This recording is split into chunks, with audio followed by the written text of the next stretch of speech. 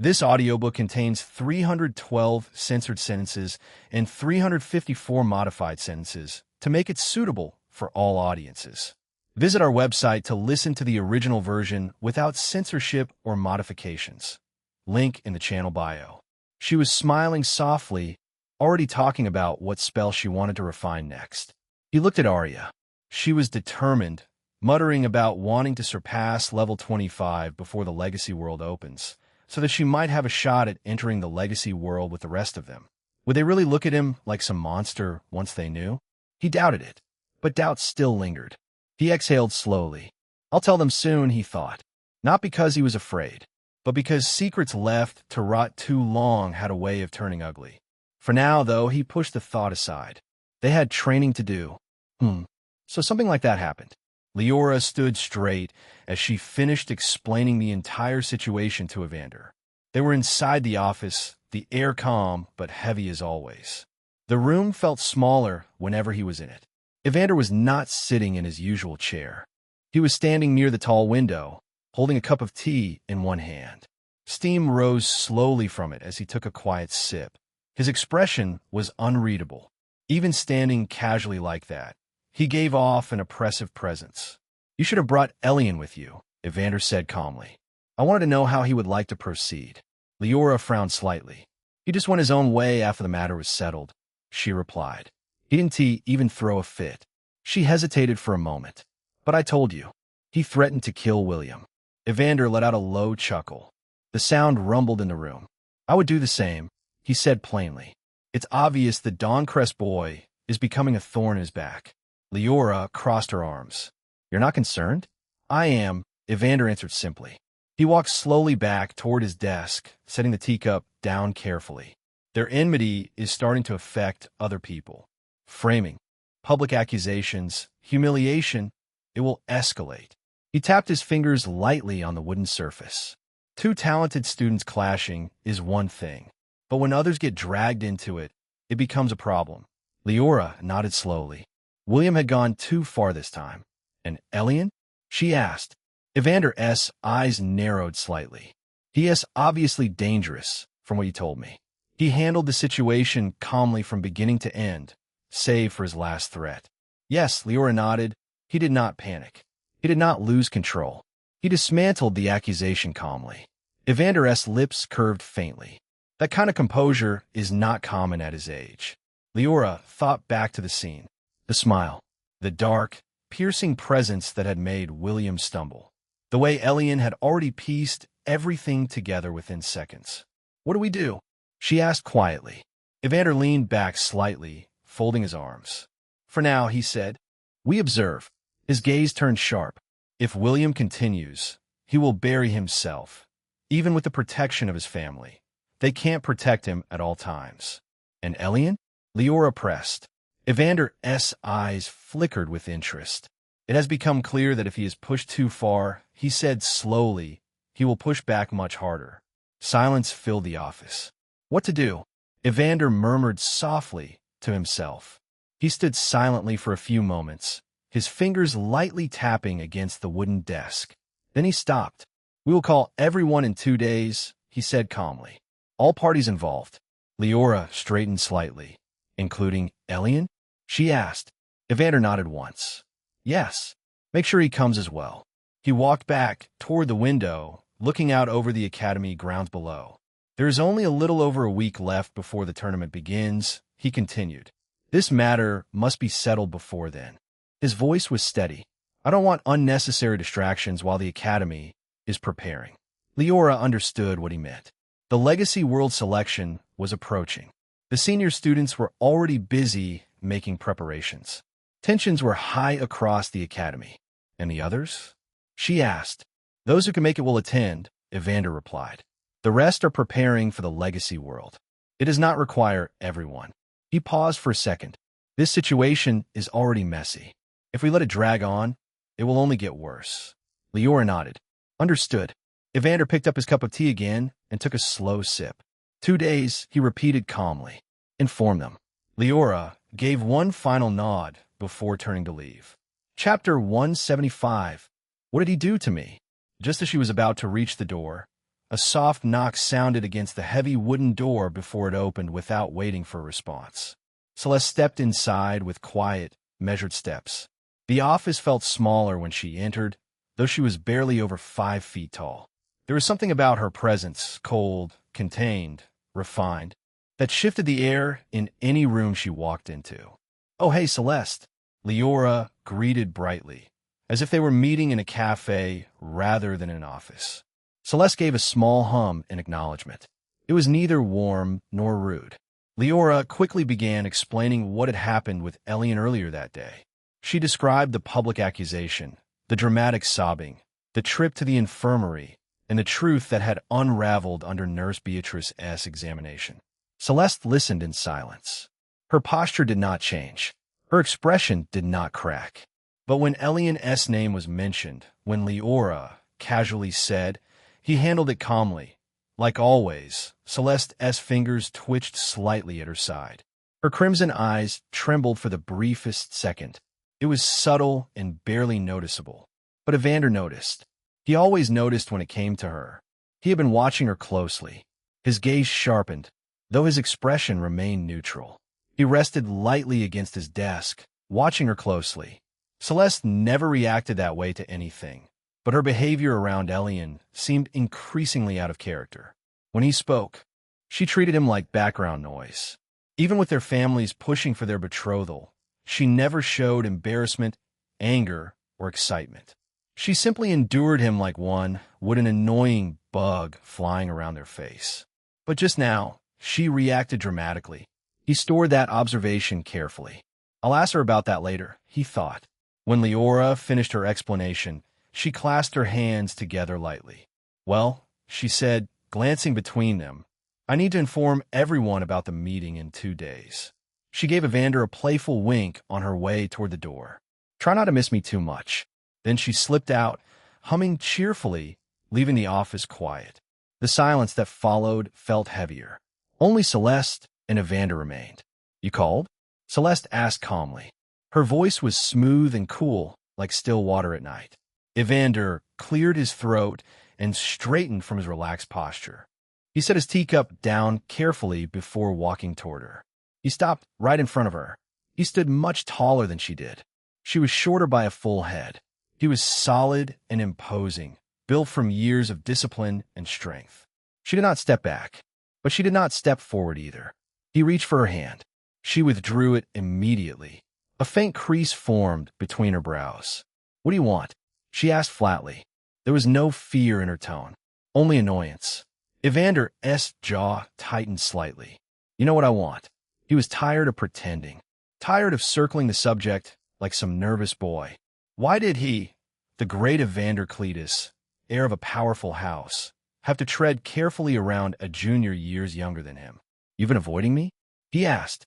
Celeste did not answer or deny it. "So?" she replied evenly. "You are incredibly annoying," she continued, "especially lately. Any sane person would avoid unnecessary annoyance." Her calm, almost clinical delivery made the insult worse. Evander frowned. "So you're really not considering what our families want?" Silence. "I don't think I need to remind you," he said slowly, lowering his voice, "that your clan needs us more than we need you." That was the blade beneath the silk. "Yes, my father proposed the marriage," he continued, "but he did so to help your people." He paused a bit before adding, "Then why are you so against it?" That time, she reacted, only slightly, but it was enough. Her crimson eyes flickered. He was right about the facts. The vampires were not numerous. They were not a sprawling empire like the humans or elves. They were closer to a clan than a kingdom, powerful individually, but limited in number, and their bloodline had been declining. A progenitor-level vampire had not appeared in centuries. Their strength, though still formidable, was thinning. The tensions with the dragons along their border were growing. Skirmishes had already occurred. There was no formal treaty guaranteeing assistance in war despite cordial relations with the other races like elves and dwarves. A marriage alliance would change that. If she married Evander, the Cletus family would be bound to support the vampires. The Cletus alone rivaled some of the strongest vampire elders. It would not guarantee peace, but it would shift the balance. Celeste knew this. Evander knew she knew, despite her father's message telling her she could refuse if she truly wished. The pressure was there.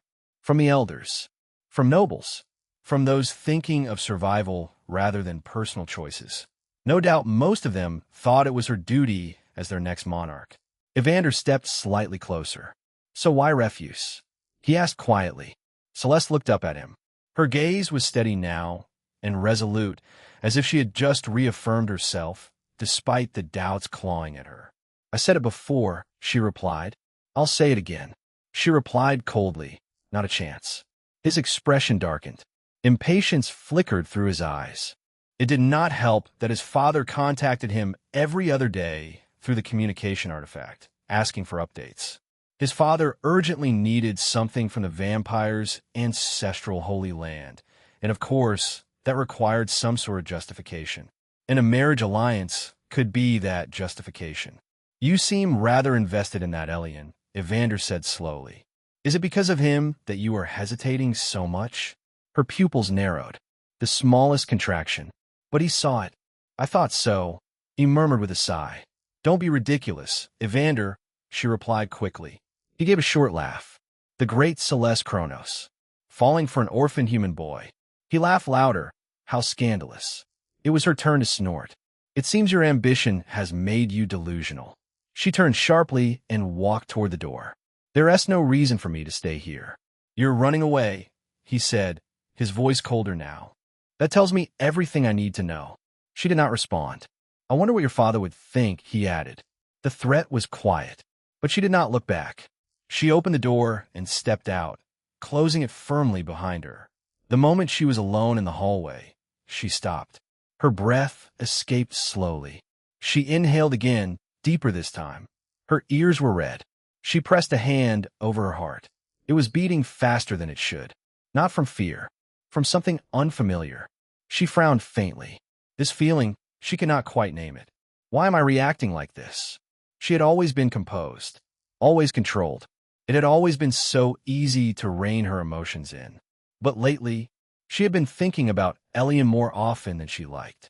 The way he smiled at her, the way he looked at her without fear, the way he did not bow to anyone despite his humble origins.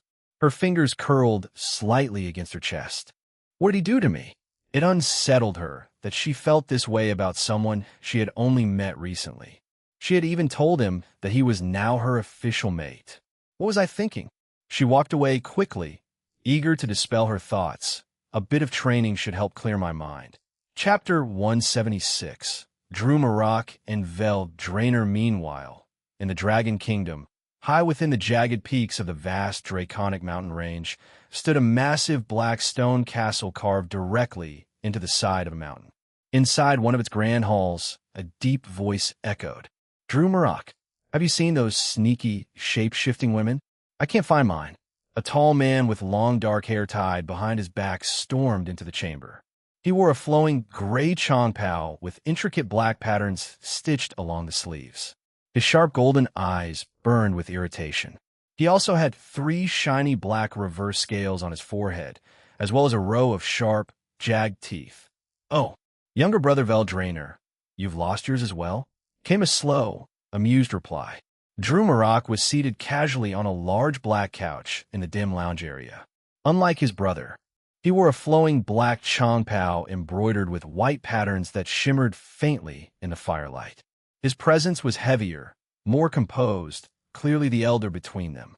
Vel Draenor snorted. She vanished. Just said she was going somewhere and never came back. Drew Marak tilted his head slightly. Centurado, Centurado, Centurado, Centurado, Centurado. She struggled to catch her breath, her face marked with tears and mucus as she fought through the difficult moment, refusing to back down despite the overwhelming strain. Centurado Drew's eyes narrowed slightly. They weren't ours to begin with. He stepped back from the redhead and lowered his hand from her bravado. "They were demons," she whispered in response. Drew continued, "It is not within them to be faithful." Vel Draenor folded his arms, his golden eyes turning toward the red-haired woman Drew Marak was restraining. He shifted his weight and cleared his throat. "So, he said casually, Cinceredo. Vel's face darkened instantly. You know, I let them all go after Vera became my woman.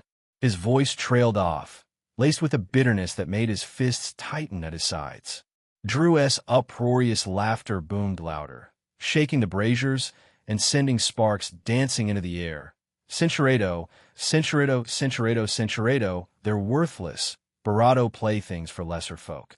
She's probably off somewhere right now, indulging in whatever pleasure she can find. I guarantee it. His tone was blunt and unapologetic. Vel's face darkened to a thunderous scowl. What are the other for? He asked stiffly. Go check the southern Barado we allowed them to stay in, Drew replied. If they're not wandering around, they might still be there. The brunette, who had recovered just enough, crawled forward submissively while Drew ignored her, focused on his brother. Vel nodded curtly, turning toward the arched doorway, but paused, glancing back at the redhead who sat quietly now, her silk dress slightly wrinkled and shifted out of place.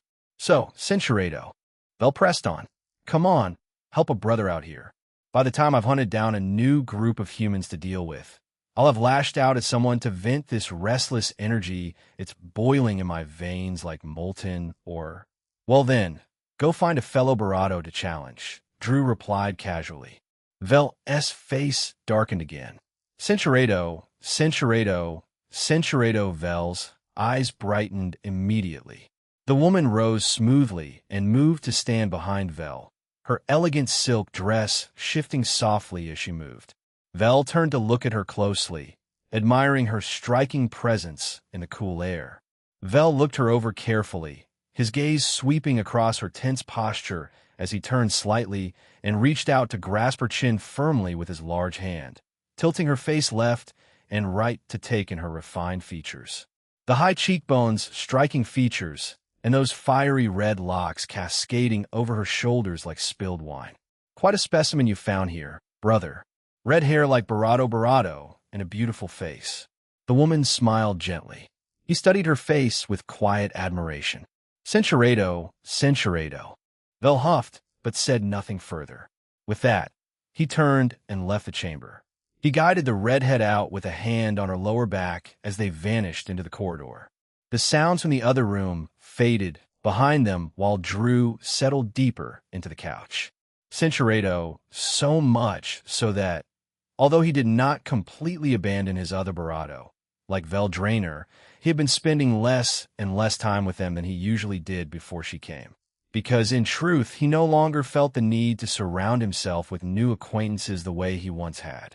Miranda had been enduring the brunt of his obsession over the decades. She could match him in every respect. No, it was Barado accurate to say that it was he who worked to keep pace with her. What a loss. Regardless, if she had truly left him, he would not accept this loss quietly. A price would have to be paid. Chapter 177. Dreadmore Hollow, far to the north of the Draconic mountain range, lay the territory of the vampire clan. Their land was small compared to the vast human kingdom or the endless dragon peaks, but it carried a presence that was impossible to ignore. A dark cove curved inward from the northern sea, and from its center rose a towering mountain peak that seemed to pierce the clouds themselves. This land, known as Dreadmore Hollow, and it was always wrapped in eternal darkness. Heavy thunderclouds rolled endlessly across the sky, lightning flashing within them from time to time, yet no rain ever fell. The wind carried a faint metallic scent, and even the soil surrounding the mountain seemed stained black. At the peak stood a tall black castle carved from dark stone. It looked less built and more grown from the mountain itself. Below it, within the cove, many elegant residences formed a sprawling city. The architecture was sharp and refined, all dark marble and crimson glass, illuminated by cold blue lanterns that never flickered. Inside the castle, within a vast chamber that resembled both a throne room and a grand ballroom, a meeting was taking place. 12 powerful elders stood arranged in a half-circle across the polished black floor. Each one was a sage-ranked mage. Their strengths varied, as did their ages. Despite being called elders, most of them appeared as exceptionally young men and women. Their faces were flawless, their movements graceful, and their eyes sharp and ancient with wisdom. But their appearances were deceiving. Each of them was at least 1,000 years old. Among the 12 were 3 grand elders, all peak sage mages, their presence heavier than the rest. The remaining 9 were either middle stage or early stage sage mages, yet each one carried an aura that could make lesser beings collapse under pressure. At the head of the hall stood 2 thrones, one slightly higher than the other. Seated upon them were a man and a woman whose presence eclipsed even the elders. The man was impossibly handsome, with pale skin and long raven black hair that fell neatly behind him. His sharp features and deep crimson eyes gave him a devilish charm that could captivate anyone in the room. Beside him sat an equally breathtaking woman whose striking presence could leave anyone speechless at first glance. Lilith Kronos, his wife. Her skin was as pale as moonlight, and her dark hair cascaded over her shoulders in smooth waves. She wore a long black silk gown that flowed elegantly around her petite frame. Her beauty was cold and refined, almost untouchable.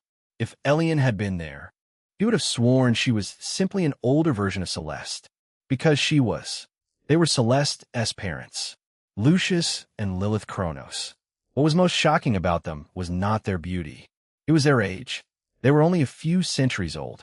Yet Lucius was a peak sage mage, and Lilith was a peak grand mage. For the greatest talents, even for vampires, that kind of growth was unheard of. They looked no older than early adulthood. It did not look like they had aged a single day after reaching their middle 20s. Yet their eyes carried centuries of maturity and calculation. The chamber was silent. The elders bowed their heads slightly in respect. Lucius leaned forward just slightly in his throne. When he spoke, his voice was impossibly deep and resonant. It rolled across the hall like distant thunder, echoing through an unfathomable, vast chasm. "State your counsel, elders." The air trembled faintly with the weight of his words. Even among ancient beings, Lucius Kronos commanded absolute authority. It was a curious sight. There were 3 other peak sage mages in that chamber. 3 grand elders whose strength rivaled legends, whose names alone could silence battlefields. And yet, they deferred to Lucius without hesitation. There was no tension, not a sign of rivalry, and no hidden resistance. It was natural. To them, it had always been natural. Every single elder in that room carried a true vampire bloodline. Every one of them, powerful, refined, and ancient. But Lucius and Lilith were different. They possessed ancestor vampire bloodlines. Their lineage traced back directly to the origin of their kind. The difference between true and ancestor bloodlines was not small. It was absolute. Their talents were on completely different levels. To put it into perspective, if the 3 peak sage elders were to join hands and attack Lucius with the intent to kill, they would lose. Quickly, there would be no suspense and no dramatic exchange. They would be overwhelmed. To even stand on equal footing with Lucius, they would need at least a dozen more peak sage mages. To kill him, another dozen beyond that. Such was the gap created by bloodline alone. Lilith, though slightly below him in raw cultivation, was not far behind. As a peak grand mage with an ancestor bloodline, she too stood above ordinary sage mages in actual combat strength. Her strength as a grand mage alone touched upon the surface of most sage mages. The elders understood this. They had seen it before. They had witnessed what happened to enemies who underestimated the Kronos couple. So when Lucius spoke, they listened, not because they feared him, but because they acknowledged what he was, the future of their clan, and perhaps the last true chance for their bloodline to rise again. One of the grand elders stepped forward. Morgana. She looked older than the rest, at least in appearance. While most of the elders appeared in their 30s, Morgana looked like a woman in her late 30s. Her beauty was mature and sharp, her presence commanding beneath the loose, dark robe she wore. The fabric fluttered slightly as she moved, even though there was no wind inside the hall. She stopped a respectful distance from the thrones and bowed her head lightly. "We have come to address the matter from before," she said calmly. the one we only lightly touched upon during our last meeting. She lifted her eyes slowly. Forgive my forwardness, your majesties, but have you spoken to the first princess? Lucius answered without hesitation. I have. Morgana swallowed before continuing. And? The other 11 elders silently raised her status in their hearts. To speak so directly about this matter required courage. They all knew how much Lucius doted on his daughter, despite his cold exterior. They also knew that the topic of her marriage was a sensitive one for him. None of them would have dared push so openly. Among the elders, Oberon, the second of the 3 grand elders, watched quietly. He was Morgana's former husband.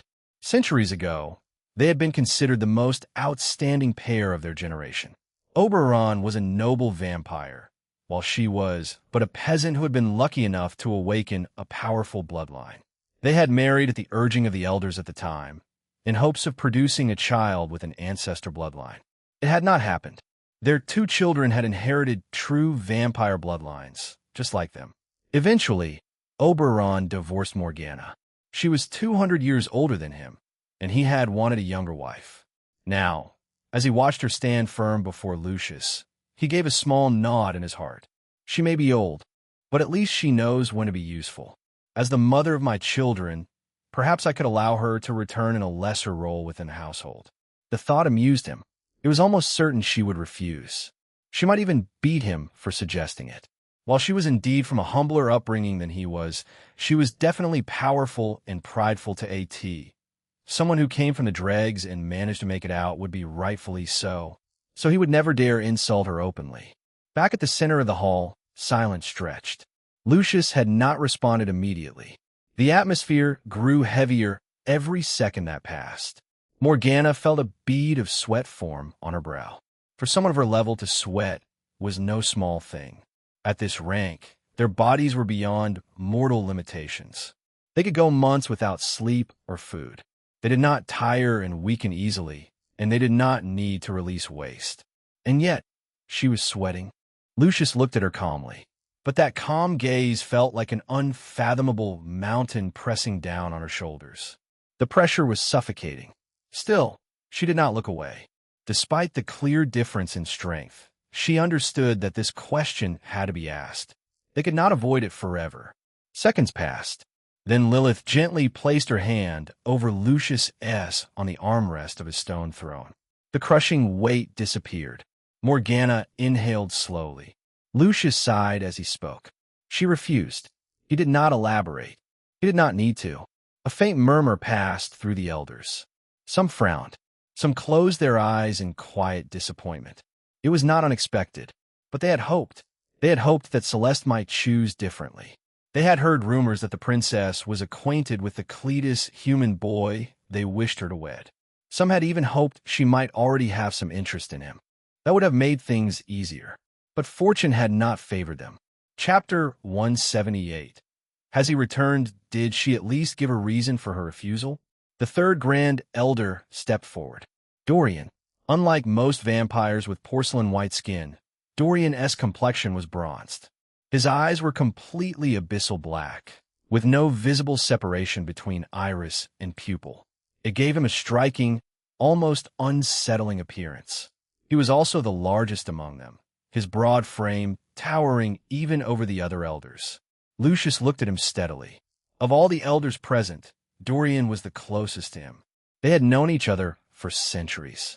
Their fathers had been close, and that bond had carried forward into their generation. Lucius brought a hand to the bridge of his nose and rubbed it lightly. No, he said simply. She gave no reason. He paused briefly.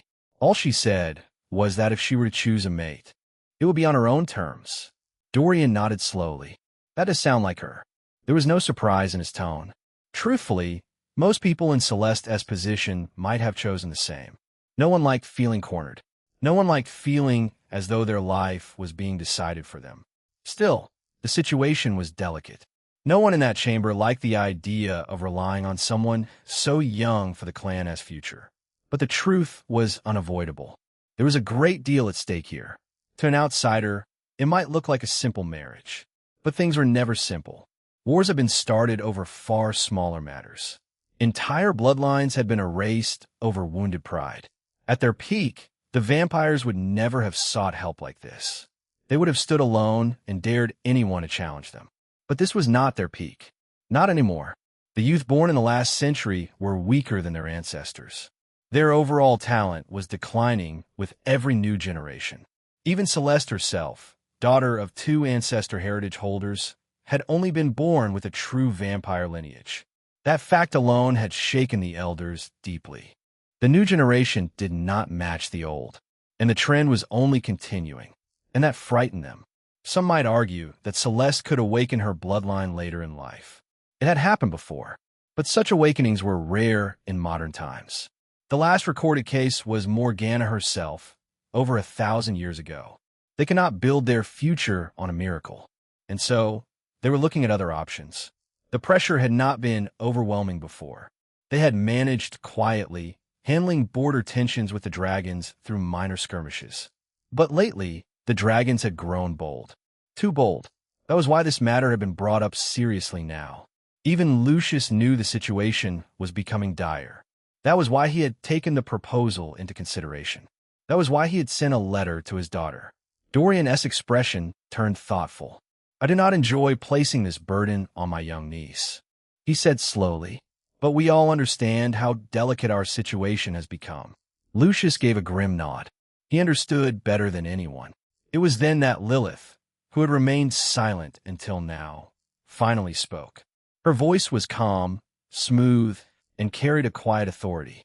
Forgive my daughter, she said softly. You all know she can be headstrong. A faint, almost imperceptible smile crossed her face. But worry not. She looked toward her husband. Letters can only do so much, she continued. Persuasion works better face to face. I will speak to her personally when we next meet. Her crimson eyes were steady. I will try to convince her. The elders nodded respectfully toward their queen. Lilith might appear gentle, but they all knew her mind was sharp. As you wish, Dorian said with a low bow before stepping back into place. In any case, Lucius continued calmly, his deep voice echoing through the vast chamber. We must proceed with the assumption that we are on our own for the foreseeable future. The elders straightened slightly. With that in mind, he went on, I want one of you stationed at the southern outpost along the border. A ripple of surprise moved through the hall. They already had strong forces positioned there. Several high-ranking mages were guarding the border, and the fortress was well fortified.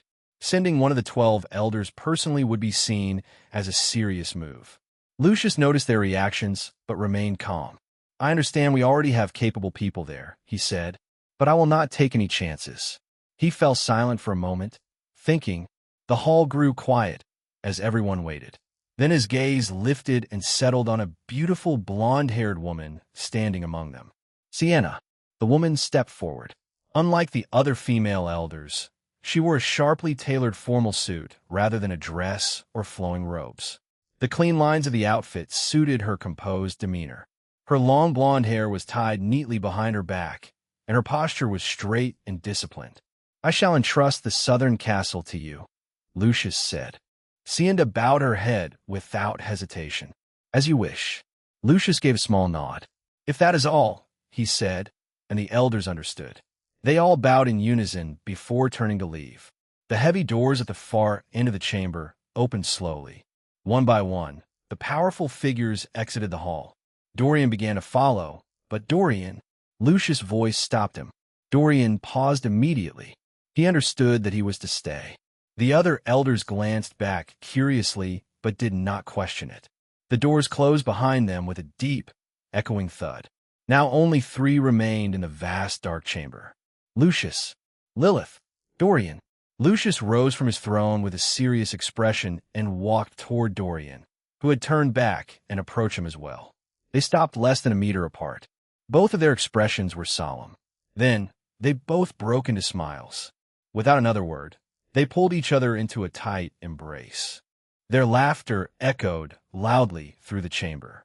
How have you been, brother? Dorian asked, clapping Lucius firmly on the back. Lucius laughed deeply. You still call me that in front of the others? He replied, You'll ruin my image. Lilith watched the two of them with a faint smile on her lips. For a moment, the heavy weight of politics and pressure disappeared. In its place stood two old friends who had survived long years together. Lilith stepped down from her throne as well and moved to stand behind her husband.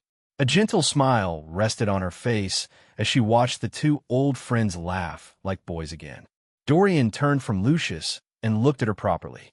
For a moment, the powerful Grand Elder disappeared, and only a brother remained.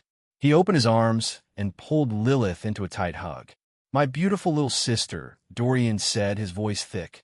To anyone watching, it would have been a strange sight. A man known for his calm and steady presence now had tears welling up in his abyssal black eyes. It was even funnier since he was so big while she was so small. He hugged her carefully, as if afraid she might break. Lilith laughed softly. "Brother," she said warmly. He pulled back slightly and held her shoulders, looking her up and down as if inspecting her. "Has this brute been treating you well?"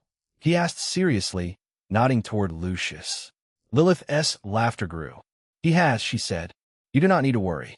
Yes, Dorian and Lilith were blood siblings. After a moment, Dorian finally let her go and stepped back, regaining some of his composure. His expression settled into something more serious again. "Should I assume you called me back for something more than a short reunion with my sister?" he asked. Lucius' smile faded. "Yes." Dorian's face hardened. "He has not returned?" Lucius asked quietly. Dorian's expression soured further. "He is not," he confirmed. Only the three of them knew who they were referring to. The name did not need to be spoken. "It has been centuries," Lucius said slowly. "What could be keeping him?" Dorian shook his head slightly. "Who knows? He never said where he was going, only that it was for the good of the clan." Lucius sighed deeply. The weight of that unknown lingered heavily in the room. After a moment, Dorian shifted the topic. "How is my little niece?" he asked, trying to lighten the mood. Lucius sighed again, though this time there was something more personal behind it. "She is growing more distant the older she becomes," he said honestly. "She barely listens to me anymore." Dorian gave a faint smile. "Well, she is at that age." Lucius nodded. "That she is." They continued speaking for a while longer, their conversation shifting between politics, old memories, and small matters concerning the clan. The tone was lighter now, though the weight of the earlier discussion still lingered in the air. After some time, Lilith understood that it was time to leave the two men alone. "I will leave you two to speak," she said gently. Dorian smiled and leaned forward, placing a brotherly bravado on her cheek. "Take care, little sister." Lucius stepped closer as well and gave her a small, brief peck on the cheek. Lilith gave them both one last look before turning and walking toward the massive doors. When they closed behind her, the chamber felt noticeably quieter. Lucius' expression changed at once. The warmth disappeared. What remained was the king. "Come," he said simply. Dorian followed without question. They walked toward the front of the two sleek stone thrones. Behind Lucius' throne, set into the backrest, was a deep red gemstone the size of a fist. Lucius raised his hand and bravado into his finger. A crimson drop welled up at the tip. Without hesitation, he let a single drop fall onto the gemstone. For a moment, nothing happened. The hall remained silent. Then, the red gem pulsed faintly. A low rumbling sound filled the chamber. The wall beside the thrones began to collapse inward, not breaking apart, but folding into itself smoothly, as if the stone were liquid. Within seconds, a massive entrance formed, wide enough for 5 grown men to walk side by side. A cold draft flowed out from the darkness beyond. Lucius stepped forward first. Dorian followed closely. The passage inside was completely dark at first, but the moment Lucius placed his foot inside, the walls began to glow.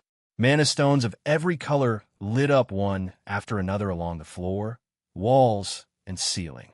Blues, reds, purples, golds, and greens illuminated the corridor in a soft, steady light. The sight was breathtaking and strange. If one looked closely, they would realize that aside from the glowing gemstones, the walls themselves were perfectly smooth. There were no seams, no bricks, and no signs of construction. It looked as though the entire tunnel had been carved from a single massive piece of stone. Their footsteps echoed as they walked deeper into the hidden passage, the glowing mana stones lighting their path further into the mountainous heart. Chapter 179. Holy Land. Back in the Great Hall they had just left, the wall slowly rebuilt itself. The stone folded back into place as if it had never moved. Within seconds, the chamber looked perfect again, untouched and silent, as though no hidden passage had ever existed. Deep inside the mountain, Lucius and Dorian walked quietly. As they moved forward, the mana stones behind them dimmed one by one, returning that part of the corridor to darkness.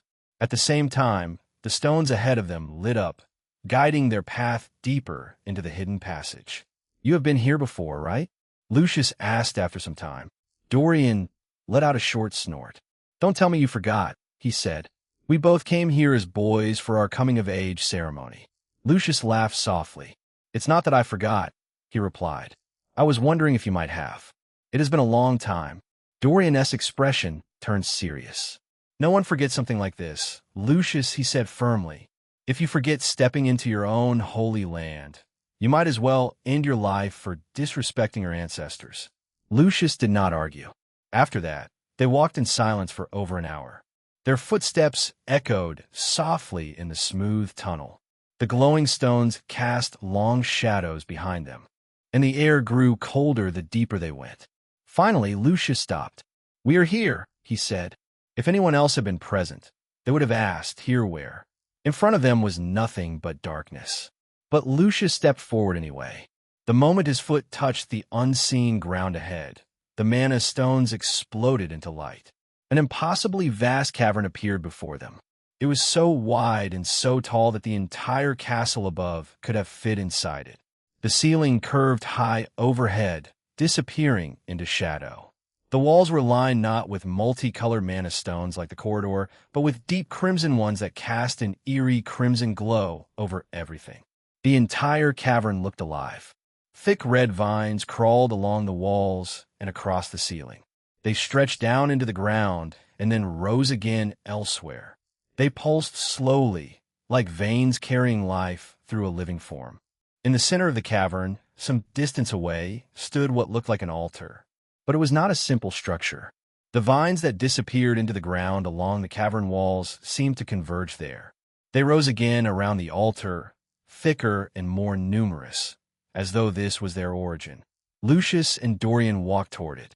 When they drew close enough, its true form became clear. The altar was hollow inside, shaped like a massive stone basin. It was large enough for 10 grown men to stand within it. But what lay inside was far more shocking. The basin was filled with a thick, dark crimson liquid. It was so dark that it almost looked black under the red light of the cavern. And within that blood, more vines floated and pulsed. They twisted and gathered toward the center, where they wrapped around something. At the very center of the basin floated a heart. A large, bright red heart. It pulsed steadily, glowing faintly with each beat. The sound was deep and slow. Thump! Lucius and Dorian stood before it in silence. Their eyes were filled not with fear, but with reverence. They were standing before the source of their ancestry, the ancestral heart of the vampire clan. The reverence on their faces lasted only a moment. Then it faded. Dorian's expression turned heavy as he looked down at the pulsing heart. "It's getting weaker," he said. It sounded like a question, but it was not. It was a statement. Lucius nodded slowly. "It is." The heart continued to beat, but the glow was not as bright as it should have been. The vines that wrapped around it pulsed unevenly, as if struggling to keep rhythm. "And it will continue to weaken," Lucius added, his voice low, "even if I feed it my blood. That will only delay the inevitable." He paused briefly before continuing. "Unless a progenitor bloodline appears within the next 1,000 or so years, our holy land may vanish entirely. And with it, most of our strength, our defenses, and our resources. If anyone truly understood what this meant, they would be shocked beyond words. Something that had been here for hundreds of thousands of years, vanishing in the next measly 1,000. It was inconceivable. This cavern was only the surface of the vampire clan's holy land. Behind the altar, further down, for separate tunnels branched deeper into the mountain. Each of those tunnels branched into more tunnels, forming a long channel, and they each contained vast quantities of mana stones, far more than those in the entrance passage. The heart and blood before them were not just symbolic. It acted as a conduit. It simulated what the world called a mana vein. Mana veins were among the most valuable natural resources in existence. The last time one had appeared in the world, every major race had gone to war to claim ownership of it. The conflict had grown so severe that, in the end, all sides were forced to compromise and share its output. Mana veins condensed raw mana into mana stones continuously until they eventually collapsed. For mages, they were nearly infinite sources of mana cultivation resources. Their strategic value could not be overstated. And this mountain, this entire sacred ground, was functioning as a mana vein. In fact, it was something greater. It had been created by the very first ancestor of vampires. The first progenitor had condensed his own life force, his blood, and his heart into this structure. He had sacrificed himself to create it. For vampires, the effect was even stronger. The mana here was denser, richer, and more suited to their blood. This was one of the main reasons why vampires, though few in number, were often stronger than mages of other races of the same rank.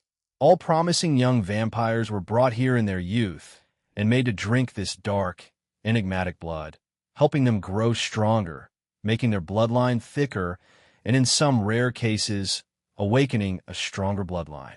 One might argue that why not allow every vampire to drink this blood and saturate their cores here and grow even stronger, but it was not so simple. If one's original bloodline was too weak, the ancestor's vampire would purge them, essentially ending their life. This condensed energy was not just some great progenitor's legacy. No, it was an amalgamation of their living power, their strength, their mana core. That kind of power was incomprehensible. Even standing inside this cavern, one could feel the difference. The air itself was heavy with power. Lucius looked at the pulsing heart again. It has been a long time since the last progenitor bloodline appeared, he said quietly. Dorian's jaw tightened. 15 millennia, Lucius continued. That was the last time this altar was fed a primordial bloodline. The heart pulsed again. Thump. Is there really nothing we can do about it? Dorian asked quietly, his eyes still fixed on the pulsing heart. Unfortunately, there isn't, Lucius replied. The cavern fell silent again for a moment, filled only with the slow, heavy beating of the heart. Then why did you bring me here? Dorian asked. Lucius let out a short laugh. Sorry to disappoint you, he said, but I do not suddenly have some grand plan. He turned slightly, his expression calm but firm. However, I think it is time for Celeste to undergo her coming-of-age ceremony. Dorian's head turned so sharply that it almost looked painful. He stared at Lucius' side profile, searching for any sign of hesitation. There was none. You're serious? He asked. Yes, Lucius nodded. If she believes she is old enough to make her own choices, and if she refuses to marry someone she does not like, then she must help the clan in another way. His voice hardened slightly. This is it. Dorian did not interrupt. I will send word to her, Lucius continued. She will have two choices, marry the Cletus boy or undergo her bloodline trial. Dorian's expression grew solemn. He still remembered his own trial very vividly. It was not an ordinary test. When initiated, the one undergoing it would drink the mysterious elixir from this altar. Then their consciousness will be pulled somewhere else. Whether it was truly within one's own mind or another realm entirely, no one could say. All he remembered was darkness, an endless horizon of black skies, and beneath his feet, water stretching infinitely in all directions. There was no land and no light, only silence and darkness. And then they would appear one by one. Ancestors, vampires of the past, summoned according to rank and bloodline. You would face them one by one. They would match your rank, but their bloodlines would vary. It would begin with weaker lines and increase depending on your performance. It was brutal. The ancient bloodlines were unimaginably strong. Dorian had fought bravely. Every battle had been brutal. Even those with lesser bloodlines had been hard-fought battles. In the end, he barely managed to defeat an opponent with a middle-grade true vampire Barado. When he faced one with a Barado, true vampire Barado, he had been overwhelmed completely. And so, he had failed to improve his Barado. That was the reward of the trial. If you defeated an ancestor with a stronger Barado than your own, that superior bloodline would be bestowed upon you. But such a thing was almost impossible. Even Lucius had failed to ascend beyond his ancestor bloodline during his own trial. Dorian could not even imagine what it would be like to face an ancestor-level vampire in that realm. The worst part was this: the trial could only be attempted once. No matter how many times you drank the blood afterward, it would never activate again. There were no second chances. That was why Dorian was shocked. Lucius himself had undergone his trial at 50 years old, which was still considered young adulthood among vampires. But Celeste, she was only 21. If you believe she is ready, Dorian said slowly, then I will not argue. Lucius nodded once. Lilith, however, Dorian began carefully. I will convince her, Lucius said. Dorian studied his friend for a moment, then sighed. It is a shame, he said quietly. She is the only child you two have together. A grin suddenly appeared Barado. I wish you would give me Barado nephews and nieces. Is my sister not a good partner? Or is something else the matter? He joked. Lucius laughed. Go find your own partner and start your own family, you wretched man, he replied. Besides, it's not as if we haven't tried. You know how difficult it is. The stronger the Barado, the harder it was to conceive. Dorian nodded slowly. Yes, so they say. Chapter 180. Him 2 days later in the disciplinary committee office, Elion walked in with calm, steady steps. His hands were in his pockets, and his expression was relaxed. The moment he entered, he noticed William and the 3 girls standing off to the side. They were not seated like the others. They were near the corner of the room, looking uneasy and trying to look small. Elion glanced at them briefly before turning his attention to the large oval table in the center. His brows lifted slightly in surprise. Almost all the seats were filled. There were 18 seats around the table in total.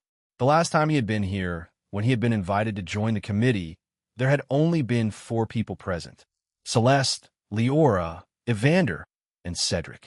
Now, nearly every chair was occupied. William glared at Elion's back as he walked further into the room, but Elion did not bother looking at him. He quickly scanned the room.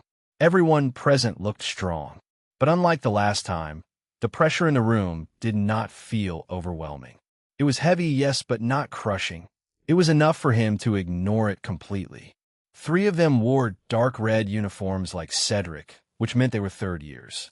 The first was a graceful Catwoman with an elegant Barado. She had fluffy brown ears that twitched lightly and a tail that swayed slowly behind her chair.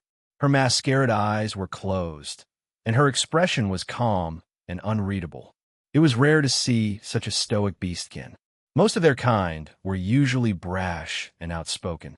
Lyra and Celine were good proof of that stereotype. The second was a wolfkin male.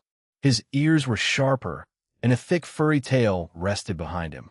He had a wide-grin Barado. His Barado were sharp, almost too sharp, and his uniform fit closely around his muscular frame. For some reason, the sleeves were completely torn away, and it looked like he had done it by hand. Elion's eyes moved to the 3rd red uniformed senior. Another guy.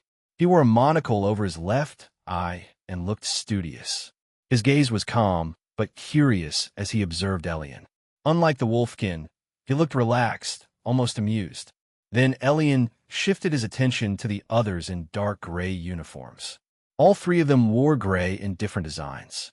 The 4th wore black, like Evander, but simpler in design. Among the gray uniform members was someone he did not expect to see: a dwarf.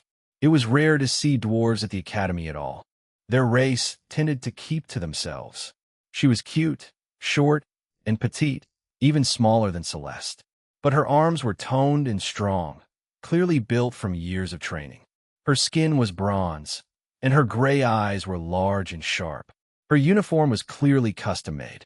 Instead of a blouse and tunic like most others, she wore a sleeveless barato and shorts, looking neat and casual. She appeared cute at first glance, but something about her posture told him she was not someone to underestimate. If she was a fourth, fifth, or sixth year, she was probably in her mid-20s. Yet she looked younger than all of them here. One very noticeable difference between her and Celeste was her overall build, which was much fuller compared to Celeste's slender frame. He would not have been surprised at all if she sometimes struggled with balance. His attention moved on to something else. Elion then noticed two human males sitting beside each other. Twins? They both had vibrant silver hair and ocean blue eyes. Their features were sharp and handsome, almost identical. The only difference was their hairstyles. One kept his hair cut short. The other let his fall to his shoulders. Finally, his gaze landed on the seventh year in black seated near Evander. She was human as well, with soft brunette hair and simple but refined features. She looked bored, tapping lightly on the table as her eyes drifted somewhere distant. Her uniform was different from the others. It was a single long black dress rather than a blouse and skirt. It flowed down her legs loosely, and she sat with her legs crossed elegantly. Elion walked to the head of the table and stopped. He gave small nods to Celeste, Leora, Cedric, and Evander. Then he stood there calmly, waiting to be introduced. Elion, Evander said casually, "Good of you to join us." Cedric frowned slightly. To be the last to arrive and keep everyone waiting, he said, "You must think you are him." Elion glanced casually at the clock on the wall. Then he looked back at Cedric with a detached, almost bored expression. "There is still 5 minutes before the assigned meeting time," he said calmly. Cedric let out a small snort. "Punctuality is a virtue," he replied. "And as you can see, everyone here seems to have it. Except for you." His eyes shifted toward William and the three girls standing in the corner. "Even the accused have better manners than you." Cedric looked back at Elion with a sharp, challenging gaze, and Elion held his stare without flinching. 10 seconds passed. He did not blink, he did not frown, and he did not look away. It did feel like Cedric was trying something. A faint pressure brushed against his mind, once, twice, thrice. Then, intimidation technique blocked. The hostess is far higher than the attackeress. The system notification echoed clearly in his thoughts. Is he trying to humiliate me? Another 10 seconds passed. Cedric's frown deepened. Why is it not working? He wondered. Elion still looked exactly as calm as when he entered. That was when the wolfkin stood up. He had been grinning the entire time. "I've told you many times that those weak tricks of yours are useless, Cedric," he said with a snort. He walked over to Elion. Up close, Elion realized just how big this guy was. The wolfkin easily towered over him, at least a full head taller. Since Elion stood at 6'1", that made this guy very tall. He was looking down at Elion from his height. "Someone needs to teach the new guy some manners," the wolfkin said casually. "And the best way to show who's stronger is with your fists." He extended his hand for a handshake. Igor. Third year. Elion already knew what was coming. He subtly tensed his hand before they even clasped. Elion. First year. Their hands met, and Igor's grin widened as he squeezed hard, only to feel the same level of strength pressing back against him. His eyes widened slightly in surprise. Then his grin turned sharper. He increased his strength. Elion matched him again. Their hands remained locked as the muscles in their arms tightened. Veins stood out clearly on both of them. The room grew quiet as everyone watched. 20 seconds passed. Finally, Igor released him as he burst into an uproarious laughter. "He's a strong one," Igor declared. "I like him." He walked back to his seat and casually put his feet up on the table.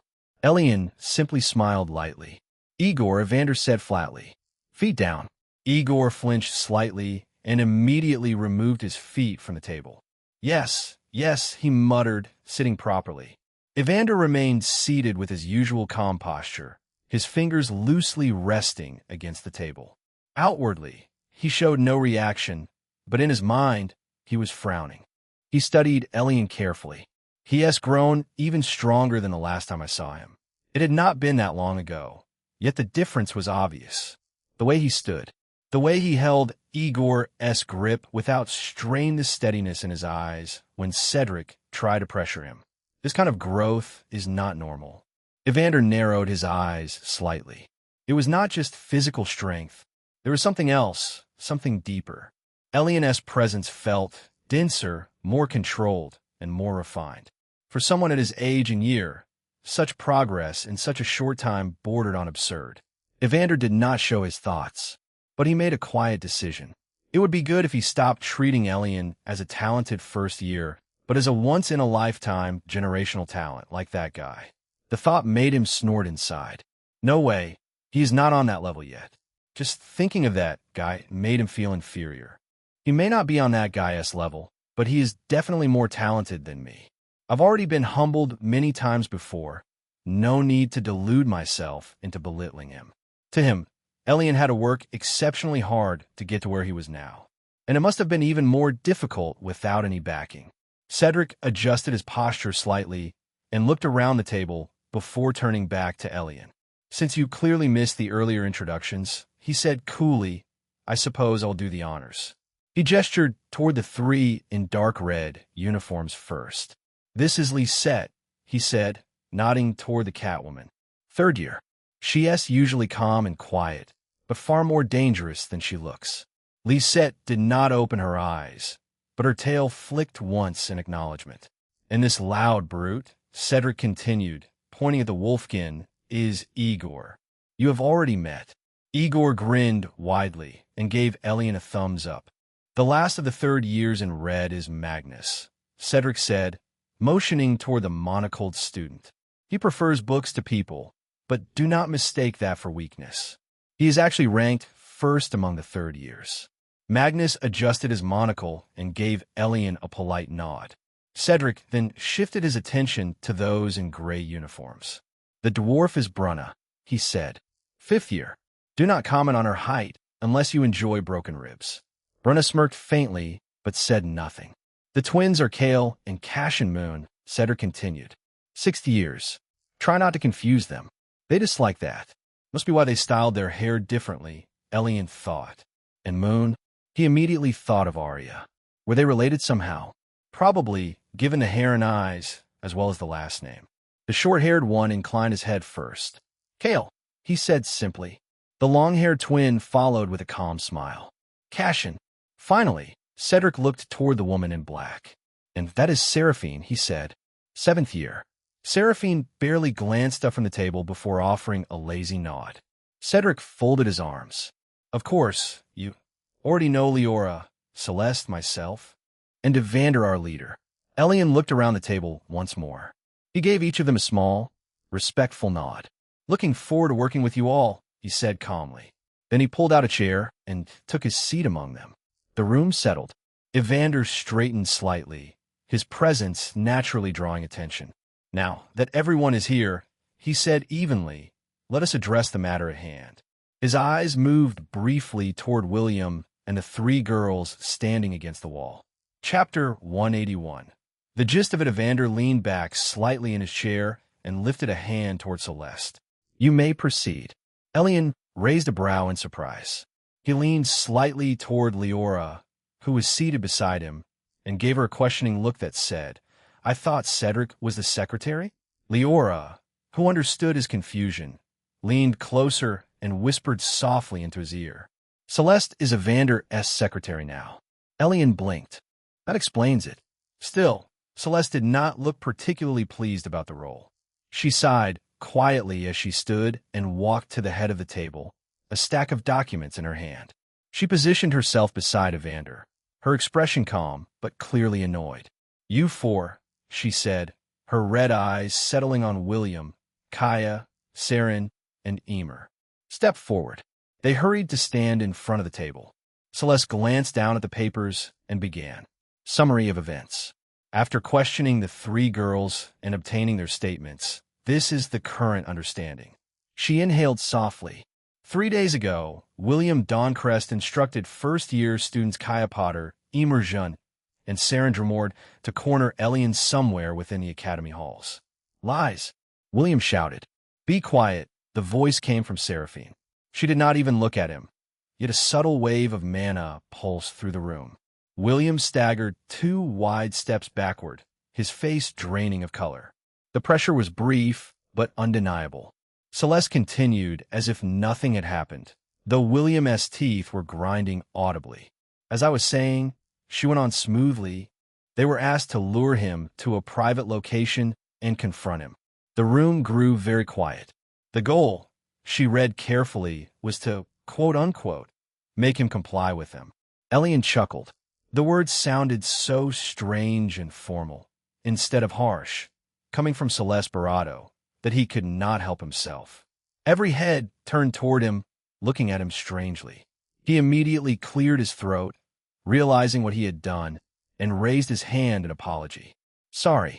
Celeste gave him a strange look, as if she was unsure whether to be annoyed or embarrassed, then cleared her throat again and continued. From their description, they were partially successful. However, Elion quickly took control of the situation. She paused. He did not proceed further in the intended manner. Instead, redirected the encounter. Her eyes flicked across the next line. For clarity, censurado, censurado, censurado. Her red eyes flickered across the room and locked onto Elion. He was very obviously avoiding her gaze and pretending to admire the view outside the window. Everyone else was staring at him with different expressions. Shock, amusement, curiosity, and approval from Igor. Celeste's jaw tightened. Continue, Evander reminded her calmly. His voice was smooth, but his gaze had sharpened. He was not looking at the papers. He was looking at her. What was that look on her face? For just a brief second, something had flashed across her expression. It had not been disgust. It had not been embarrassing. It had looked dangerously close to jealousy. Evander's eyes slowly shifted toward Elion. The first year sat there, trying very hard to look innocent, though the faint guilt on his face earlier had not escaped anyone's notice. I suddenly feel threatened. The thought irritated him. You want to take what's mine, huh? Competition for Celeste's hand had always been plentiful. She was beautiful, powerful, and in line to become monarch of the vampire clan. Of course, men would pursue her. Evander had expected many rivals. He had never once doubted that. But this was different. Elion was not some noble heir backed by a powerful background. He was an orphan first year with suspiciously fast growth and an unsettling level of confidence. And yet, he had managed to draw Celeste's attention. That was what bothered him. Evander leaned back slightly in his chair, his fingers tapping lightly against the table. Let us see if you have what it takes. Celeste inhaled sharply and calmed herself as she continued reading. All three described the experience as remarkably pleasant. She repeated stiffly and claimed that after that, Elion did nothing further. Her breathing grew slightly heavier, but it was clearly from irritation. She glanced at Leora. Leora raised both hands defensively, laughing lightly. What? She gave a small shrug. That is exactly what they said, she said in her defense. Celeste suddenly threw the documents at her. Then you read it. She went and sat down abruptly in her chair with a hump, clearly exasperated. The room broke into quiet chuckles. They couldn't help but think that the cold princess was acting very weird today. Even Cedric's stern expression wavered slightly. Of course, censurado. You did not need to repeat that part again. Everyone silently agreed. Evander cleared his throat softly, reminding Celeste to move along and stop lingering on certain details. Leora laughed awkwardly. Around the table, people were still occasionally glancing at Elion with strange looks. Elion, for his part, could only sit there and try to maintain a calm, neutral expression. Leora resumed. After bringing them to the bravado of exhaustion, she continued carefully. Elion left them unconscious and exited without going any further. Wait. Igor shot up from his seat again. So they all passed out from just his efforts alone? He asked loudly. All three of them. Everyone at the table was an adult. Whether through personal experience or theory, they understood the weight of his question. Igor stared at Elion with something close to reverence. He bowed dramatically. Teach me your ways, master, he declared. Several people face-bombed at once. Elion laughed lightly. "Sorry, Igor," he said casually. "I'm not into guys." The room burst into laughter. Lisette closed her eyes tighter in secondhand embarrassment. Magnus lowered his head, shaking slightly. Kale and Cashin both pressed their lips together, clearly struggling. Even Evander allowed a faint smile. Bruna laughed freely, though her stare intensified. Cedric looked like he was fighting to maintain his composure. Even Celeste's lips curved into the faintest smile before she quickly suppressed it. No, don't misunderstand." Igor flailed his arms dramatically. "I didn't mean it like that." His panicked expression only made things worse. They all laughed out again. After a moment, the laughter died down. William and the three girls stood there stiffly, clearly uncomfortable as the mood shifted again. Leora continued, her tone becoming bravado serious. They regained consciousness later that night and reported to William that they had failed. She turned a page. Her eyes shifted coldly toward him as she spoke the following words. At that point, William decided to take matters into his own hands and dealt with them directly. He then inflicted injuries to stage the scene and frame Elion. The mood shifted instantly. Bruna's face darkened. "You vile beast!" She glared at William. Now, everyone was staring at him like he was something disgusting, especially the women at the table. Lisette's tail flicked sharply in irritation as she glared at him with clear disgust. Seraphine's bored expression had completely vanished, replaced with a cold, flat stare. If looks could kill, he would already be dead 10 times over. And if they were allowed to act freely, William might not have left the room walking. Emer looked like she was about to cry again, while Kaya and Saren were pale and trembling. Whether it was genuine or it was just an act to incite pity and reduce their punishments, Elion could not tell. He didn't care either way. Leora continued calmly. The next morning, they confronted Elion publicly and accused him of assault in the presence of Instructor Evelyn. She requested to attend this meeting, but we determined that this matter could be handled internally by the committee. So, she concluded calmly, that is the gist of it. She placed the papers down and walked back to her seat. Silence fell as William's expression gradually soured as the seconds ticked by. Chapter 182. Judgment. William's breathing had grown ragged. His chest rose and fell quickly, as if he had just run a long distance. Sweat had begun to form along his hairline. What does the accused have to say for himself? Evander asked calmly, his gaze settling on William. Every eye in the room followed.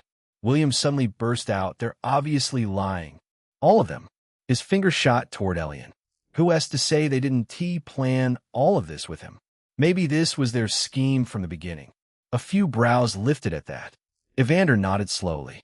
"I will admit," he said evenly, "that is indeed possible." William's eyes lit up. For a moment, hope returned. A crazed smile began forming on his face. However, Evander continued, his tone cool and steady. "Fortunately, Nurse Beatrice's examination has prevented us from wasting time speculating." The smile on William's face disappeared instantly. It was like pouring a bucket of cold water on his head, right? Everyone had almost forgotten that part. Evander picked up a document from beside him.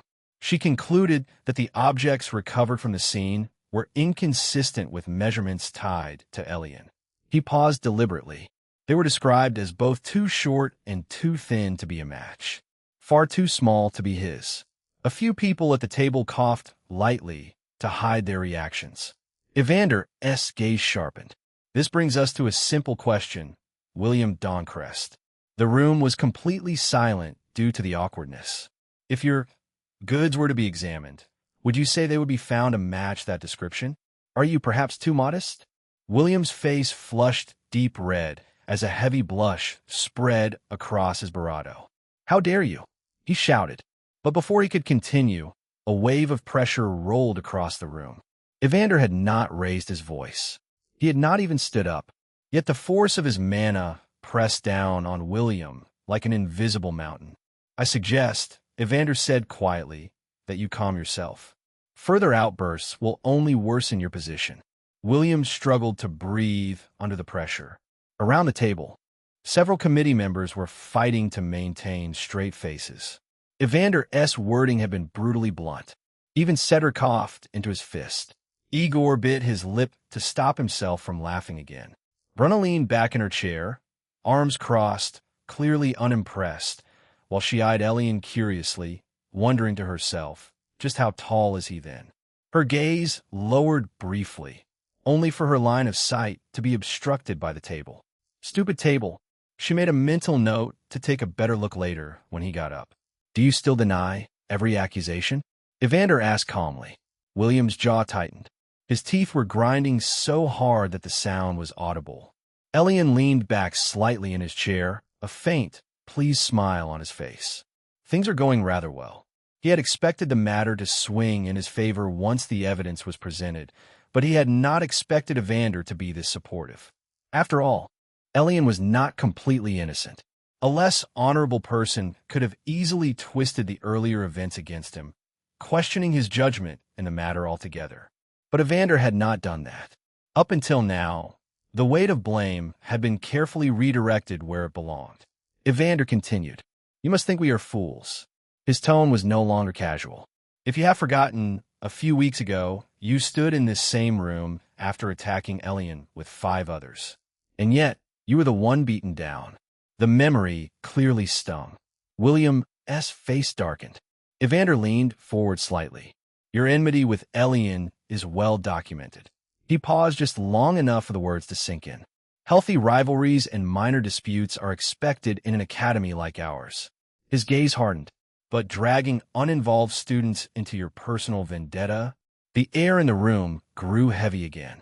And assaulting them yourself to fabricate evidence. His voice dropped lower. That is despicable. You are a sorry excuse for a noble, Evander said coldly. It disgusts me to even be associated with someone like you. The words were not loud. They did not need to be. They landed heavily. William's jaw clenched so tightly that a vein stood out on his temple. Evander did not stop. I'm certain your brother would feel the same. William's head snapped up. His eyes burned with hatred as he stared directly at Evander. For a brief second, it looked as though he might lose control completely. The mention of his brother had struck a nerve. Around the table, a few people exchanged subtle glances. They all knew the name Dawnecrest carried weight. They all knew the elder brother's reputation. And they all knew that failing in front of this many witnesses would not be taken lightly back home. William's hands curled into fists at his sides. But he said nothing. Evander studied him for a moment, then slowly turned toward the 3 girls. While the 3 of you can be considered victims in part, Evander said evenly, you will not be excused entirely. Kaya, Emer, and Saren stiffened. You knowingly participated in an attempt to trap a fellow student. For that, your academy allowances will be suspended for the next 2 months. Their faces went pale. 2 months without allowance. Even with food provided by the cafeteria, daily necessities would become difficult. Training supplies, personal items, and even basic comforts would be hard to afford. Evander continued before panic could set in further. You will also issue a formal apology to Elion. The 3 nodded quickly, tears forming again. As this is your first recorded offense, he added, if your conduct remains exemplary during this period, no additional punishment will be imposed. Relief mixed with fear in their expressions. Then Evander's gaze shifted to William. As for you, the room seemed to grow colder. You are stripped of your allowance for 6 months. William's eyes widened, but Evander was not finished, though I doubt you rely on it. A few faint smirks appeared around the table. You will also pay 100 gold coins to Elion as compensation. That made everyone look up sharply. Even Elion raised a brow, and 50 gold coins to each of the 3 girls. At that point, it became clear what Evander was doing. The suspension of the girls' allowances had been a visible punishment, but the compensation more than covered their losses. He knew that they probably had no choice but to follow William's orders, but he couldn't appear too lenient even if they were victims. Who was to say they couldn't have said no to him? At worst, their academy life might have been somewhat difficult afterwards, but William would not go too far. So while Evander did punish them, it was clear that he was not stern enough to punish them too severely. Whatever punishment they had received would be covered with William's payment. Their reputations were damaged. Yes, but financially they would not suffer. William, however, would feel the sting. And finally, Evander said, his tone flat, a full report of your actions will be sent to the Doncrest family. William looked like the ground had vanished beneath him. No, anything but that. He slammed his hands on the table. Several people at the table frowned at the outburst. Igor stood up slowly and walked over, towering over William with ease. I assume we're finished here, Igor said casually, though his gaze was anything but friendly. Evander gave a small nod. They may leave now, unless anyone objects. No one spoke. Igor guided William and the three girls toward the exit. As he passed Elion, he flashed a grin and gave him a thumbs up. You owe me a spar, he said before returning to his seat. With the outsiders gone, the atmosphere shifted. The disciplinary committee members straightened in their seats. Evander cleared his throat. Moving on, they began addressing a few matters before dismissing, like discussing recent patrol irregularities around the academy grounds, minor disturbances, and so on. The conversation became professional and efficient. By the time the meeting ended, they were all acquainted with Elion. One by one, the others approached Elion to greet him. Igor gripped his hand firmly again, grinning. I like your guts, little guy. Magnus gave him a polite handshake and a thoughtful nod. Kale and Cashin greeted him in sync, identical smiles on their faces. A pleasure. Brunna clasped his forearm instead of his hand, her grip surprisingly strong. Looking forward to getting to know you, she said with a wide, cute smile, though her gaze seemed bravado curious and unsettled. She's a weird one. She gave a small bounce as she shook his hand. Lisette offered a short nod with a faint smirk. Seraphine gave him a cool, composed handshake. Cedric hesitated only a second before extending his hand for a handshake as well. It was odd because they were already acquainted. Maybe he doesn't want to be left out? Elion thought. Now that everything has been settled, I'm comfortable dismissing you all, Evander said calmly. Chairs shifted as people stood. Seraphine was the first to leave. She did not say a word, only gave a small nod before walking out with composed steps. Kale and Cashin followed next, moving almost in sync. Magnus left with a quiet wave. Brunna stretched her arms before heading out. Igor lingered for a second, pointed at Elion again in reminder of their promised spar, then laughed and walked off. Soon, the room began to empty. Elion slipped his hands into his pockets and made his way toward the door as well. Cedric was already speaking to Evander about something else, and Leora was calling out to Igor from across the hall. He stepped into the corridor and headed toward the elevator at the end. It opened smoothly when he pressed the button. He stepped inside. He wanted to get some training in for most of the day. There was not a lot of time until the tournament began, and he intended to make the most of it. Elion, wait. A soft voice called out from down the corridor. He quickly pressed his hand against the door sensor, stopping it from closing. Celeste was walking toward him with steady steps. Hello there, he said lightly, offering her a small smile. She stepped into the elevator without responding immediately. The doors slid shut. Chapter 183. I want to know if you feel the same way. Celeste proceeded to press the button for the second floor, and then she stood quietly beside him. She did not look at him, and she did not even say a word.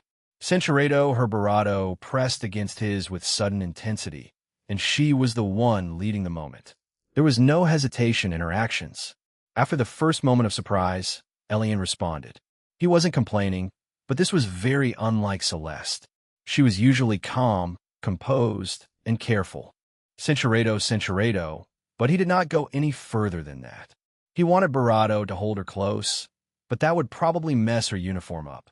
At least this way, even if someone saw them, the situation would still be salvageable. Elion began to wonder what had caused this. Had he underestimated how much she had missed him these past 2 days? Or was there another reason behind this sudden burst of affection from her? The elevator began to slow down, and only then did she bravado away. They shared a brief, tender bravado before stepping apart as the doors began to open. Celeste took a steady breath, her red eyes looking into his blue eyes with a hazy look as she stepped back to stand beside him again. She faced forward as if nothing had happened. but the faint red at the tips of her ears gave her away. Elion looked at her with confusion. What was that about? He surely wasn't complaining. The doors opened. "Let us go," she said simply as she stepped out. A couple of second years entered the elevator as they passed by. They gave Elion curious looks, since first years rarely came to this floor, but they didn't say anything. Celeste kept walking ahead. Elion followed behind her, still trying to make sense of what had just happened. They walked the familiar path toward the dorms in silence.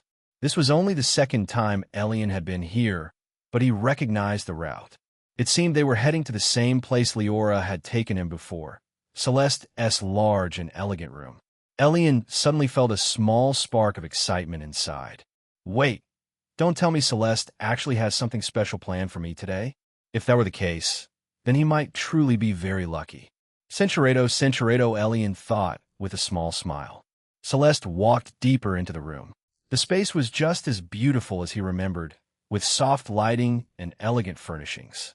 She moved toward the table near the window in the lounging area and picked up something that looked like an envelope. From it, she pulled out a neatly folded sheet of paper that looked like a letter. Without saying much, she walked back and handed it to him. Elion took it with a curious look. "Read it," she said simply. He gave her a sideways glance. What is this?" He unfolded the letter and began reading. "From Lucius Kronos to my dear Celeste." It was clearly a letter written to her by her father. "By the time this letter reaches you, I imagine you are still immersed in your studies at the academy. I hope you are well. I will not waste words. The situation at home has continued to worsen. Tensions along the border have been rising steadily, and each passing week brings more uncertainty. What was once manageable through restraint and negotiation is slowly turning into something far more unstable. There's another matter I must address. Your rejection of the Cletus family's proposal has caused unrest among the elders. I will not lie to you, they're disappointed. Your mother shares their concerns, though she does not voice them as harshly." Elion's brows lifted slightly. "As for me, I find myself conflicted. When I first informed you of the proposal, I told you that you could refuse. I meant those words. I have always believed you should not be forced into choosing a partner you do not want. If I have made you feel otherwise, then I have failed you. However, circumstances have changed. You are not only my daughter, you are the first princess of our clan. There are duties that come with that title, duties you cannot simply turn away from when the future of our people grows uncertain." Elion paused there and looked up at Celeste. She was staring off to the side, her eyes distant and heavy. Now he understood why she had acted the way she did in the elevator. He looked back down and continued reading. "After discussion with the elders and your mother, we have reached a decision. You now have two choices. You may accept Evander Cletus' proposal and secure the alliance, or you may return home and undergo the bloodline awakening trial." His thoughts drifted briefly to the other day, when he had been pulled here by Leora and walked in on her in the middle of her awakening. Was that connected to this trial? He thought. Probably. He kept reading. "Should you choose the latter, I will send word to Maximus immediately so that arrangements may be made. It would be best for you to complete the trial before the Legacy Hidden World opens. That leaves us with roughly a month. There is no need for you to participate in the Academy's tournament. Your presence is required here far more than it is there. Whatever choice you make, know that it will carry weight. We await your return. With love, Lucius Kronos Lucius." Elion muttered softly as he folded the letter. "With love," he added under his breath. There is no love in this letter at all. Celeste gave a quiet hum in agreement. She walked over and sat down on the couch. Elion followed and sat opposite her. He was sure what she expected him to say. He had already decided that he wanted Celeste to be his partner. Learning that Evander was trying to tie her down through politics irked him more than he liked to admit. Now it made sense why Evander had been glaring at him so much during that meeting earlier. Maybe glaring was too strong a word, but he had definitely been giving Elion more than a few obvious glances, more than anyone else at the time. Now it all made sense. I don't like the sound of this. Elion thought. He didn't know what this bloodline trial entailed, but judging from Celeste's expression, It wasn't tea something simple. My father is never this forceful, Celeste said quietly. In fact, he spoils me so much that it annoys me. She let out a small breath. The last time he mentioned the Cletus family's proposal, he told me I could refuse. But now, it seems the situation has become dire. Elion didn't know all the details, but from what he had heard, tensions between the dragons and the vampire clan were getting tense, maybe even close to war. Celeste sat quietly for a moment. Then she looked up at him. Now, as for why I showed you this, she said softly, her voice calm but steady. I'm sure you can guess, Elion. He held her gaze, waiting. She paused. Barato, since he had known her, she seemed unsure of herself. A faint warmth spread across her pale skin as she struggled to find the words. I like you, Elion. The words came out quietly and careful, as if she had to push them past an invisible barrier, her pride. She shifted slightly in her seat, squirming, clearly embarrassed. Her fingers tightened against the fabric of her dress. I'm not sure if it's enough to call it love yet, she continued. Her voice trembled just a little. But this feeling, she pressed a hand against her chest. The way you make me feel. Her eyes grew glossy as she looked at him, with tears forming in her eyes. There was no coldness in them now, just the look of a woman seeking affection. I don't want it to end like this. Her voice rose suddenly, so sincere and full of emotion that it startled him. Elion blinked in genuine shock. He had never seen her like this before, and he was sure she had never acted like this before this right now. She was not the calm princess, definitely not the cold, untouchable beauty people knew her as. Just a girl, speaking honestly. Honestly, it warmed his heart. He felt a small smile form on his lips despite himself. She started again, her voice softer now. I want to know if you feel the same way, Elion. She closed her eyes as she said it, as if bracing herself, as if she was afraid of the answer he might give. Chapter 184. A child. Elion's smile widened in surprise. Then he suddenly laughed. Celeste flinched. Don't look. She pouted, her barato still pink. He tried to stop, and after a second he did, though the smile never left his face. She's so cute. Really? Instead of answering her question right away, Elion stood up. Celeste looked at him in confusion. What are you doing? Hey, answer me, she said softly as he stepped closer. Without warning, he slipped one arm under her knees and the other behind her back. Heek dash. She let out a startled barato. He lifted her up from the couch. Relax, he said gently, and carried her back to the couch, sitting down and facing the table. Then gently guided Celeste to sit beside him, facing forward as well. She sat there stiffly, her eyes wide, and her pulse racing so loudly she was sure he could hear it. She tried to steady her breathing. Elion wrapped his arms around her and rested his head against her barato. You know, he began softly, you look really nice when you're surprised. Her barato turned pink as she understood what he meant. So, she asked quietly, wanting to hear what he would say next. He nodded softly against her shoulder. There's no doubt in my mind. I like you, Celeste. And unlike you, I don't need to hesitate to say this. He paused for a breath. So let me say it out loud for you to hear. I love you, Celeste Kronos. Her whole body trembled in his embrace as she recoiled from the shock. Her breath hitched, and then her entire body went rigid. Elion suddenly felt something cool drop onto his hands around her waist. Once, twice, again.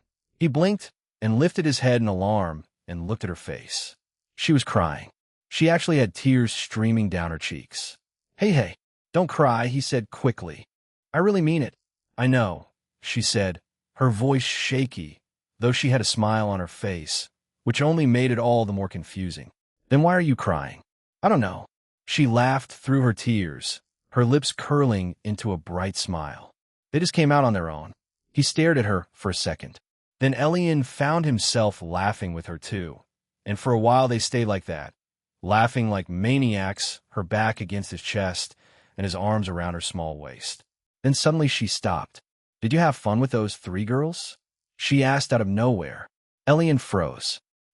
That came completely out of left field. How did her mind go from crying in happiness to jealousy in seconds?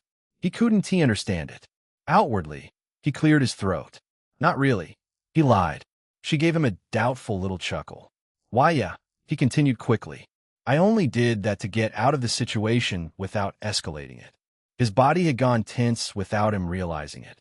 Like, seriously, what was he supposed to say here? And those other girls you're always with, she continued, tapping her cheek thoughtfully. The blue-haired moon girl and the other one. Are they both with you? Elion smiled calmly. Arya and Mira? Yes, they are. She let out a soft laugh. You do have a way with people, don't you? Elion smiled wryly. Then she suddenly stood up from beside him, turned around to face him, and sat back down again. Cinchuredo, she looked proud. Huh, what can I say? He replied lightly. I'm quite an energetic young man. I always aim to do my best. Celeste laughed softly. Quite a bold statement. She paused for bravado, calming herself down. Despite the strong front she was trying to put up now, she still seemed bravado flustered, and she was nervous. Clearly inexperienced. He thought. She continued lightly, of course. I don't mind you having others beside me, and those too. However, she raised a finger and held it gently against his bravado to silence him. I will be setting ground rules. She lowered her hand and leaned closer, Cinchuredo briefly leaning in close to him with a warm smile before pulling away. But first, we need to convince my parents. That won't be easy, Elion said. Surely it can't be that simple. He could see that this matter of her marriage was not so simple. There were quite obviously a lot of variables in play. Things out of her control. Things clearly out of her own father's control. How can a solution be so simple? She gave him a small, knowing smile. You underestimate my conviction, husband. Calling me husband already? He thought. She wasted no time at all. They had already moved from confessions of love to calling him husband. She placed his hand on her belly, encouraging him to feel the warmth beneath. All you have to do, she said quietly, is accept you as my official partner, she whispered near his ear. Elion's hands trembled slightly at her bravado. He stared into her crimson eyes, searching for hesitation. There was none. What? She asked with a light smile. Are you getting cold feet, husband? He let out a breathy chuckle. Of course not. You just surprised me. Then his expression turned serious. Are you sure? Raising a child now? Is that really what you want? She paused and thought. Well, it would slow down my path as a mage. Not to mention that I wouldn't be able to return to the academy afterwards. She looked back at him with a small smile. But we'll be fine. Despite how I seem, I've always wanted to be a mother one day. She tilted her head slightly with an innocent look on her face. We're just moving up the timeline, aren't we? And my mother would be more than happy to help raise her grandchild. She paused again, thinking, wait, on second thought, maybe not my mother. She looked back at him with a playful smile. I meant my father. Elion stared at her in disbelief. Then he burst into booming laughter. Cinchuredo, Celeste froze. Her face turned a deep shade of red in an instant, the blush spreading from her ears down her neck. Just moments ago, she had been bold, talking about children and convincing her parents, but now she suddenly looked like she wanted to disappear. All that eagerness from before, it was a front. Elion could see it clearly now. Celeste Kronos, the cold princess of the vampires, was painfully inexperienced. She stood stiffly, clearly uncomfortable with the situation. Her hands, which had been resting on his shoulders, bravado without her realizing it. She pulled back, stepping away to regain her composure. Cinchuredo amused, his eyes calm and steady. What? He asked innocently. You dash. She couldn't even finish her sentence. Her face was flushed, and she refused to meet his eyes. Just a moment ago, she had been confidently making an outrageous request. Now she could barely handle the awkward situation unfolding between them. He leaned back slightly, watching her with a small smile. You were the one who said it, he reminded her softly. She looked away, clearly embarrassed. I didn't mean right now, she muttered under her breath. He chuckled. Then when? The baby one make itself. She blushed deeper. You're insufferable, she muttered, though there was no real anger behind it. He smiled and brushed a strand of hair from her face. There is no time like the present. He teased her. Isn't that why you brought me here? He pushed his face close to hers, intending to kiss her and ease her tension. But then she looked away. Wait, she stammered, her face bravado. Celeste slowly loosened her grip on his wrist, keeping a small distance just in case. She took a slow breath to calm herself. You're unfair, she said quietly, still blushing. How so? You say things like that so easily. He tilted his head slightly. I only speak honestly. She stared at him for a few seconds, then her expression softened. Despite the embarrassment, despite how flustered she felt, there was warmth in her eyes. She leaned forward slightly and rested her forehead against his. You really mean it? She asked quietly. About loving me. He didn't hesitate. I do. Her bravado curved into a small, relieved smile. This time, when she bravado, it was slower. Chapter 185. Did I do well? The soft sound of their bravado echoed gently in Celeste's dimly lit room. Elion and Celeste shared a tender bravado. They shared a quick, clumsy bravado before pulling apart to catch their breath, then leaning in again.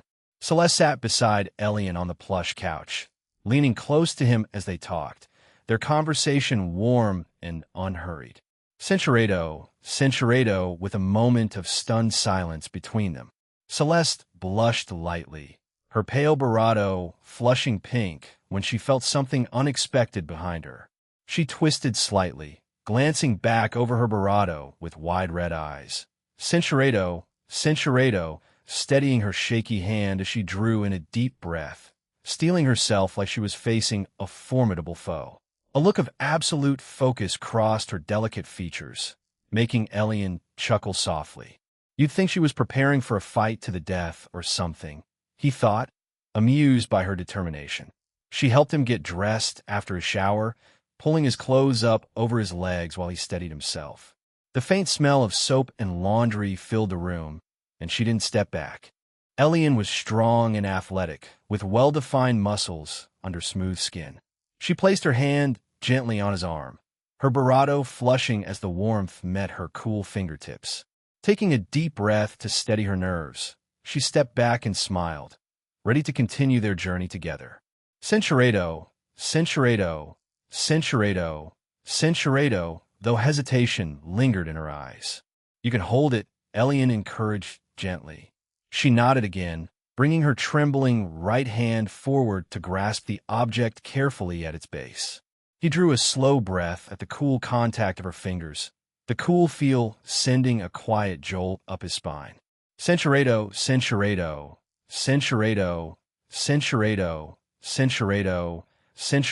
opening her eyes to gaze up at him with an expression that asked, Did I do well?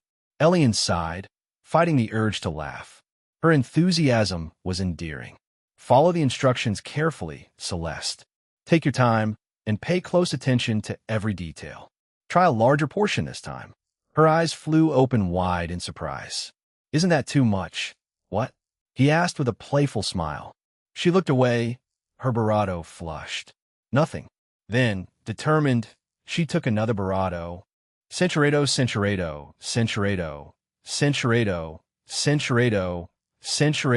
Censurado, Celeste pulled back with a confused frown, wiping her bravado with the back of her hand. What's wrong? She asked, her voice worried. You didn't like it? No. Elion breathed out a sigh of relief, his heart bravado from the close call.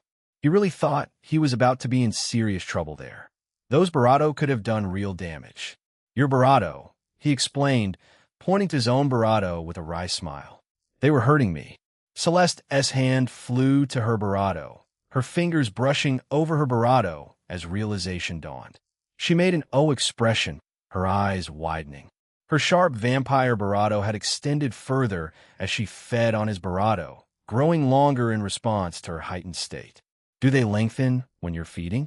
Elion asked, recalling the previous time she had fed and lost control, her bravado having extended as her bravado intensified. That had to be the reason. Celeste blushed deeply, her pale cheeks turning a vivid pink that spread to her neck. Maybe, she admitted softly, looking down at her lap.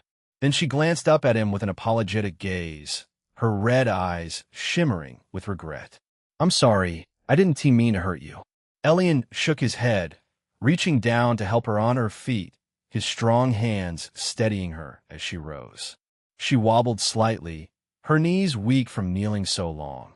"It's fine," he said with a reassuring smile, stepping back to give her space.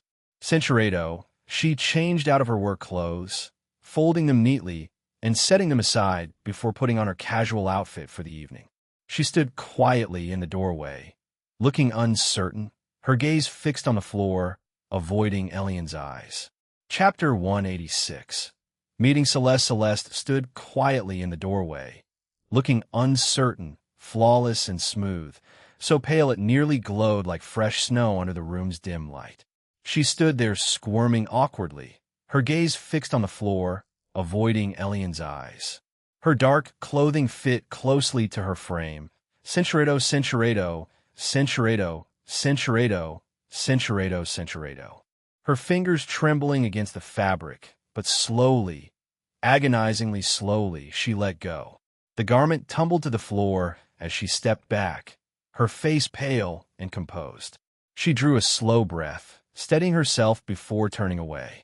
Centuriato, he couldn't resist anymore. His hands released her wrists and gently held her close, pulling her into Imbarado. The warmth of the moment felt comforting and tender. "Heavenly," Elion murmured softly, holding her with care. "Centuriato, Centuriato, Centuriato, Centuriato, Centuriato, Centuriato, Centuriato, Centuriato, Centuriato, Centuriato, Centuriato." She crossed her arms tightly over her barado, a deep blush creeping up her neck as she tried to look away from his intense stare. Elion sighed softly and gently, though firmly, guided her arms down to her sides. He spoke softly to ease her tension. "Centuriato, Centuriato, Centuriato, Centuriato, Centuriato, Centuriato, Centuriato, Centuriato, Centuriato, Centuriato, Centuriato, Centuriato, Centuriato, Centuriato, Centuriato, Centuriato." She laughed brightly as the moment caught her completely off guard, a rush of joyful excitement sweeping over her. "Huh!" She playfully held on to him, not wanting him to step away while she was still caught up in the moment. "Centuriato, Centuriato, Centuriato." Her expression softened as a warm feeling spread through her, a quiet calm settling in. He smiled slowly, appreciating the peaceful moment. "Thank you for sharing this with me," he murmured, his voice warm and content. But Celeste didn't seem to hear him. Her eyes glazed over. "Centuriato, Centuriato." Celeste's eyes fluttered open just enough to catch sight of it, a mix of awe and lingering fog in her gaze as she pressed her barado together. Elion was about to step closer when an unexpected notification made him pause for a moment. Ding! New quest received. Earn Celeste's trust and win her affection. Quest rewards. Mental ability, photographic memory LVL1, spear weapon art. Elion chuckled inwardly. You are Barado too late, but he'll take the free rewards. He waved off the system and shifted forward, moving quickly toward the next area. Centuriato, Centuriato, Centuriato, Centuriato, Centuriato, Centuriato. Elion reached out and gently took her hand. You're holding on already, he whispered with a soft laugh. The warmth of the moment made every gesture feel special. Centuriato, Centuriato, shifting his eyes to gaze at her exquisite face. Celeste's eyes were squeezed shut, and tears were gathering at the corners. Her body was shaking with heavy breaths. Pain was etched on her innocent features. He leaned down to brush a kiss against her forehead. In that moment, he focused his physique. Centuriato, Centuriato, Centuriato, Centuriato. They held each other close, the moment tender and quiet. Sweat beaded on her skin as he gently rested his forehead against her neck. Breathe, Celeste. Celeste steadied herself, her hands resting on his broad shoulders. Slowly, the tension eased, and a calm stillness settled between them. Centuriato, Centuriato, Centuriato, Centuriato, Centurado, Centurado, Centurado, Centurado, Centurado, Centurado, Centurado. He leaned close, his words brushing past her ear. Feel how steady you are? You're doing great, Celeste. She took a quiet breath, her hands resting lightly against his barato as she steadied herself. The tension eased with each calm step forward, giving way to a quiet warmth that made her smile softly. Pa, pa, pa, pa, pa, pa. Celeste's posture shifted tentatively, moving in rhythm with the moment, a quiet sign she was growing barato at ease. Slowly, the tension in Celeste's features began to melt away, the sharp lines of stress softening into something gentler. Centurado, Centurado, Centurado, Centurado. Centurado, Centurado, Centurado, Centurado, Centurado. The intensity of their connection was undeniable, their chemistry undeniable. He whispered heartfelt words of admiration, leaning close to hold her gently. The moment was tender and barato, a true expression of their bond. Centurado, Centurado, Centurado, Centurado, Centurado, Centurado, Centurado, Centurado, Centurado, Centurado, Centurado. A soft smile breaking through her exhaustion as the warmth settled deep barato. She managed a faint chuckle despite herself. How would you know? You should be aware that my kind have lots of trouble with that. He barato forehead lightly before drawing back to kneel beside her. Trust me. He smiled. Centurado Celeste's eyes narrowed in disbelief as she breathed. Really? What kind of ability? The kind that ensures great outcomes. He laughed. And how do you have such an ability, if I may ask? She breathed out. It's a long story that I will tell you one of these days. Don't bother asking anymore, right now, though. I will tell you all at once. She gave him a long, suspicious look, but eventually nodded her head in acceptance. Her hand moved to rest over the large bundle still tucked beneath her shirt. Elion was still nearby, hidden out of sight. By us, you mean Mira and Arya, right? She asked, tracing small circles over the bundle with her finger. Yeah. And potentially more, Elion replied with a proud grin. Celeste let out a dry laugh. Just how many wives do you plan to have, Elion? As many as a man is allowed, he joked. The moment the words left his mouth, he felt her glare. When he looked down, he found her pouting while staring up at him with narrowed crimson eyes. You are my man now, she said firmly, and you can have as many women as you want. She wrapped her arms around his neck and leaned in, pressing her forehead gently against his in a tender moment. Then suddenly, she let out a small, playful growl, showing her barato. Elion winced as he felt the sting and the faint taste of barato. But, she continued slowly, if you dare ignore me and forget about me after everything I've done for you. Her voice lowered slightly. There will be consequences. Elion stared at her face. She was smiling, but the smile didn't quite reach her eyes. For a second, he just looked at her. Then he burst out laughing. Celeste pouted immediately and turned her head to the side. He's not taking me seriously, she thought. But if she was honest with herself, was she really going to give up her new, favorite keepsake? Of course not. The thought made her barato curl upward again, despite herself. She couldn't help smiling. Quest complete. Chapter 189. Masochistic Little Vampire Quest complete. They'll look at the rewards later. After letting Celeste catch her breath, Elion pulled away from her. Centurado, he hadn't realized his golden ability literally produced golden sparkles. Ha! Then he laughed at how absurd it was. What is it? Celeste asked while nearby.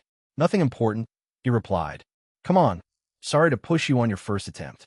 Let's practice a few barato rounds, then he'll let you rest. Centurado, Centurado, she nodded as he placed his hand gently on her side, holding her close. He spoke softly, and she responded with a quiet sound of approval. His other hand moved to rest on her barato. Centurado, Centurado, Centurado. He let out a heavy breath as he moved closer to her, holding her gently. The barato creaked softly as their barato shifted together, the moment quiet and tender. His hands rested carefully on her back as they held each other close. Cinceredo. There was no doubt she was genuinely startled, and she bravado each time the loud sounds occurred. He tested the noise again, raising both hands before bringing them down firmly on the table. The sound echoed, even louder. Oh, darn! Her bravado jolted violently. Cinceredo, let's take it up a notch. But she wasn't ready for what came next. Elion hadn't used his powerful ability yet. When he activated it, channeling the energy through his hands, Celeste immediately felt an overwhelming surge of energy unlike anything she had experienced that night. Cinceredo, she laughed so hard at the spilled drink that the bravado shook, her muscles locking up as a wave of relief washed over her. Oops, Elion thought, I think I made a mess. Cinceredo. She had drifted off with a peaceful smile on her face, and she was still making soft, contented sounds, even as she fell asleep. Elion facepalmed and sighed. She really is too sensitive. In any case, it seemed like this was it for his first evening spending time with Celeste. Elion watched her for a while, a tender smile softening his features. She looked peaceful and completely relaxed beside him. She looks perfect like this, Elion thought. So content and mine. He got up from the bravado and bravado tissues from the nightstand. Cinceredo, the sheets were damp with sweat, so he pulled them off the bravado. Gotta fix this mess quick, he told himself. He got fresh black-red sheets from the closet to the left. He slid them under her, lifting her petite frame easily. Then he tucked them in tight. The bravado looked new again. Next, Cinceredo, he pulled the garment down gently. The hem settled around her legs, and he adjusted it carefully. She looks beautiful even while asleep, he thought, watching over her quietly. My brave little princess. Finally, Elion drew the covers up over her, tucking her in safe and warm, tucking the edges around her shoulders and sides until she was snug and secure. Sleep deep, Celeste. You earned it after a long, wonderful day together. He lingered for a while, brushing a stray lock of hair from her forehead, his thumb tracing her smooth cheek. Her breath had evened out, but she shifted occasionally, her legs moving slightly as she rested. Maybe she's still dreaming about something pleasant, Elion thought. It was still morning, the sunlight filtered through the curtains in soft golden rays, but he was almost 100% sure she wouldn't wake up for a while in this peaceful state. She needed a long recovery after an intense experience she had been through. Leaning down, he gave her a bravado. Then he left the room quietly, after getting dressed and cleaning himself up, letting her rest. Chapter 190. He's just so... Elion walked calmly through the second-year halls. Students gave him curious looks as he passed, since he was clearly a first-year student and he was alone in an area most of his peers rarely visited. He didn't pay them much attention to it. His thoughts were still on Celeste. He had already moved past the stage where he overanalyzed every little moment he shared with his women. Still, the realization that Celeste was now his woman lingered in his mind. Apart from making him feel good about himself, it also meant trouble. A lot of trouble. A small chuckle escaped him as another thought surfaced. He had promised Arya that she would be the one to bear his first child. Yet somehow, things had turned out differently. Celeste had beaten her to it. He rubbed the back of his head with a quiet laugh. Arya is not going to take that well. In any case, things had changed now. With his unique special ability, he knew that sooner or later, he would have to visit Esmeralda and Ophelia as well.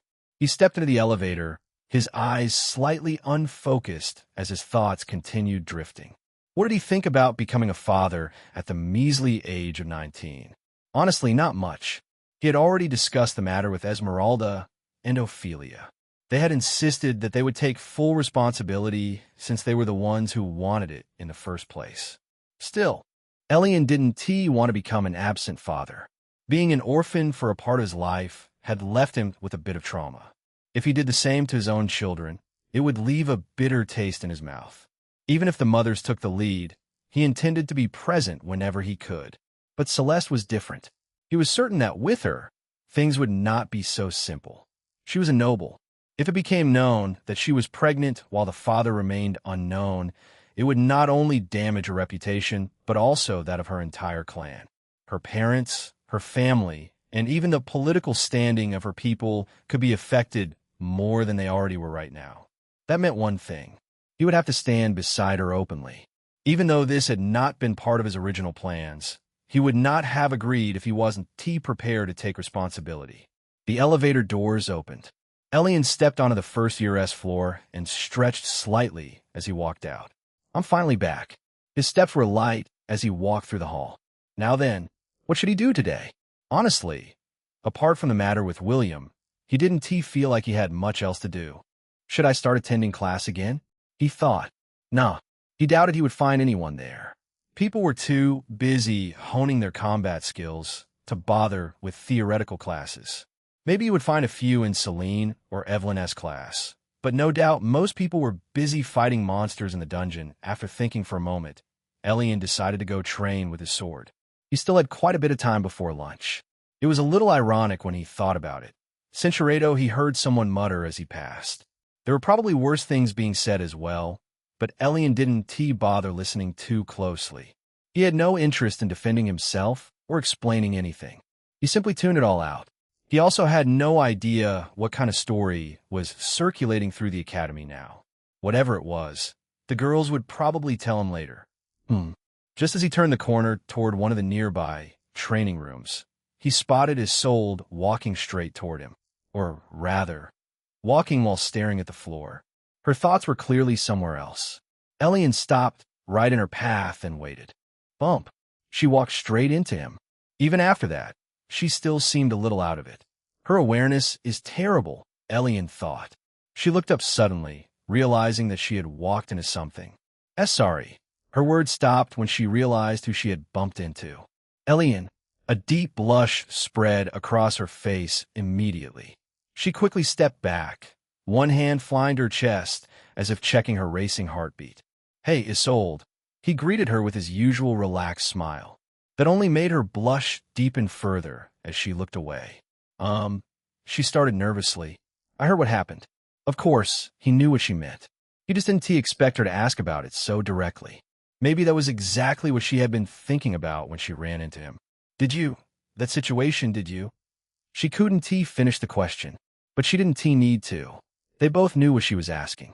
Elion smiled slightly. What do you think? He asked calmly. Isolde took a step back, creating some distance between them. Hey! A few voices suddenly cut in. Both Elion and Isolde turned their heads. A group of 4 girls walked toward them, glaring at Elion. But the moment he turned to face them fully, they all stopped in their tracks. Their fierce glares instantly softened into fiery blushes. One by one, they awkwardly looked away. Do we have a problem, ladies? Elion asked calmly, slipping his hands into his pockets. Well, you see, they began stumbling over their words. Isolde shifted uncomfortably beside the wall. Isolde, she looks really uncomfortable, the girl standing in front finally managed to say. Don't you think you're being a bit too forceful? Before Elion could respond, another voice suddenly cut in. Hey, why are you sugarcoating it? A random guy pushed his way forward from the crowd. This guy assaulted 3 girls a few days ago, he said loudly, pointing straight at Elion. And now he is attacking poor Isolde. Are you all just going to ignore it because he happens to have decent looks? He's obviously a womanizing scoundrel with no morals.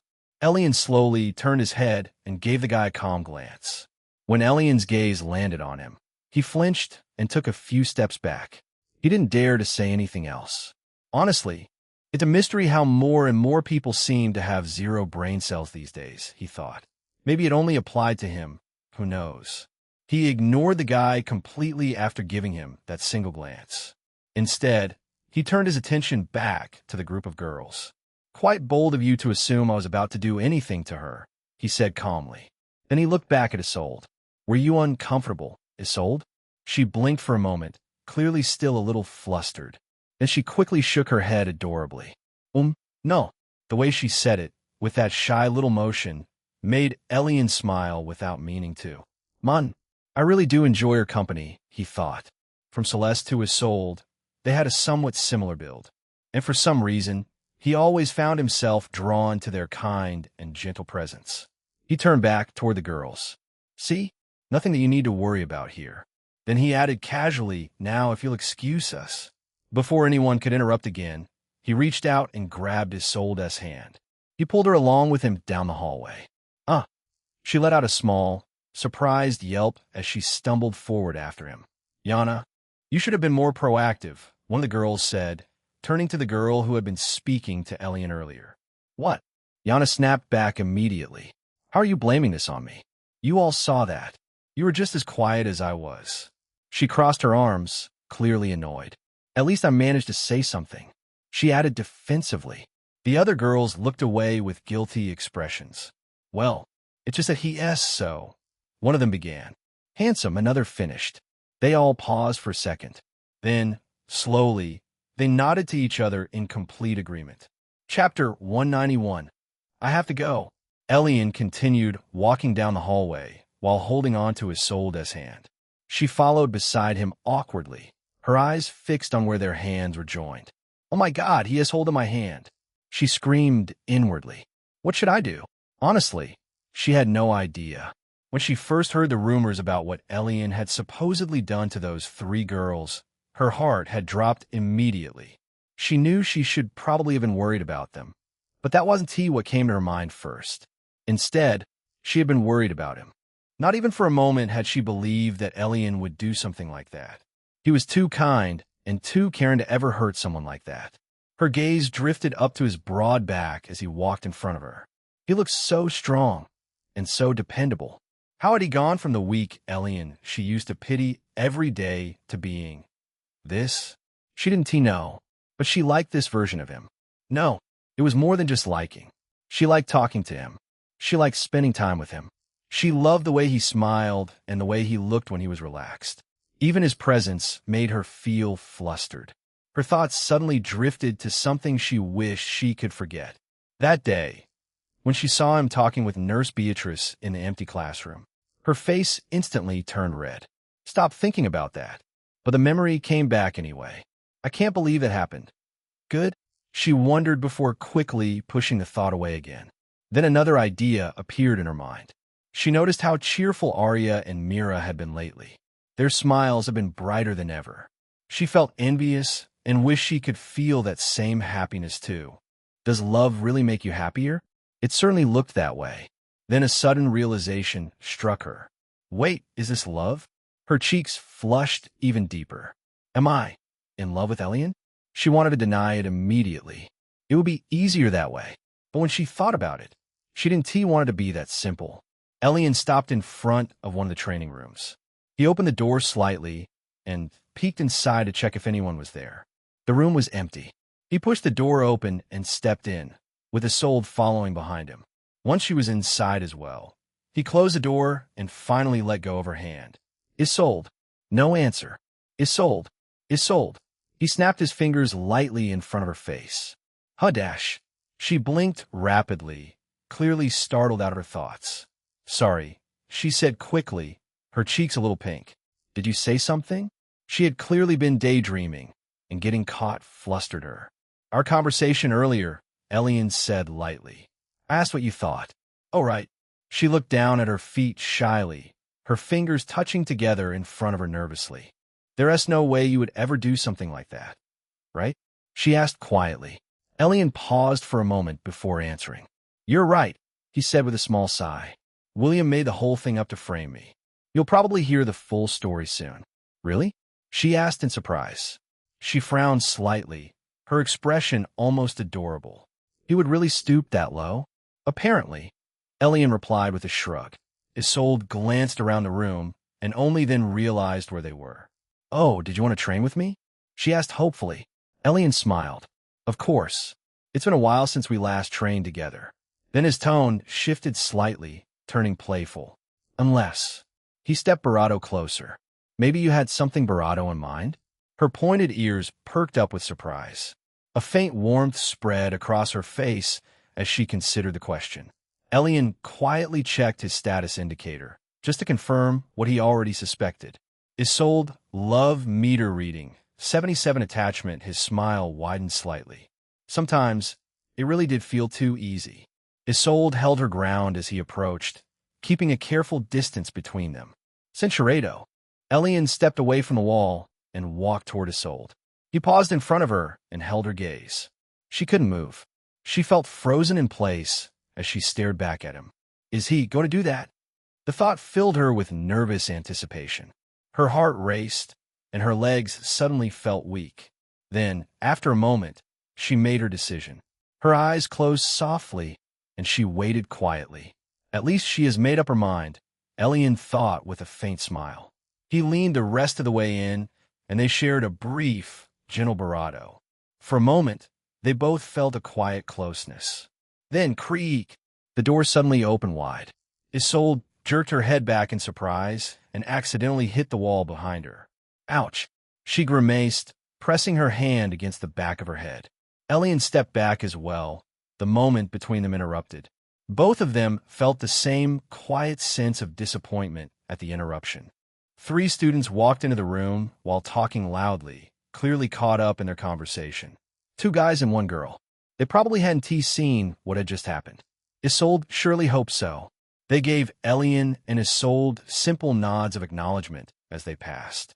The girl, a redhead, glanced at Elion with a blushing expression, but one of the guys quickly stepped in front of her line of sight as if to block her view.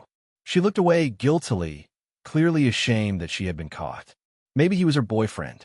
The 3 of them moved to one corner of the training room and started their own practice, leaving Elion and Isolde standing awkwardly where they were. Elion stepped closer and leaned near her ear. "We can go somewhere else if you want to continue," he whispered softly. Isolde's face turned bright red immediately. For a moment, it looked like she might actually agree, but then she quickly shook her head. "I am sorry," she said, giving him a small bow. "I have to go." She grabbed the hem of her dress tightly, turned around, and hurried toward the door. She opened it quickly and slipped out before slamming it shut behind her. The 3 students in the room paused and looked over at Elion with strange expressions. They exchanged glances with each other. Then one of them shrugged. "Lovers quarrel," he muttered. The others nodded in agreement before returning to their training. Elion sighed quietly and ran a hand through his hair. Then he walked toward the door as well. Maybe he had overestimated her courage. Chapter 192. Alexander, Starhaven. Meanwhile, to the south of the Valoria Kingdom, east of the Flying Academy, lay Haven, the capital city of the kingdom. Inside the royal castle where the Starhaven royal family resided, a handsome middle-aged man stood on a balcony overlooking the great city below. Over the horizon, the vast southern ocean overlooked the great city of Haven, and the dark waters looked incredibly beautiful at night, the moon's translucent glow reflecting over the surface. The man's blonde hair shone in the moonlight, and his sharp jawline was partly hidden by a short black-blonde beard. He wore casual clothing with a light robe draped over his broad shoulders. His frame was strong and well-built, covered in old scars earned in battle. The most noticeable one was a long sword wound that stretched from his bravado all the way down to his hip. In his hand, he held a pipe. Slowly, he puffed smoke into the air while gazing over the sprawling city that he ruled over. 2 arms suddenly reached out and rested on him from behind. Cinchuredo, she was simply a useful companion when the queen was away. But to most people in the kingdom, she was far bravado than that. Nixera was one of the kingdom's greatest mages and esteemed court magician, and a bravado grand mage, one of the strongest magic users in Valoria. She specialized in bravado magic, feared and respected across the kingdom. And yet here she was, standing close beside her king on a balcony adjoining the royal chambers. She wore a light, flowing gown that draped softly around her, the evening breeze catching the fabric as she looked out over the kingdom she helped protect. And her attire was unconventional by court standards. When she had first arrived at the castle years ago to serve as a court magician, she had never imagined something like this would happen.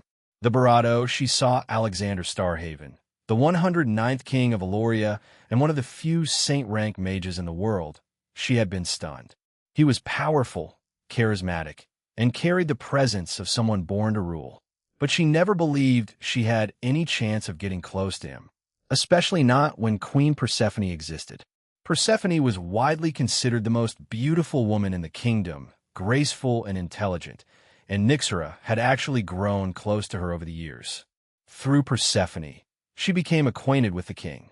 At first, it was simple greetings whenever she visited the queen. Then, small invitations to attend important meetings.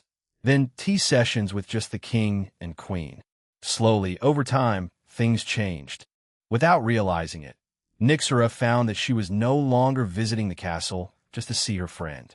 She was coming because she wanted to see him. And somehow, it seemed he had noticed her as well.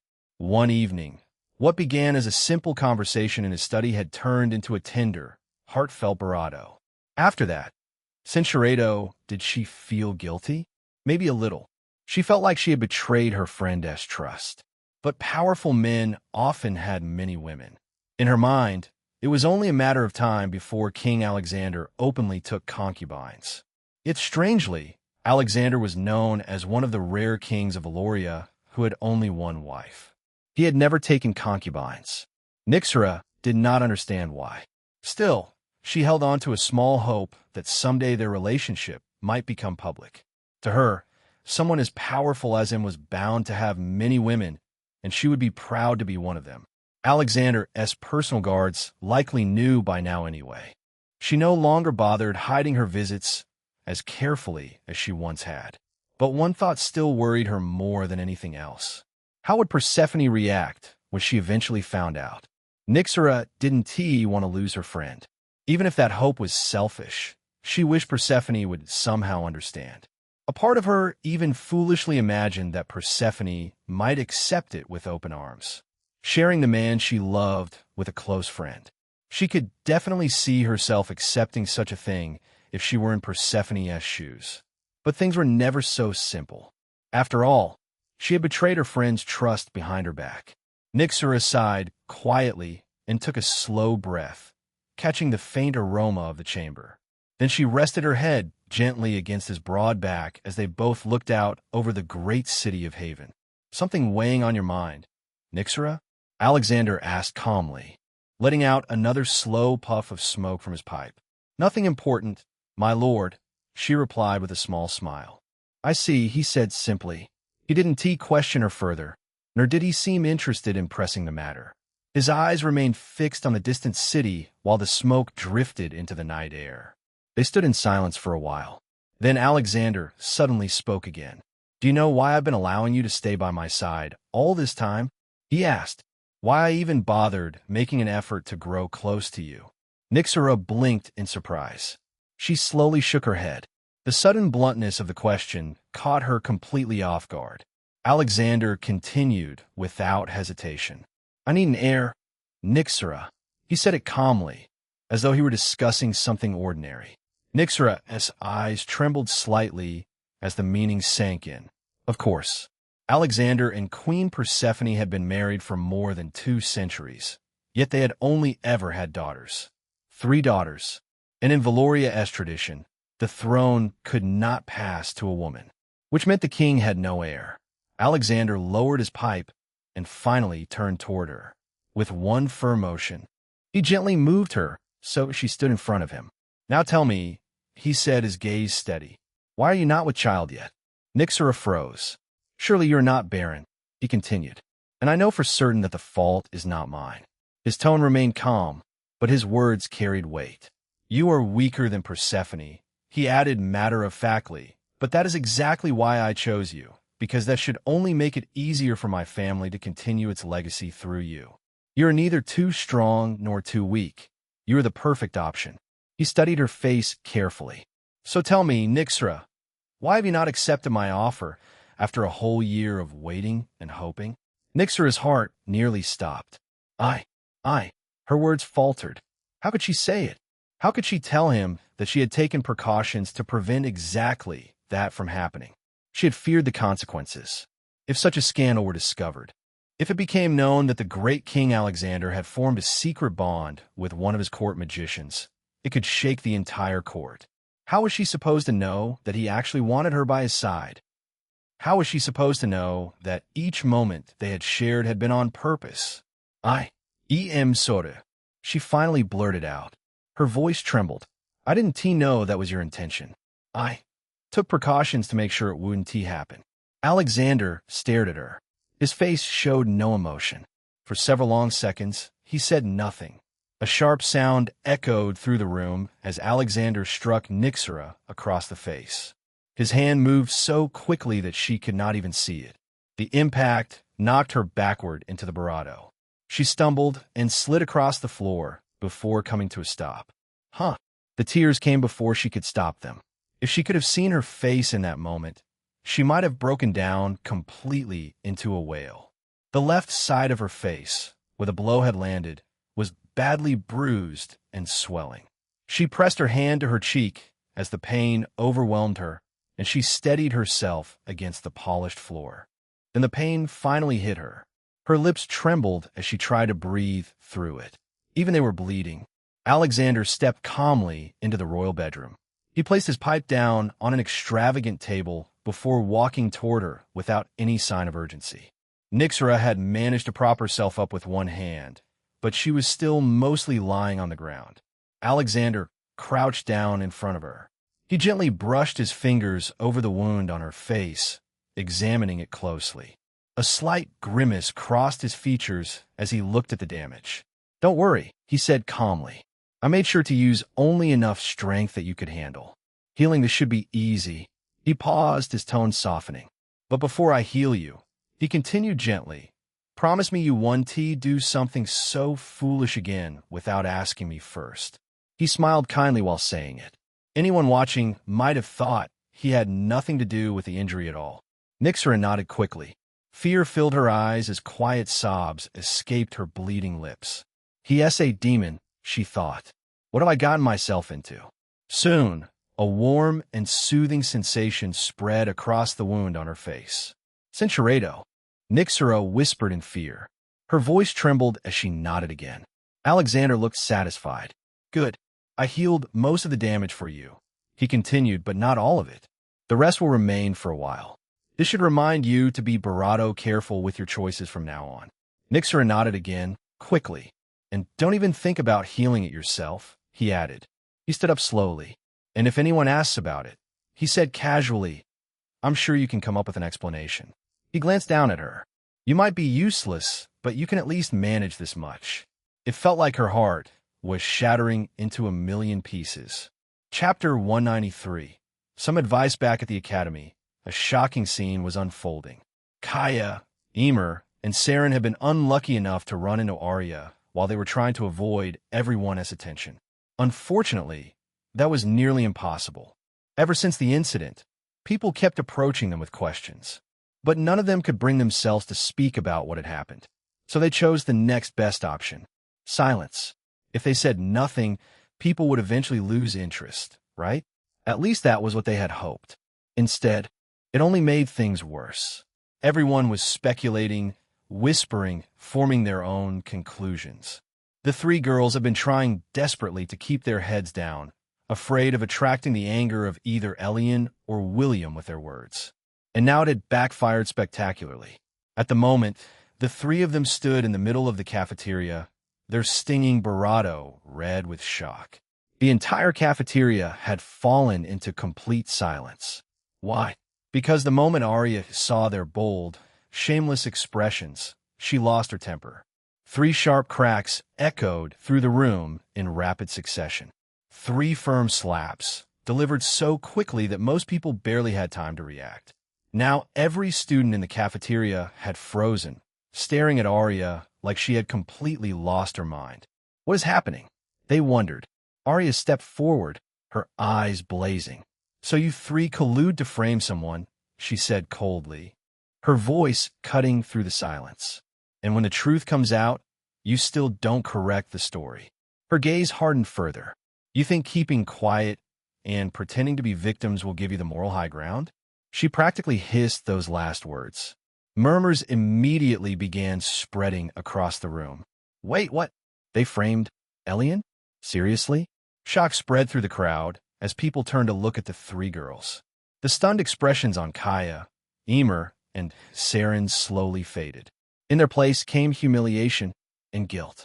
None of them even had the strength to feel angry at Arya. What right did they have? We're sorry. Kaya finally choked out.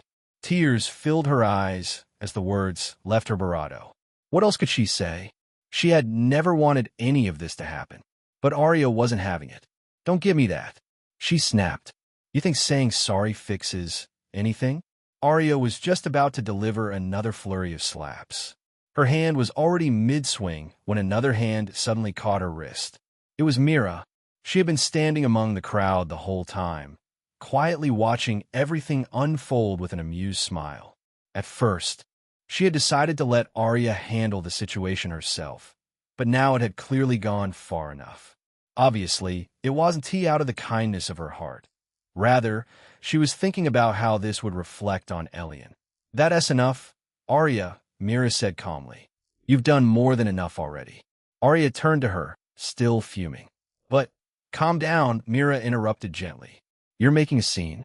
She leaned closer and lowered her voice so only Arya could hear. I feel the same way you do, she whispered. But Elion wouldn't like seeing you like this. Arya paused. Her anger didn't disappear, but those words were enough to make her hesitate. Fine, she huffed. She shot one last glare at the three trembling girls before turning away. Mira followed beside her as they walked out of the cafeteria. People stepped aside to let them pass, many still staring at Arya with strange looks after what had just happened. Behind them, the cafeteria slowly came back to life as the stunned silence finally broke into loud murmurs. Once they were alone in the corridors, Mira spoke first. You shouldn't have done that. What do you know, Mira? Arya replied, irritably. I understand how you feel, Mira said calmly. Honestly, I might have reacted the same way if I were as impulsive as you. Arya shot her a glare, but she didn't argue further. The two of them continued walking down the corridor in silence for a while. Seeing them acting like that just pissed me off so much, Arya muttered after a moment. Mira smiled faintly. Me too. She stepped closer to Arya as they walked, their shoulders brushing lightly. Then she suddenly laughed. What? Arya asked, turning to look at her. Nothing, Mira said, still smiling. I just remembered something you said about wanting to start a family with Elion. Arya's face turned bright red. Why is that funny to you? She demanded. No, Mira said, shaking her head. It's not funny. I actually respect you for it. Arya blinked. You know what you want, Mira continued. And you're not afraid to say it out loud. That's a good quality to have. She glanced at Arya with a teasing smile. Just try to think a little before acting next time. What else that's supposed to mean? Arya asked suspiciously. Don't mind me, Mira said lightly. I'm just talking nonsense. Just then, bump. Oh, sorry, Mira said quickly. No, Iyemisuri. That was my fault, the other person replied. Mira looked up to see who she had bumped into. It was Isolde. Oh, Isolde, Mira said with a friendly smile. How are you doing? For some reason, Isolde suddenly blushed deeply the moment she saw them. Her eyes began darting around nervously, as if she had been caught doing something wrong. Mira tilted her head in confusion. Is something wrong? She asked, but Isolde didn't answer. Her blush deepened. Sensing that something interesting was going on, Mira gave Arya a quick look. A scheming grin spread across her face. Arya immediately understood. Mira grabbed Isolde's hand. Come with us, she said cheerfully. Before Isolde could protest, Mira had already started pulling her down the corridor. Arya followed behind them quietly, already curious about what was going on. Isolde looked completely confused as she was dragged along. By the time they reached Arya's room, she still hadn't figured out what was happening.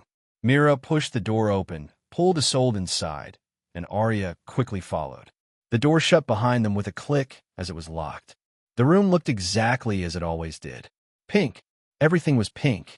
Pink curtains, pink bedding, pink decorations scattered around the room. Mira led Isolde to the couch and sat down beside her, keeping her company. Arya walked over to her study table, took a chair, and dragged it across the floor. She placed it right in front of them before sitting down across from them. Leaning forward with interest, Mira crossed her legs and looked at Isolde with a playful smirk. So she began. I have a feeling you have something to tell us, Isolde. Her grin widened mischievously. Come on, tell us everything. From the beginning. And nothing happened, Isolde stammered. Mira leaned forward slightly, her smile turning more playful. Is it about Elion? She asked. The effect was immediate. Isolde's face turned even redder. How did you? She blurted out, looking up sharply. Mira was watching her with a knowing smile. She is so adorable, Mira thought to herself. She could see why Elion would take a fancy to her. He tended to have that effect on people, she said casually. Then she leaned a little closer. Now tell us. What happened? She asked. What did he do to you? Beside her, Arya nodded in agreement. But unlike Mira, Arya was staring at Isolde with a sharp glare, as if the girl had personally offended her. Mira might be amused by the situation, but Arya had never been comfortable with the idea of more competition for Elion. That feeling wasn't going away anytime soon. Isolde lowered her gaze and began nervously playing with her fingers. She tried several times to speak, but the words kept getting stuck in her throat. He. Her face turned completely red, and suddenly she squealed. He kissed me, she blurted out, squeezing her eyes shut in embarrassment. Mira chuckled softly. What lovely news. She leaned forward with interest. And then what did he do? The Elion she knew respected her boundaries. If he had approached her, there had to be bravado to the story. Isolde stared down at the floor, shifting nervously. And then, I walked away from him. Mira stared at her for several seconds, completely dumbfounded. Then suddenly, she burst out laughing. She laughed so hard that tears formed in the corners of her eyes. It took her a moment to calm down as she wiped her face. So, Mira said between small chuckles, you actually managed to escape from his clutches. Huh? Her smile turned teasing. Not for long, I bet. She then turned to look at Arya, who had been sitting the entire time quietly. You don't look very happy, Mira teased. Humph. Arya folded her arms and looked away. Of course I'm not, she said bluntly. Why would I be happy about having more unwanted competition? She laughed. Don't mind her. In any case, she turned back to Isolde. Let me give you a piece of advice, Isolde, Mira said gently. Don't hesitate, or you'll be left behind. Isolde looked up at her. You know how amazing Elion is, Mira continued. So many people will be drawn to him sooner or later. There will be plenty of competition, so if you want a place by his side, you should take it before it's too late. She smiled softly. And use that innocent charm of yours. He likes it. Isolde blushed deeply, but she nodded. The truth was that she really didn't know what to do. She liked Elion. Censuredo, try to respond honestly to how you feel. Isolde's face turned even redder. How are you so good at this, Mira? She asked quietly, looking at her with admiration. Me? Mira paused to think for a moment. Bravado of experience, she said with a small smile. She then turned toward Arya and smiled warmly. Arya here was also completely new to working with Elion, Mira added in a friendly tone. But with some patience, I helped her learn a few things along the way. Arya smiled warmly at that. Mira turned back to Isolde with a cheerful grin. So, she asked, would you like some guidance too? Chapter 194. Preparation for the tournament. Meanwhile, the Academy faculty was holding a meeting about the small selection tournament that would take place in the city the following week.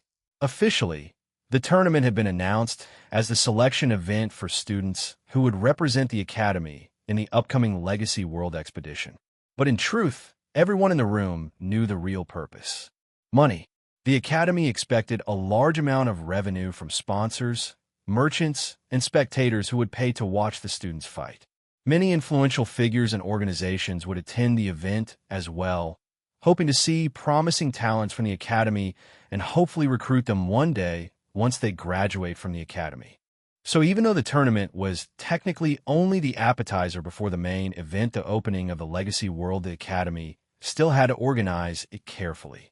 If the event disappointed the crowd, both the Academy's reputation and its sponsors would suffer. Because of that, a great deal of effort was being invested into making the tournament a success. And so, the professors had gathered to finalize the preparations.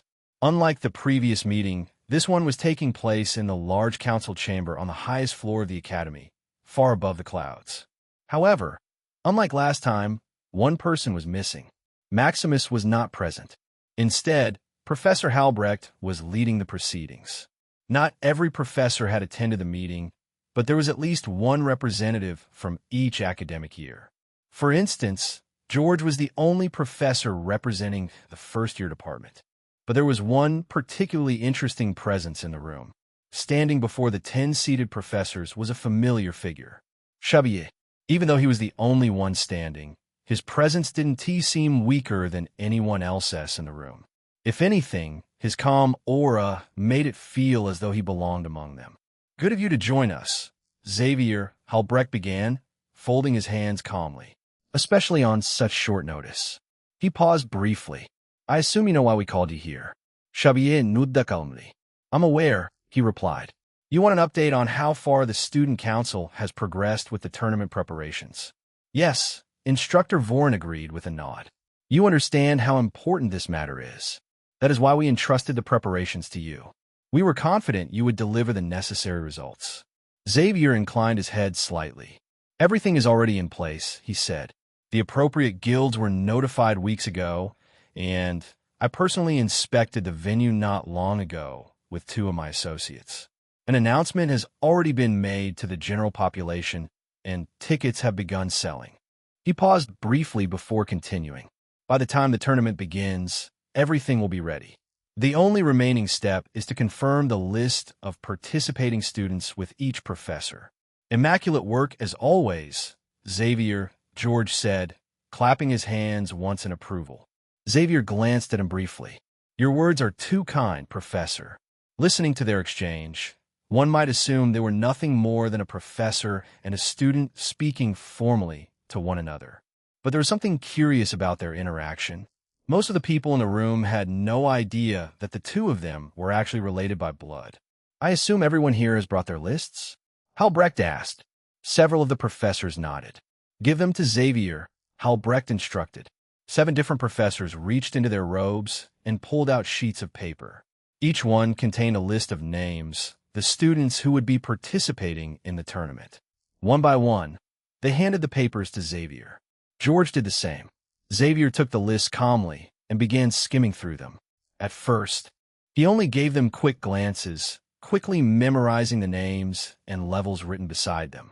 Then he reached George's list, and suddenly, he froze.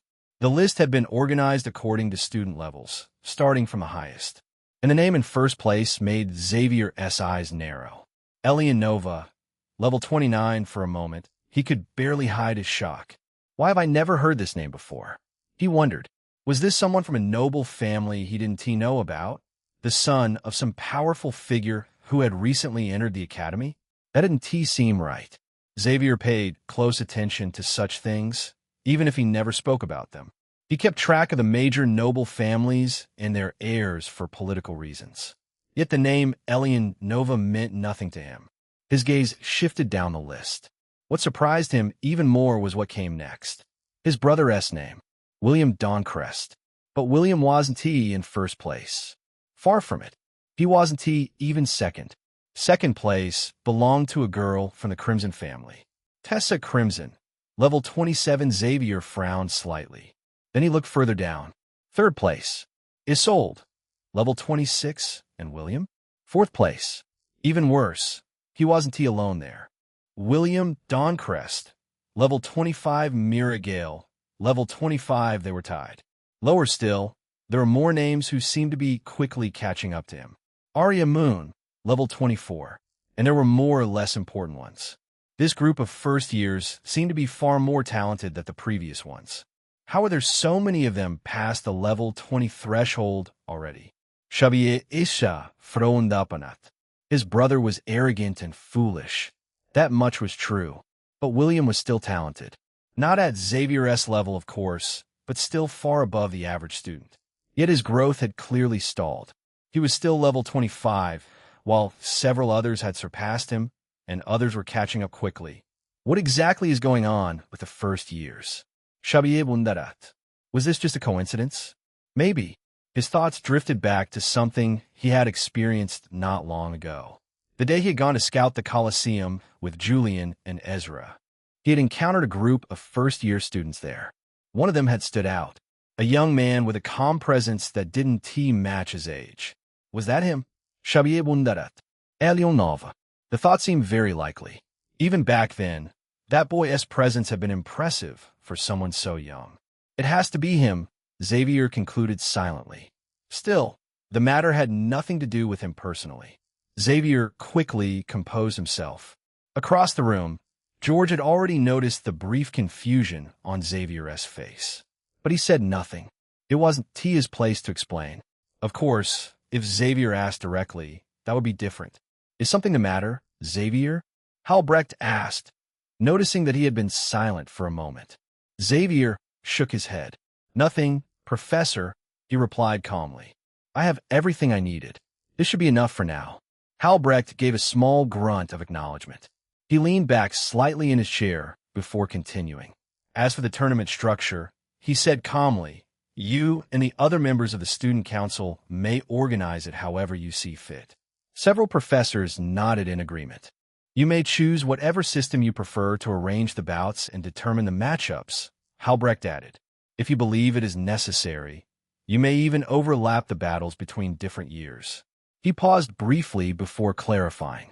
If a student from a lower year displays overwhelming strength compared to their peers, you are free to match them against students from higher years.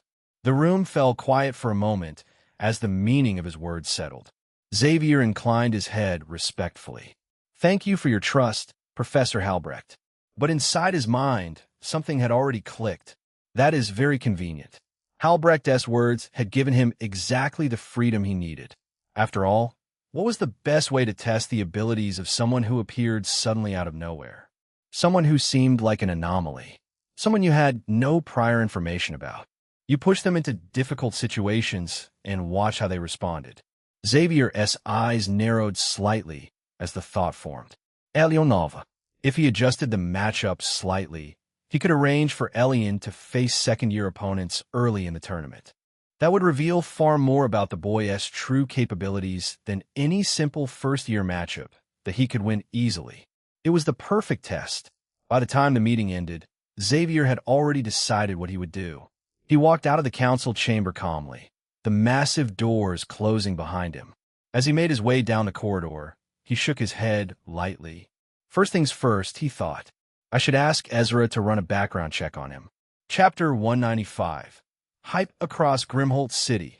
Flying mounts were landing one after another at the city's arrival ports. The skies above the floating city were unusually busy. Massive flying tigers, sleek winged serpents, and even incredibly expensive wyverns descended from the clouds as their riders arrived from every corner of the continent. A large number of people were pouring into the city. They had all come for the same reason. The fighting tournament that would begin the very next day.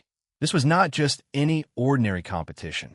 It was an event where some of the most talented members of a younger generation would be fighting in front of nobles, merchants, and powerful organizations from across the realm. No noble house or influential group would willingly miss such an opportunity to observe the Academy's rising stars. But the excitement had grown even larger after a shocking announcement. If any outsider, someone who was not already a student, managed to defeat a current Academy student of the same age, they would be granted immediate admission into the Academy. It was an outrageous rule, and it had been proposed by Xavier himself. He had suggested allowing talented youths from outside the Academy to participate in the tournament. To everyone's surprise, the proposal had been accepted with no issue. The announcement had spread like wildfire. The result was exactly what Xavier had expected. The hype around the tournament had exploded overnight. Not only did it make the event far more exciting, but it also attracted even more visitors and even more revenue for the Academy.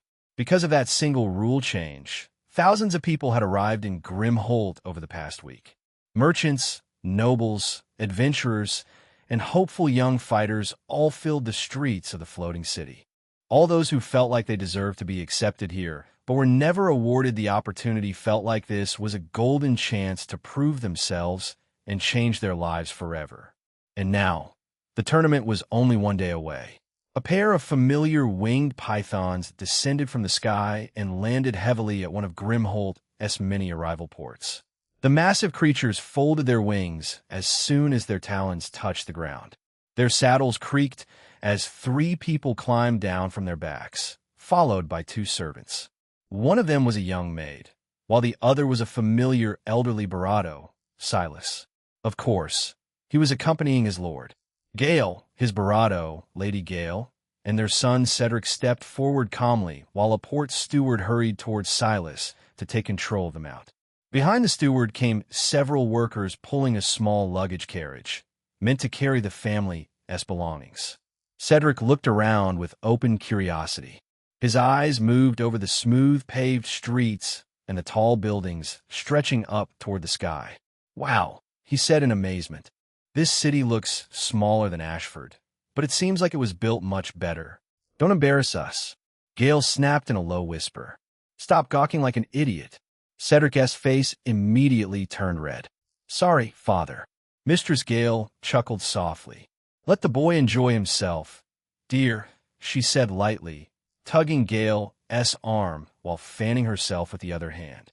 Behind them, the female servant walked quietly, holding what looked like her mistress's purse and other smaller personal belongings. Gale's expression remained annoyed. "He is already acting like some clueless country bumpkin," he muttered. His wife laughed again, but said nothing further as they continued walking toward the nearest buildings. The family had clearly prepared themselves carefully for this trip. All 3 of them were dressed extravagantly. Mistress Gale looked even more beautiful than usual. Her face had been carefully powdered, and she wore a luxurious red dress that shimmered under the sunlight. Gale himself wore a formal black suit, though his round stomach pushed slightly against the fabric. Cedric wore something similar to his father's outfit. His clothing was simpler, but still clearly expensive. It was obvious they had spared no effort preparing for this important event. "We need to find proper lodgings," Gale said while scanning the nearby buildings. At that moment, Silas finally caught up with them, walking briskly while 2 stewards followed behind with their luggage. "Right away, sir," Silas replied respectfully as he stepped ahead to lead the way. Gale glanced toward the distance. Far above the city, built along a raised mountain-like structure, stood an enormous complex that towered over everything else. "I wonder how we are supposed to find Mira in a place like this," Gale said thoughtfully. His eyes lingered on the distant structure. "I assume that must be the academy." "Yes, my dear," Mistress Gale said with a smile. His wife had been fortunate enough to attend the academy in her youth, while he had not been so fortunate. Even though she dropped out along the way, she was still quite familiar with the place. Cedric looked up at it as well. "It looks just as amazing as I imagined," he said, trying his best to hide the awe in his voice. They continued walking through the bustling port district, following behind Silas as he led the way. Grimholt was far more lively than Cedric had imagined. The streets were crowded with travelers who had arrived from every corner of the continent. Merchants shouted advertisements for their goods. Port stewards hurried past with carts full of luggage, and groups of richly dressed nobles walked through the city with their guards in tow. Above them, the sky was constantly filled with movement. More flying mounts circled in the air, waiting for a place to land. Cedric could not help but glance up again. "Father, there are even more people arriving," he muttered. "Of course there are," Gale replied calmly. "This is not some small regional gathering. The Academy's tournament attracts attention from all over the continent." He adjusted the sleeve of his coat while walking. "Many powerful families will be attending. Some come to watch the students, others come to scout potential talents for their factions." Cedric nodded slowly. He understood that much, but seeing it in person was still overwhelming. Lady Gale walked beside her husband, occasionally fanning herself while observing the surrounding buildings. "This city is Barado impressive than I remember," she said thoughtfully. "Everything looks better and so well maintained. The city has grown." Silas, who was walking slightly ahead of them, spoke without turning around. "Grimholt, the floating city may be separate from the Academy, but recently I hear that it has been maintained by the combined efforts of the rulers of the different races, madam." "I'm aware," she said as Silas lowered his head. He thought he was being useful, but it turns out he was just being an annoyance. She continued, not showing any sign of displeasure. The infrastructure here is supported by several massive mana arrays beneath the city. Cedric's eyes widened slightly. So the whole city is basically floating because of magic? More or less, his mother replied calmly. They soon reached a wider street where several large inns and hotels stood side by side. Many of them already had banners hanging outside announcing that rooms were fully booked. Gale frowned. I expected as much. Lady Gale glanced around with interest. Perhaps we should have reserved rooms earlier. We tried, Gale replied flatly. But every noble family had the same idea. Silas slowed his steps and looked back at them. If I may, sir, he said politely, there's still several establishments further ahead that cater specifically to visiting nobles. We may have better luck there. Gale nodded. Lead the way. As they continued walking deeper into the city, Cedric's thoughts drifted again toward the towering academy in the distance. So Mira lives up there? How lucky. He wondered how different her life must be compared to theirs. A small smile appeared on his face. Soon enough, he would see for himself. A similar scene was playing out all across the great city.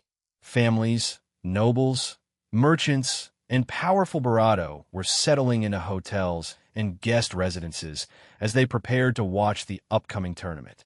In one particularly lavish hotel suite, Lord Moon had just finished settling into the large room with his Barado. Father, when can I go see Big Sister? An incredibly cute young girl with long blue hair tugged at her father's arm with all the strength she could manage. She looked no older than 9 or 10, and her bright blue eyes were full of excitement. Soon, Aurelia, Lord Moon said patiently, giving his daughter a gentle pat on the head. Aurelia wore a lovely blue dress, similar in design to the elegant gowns her mother often wore, though hers looked more reserved and innocent. The flowing fabric matched her deep blue hair perfectly. Come here, dear, the beautiful Mrs. Moon called out softly, Centuredo revealing part of her long legs while still maintaining a dignified elegance. Aurelia happily ran over and climbed on her mother's Barado. Now tell me, Mrs. Moon said kindly, brushing her daughter's hair aside, what did I say you should do while we are here?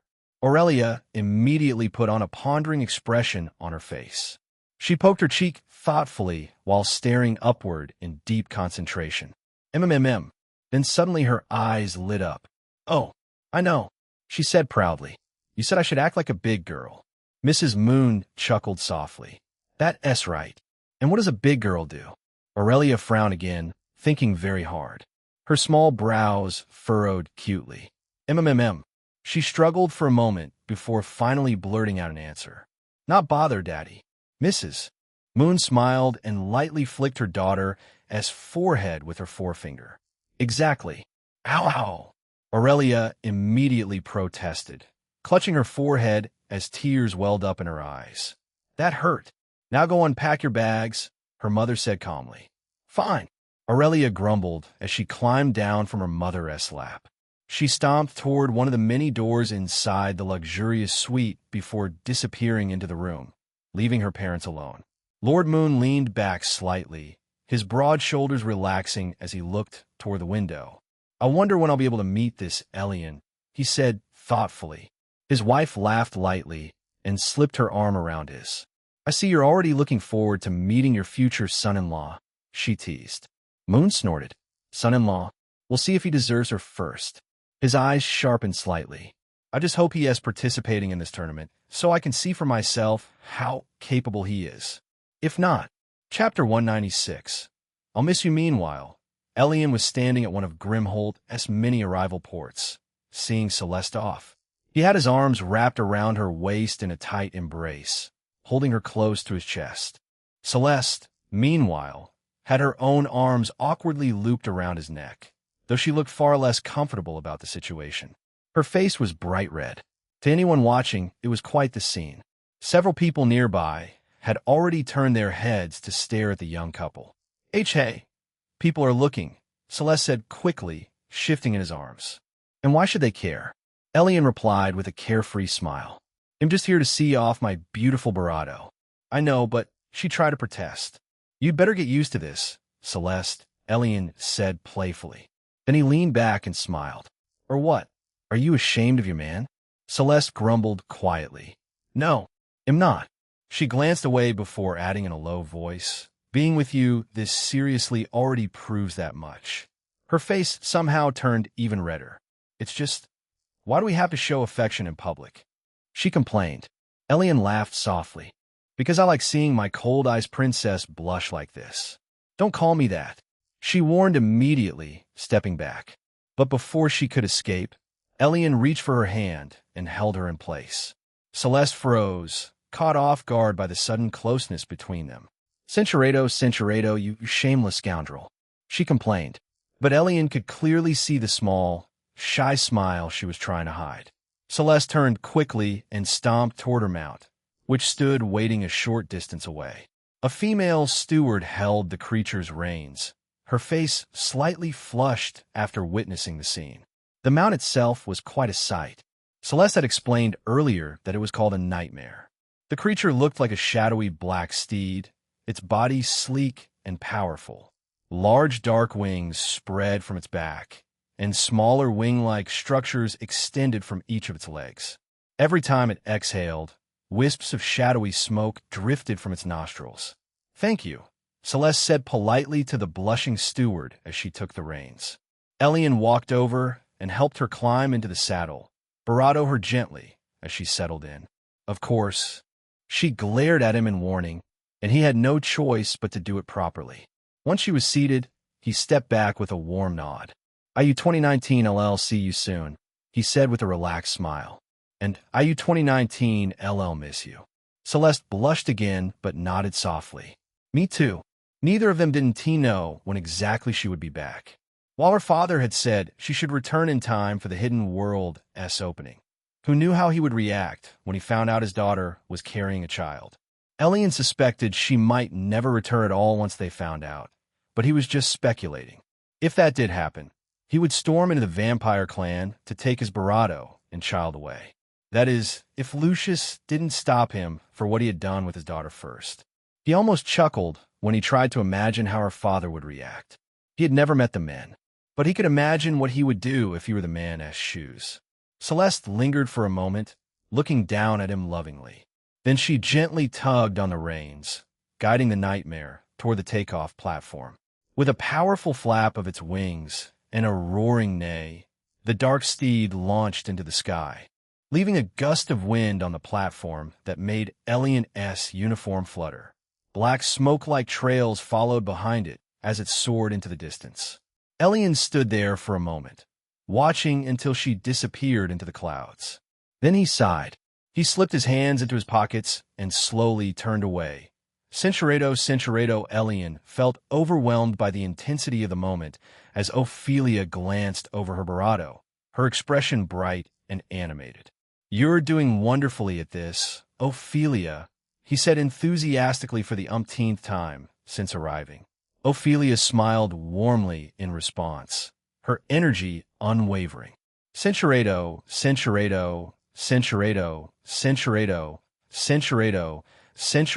Ophelia smiled warmly, patting his arm. "You're as energetic as always, Elion. Your stamina never fails to amaze me." She looked back over her bravado, her eyes bright with admiration. "What should we do next?" "Quickly now. Cinceredo. As Elion watched her move, her form rippling gracefully with each step, like stones plunking into a still pond, sending perfect circles of movement outward. Elion's eyes lit up with a clever idea. He raised one hand and brought it down lightly on her back, the sound echoing sharply. Cinceredo, update. Ophelia laughed, not missing a beat. "Oh, come now, darling, join us. There's plenty of room." Esme didn't need bravado invitation. With a determined huff, she climbed up, grabbing Ophelia and tugging her upward. Cinceredo, Cinceredo, Cinceredo, Cinceredo, Cinceredo, Cinceredo, Cinceredo, Cinceredo, Cinceredo, Cinceredo, Cinceredo, Cinceredo, Cinceredo, Centurado, Centurado, Centurado, Centurado, Centurado, Centurado, Centurado, Centurado. Elion gave each of them a gentle tap on the back tap. Top, drawing soft murmurs from the women as they drifted to sleep. He chuckled, smiling at them, then headed to the adjoining bath for a quick shower, rinsing off before Barado. Fortunately, had removed his uniform before diving in, so it waited clean nearby. Drying off, he dressed back into the crisp attire, adjusting the collar as he stepped out. "System?" he called out, voice echoing slightly in the quiet manner as he exited through the door. "Yes, host, you've been very quiet lately," Elion said, stretching his shoulders slightly. "Any quests for me?" "No, host," Elion raised a brow. "He really? Are you sure?" 100%, host, the system's smooth female voice replied without hesitation. Elion sighed. "All right then, how about you show me my status?" "Of course."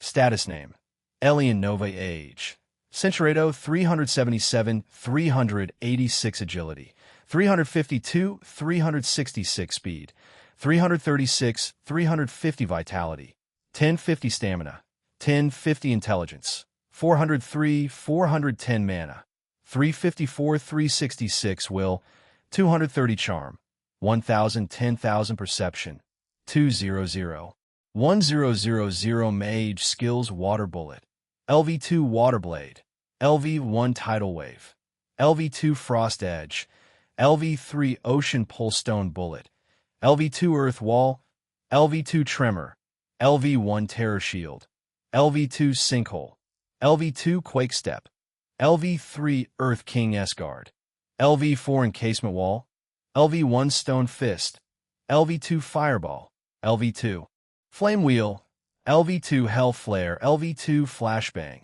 LV1 flaming fist, LV1 rain of flames, LV2 blazing rush, LV3 crimson surge, LV4 mirage, LV1 life drain, LV2 telepathy, LV3 shapeshifter, LV3 blood chains, LV2 marionette, LV4 coagulate, LV3 sword skills: footwork, slash, thrust, parry, flowing edge, piercing fong, perfect parry, Barado, angle strike, mountain splitting, slash, phantom blade, starfall, requiem.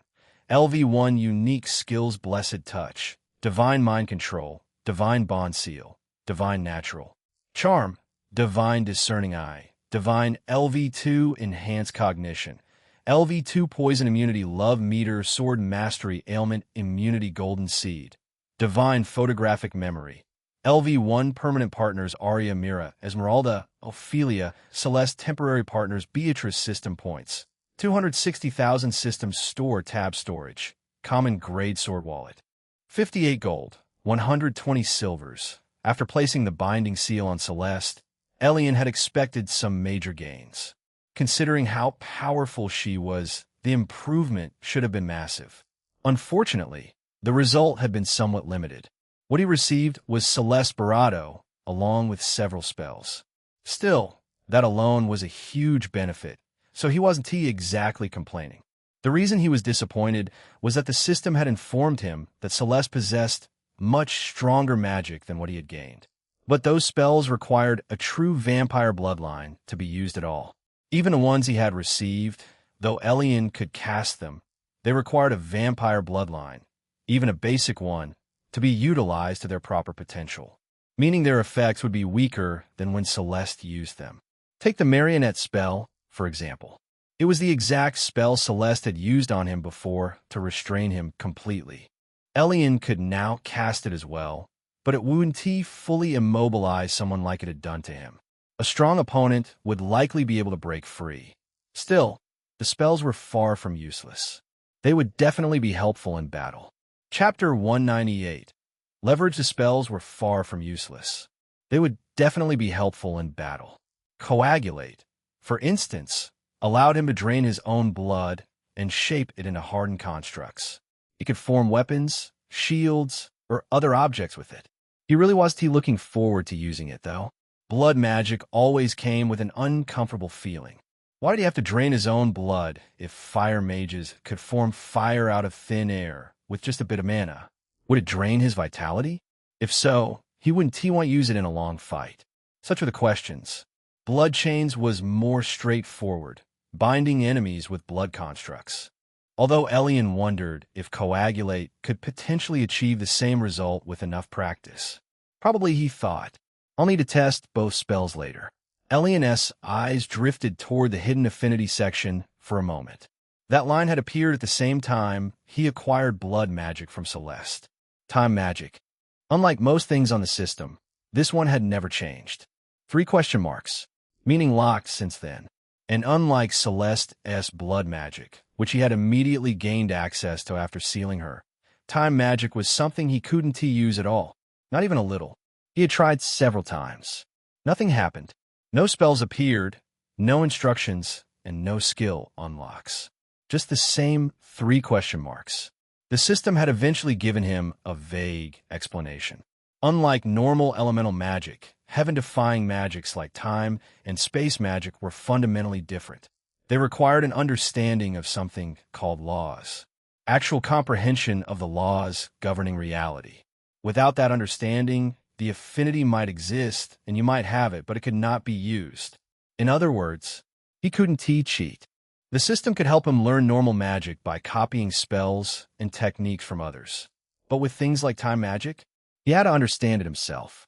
Right now, the system judged that his current understanding of magic was too low to even begin unlocking it. So the affinity simply sat there, locked and waiting. Elion sighed slightly.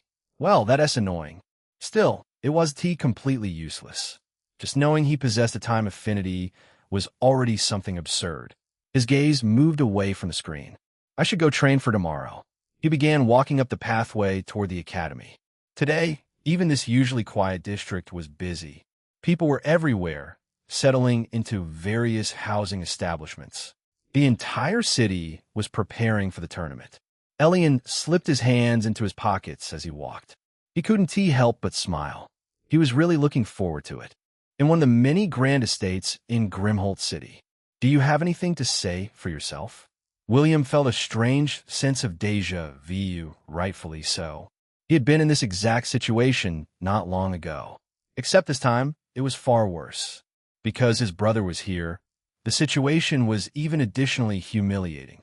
William knelt on the floor, his fists clenched so tightly his knuckles had turned white. Rage burned inside him like poison. At that moment, he truly felt like Barado, that wretched man Elion, with his own hands. No, father, William finally hissed through gritted Barado. Beside their father stood Xavier, calmly observing the scene. He looked down at his kneeling brother with a detached expression. Honestly, he often wondered how the two of them could turn out so differently despite sharing half the same blood. I suppose the heavens are not always generous, he thought. His gaze lingered on William. It must be that low-born mother of his. They shared the same father, but not the same mother. William's mother had been a woman of humble birth. Duke Dancrest had taken a liking to her years ago and elevated her to a higher station in his household. Even so, the woman had possessed decent talent, so society had not criticized the Duke too harshly for it. But to Xavier, the explanation was simple. Her blood had diluted the purity of the Dancrest line. In truth, Xavier held no personal hatred toward commoners. He simply believed in being pragmatic and logical. History and statistics showed that noble bloodlines produced talented leaders generation after generation. It was only natural. Rare exceptions existed, of course. Occasionally, someone extraordinary rose from the common masses.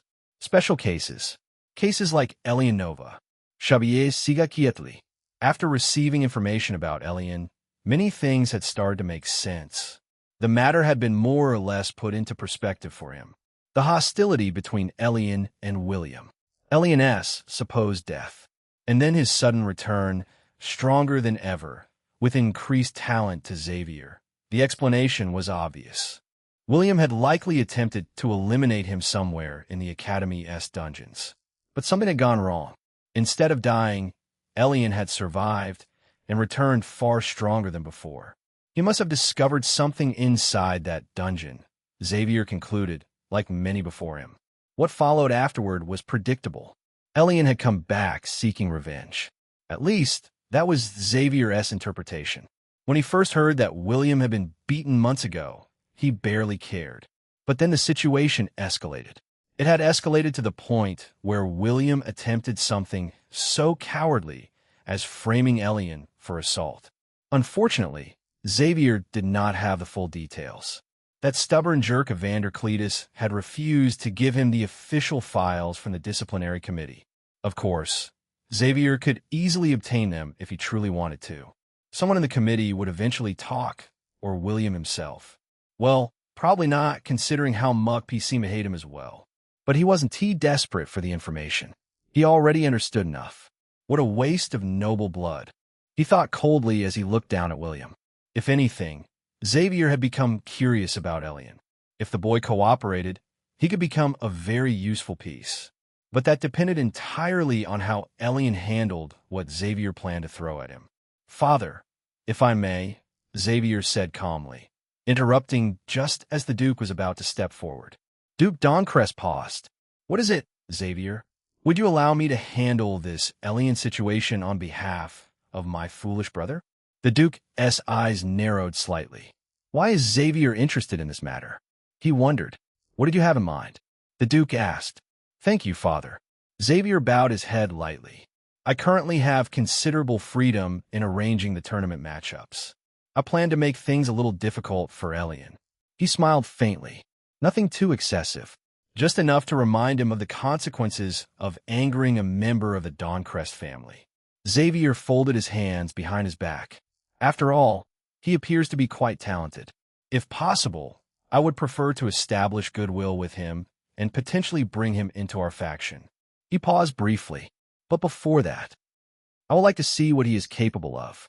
Xavier's gaze shifted slightly toward William. And of course, I will give William a chance to redeem himself as well. I can arrange for them to face each other in the tournament.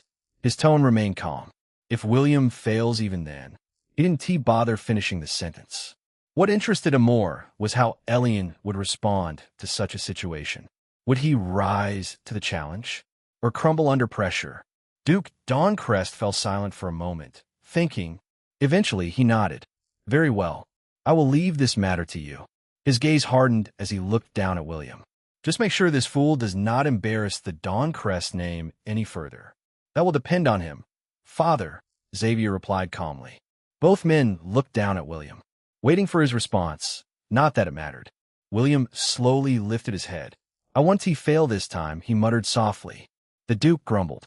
"I want to be holding my breath." In truth, Xavier had no expectations that William would win. Not even slightly. But that outcome would still benefit him. If William lost, Xavier gained leverage over him. And if Elion won, then Xavier would gain leverage over him as well. Either way, the outcome of the match would serve his purposes perfectly. Chapter 199. It begins. "Tell me again why we are here, Vivian?" A plain-looking middle-aged man with an unkempt beard asked the question with a tired, exasperated sigh. He wore simple pants, a black tunic, and a gray robe thrown loosely over his shoulders, hardly the attire one would expect from someone attending a grand event. A long scar ran down the length of his left eye, and his dull brown eyes had the infamous dead fish look, like someone who hadn't slept properly in weeks. His black hair was just as messy as his beard, giving him a rather rough and unusual appearance. Walking a few steps ahead of him was the woman he had addressed. Vivian looked just as plain. She wore a short skirt, sturdy boots, a white blouse, and a robe similar to Kane's. Her black hair hung naturally without any decoration, and her brown eyes were equally unremarkable. The only thing about her that drew attention was her confident presence. Many people who passed by noticed her, appreciating her distinctive style. Their eyes drifted toward her briefly before quickly turning away once they noticed her otherwise plain face. "You know why we're here, Kane," Vivian said without turning around. "Stop complaining." Kane sighed again as they walked through one of the many tunnel-like entrances leading into the Colosseum. His back slouched even further. "I didn't sign up for this," he muttered. "And I know that stinky old coot won't even pay me extra for the extra work." Vivian laughed quietly. "Well, that's true," she admitted. Then her tone sharpened slightly. But at least you get to keep your life. Whether that was truly guaranteed, only the two of them knew. Kane sighed again. You never spent any time with me, he complained. What does a man have to do to get some company around here? His gaze briefly met hers before returning to the conversation. He watched her walk away through the robe, her movement steady and calm. Left barato up, right barato down. Right barato up, left barato down, like a pendulum. She looks as wonderful as ever, Kane thought. His gaze lifted to study her features. Too bad she had to disguise her face. To him, the thought was subjective. While it was a tragedy that he would have to look at this plain face instead of her beautiful face, the silver lining was that fewer men would be eyeing something he fancied. Of course, many still stared at her admiringly. Those who believe that you don't barato the duck's head. The bird itself is all you need to enjoy your meal, Kane said. Vivian snorted, clearly aware of his barato, without even bothering to look back. Dream on, she said flatly. How many times do I have to reject you before it gets through your thick skull? A man can hope, can't he? Kane shrugged. Well, if you won't let me have you, he continued lazily, at least give me some silver so I can spend the night at the tavern while you do your scouting. Vivian shook her head with a frown. Men, she muttered to herself. Is chasing women all you think about? That, Kane replied casually, in gold. And ale, and cigars, and gambling. He paused. Oh, did I mention booze? Vivian gave him a wry smile. I need your help for the scouting, she said. What you do afterward is none of my concern. She glanced back at him sharply. And don't even think about renting a room at the same inn as me, or you'll regret it. Cinchuredo Kane had caught her before she could hit the floor, steadying her safely in his arms. Light began to appear at the end of the long tunnel as they walked forward. The sound of their footsteps slowly faded beneath the growing rumble of distant voices. Then Vivian stepped out of the tunnel. A deafening wave of noise immediately assaulted her ears. Thousands upon thousands of voices echoed throughout the massive Colosseum. Cheers, shouting, and excited chatter filled the air like a roaring storm. TCH, Vivian clicked her tongue. So loud, she muttered. I already want to leave this place. Cinchuredo, already packed with spectators from all over the continent. Even Kane had to admit, it was quite the sight. Rows upon rows of seats stretched upward in a massive circle around the arena. The structure was so large that it almost felt like a city built inside another city. Thousands of people filled the stands, their voices blending together into a constant roaring wave of noise. Colorful banners hung from the upper balconies, each one bearing the insignia of noble houses, merchant guilds, and other powerful organizations that had come to watch the tournament. The arena floor itself was enormous. Smooth white stone formed a perfect circular battleground, reinforced with multiple layers of magical arrays that faintly shimmered under the sunlight. At each corner of the arena stood tall crystal pillars, mana conductors meant to stabilize the barrier formations during intense battles. Vivian's eyes narrowed as she quietly took everything in. So many people, she muttered. Kane rubbed the back of his neck lazily. Yeah, big crowd, he said with a tired shrug. Great place to try your luck with the bets, too. If you would just give some of that money the old man gave you. Vivian ignored him. Her gaze slowly scanned the surrounding stands, analyzing the people present. There were nobles dressed in luxurious clothes, wealthy merchants seated in private balconies, and even several armored figures, guards who clearly belonged to powerful factions. A few particularly strong auras could already be felt even from where they stood. Some of them she was kind of familiar with. Looks like the entire continent decided to show up, Kane added as he yawned loudly. Vivian nodded slightly. That's exactly why we're here. Her eyes drifted toward the center of the arena. Some very interesting talents will appear in this tournament. Kane glanced at her sideways. You mean that brat the boss mentioned?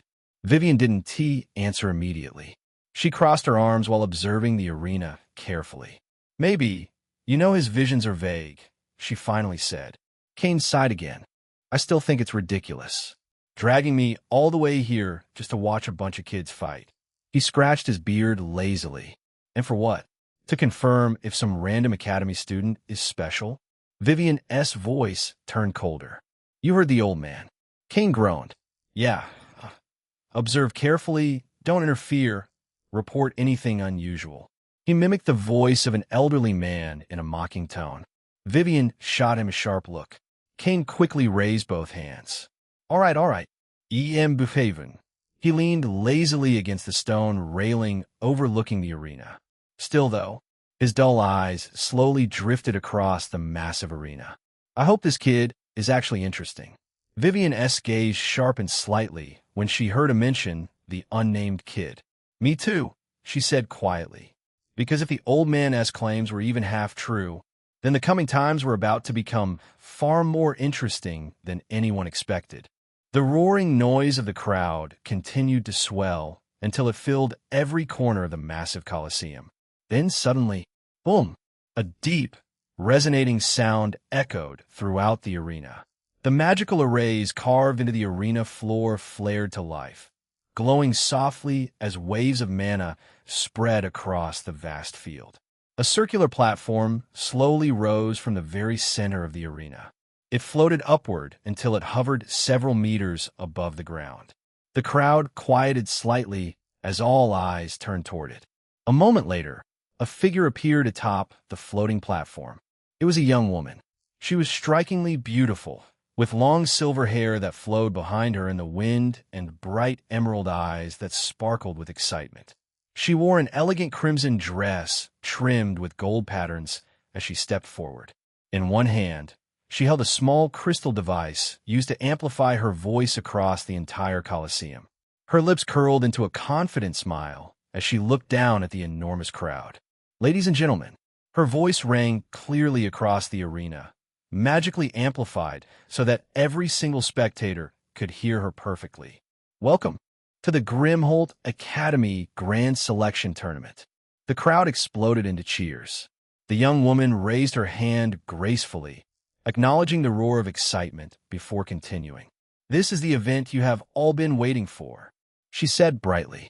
A gathering of the most promising young talents from the Academy. She paused for a moment, letting the energy of the crowd build.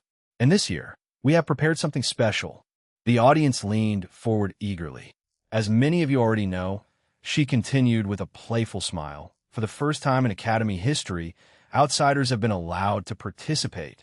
The stadium erupted again. Yes, you heard correctly, she said, pointing dramatically toward the arena floor. Any young challenger who defeats a student of the Academy of the same age will be granted immediate admission into Grimholt Academy. The cheers grew even louder. High above the arena, Vivian crossed her arms as she watched the spectacle. Showmanship, she muttered. Kane scratched his beard lazily beside her. Gotta admit, he said with a yawn, she is easier on the eyes than the host they used at that tournament in Haven a few years ago. Vivian didn't respond. Down below, the beautiful host's voice rose once again, brimming with excitement. So without further delay, she stretched both arms outward toward the massive battlefield. Let the tournament begin. Chapter 200. Format. The crowd roared like a thundering storm. Magical screens flared to life around the Colosseum, high into the air for everyone to see. The beautiful host waited patiently for the cheers to settle down. The floating platform rotated slowly in the air, so every side of the massive Colosseum could see her clearly. Her silver hair fluttered lightly in the wind as she raised the crystal amplifier again. She raised her hand once more, bringing the roaring crowd back under control. Now, she announced brightly, it would be my honor to introduce some of the distinguished guests who have joined us today. The crowd immediately perked up. Many of the spectators leaned forward eagerly. The hostess extended her arm toward the highest balcony overlooking the arena. First, we welcome the man who made all of this possible, the person who leads Grimholt Academy. Her voice rose dramatically. The legendary great mage, Maximus. Thunderous applause erupted across the stadium. High above the arena, on the central balcony reserved for the Academy's leadership, the elderly man stood calmly. Principal Maximus raised one hand in a casual greeting. He looked every bit the ancient powerhouse people whispered about. His long beard swayed lightly in the wind, and in his other hand, he leaned on his famous sword, turned cane, the weapon that had carved his name into countless legends. Behind him stood the gathered faculty of the academy. The applause continued for several seconds before the hostess spoke again. Next, she turned slightly toward another lavish balcony. "We are honored to welcome Duke Dancrest, one of the great nobles of the Valoria Kingdom." The crowd clapped respectfully. Seated on his private balcony, the imposing Duke Dancrest gave a dignified wave of his hand without rising. Behind him stood several members of his household and attendants. Among them was a familiar tall young man with sharp features, Xavier Dancrest. Joining him today, the hostess continued, is the proud leader of the great Cletus clan. Her voice rang out clearly. "Patriarch Cletus." The stern patriarch raised a hand calmly in acknowledgement as members of his clan stood proudly behind him. The crowd applauded warmly. And of course, the hostess continued smoothly. "We welcome the distinguished leader of the Moon clan." She gestured toward another noble balcony. Patriarch Moon, accompanied by his esteemed wife. Lord Moon stood from his seat briefly, offering the crowd a respectful nod, while his beautiful wife smiled elegantly beside him. The hostess allowed the applause to settle before continuing. But that's not all. Her tone grew even more energetic. "We are also honored by the presence of many leaders from the great organizations that help shape our continent." The screens above the arena shifted, highlighting different balconies. Representing the Merchant S-Guild of Grimholt Guildmaster Horatius Vale. A wealthy-looking older man with jeweled rings stood and waved to the audience, his entourage of richly dressed merchants applauding beside him. From the Adventurers Guild, the camera-like spell focused on the balcony with a banner of cross swords. Guildmaster Rhea Umbra, the beautiful woman in the red cheapao, remained seated calmly, her saber resting across her knees as she gave the faintest nod. Behind her, the adventurers accompanying her stood proudly. And from the renowned Alchemy Pavilion, Grand Alchemist Salvaris Wren, an elderly man with long green robes and thick spectacles, lifted a crystal vial in greeting, drawing a wave of amused applause.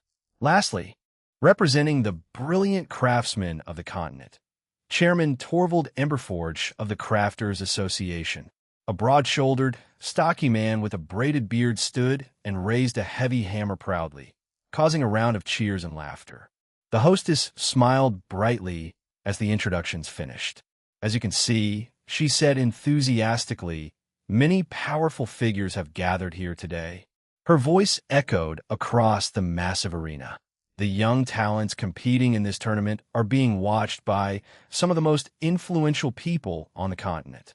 "Before the matchups appear on the screens and our first battles begin," she said with a bright smile, "let me explain the tournament format."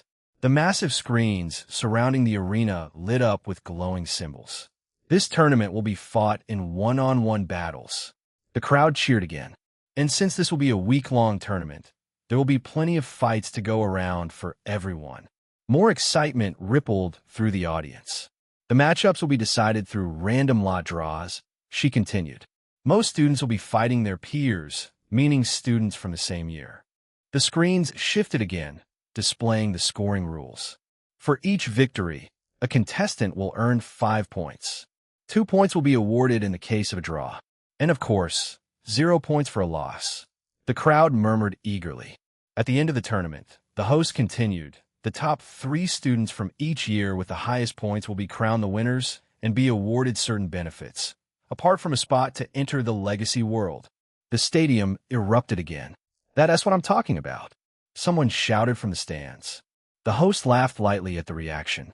However, she added, raising a finger to ensure fairness, "An additional rule has been implemented." The crowd quieted slightly. "As you all know," she continued smoothly, "there are always a few exceptionally talented youths within the academy who are far stronger than their peers." A ripple of knowing laughter passed through the audience. As such, the hostess continued, "To give everyone a fair chance, these monsters will be allowed to fight against upper-year students. Of course, this had been done with the student's consent. The audience roared with excitement. While the students' levels will not be publicly displayed for privacy reasons, she explained, the matchups themselves will indicate who these monsters are when the time to fight comes. She smiled mischievously. And while the competitors' names will not appear on the match boards, the glowing screens shifted again. Numbers will be used instead to prevent any form of match fixing so that you can have a fun time placing your bets on these talents. Curious murmurs spread through the crowd. You'll see what I mean very soon, she said playfully. Once the battles begin, she raised her voice once more. Of course, the challengers from outside the academy will also receive random matchups. They might get lucky and face a weaker opponent. She paused dramatically. Or they might be very unlucky. The crowd roared in anticipation. High above the arena, inside one of the upper balconies, a certain beautiful woman leaned slightly backward in her seat. That's an odd tournament format, she said calmly. She was a breathtakingly beautiful, slender woman. Her short black hair was tied to the side with a delicate white hairpin. A flowing red qipao hugged her elegant frame as she sat gracefully in her chair, light armor protecting her chest, left shoulder, and hips. A polished saber rested across her lap. The banner hanging in front of their balcony displayed the emblem of two crossed swords over a shield. The Adventurers Guild. It is, a man standing behind her replied. Either something else is at play here, he continued thoughtfully, or they really pulled out all the stops to entertain us. Yes, another man beside him agreed. And there are no preliminary rounds either. The woman nodded slightly. Just then, she spoke again. Lillian, a young woman, stepped forward immediately. She was strikingly beautiful as well, with olive skin and cherry-red lips. Her outfit was almost identical to the older woman's another elegant red qipao reinforced with light armor. A saber hung at her hip. Yes, mother, she said respectfully. The woman looked at her daughter calmly. I still believe sending you to this academy would be a waste of time, she said plainly. That is why I didn't allow it 2 years ago. She crossed one leg over the other gracefully. My stance hasn't changed. Her gaze remained calm, but firm. I consider my teachings to be superior to what this place could ever offer you. She paused briefly. After all, I also attended this academy. Lillian remained silent. However, I don't think you will have easy fights here, her mother continued. The second-year students can be considered your peers.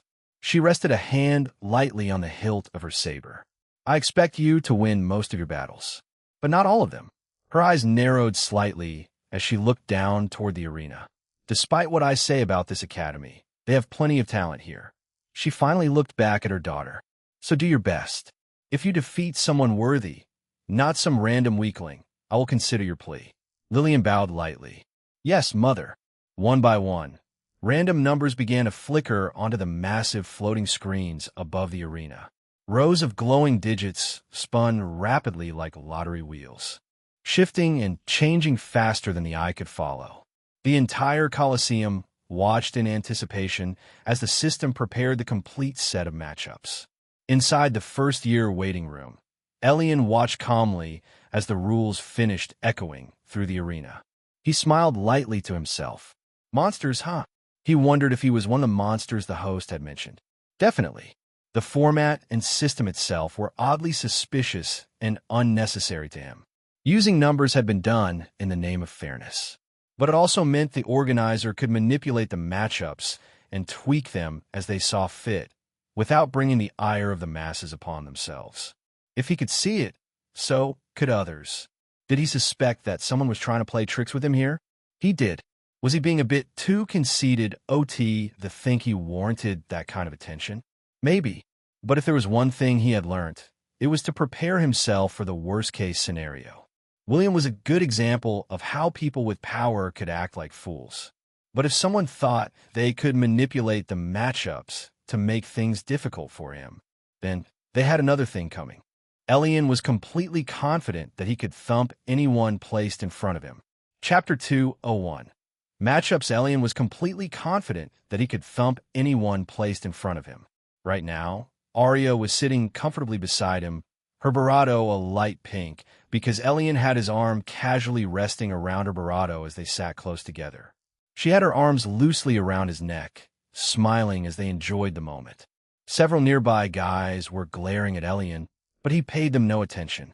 Mira sat right beside him on the bench, one leg crossed over the other, her head on his shoulder, watching the reactions around them with an amused smile. The three of them were creating quite the scene. Their blatant display of affection had already attracted the attention of half the waiting room. More than 70 first-year students had signed up for the tournament, and they were all gathered here waiting for their matches to be announced. Honestly, it was more participants than Elion expected. But when he thought about it, it made sense. Most of these people had been training for weeks in preparation for this tournament. Naturally, many believed they had a chance to prove themselves despite the odds stacked against them. The truly hopeless cases, or the more realistic ones, had not even bothered signing up. Those students were now seated comfortably in the stands with the rest of the spectators. Slowly, the screens inside the waiting room began to flicker to life as well. The matchups were starting to appear. At the exact same time, small glowing symbols suddenly appeared on the torsos of every participant in the room. Curious murmurs broke out everywhere. "Hey, what's that? Is that my number? What is that?" Elion looked down at the right side of his barato, where a faint magical number had appeared on his clothing. Mira and Arya both had numbers glowing on them as well. Elion blinked once. Then his barato curved slightly. That was the number displayed on his chest. He raised an eyebrow. Interesting. 5 and 6. Those were the numbers Mira and Arya had gotten, respectively. If these numbers had been given based on what he thought, then the whole number system made no sense. After a few fights, anyone would be able to guess these numbers were the students' actual rankings, based on their levels. He couldn't TC Tessa anywhere, but Isolde was close, and she had the number 3. William was nowhere to be found. In fact, Elion had seen almost all his classmates since they came in here, but not William, which was curious. But he could see Lyra and Jared in the crowd. Back in the arena, the beautiful hostess lifted the crystal amplifier again as the excitement of the introduction settled. Her voice rang clearly across the Colosseum. "As you can see, we have many battles to get through over the course of this week." She gestured toward the enormous arena floor below her. "To ensure the tournament progresses smoothly, multiple fights will occur at the same time." The crowd roared in approval. 12 glowing markers appeared on the large magical screens hovering above the battlefield. 12 matches will take place simultaneously, she announced, allowing us to witness dozens of incredible battles at the same time every day, inside the first-year waiting room. The participants continued watching the broadcast on several large crystal screens mounted on the walls. At the same time, a Stern Academy staff member stood before them, arms folded behind his back. "When the number on your chest begins blinking," he explained calmly, "that means it is your turn to fight." The students listened attentively. "You will proceed through the tunnel," he continued, pointing toward the exit passage, where you will see the designated platform number displayed on the screens. He paused briefly. "Simply head to the platform indicated." The man glanced around the room. "Understood?" Murmurs of agreement spread through the crowd of competitors. Elion tilted his head slightly. Platforms? It seemed everyone in the room had the same thought at the same time. Through the large screens in the waiting room, they could clearly see the host floating above the arena and hear the roaring crowd. From this angle, the battlefield floor of the Colosseum looked completely ordinary. Just a massive paved stone surface stretching across the entire arena. Nothing special at all. But right on cue, something curious happened. From the faculty balcony, Professor Halbrecht slowly floated forward into the open air. Flight was something that only Grand Mages and above were capable of. Even the hostess had to use a platform to stay in the air. The middle-aged mage hovered calmly about 100 meters away from the hostess. Then he simply raised one hand. For a second, nothing happened. Then, the floor began to rumble. A deep vibration shook the entire Colosseum. Spectators gasped as the tremor spread through the massive structure. Some people even began to panic. "What is happening? Is the arena collapsing? But just as the tension began rising, the battlefield floor started changing. The enormous stone surface shifted like living earth. Huge sections of the ground began sliding and rising. Stone grinding against stone echoed throughout the arena. Massive rectangular structures pushed upward from beneath the floor. 1, 2, 3. More and more platforms rose steadily, until finally 12 enormous platforms stood raised above the ground. Each one was perfectly rectangular, measuring roughly 50 meters by 30 meters, standing about 1.5 meters above the surrounding floor. The rumbling slowly faded. The platforms settled firmly into place. The entire Colosseum stared in stunned awe. Without saying another word, Halbrecht calmly turned and floated back to the faculty balcony, taking his seat as if nothing extraordinary had just happened. Inside the waiting room, many students stared wide-eyed at the screens. Even Elion couldn't help but feel a bit impressed. So that's the power of a Grand Mage. This had clearly been a show of power from the professor, and he hadn't even broken a sweat.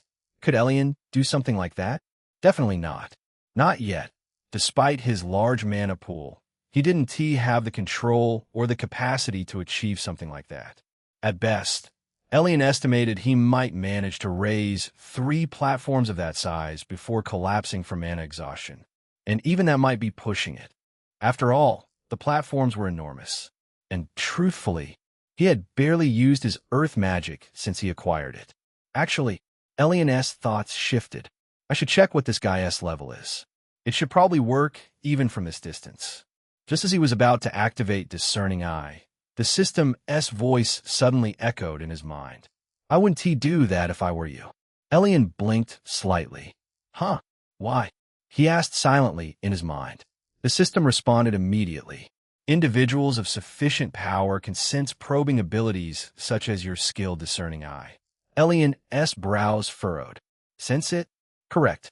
The system's calm female voice continued. Targets whose perception, willpower, or magical awareness exceeds a certain threshold can detect when someone attempts to analyze them. Elion's expression shifted slightly. You're telling me, if I try to scan him, he'll notice? Yes. The answer came without hesitation. Someone at the level of Professor Halbrecht possesses extremely refined mana perception. Elion glanced back at the screen where Halbrecht had already returned to his seat on the faculty balcony, looking as calm and indifferent as ever. If you use Discerning Eye on him directly, there's a high probability he will sense the scan and trace its origin. Elion's eyelid twitched. Trace it? The system elaborated. Your skill functions by extending a subtle thread of mana to the target. A mage of his level can follow that thread back to the source. Elion leaned back slightly on the bench as he adjusted Arya's position on his Barado.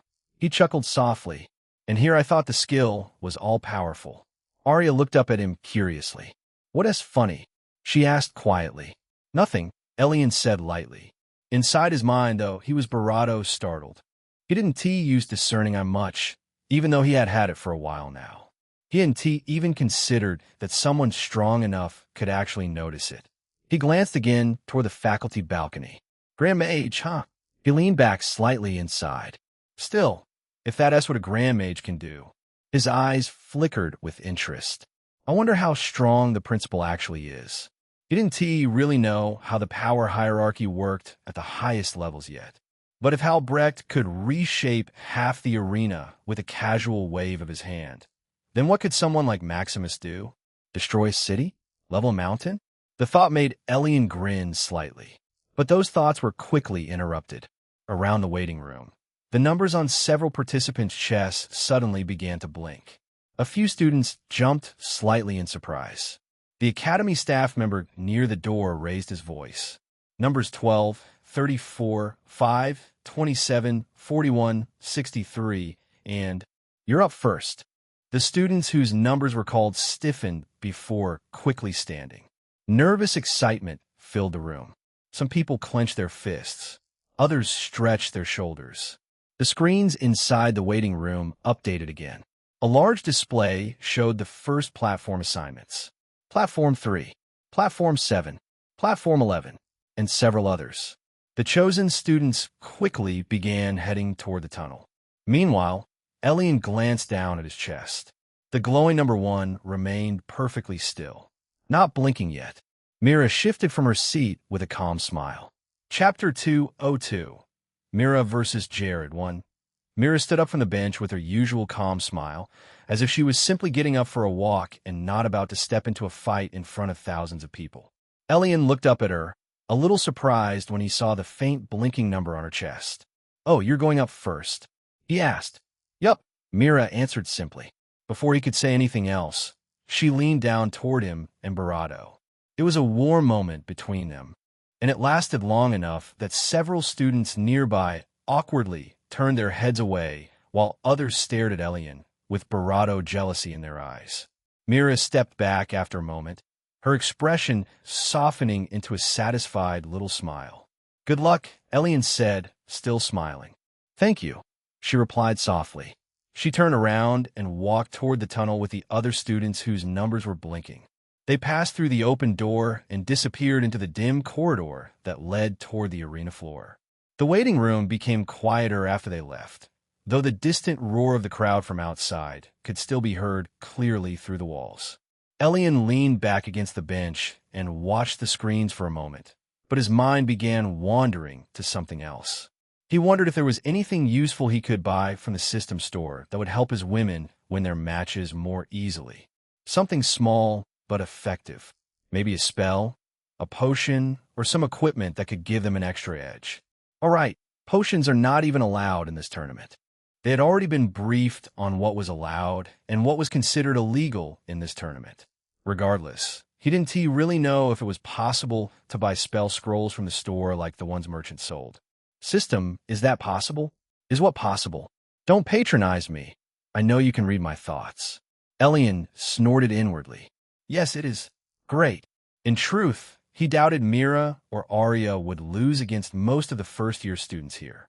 The only ones who might be a problem were the top students, people like Isolde, Tessa, Lyra, William, Jared, and a few others who had shown real strength already. But even then, being at a higher level did not guarantee victory in a real fight against the other first years. There were too many other variables to take into account. Skill with spells, reaction speed, battle awareness, and sometimes even simple luck. Besides, Mira and Arya were already wearing the rings he had given them all that time ago. Those rings boosted their mana output, recovery, and casting speed, which meant their spells would hit harder and last longer in a fight. That alone would already make a big difference against most opponents. It should be enough, Elion thought quietly. Let us see how the first fights go first. I can decide later if I need to buy something. He was saving his points for a bloodline, so he really didn't want to spend any unless it was strictly necessary. Just then, the screens in the waiting room changed. The students who had walked through the tunnel were now appearing on the giant magical displays inside the Colosseum. The noise of the spectators grew louder and louder as the first fighters stepped into view. Elion's eyes moved across the screens, carefully observing the contestants who were already stepping onto the platforms. Something caught his attention. He noticed that every single participant standing on the battlefield was wearing the first-year S uniform. No older students were present on the platforms yet. Only first years, Elion thought. Just as he reached that conclusion, the host raised her crystal amplifier again and spoke loudly to the roaring crowd. "Ladies and gentlemen," she called out with excitement in her voice, "please give a warm welcome to the first group of fighters stepping into the arena today." She raised one arm dramatically toward the platforms below. "Please welcome the Academy's first years." The reaction was instant. The entire Colosseum erupted into louder cheers. Thousands of spectators clapped and shouted as the young contestants stood proudly on their platforms. Many of them raised their weapons or waved nervously toward the stands, while others tried to maintain a calm expression under the overwhelming attention. The host laughed lightly as the cheering continued. "These are the youngest talents of Grimholt Academy," she announced proudly. "Some of them may be new to battle, but many have already shown remarkable potential. Her eyes swept across the 12 platforms. Today they begin their journey in this tournament. And who knows, perhaps among them stands a future legend.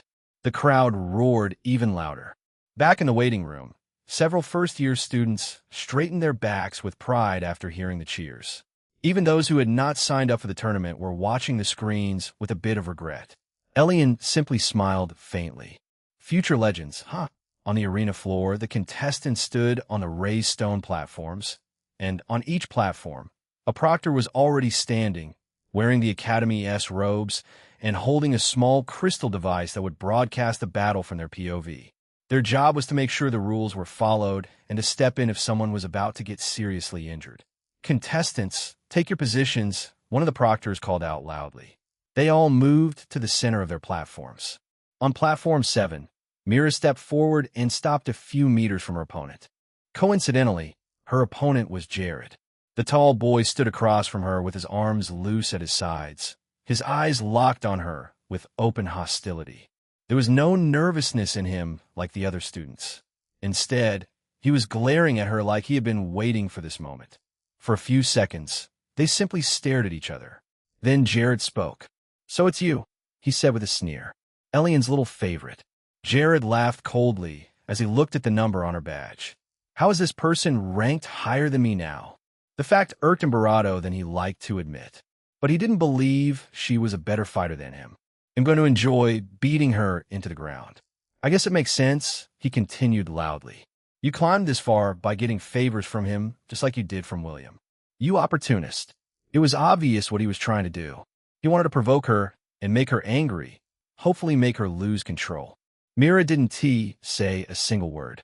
She looked at him calmly. Then slowly, a small smirk appeared on her lips. It was not an angry smile, but a calm, mocking one. And somehow, that quiet smirk was far more infuriating than any insult she could have thrown back. "Begin." The moment the proctors signaled the beginning of the matches, the arena came alive with motion. 12 platforms, 12 fights starting at once, spells and weapons flashing across the stone surfaces. From above, the beautiful hostess watched the chaos unfold with a bright, excited smile as the magical screens shifted to show different battles happening at the same time. "And we are underway," she called out, her voice carried across the entire Colosseum by the crystal in her hand. The first matches of the tournament have begun, and already the Academy's first years are showing us what they are capable of. The crowd roared as spells exploded and weapons struck stone. Each platform had its own little storm of noise and movement, and for the first few moments, the spectators' attention jumped from one fight to another. "Look at that exchange on platform 4. The hostess continued enthusiastically. "That young swordsman is showing some very clean footwork. And over on platform 9, we have a lightning mage who clearly came prepared today." But slowly, almost without anyone realizing it, the focus of the arena began to shift. On platform 7, the fight between Mira and Jared had just begun. Their proctor's voice rang across the platform the moment his hand dropped. Jared moved first. He didn't hesitate for even a second. His hand slammed down toward the stone floor, and mana surged through the platform. Stone lance. The ground cracked open in front of him, and a long spear of rock shot forward like an arrow toward Mira's chest. Mira was already moving. Her body shifted sideways in a smooth motion, and the stone lance tore past her shoulder, missing her by barely a few centimeters before shattering against the barrier surrounding the platform. At first, it was just another battle among many. But the moment Jared launched his first stone lance and Mira dodged it by a hair's breadth, several heads turned in that direction. When the next few spells followed in rapid succession, even more people started watching. The crowd roared instantly. Soon, the magical screens above the arena adjusted themselves, instinctively zooming in on the platform where the fight was becoming more intense. The hostess noticed it immediately. It seems platform 7 is heating up quickly," she said with a bright laugh. An earth mage facing off against a fire mage, and both of them looked quite confident. Her commentary was followed by excited exclamations from the crowd. Whoa, that was fast. Jared was already casting again. Chapter 203. Mira versus Jared 2. He slammed his hand into the stone again, launching another barrage of rock spikes, while Mira moved between them with quick, smooth steps. The crowd could see the focus on her face, the calm control of her movements, and every time a stone attack barely missed her, the spectators gasped loudly. 3 more stone spikes burst from the ground, shooting toward Mira from different angles. Jared clearly had experience with the spell, because he was controlling the direction with frightening precision. Mira jumped back, her boots sliding across the stone floor as another lance tore past her hip. One of them grazed her sleeve. The cloth ripped slightly, and the crowd gasped, and Jared grinned. "Run all you want," he shouted. "You're not fast enough." On other platforms, fights were still happening, but the noise around them slowly faded. More and more people leaned forward in their seats, watching Platform 7. He slammed his hand down again. Stone burst. The ground around Mira suddenly exploded upward. Jagged shards of rock shot toward her legs and torso like shrapnel. But Mira raised one hand calmly. Flame shield. A burst of fire erupted around her body, swirling in a tight circle. The rock shards hit the spinning flames and shattered apart into harmless fragments. The heat wave rolled across the platform. Now, this is what we like to see. The hostess continued, clearly enjoying the spectacle. Both fighters are showing excellent control over their magic. That young earth mage is not holding back, and the fire mage is responding beautifully. Now, that has control. Jared clicked his tongue. "Let us see you block this." He stomped his foot down. The platform cracked loudly as a thick stone pillar erupted upward from beneath Mira's feet, trying to launch her into the air. But Mira had already leapt. She twisted in the air, her long hair whipping behind her as she flipped backward and landed lightly a few meters away. Then her hands moved. 2 fireballs formed instantly in her palms. Fireball! The fireballs shot forward like bullets. Jared raised his arm, and the ground in front of him lifted instantly. A thick stone wall rose up. The fireballs exploded against it with a loud boom, sending sparks and smoke into the air. The crowd cheered loudly. This is a good fight. These 2 are strong. Jared stepped around the broken stone wall and immediately launched another attack. Stone rain. Multiple rock projectiles formed above Mira and dropped like heavy bullets. Mira dashed sideways. One rock slammed into the platform where she had been standing, cracking the stone surface. Another grazed her thigh as she moved. She went slightly, but kept moving. Jared saw it. "There we go," he shouted with a grin. "You're slowing down." Mira's expression didn't change. If anything, her calm smile only grew more annoying. She raised both hands. Barato began swirling around her arms.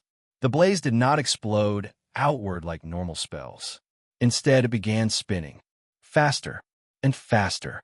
The air around the platform grew hot. Very hot. Jared frowned. "What are you?" Then he felt it.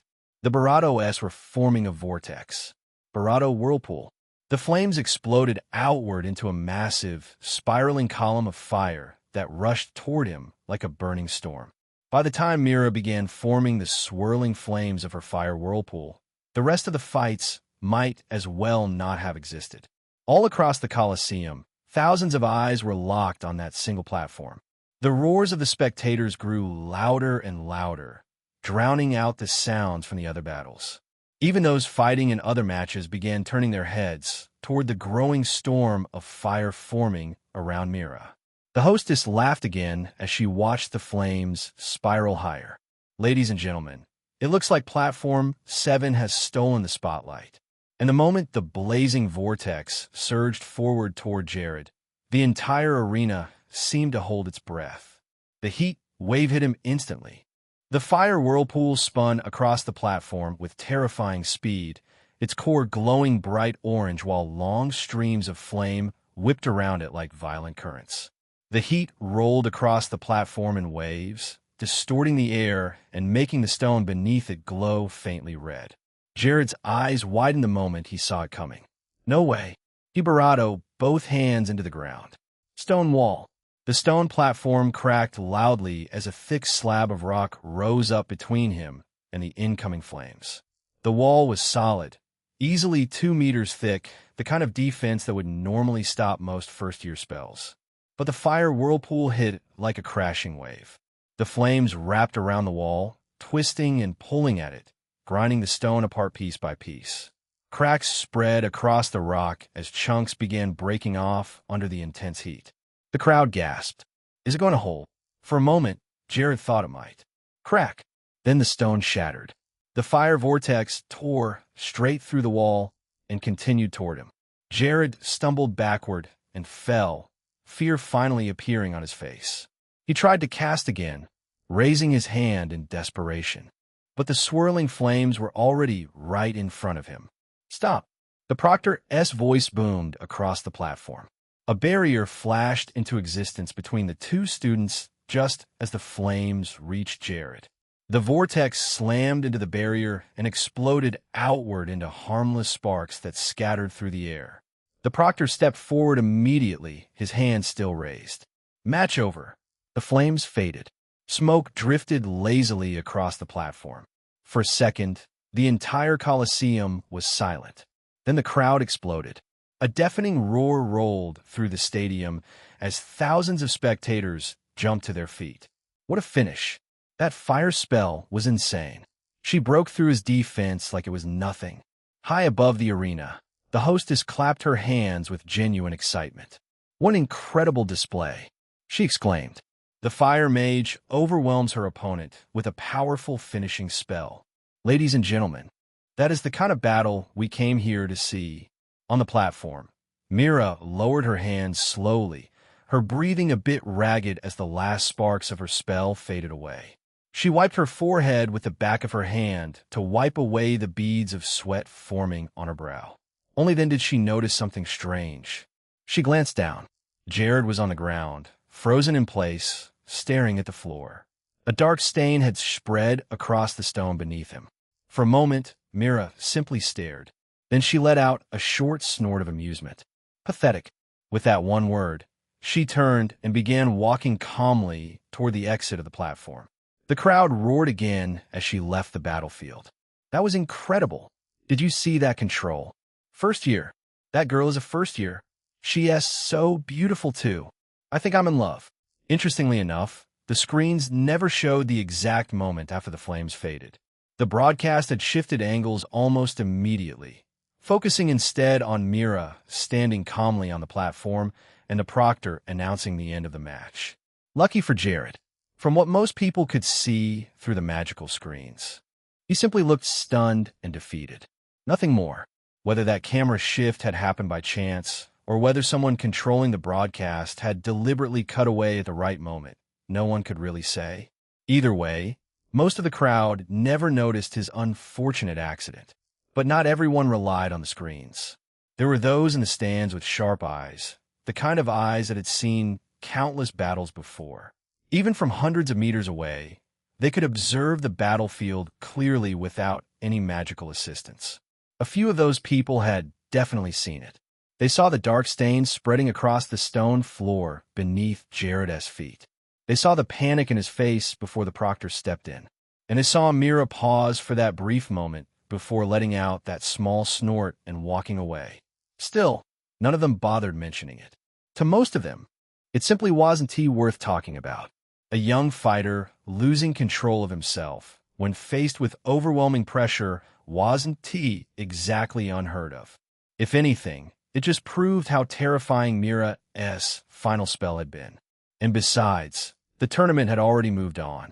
Back on the floating platform above the arena, the hostess had resumed her commentary as if nothing unusual had happened. What a powerful opening match, she announced brightly. The first-year fire mage demonstrates incredible spell control and ends the battle spectacularly.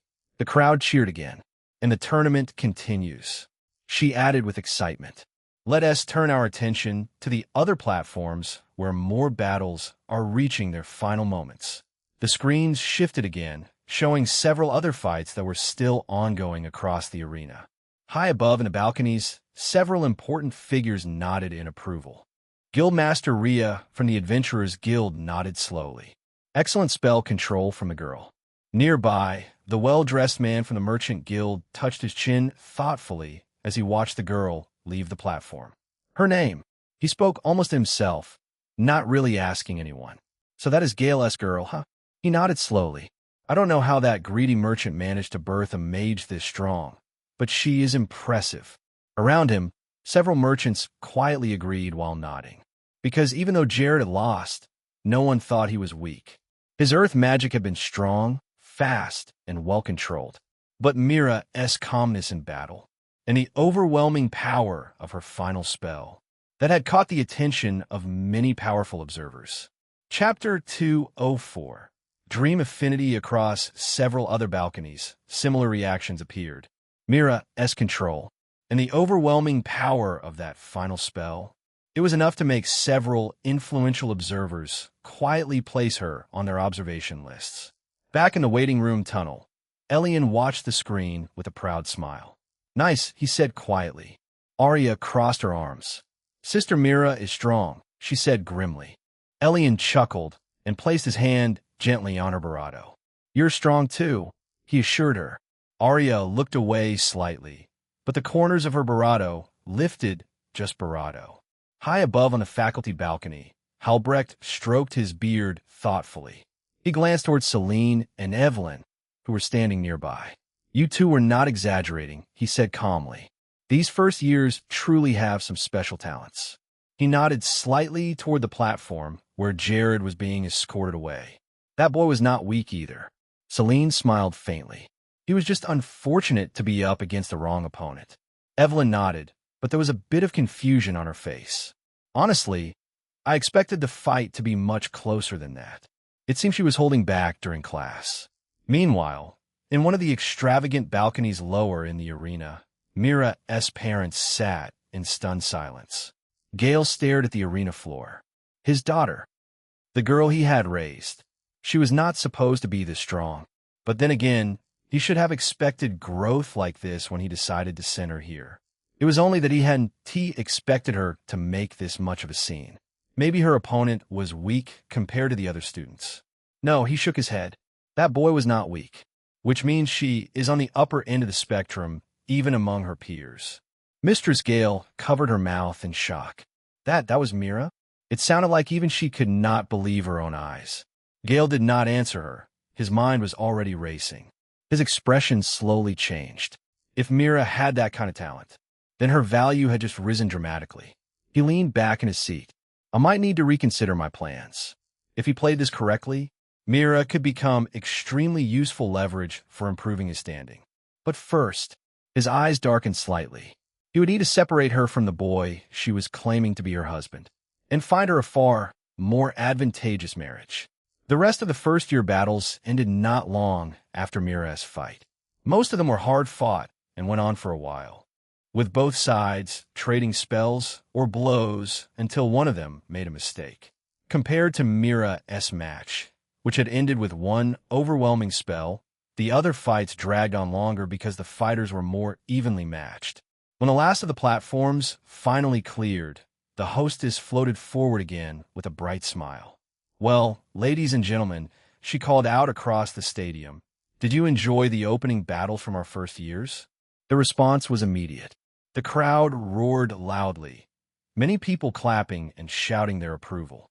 Yeah, I thought so. She laughed. But the tournament is far from over. After a short break, we will continue with our next group of fighters.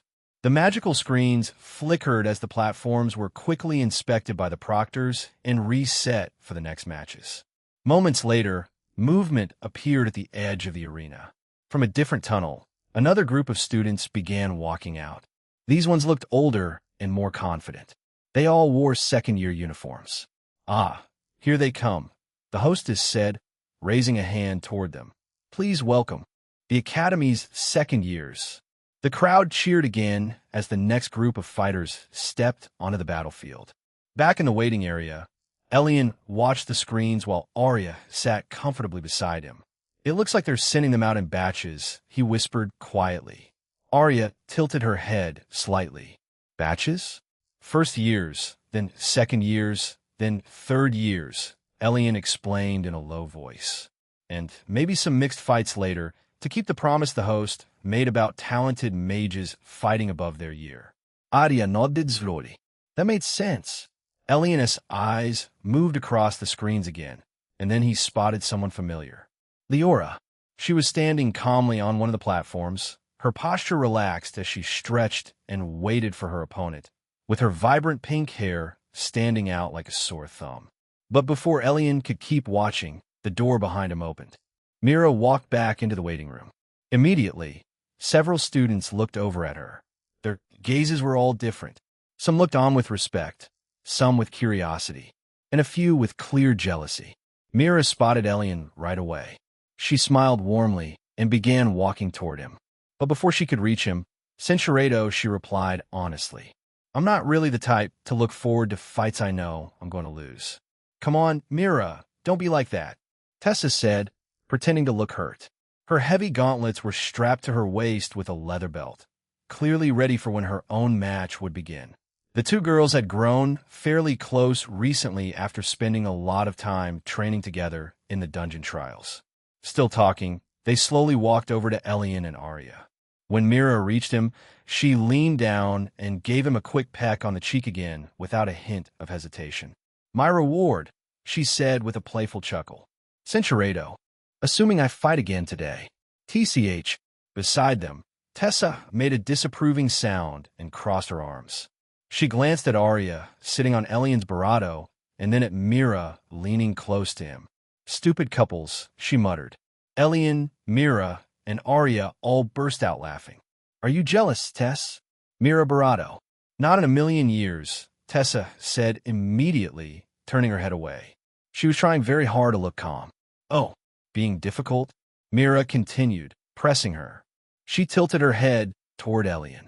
Elion could come along too. We wouldn't mind. Right, Arya? Arya's eyes narrowed. Actually, she said flatly, I do mind. Tessa groaned. You people are impossible. She turned around and waved her hand dismissively. I'll leave you guys to your little moment. With that, she walked away toward another part of the waiting room. It happened right on cue. The second-year fights were beginning. The proctors raised their hands across the platforms, signaling the start of the next set of battles, and the magical screens inside the waiting area shifted to show the new matchups. The noise of the crowd outside rose again as the spectators leaned forward in their seats. Naturally, Elion's eyes moved straight to the screen showing Leora's platform.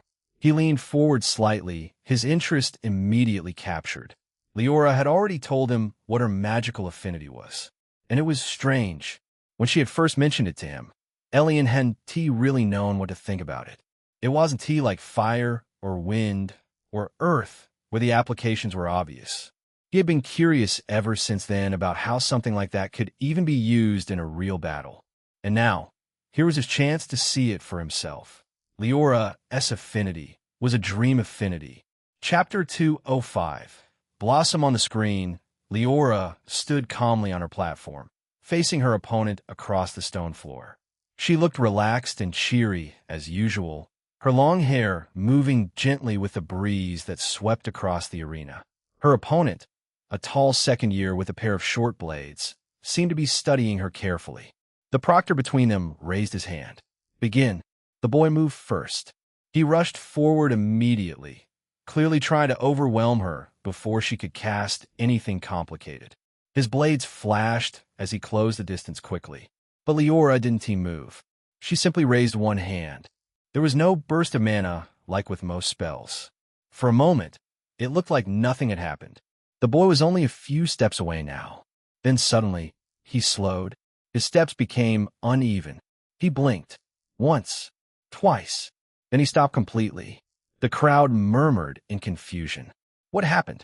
Did she cast something? Even the hostess sounded curious. Ah, it looks like the second year has suddenly slowed down. Did our young mage just cast a spell? On the platform, the boy looked around in confusion. His blades lowered slightly. What? His voice trailed off. The way he moved suddenly looked strange, like someone who had just woken up from sleep. Leora tilted her head slightly, watching him calmly. Her eyes had a faint pink glow now. Elion narrowed his eyes. So that's it. The boy tried to move again, but his body swayed as if his balance was gone. He took a step forward, then another, his movements clumsy and uncertain. To him, the battlefield probably looked completely different now. Dream magic, maybe even an entirely different reality. To him, left was now right, right was now left, up was down, and so on. The boy suddenly swung one of his blades wildly. At nothing, the crowd reacted with a wave of surprised laughter. What was he doing? But Leora simply stood there calmly. She raised her hand again and flicked her fingers lightly. The boy stumbled backward, as if something had struck him, but nothing was visible. Then he collapsed onto the platform with a heavy thud. Fast asleep. The proctor looked down at him, stunned for a moment, then raised his hand. Match over. The crowd burst into loud applause. Well, that was unusual, the hostess said with an amused laugh. Leora wins her match in record time, and without even needing to move. Elion looked at this with a relaxed gaze. Well, he said quietly, that's terrifying. A wave of murmurs began to spread through the stands. Many spectators were leaning toward their neighbors, whispering questions. What happened? Did she hit him with something? I didn't even see her attack. Up above, the hostess smiled and lifted the crystal amplifier again. Well, that was certainly one of the more mysterious victories we've seen today, she said with a light laugh. For those of you wondering what exactly just happened, perhaps our proctor can enlighten us. The proctor nodded slightly and stepped forward, addressing the crowd with a calm voice. The young lady you just saw belongs to the Blossom family, he began, a lineage known for its unusual magical affinity. The murmuring in the stands quieted down as people listened. The Blossom family's techniques are closely tied to the mind and dreams. Most members of that family inherit some form of illusion-based magic, though it manifests in different ways depending on the individual. On the screen, Leora could be seen standing quietly while attendants moved in to carry her opponent off the platform. In the case of Miss Leora Blossom, the proctor continued, her affinity allows her to influence a target's senses and consciousness. Once the spell takes hold, the victim begins to experience a dreamlike state, where their perception of reality becomes unreliable. Several spectators nodded in understanding now. That explains why he stopped moving. Maybe he thought he was fighting something else. The proctor continued calmly. In simple terms, the opponent begins fighting against their own mind rather than their enemy. And in most cases, once the spell fully settles in, the victim simply falls asleep. A few people laughed softly at that. On the screen, Leora gave a small polite bow toward the proctor and began walking off the platform as if nothing unusual had happened. Back in the waiting area, Elion leaned back with a faint grin. Well, he muttered quietly, that's one way to win a fight. Arya, still sitting on his lap, watched the screen carefully. She didn't even move, she said. Exactly, Elion replied. He rested his chin on his hand, watching Leora disappear into the tunnel. And that's what makes it dangerous. The hostess lifted her crystal again, her bright voice quickly filling the Colosseum once more. Well, there you have it, ladies and gentlemen, she said cheerfully. A fine demonstration of the Blossom family's unique magic. The crowd clapped again, many spectators nodding in appreciation now that they understood what had happened. Unfortunately, the hostess continued with a playful sigh. The matriarch of the Blossom family herself did not grace us with her gorgeous presence today. She placed a hand dramatically over her heart. A tragedy, truly. Then the entire stadium burst into hearty laughter. Several nobles in the stands chuckled openly, while others shook their heads with amused smiles. The Blossom matriarch was something of a legend among the older generation, known not only for her strength, but also for her overwhelming beauty and charm. I would have come just to see this, someone shouted from the stands. Well said. Another voice laughed. The hostess smiled lightly, clearly enjoying the positive reaction she had stirred. But we will have to settle for witnessing the talents of the next generation instead, she added with a wink toward the platform Leora had just left. The crowd applauded again. Back in the waiting room, Elion leaned back slightly as he watched the screen. Arya tilted her head. Who is the Blossom Matriarch? I thought you would have heard of her with your status. Elion shrugged lightly. I myself have no idea, but apparently she is someone the crowd really likes. Mira had already returned to Elion's side, leaning against him casually. On the screen, the last few second-year fights were finishing. One student surrendered after being pinned against the barrier by a barrage of water blades. Another match ended when a lightning spell blasted a fighter backward off the platform. A proctor's voice echoed across the arena. Match concluded. The hostess clapped her hands together lightly. And with that, the second-year opening match has come to an end. The crowd applauded again. She raised a finger as if revealing another surprise. But don't go anywhere, ladies and gentlemen. The tournament is only getting started. She paused dramatically for a bit. Please give another warm welcome, the hostess called out enthusiastically, to the Academy's third years. The Colosseum erupted into cheers once again. Elion glanced at the screens and then leaned back against the bench with a relaxed expression. Looks like we'll be here for a while, he said quietly. Arya nodded slightly and Mira chuckled. Well, she said, stretching her arms above her head, at least it's entertaining. He nodded in agreement. Just then, the doors to the waiting room burst open with a loud bang. A figure rushed inside, so suddenly that several students turned their heads in surprise. The person looked a little disheveled, breathing quickly as if they had run all the way here. It was Isolde. Her hair was slightly messy, and her chest was rising and falling quickly as she tried to catch her breath. She looked around the room in a panic, her eyes scanning every corner as if she was searching for someone desperately. Then she spotted Elion. Relief flashed across her face, and she hurried straight toward him. I'm late, she blurted out. Her voice somehow sounded like she was screaming and whispering at the same time, trying not to draw attention, but failing completely. She stopped in front of him, bending slightly as she tried to catch her breath. Please tell me, I wasn't called yet, she said quickly. Elion raised an eyebrow at her frantic appearance. He leaned back slightly and thought for a moment. Well, he said slowly, when the first years went up earlier, all 12 platforms were filled. He glanced toward the screens for a second before continuing. And I didn't see number 3 get called. He looked back at her. So, probably not. For a second, Isolde just stared at him. Then she let out a huge sigh of relief, her shoulders dropping as all the tension left her body at once. Thank goodness, she murmured. She placed a hand over her chest, clearly calming her racing heart. Isolde suddenly froze.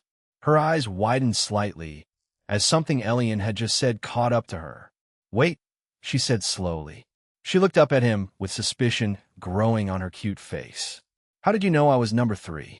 For a moment, the small group around them went quiet. Mira raised an eyebrow with interest while Arya, who was still sitting on Elion's lap, looked between the two of them with a curious gaze. Elion blinked once. Then he casually pointed toward his own number. Number 1, well, he said calmly. Isolde tilted her head. It took her a moment to understand after she glanced at Mira and Arya's numbers. Oh, chapter 206. Ichinol, Isolde muttered weakly. Her face slowly turned red. She quickly looked back down at the floor, clearly embarrassed that she had jumped to conclusions. Mira immediately burst into laughter. You thought he secretly memorized your number or something? She teased. Isolde's ears turned even redder. I didn't think that, she said quickly. Arya snorted quietly while Elion just chuckled and shook his head. She took a small breath and finally sat down on the bench beside them. When the third-year students appeared on the battlefield, the atmosphere in the arena spiked again. Their presence and posture alone made it clear they were also different from the first-year and second-year students. Their movements were calm, their expressions steady, and the way they carried their bodies made it obvious that they had years of experience behind them. Even before the fights began, the crowd seemed more excited, sensing that the battles were about to become far more exciting. In the waiting room, Elion watched the screens for a moment. But unlike before, there was no one he really knew among the third years. There was no sign of the familiar faces from the DC. So after a while, He stopped paying close attention to the fights themselves and instead listened to the girls beside him as they quietly commented on the matches. From what Elion knew, there were always fewer and fewer students the higher you went up in the years, so it was clear that each of them would be a decent talent at least. So as expected, the fights were clearly going to be more intense. Even though Elion was not watching carefully, he could still see spells exploding across the battlefield and students clashing with weapons much more aggressively than they had been in their younger years. Mana bursts lit up the platforms constantly, and the crowd reacted loudly whenever someone managed a powerful attack. Still, as Elion watched, a simple thought crossed his mind. They were strong, but they were still well within his capabilities. That realization made him pause for a moment. It also made him think of something he had never truly considered before. I've never actually fought seriously, he thought. Even when he fought before, whether it was in the dungeon, during training, or against other students, he had always been holding something back. His magic alone could overwhelm most opponents easily, and many of the skills the system had given him were simply too powerful to use casually. So he had never truly tested himself. How much strength can I exhibit if I go all out? The thought lingered in his mind for a moment. Eventually, he made a decision.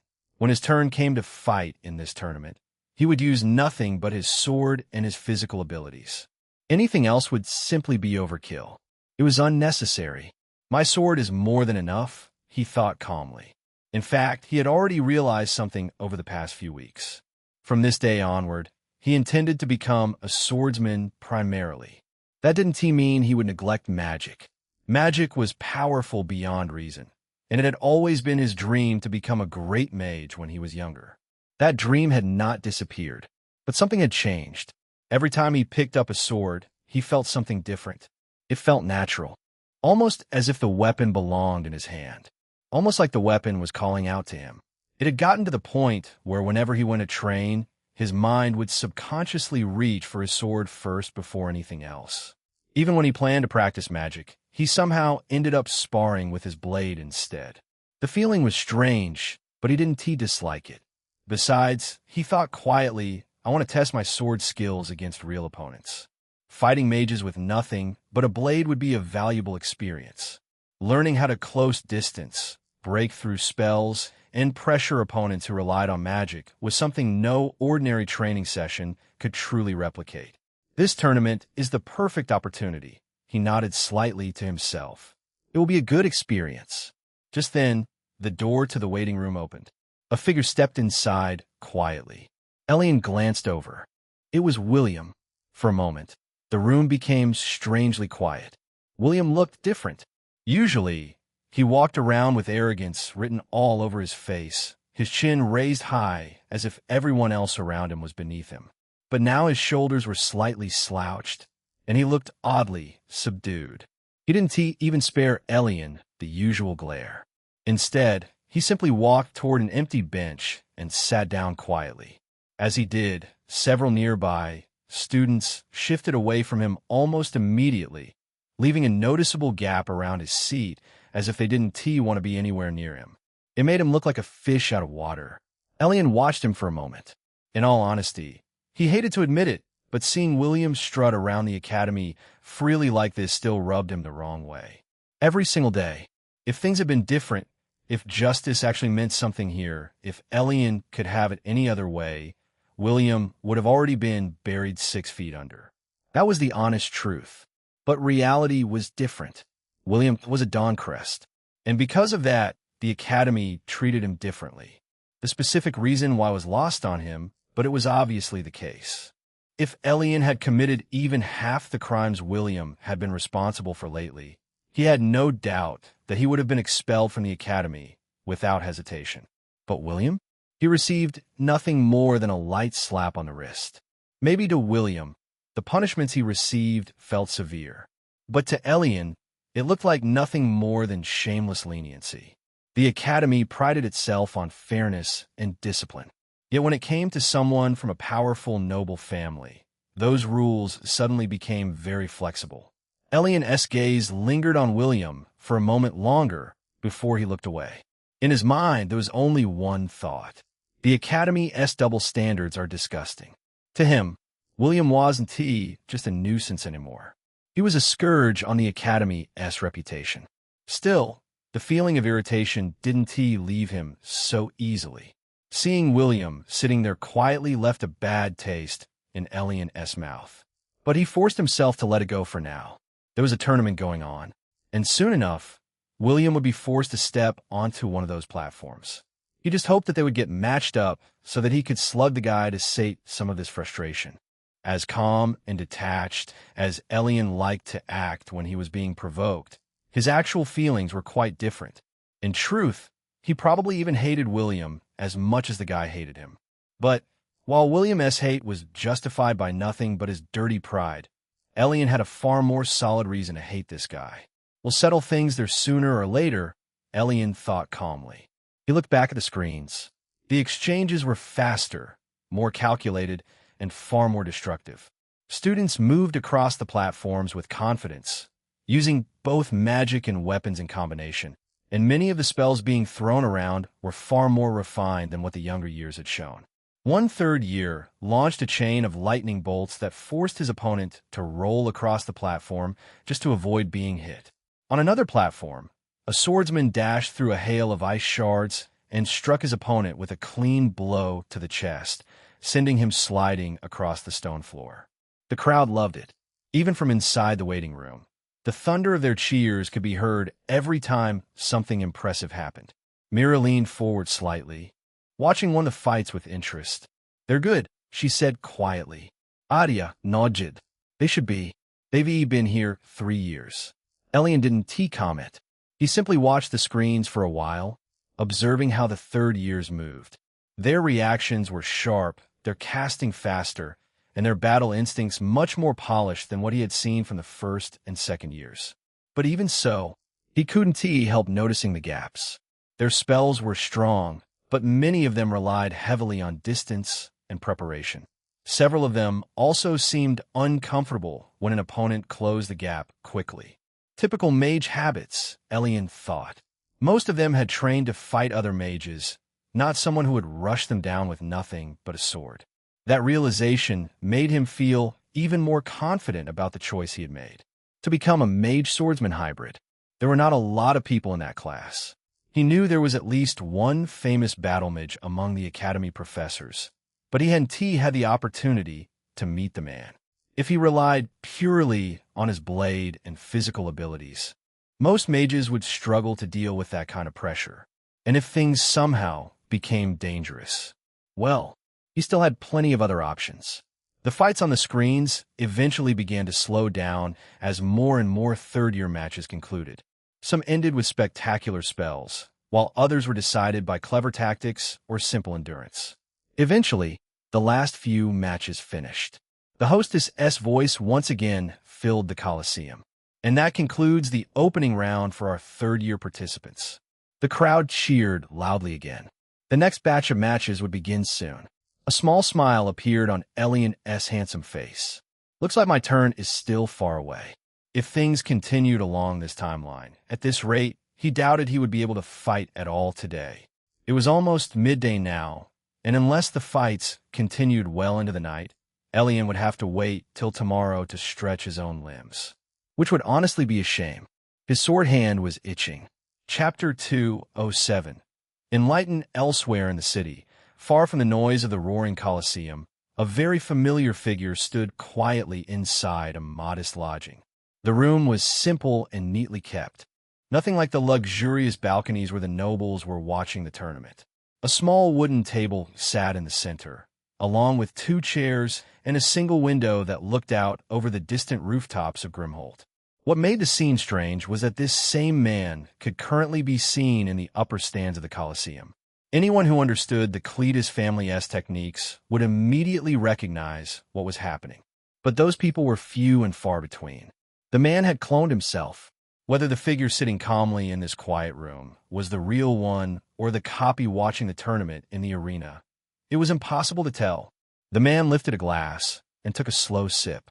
Inside the glass was mana-fermented red wine, an exquisite alcoholic beverage known for its deep flavor and strong magical essence.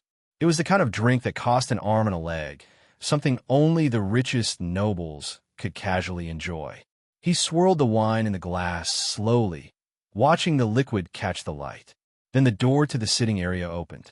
Another familiar figure stepped inside. Evander Cletus. His presence here was just as curious. It was clear that he was using the same cloning technique as the man in the room. While his real body was likely somewhere else in the arena, this version of him had come here instead. "Father," Evander said calmly as he entered. The man nodded slightly.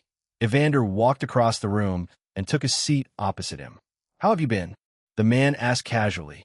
"Everything is well," Evander replied. "Everything?" The man raised an eyebrow as he lifted the wine glass again. "Even a matter with the Kronos girl?" Evander's gaze darkened slightly. He should not have spoken so carelessly. "No," he answered grimly. "I heard she left the academy yesterday and returned to her clan." He leaned back in his chair slightly, which is strange because she was supposed to participate in the tournament. Patriarch Cletus took another slow sip of his wine. "And before that," he asked calmly, "any progress?" Evander exhaled slowly. There was no point lying. "No, father. She made it very clear that she wants nothing to do with me. Since then, she has made a point of avoiding me entirely." The patriarch frowned. It was a small expression, but the disappointment behind it was obvious. "Clearly," he said slowly, "you haven't been putting in as much effort as I told you to." His tone was calm, but the reprimand behind it was unmistakable. "Do you understand how important this matter is for our family?"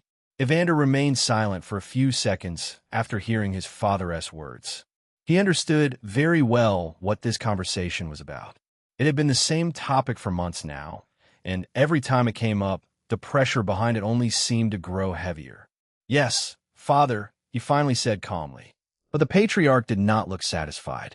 He scoffed. "You know nothing, boy. Let me break it down for you." He set the wine glass down on the table slowly, the faint clink echoing in the quiet room. "You say you understand," Patriarch Cletus replied. "Yet the results tell me otherwise. I don't blame you. After all, I haven't explained to you yet." His sharp eyes rested on Evander. "I will start with the most basic reason," he began. "The Kronos bloodline is not something we can simply ignore." Evander nodded slowly. Of course, he knew that. Everyone in the upper circles of the world knew the importance of the Kronos clan. They were not just any noble family. They were the keepers of time magic, one of the rarest and most mysterious bloodlines in existence. If we manage to tie the Kronos family to our Cletus clan through marriage, the patriarch continued, our standing among the great clans will rise immediately. He leaned back in his chair slightly. Even the imperial family would think twice before provoking us. Evander understood the reasoning perfectly. Centuredo Evander did not answer immediately. "She made it clear," Evander finally said. "She has no intention of accepting the engagement." The patriarch's expression hardened slightly. "You have said that the girl has always been stubborn?" He picked up the wine glass again and took another sip. "But stubbornness can be corrected." Evander's brow furrowed slightly. "You mean pressure?" The patriarch looked at him calmly. "The world of nobles is built on pressure." He set the glass down again. "Do you think marriages between great clans are decided based on feelings?" Evander said nothing. "Celeste Kronos may not like the idea now," the patriarch continued, "but when her family understands the political advantages, they will make her cooperate." Evander shook his head slightly. "I am not so sure." That answer made the patriarch raise an eyebrow. "Oh." Evander leaned back slightly in his chair. "The Kronos clan is not weak," he said calmly. "They are not desperate for alliances." The patriarch gave a faint smile. "That is true, but even powerful families have enemies." Evander knew that too. The world was becoming more unstable by the year. Conflicts between clans, guilds, and kingdoms were quietly building everywhere. Most battles were not fought out in the open, but in the shadows, where most would never see or hear of them. An alliance between two powerful families could shift the balance dramatically. Still, Evander sighed quietly. "It won't matter if she refuses to even speak to me." Patriarch Cletus watched his son for a moment. Then he spoke again. "Tell me something." Evander looked up. "Is it because of another man?" Evander froze slightly. The patriarch noticed the reaction immediately. I see. Evander clenched his jaw slightly. I'm not sure, but there is someone she seems to favor. The patriarch's gaze sharpened. Who? Evander hesitated. Then he answered, a first-year student. The patriarch stared at him. A first year? Yes. What is his name? Evander spoke calmly. Elion. The patriarch leaned back slowly. I have not heard the name before. Then he scoffed again, being humiliated by a first year. You have no backbone. Evander had no answer to that. He was used to his father trying to provoke him at times. He hated to admit it, but he had fallen for a bravado than once. His father appeared stern and reserved to the public. But to Evander, he was just a nosy father with a crude mouth. Now that is out of the way, let us get to the important stuff, shall we? I can see you understand the political importance of the Kronos clan, he said. Evander nodded. Yes, their influence, their bloodline, their connections with other ancient families. But the patriarch slowly shook his head. That is only the surface reason for why we want this alliance. Evander nodded slightly. He also knew that, apparently, they needed something from the vampires as well. The patriarch took another slow sip of the mana wine before setting the glass down again. I was vague about it in the letter I sent you earlier, he said calmly, because this is not something you risk writing on paper.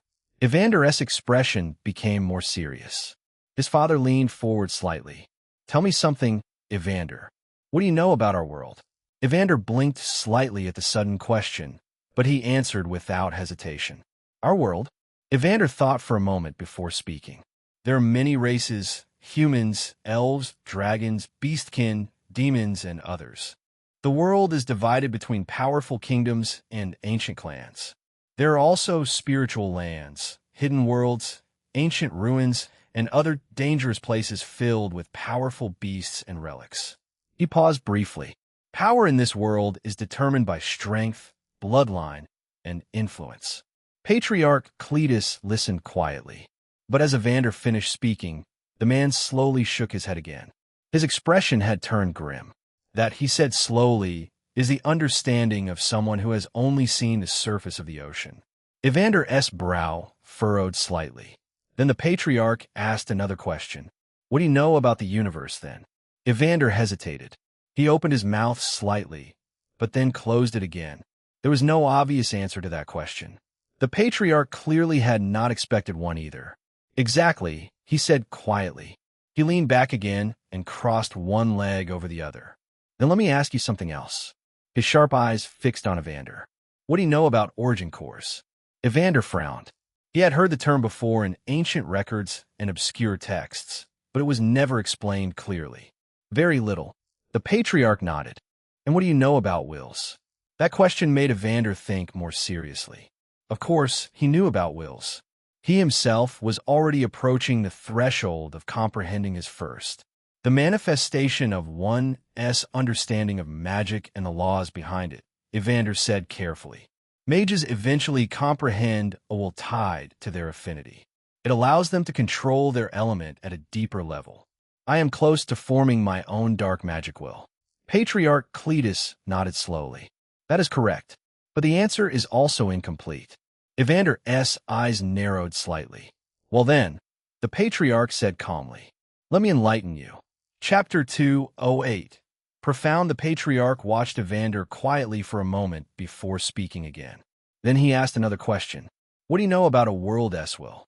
The moment those words left his father's mouth, Evander's eyes trembled. It was as if a bolt of lightning had struck his mind. For a brief moment, his thoughts exploded with sudden connections.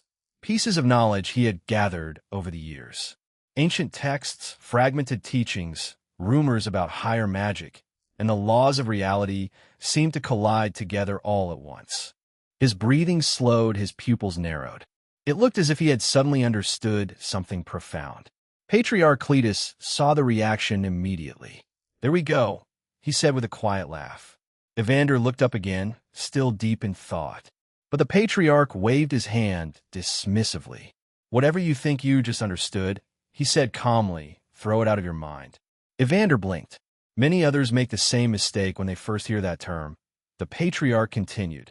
They believe they have grasped something important. He picked up his wine glass again. But in truth, he took a slow sip. They have understood nothing. Evander slowly leaned back in his chair, forcing his racing thoughts to settle. The patriarch's voice became calmer. I made the same mistake when I first learned of it, he admitted. He looked toward the window briefly, as if remembering something from a very distant past. I will not bore you with the countless theories about how the world, the universe, and life itself came to be. His gaze returned to Evander. Those are things you will only begin to understand when you become far stronger than you are now. Evander remained silent. His father continued, What I will tell you is this. What our family seeks. He paused briefly, is tied directly to these concepts. Evander felt a faint chill run through him. The patriarch's eyes narrowed slightly. What we seek, he said quietly, is an origin core. Evander's breath hitched slightly. An origin core, even the name alone, sounded ancient. The patriarch continued calmly. An origin core is not simply a treasure. It is not a weapon. It is not even a magical artifact in the way you understand them. He leaned forward slightly. It is a fragment that forms part of this world itself. Evander's eyes widened slightly. Patriarch Cletus finished the sentence slowly. A fragment of our world's will. For a moment, Evander said nothing. The weight of that statement felt far too large for him to process fully. How can a world have a will? Is it alive? To that end, are elements alive? He immediately felt a terrible ache in his head that made him clutch his brow in discomfort. It felt like something far beyond the current him. Patriarch Cletus noticed immediately. Do not strain your mind trying to understand it. He said calmly, That is my responsibility. Evander slowly exhaled and nodded. His thoughts were still unsettled, but he forced himself to remain composed. The patriarch continued, simply focus on what you can do right now. We have reason to believe one of these cores might be in their holy land. His gaze sharpened slightly. Get close to the girl. Evander nodded again, once he had finally settled his thoughts. Understood. Patriarch Cletus leaned back in his chair, slowly swirling the remaining wine in his glass, as if he was thinking about something far away. The faint scent of the mana-fermented wine lingered in the air between them. After a moment, he spoke again. Now, his sharp eyes lifted toward his son. Tell me more about this Elion boy. Evander looked slightly surprised by the request, but he quickly nodded.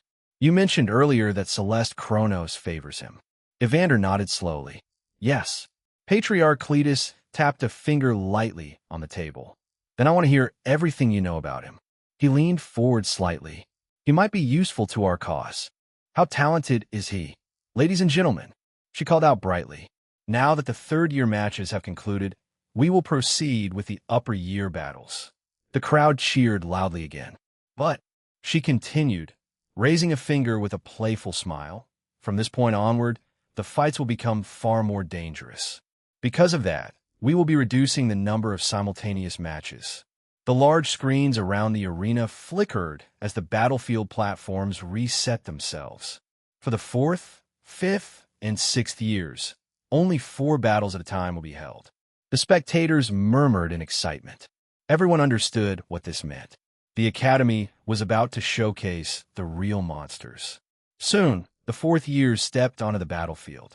And of course, no one Elion knew once again, so he watched with only a reasonable amount of interest.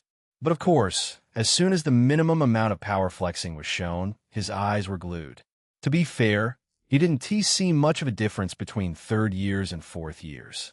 Make no mistake, the difference was there. Their mana control was far sharper, their movements far more confident, and their spells far more refined. But the gist of it was that it was nothing too significant. Probably because students at that level were mostly mid to peak advanced mages, regardless of whether they were 3rd or 4th year. What truly sets them apart is control and efficiency. This tournament was becoming quite convenient for Elion. It let him scale his own power in comparison to other students. In fact, could see that he was just as, if not more, powerful than these guys in the arena, even if they had better control. Elion could just throw around a bunch of powerful spells and win the fight. After all, he didn't need to worry about running out of mana as they did. So he watched on with interest, studying their movements, their spells, and so on. The girls, however, were completely engrossed and starstruck. Wow! Isolde had suddenly become animated and excited as she gazed at the screens with twinkling eyes. "They are so strong," Mira nodded. The crowd was going wild outside, and honestly, Elion couldn't blame them. The fights were blood-pumping. Even though the fights were slower and more tactical, they were also fast-paced and destructive. These students didn't throw spells recklessly as those who had come before them. Every movement had a purpose, and every attack forced a reaction from the spectators. It looked less like a chaotic brawl and more like a calculated duel between experienced fighters. Still, the destruction was impressive. One fight ended when a wind mage blasted his opponent clean off the platform with a violent tornado spell. Another ended with a swordsman slipping past a lightning strike and landing a decisive blow to his opponent's chest. The crowd cheered loudly every time. Before long, the battles ended with plenty of fanfare. There was a short break before the host came back to announce the next round of fights. And now, ladies and gentlemen, please welcome the fifth years. That was when Elion noticed a familiar, cute dwarf girl holding a hammer that was easily 3 times her size. The sight was comical, even more so because the head of the hammer dwarfed her small head by quite a margin. Chapter 209. Brunna's Hammer. Elion blinked once. Then he chuckled quietly. Well, that is something you don't see every day. The small dwarf girl stepped forward with surprising confidence, dragging the massive hammer behind her with a low scraping sound against the stone floor. The weapon was absurdly large compared to her size. The handle alone was longer than her arm span, and the hammerhead looked heavy enough to crush a man flat. Yet she held it casually in one hand. She looked tiny. Her opponent, on the other hand, was a tall human boy with thick earth-colored armor plating formed around parts of his body. His hands glowed faintly with brown mana as he rolled his shoulders and prepared for the fight. An earth mage. The proctor raised his hand. Begin. The moment the signal was given, the earth mage slammed his palm down onto the platform. Stone lance. The ground trembled. Sharp spikes of stone shot up from the floor in a straight line toward Brunna like a row of deadly spears. The crowd gasped. Brunna did not panic. Instead, she swung the hammer. Boom! The massive weapon crashed down onto the stone spikes with explosive force. The impact shattered them instantly, fragments of rock exploding outward like shrapnel. The crowd roared in surprise. Elion's eyes widened slightly. That strength. Brunna didn't stop moving. She charged forward immediately, dragging the hammer behind her before spinning her small body with shocking speed. Hya! The hammer whistled through the air. The earth mage barely managed to react in time. A thick stone wall erupted from the ground just as the hammer came down. Crash! The entire wall shattered like glass. Chunks of stone flew everywhere as the force of the swing blasted through the defense. The earth mage stumbled backward with wide eyes. The hostess laughed excitedly from her floating platform. Look at that cute little thing swinging that giant hammer like it weighs nothing. The crowd erupted with laughter and cheers. Brunna grinned fiercely. Come on, fight proper. The earth mage clenched his teeth and stomped his foot again. Stone pillars erupted from the platform in every direction, causing Brunna to jump back as the battlefield transformed into jagged terrain. Then the mage pushed both hands forward. Stone barrage. Dozens of fist-sized rocks launched toward her like cannonballs. Brunna's eyes sharpened. Instead of dodging, she stepped forward. Her hammer moved again. Wham! Wham! Wham! Each swing smashed the incoming stones out of the air. Explosions of shattered rock burst around her as she bulldozed straight through the barrage. Elion leaned forward slightly now. His earlier amusement was gone. Her physical strength was nothing to scoff at. Despite her small stature, the moment she swung that hammer, her entire body changed. The muscles in her arms and legs tensed and flexed with terrifying power. Appearances could be deceiving, very deceiving. The earth mage growled and slammed his hands down again. The platform trembled violently. A massive slab of stone rose beneath Brunna's feet, trying to launch her into the air. But she reacted instantly. She drove the hammer downward. Boom! The stone slab exploded under the impact. Bruna launched herself forward through the debris like a cannonball. My turn. The Earth Mage's eyes widened. Stone shield. A thick barrier of layered rock formed around him just as Bruna arrived. Her hammer swung in a full arc. The air screamed. Crash!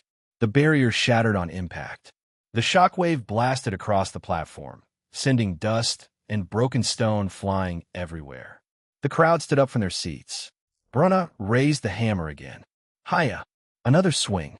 The Earth Mage barely managed to raise a second barrier before the hammer slammed into it again. Boom! This time, the barrier completely collapsed. The force of the impact sent the mage sliding backward across the platform. The Proctor's eyes narrowed. The fight was turning one-sided.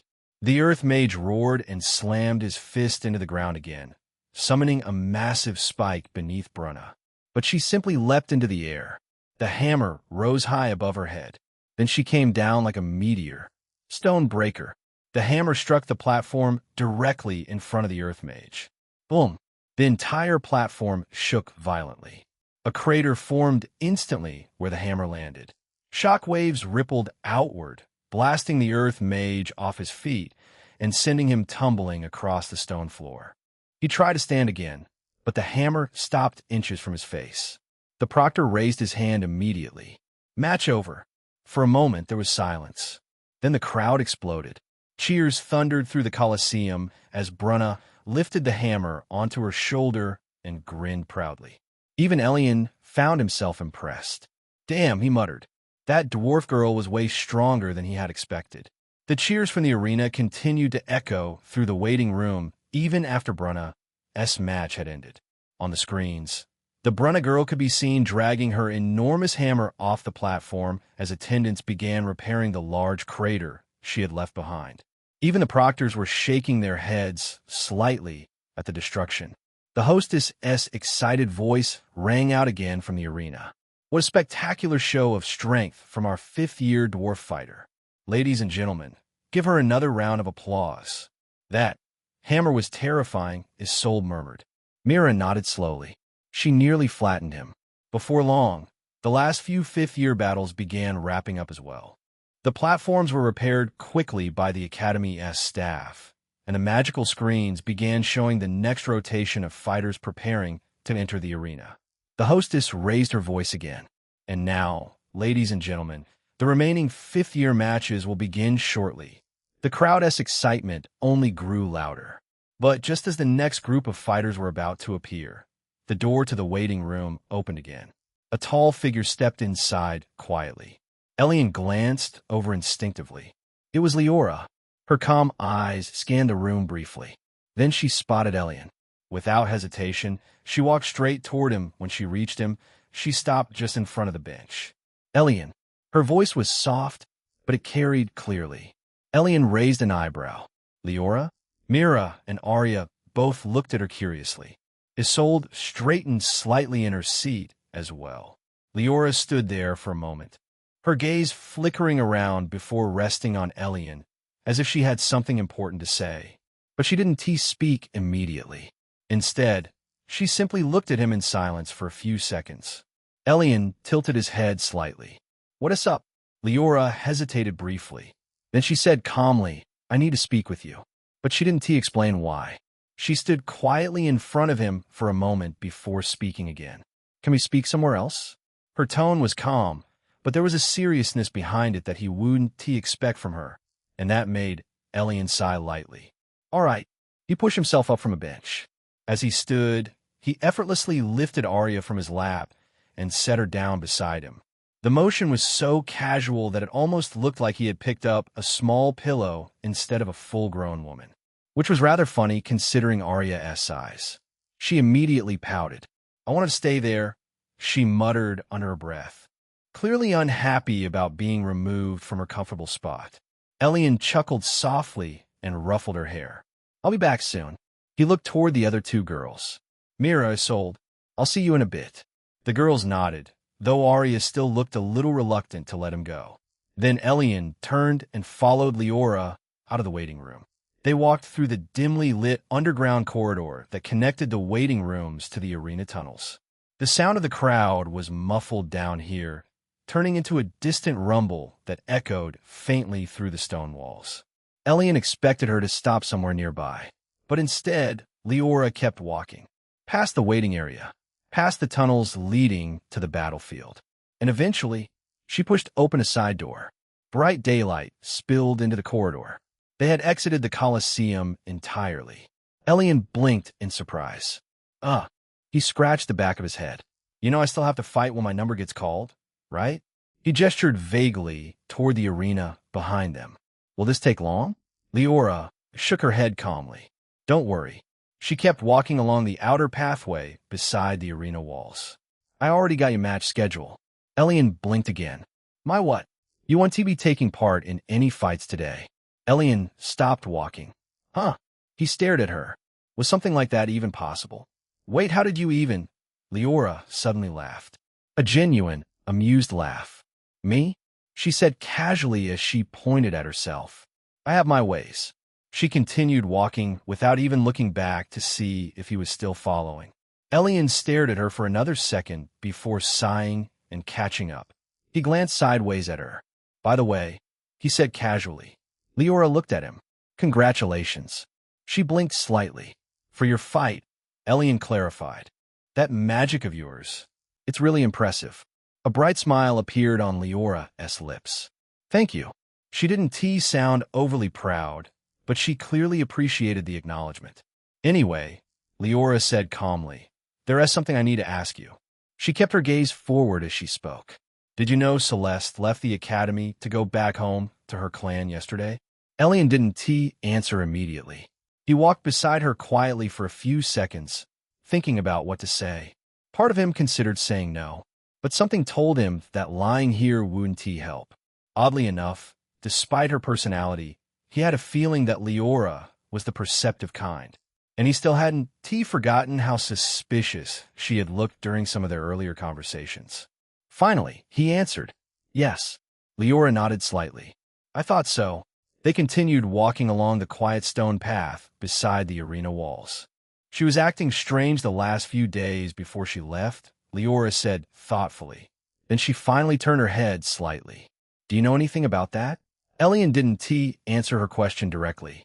Instead, he looked at her and raised a question of his own. Strange how? He asked calmly.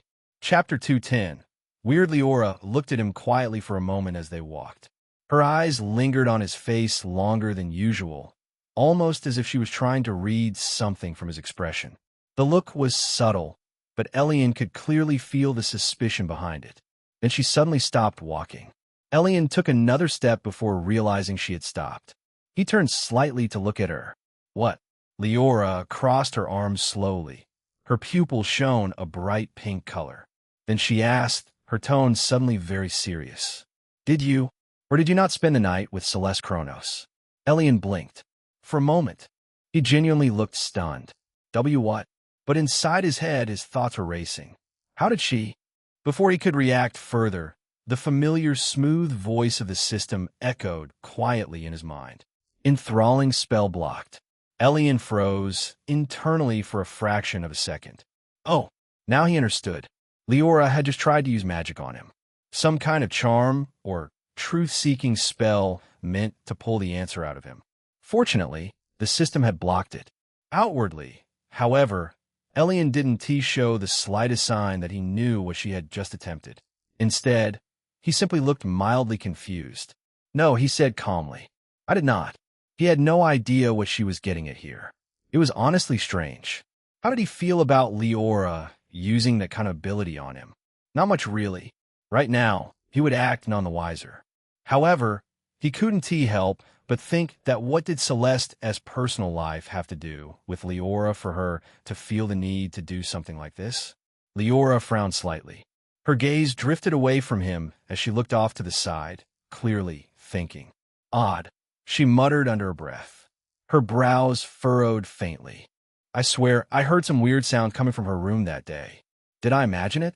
She looked thoughtful, almost annoyed with herself, as if the pieces of the situation still didn't quite add up in her mind. Elion kept his expression neutral as Leora muttered to herself. But inside his mind, Centuredo relieved that Leora hadn't barged into Celeste's room during their private conversation. Or disappointed, because if he was being honest with himself, a part of him would always wonder what would have happened if she had walked in.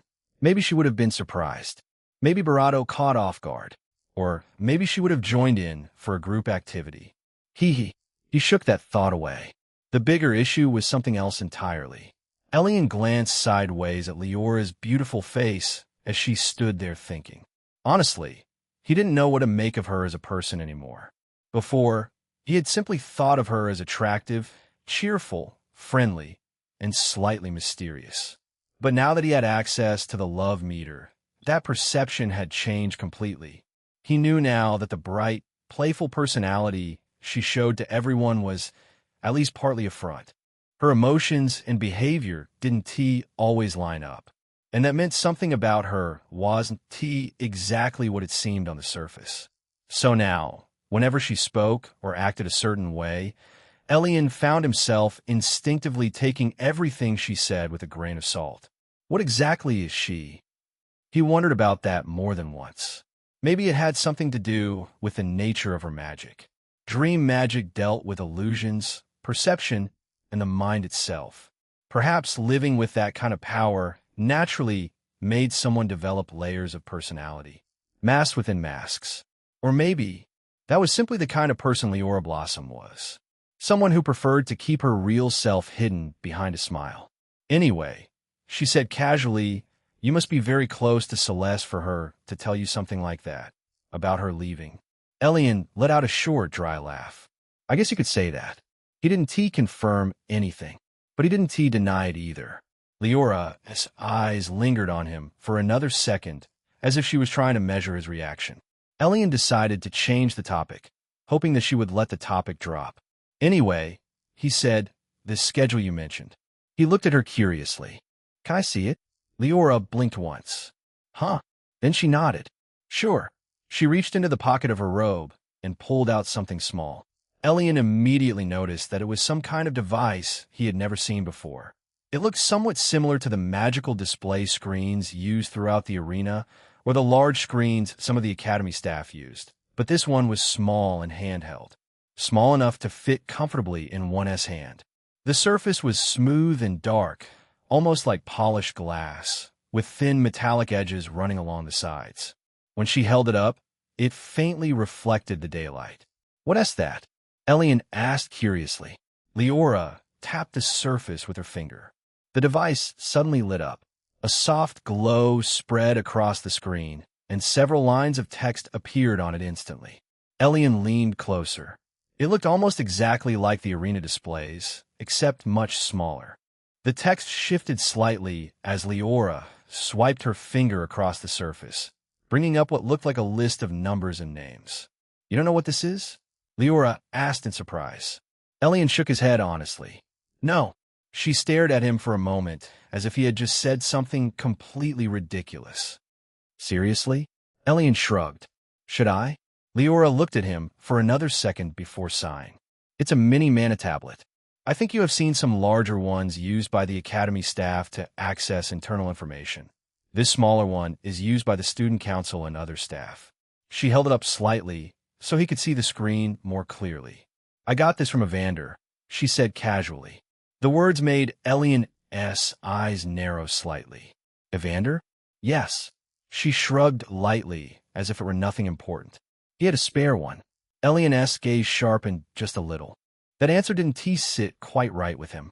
Are the two of them supposed to be close? Elion tilted his head slightly as he studied her. "Are the two of you close?" He asked casually. His tone sounded light, but there was a faint edge of curiosity behind it. Leora blinked. Then she chuckled softly. "Not really." She slipped the tablet back into her robe pocket. "He just happens to be someone I talk to occasionally." Elion watched her quietly for a moment. That answer was vague, but then again, most of Leora's answers tended to be like that, which made it difficult to tell whether she was being honest or simply choosing her words carefully. She tapped the screen again, and the text shifted. Schedules, announcements, match rotations, participant data, things like that. Elion raised a brow. So basically, a portable version of the arena screens? Exactly. She turned the screen slightly toward him. This is your match schedule. Elion took the mana tablet from Leora and began scrolling through the glowing list with his thumb. The text shifted smoothly as he moved down the screen, revealing the schedule for the coming days of the tournament. His brow slowly rose as he read the first year section with his number on it. He had 10 battles scheduled in total. 10? He muttered. That in itself wasn't too strange. What was strange was how the schedule was arranged. If he wasn't fighting today, that meant the rest of the fights had to be spread across the remaining days of the tournament. And, judging by the way the matches were listed, some days he would be fighting twice. And on one day, even 3 times. Elion snorted softly. That was odd. Almost like someone had intentionally arranged the schedule to wear him down. The idea would make sense for a normal participant. Fighting multiple matches in one day would drain their mana reserves, tire their body, and make them far easier to defeat in later rounds. Too bad for them. Elion had unreal passive regeneration abilities. Even if he fought 3 times in one day, recovering would be a real problem for him. He kept scrolling. Then he stopped. His eyes lingered on one particular line. Versus opponent. Number 4 for a moment. Elion stared at it. Then he almost laughed. Number 4. That was William. A wide grin spread across his face. Well. So he could finally land a solid hit on that guy without worrying about getting in trouble. That alone made the whole tournament worth it. He kept scrolling. Then his expression shifted slightly again. 2 Barado lines caught his attention. Both of them were labeled differently. Opponent. Second-year participant. Elion snorted loudly. The sound made Leora glance at him strangely. What? She asked. Elion shook his head and continued looking at the tablet. According to the Academy's official records, his strength was estimated to be somewhere around the lower end of the second years. And even then, most people would expect him to lose a fight against them due to his supposed lack of real combat experience. Yet here he was, scheduled to fight 2 different second years. There were no names listed, just a note that they were second-year participants. Elion's eyes narrowed slightly. This person should at least try to make their plots less obvious. Whoever arranged this schedule clearly wanted to suppress him. He thought for a moment. Then he came to a simple conclusion. This probably has something to do with William, or someone connected to him. Either way, the intention was obvious. They wanted to make things difficult for him. Elion chuckled quietly. They're going to be disappointed. He was absolutely going to destroy whoever they threw at him. And then he would humiliate William publicly. At this point, William wasn't even an enemy anymore. He was just an annoying fly buzzing around Elion's head. And soon enough, Elion would simply swat that fly away. He handed the tablet back to Leora. Thanks, he said. Leora took it and slipped it back in her robe pocket. Sorry for dragging you out here, she said apologetically. I just wanted to confirm a few things. She gave him a cheery smile. Good luck in your fights. Then she turned and began walking away down the path. Elion watched her go. Cinchuredo, that might be interesting. He mentally added the idea to his growing list of priorities. Remember to try that today. With that thought tucked away, Elion turned around and headed back toward the Colosseum, disappearing once again into the dim tunnels beneath the arena. Chapter 2:11. Evander vs. Xavier 1. And now. The hostess' bright voice rang across the entire Colosseum, her amplified voice echoing from the enchanted speakers built into the arena walls. Ladies and gentlemen, please welcome our last match of the day. The crowd immediately erupted. Even the people who had been casually chatting or moving around their seats suddenly focused their attention back toward the battlefield. The woman raised her hand dramatically, smiling widely as she looked across the sea of faces filling the enormous arena. Honestly, Elion did not think that the crowd could get any louder than it already was.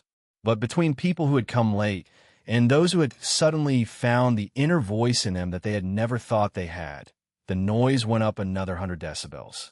I don't think I need to explain why we have only a single fight for the 7th years. Yeo! The crowd roared in agreement. Everyone understood what that meant. The 7th years were the true elites of the academy. Students who were on the verge of leaving the academy and entering the real world as powerful mages, warriors, or leaders. Letting several of them fight at once would divide the crowd's attention, and the academy clearly wanted everyone watching the same battle. Because this is our first day, the opening fight will be epic. The hostess continued. Probably the most epic fight of the whole tournament. More cheering. Today, we have brought to you the best, and only the best that the academy has to offer. She paused dramatically, letting the anticipation grow. Then she suddenly raised her arm and shouted into the microphone.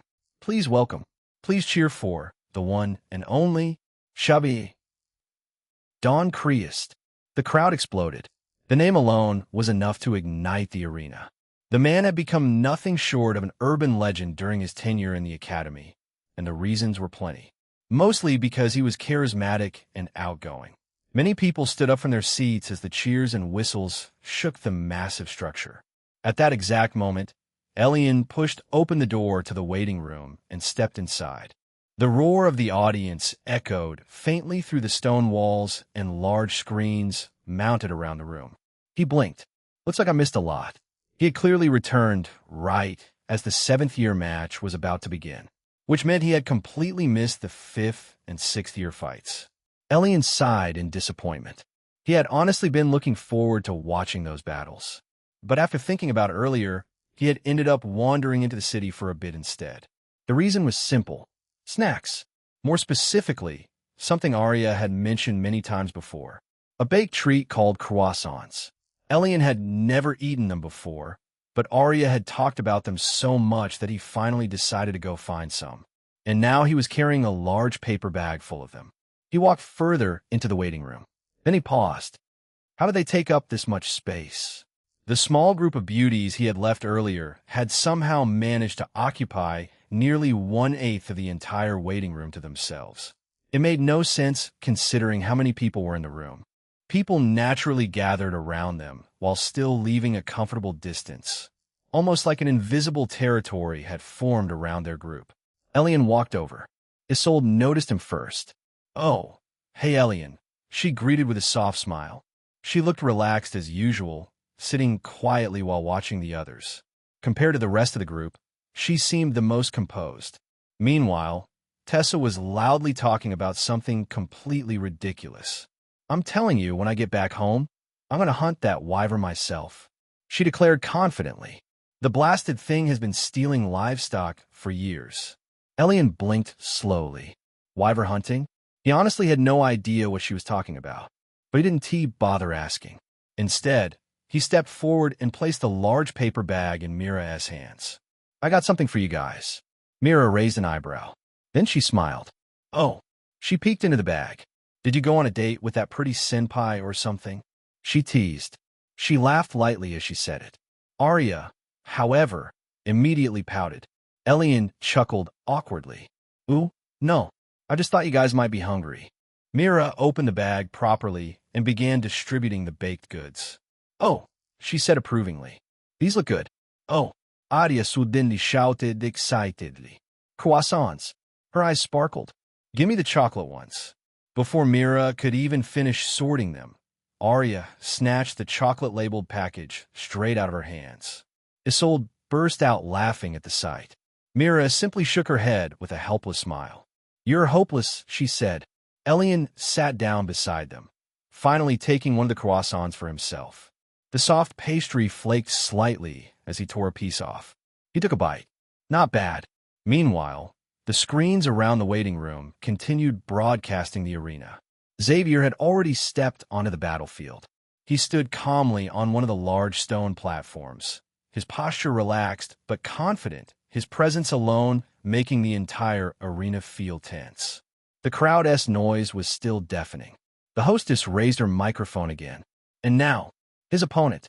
She pointed dramatically toward the opposite tunnel. Please welcome Evander Cletus. The arena roared once more.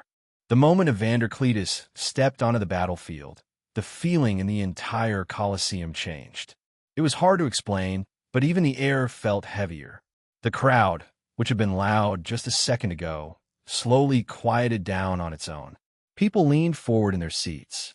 Nobles in the balconies stopped talking.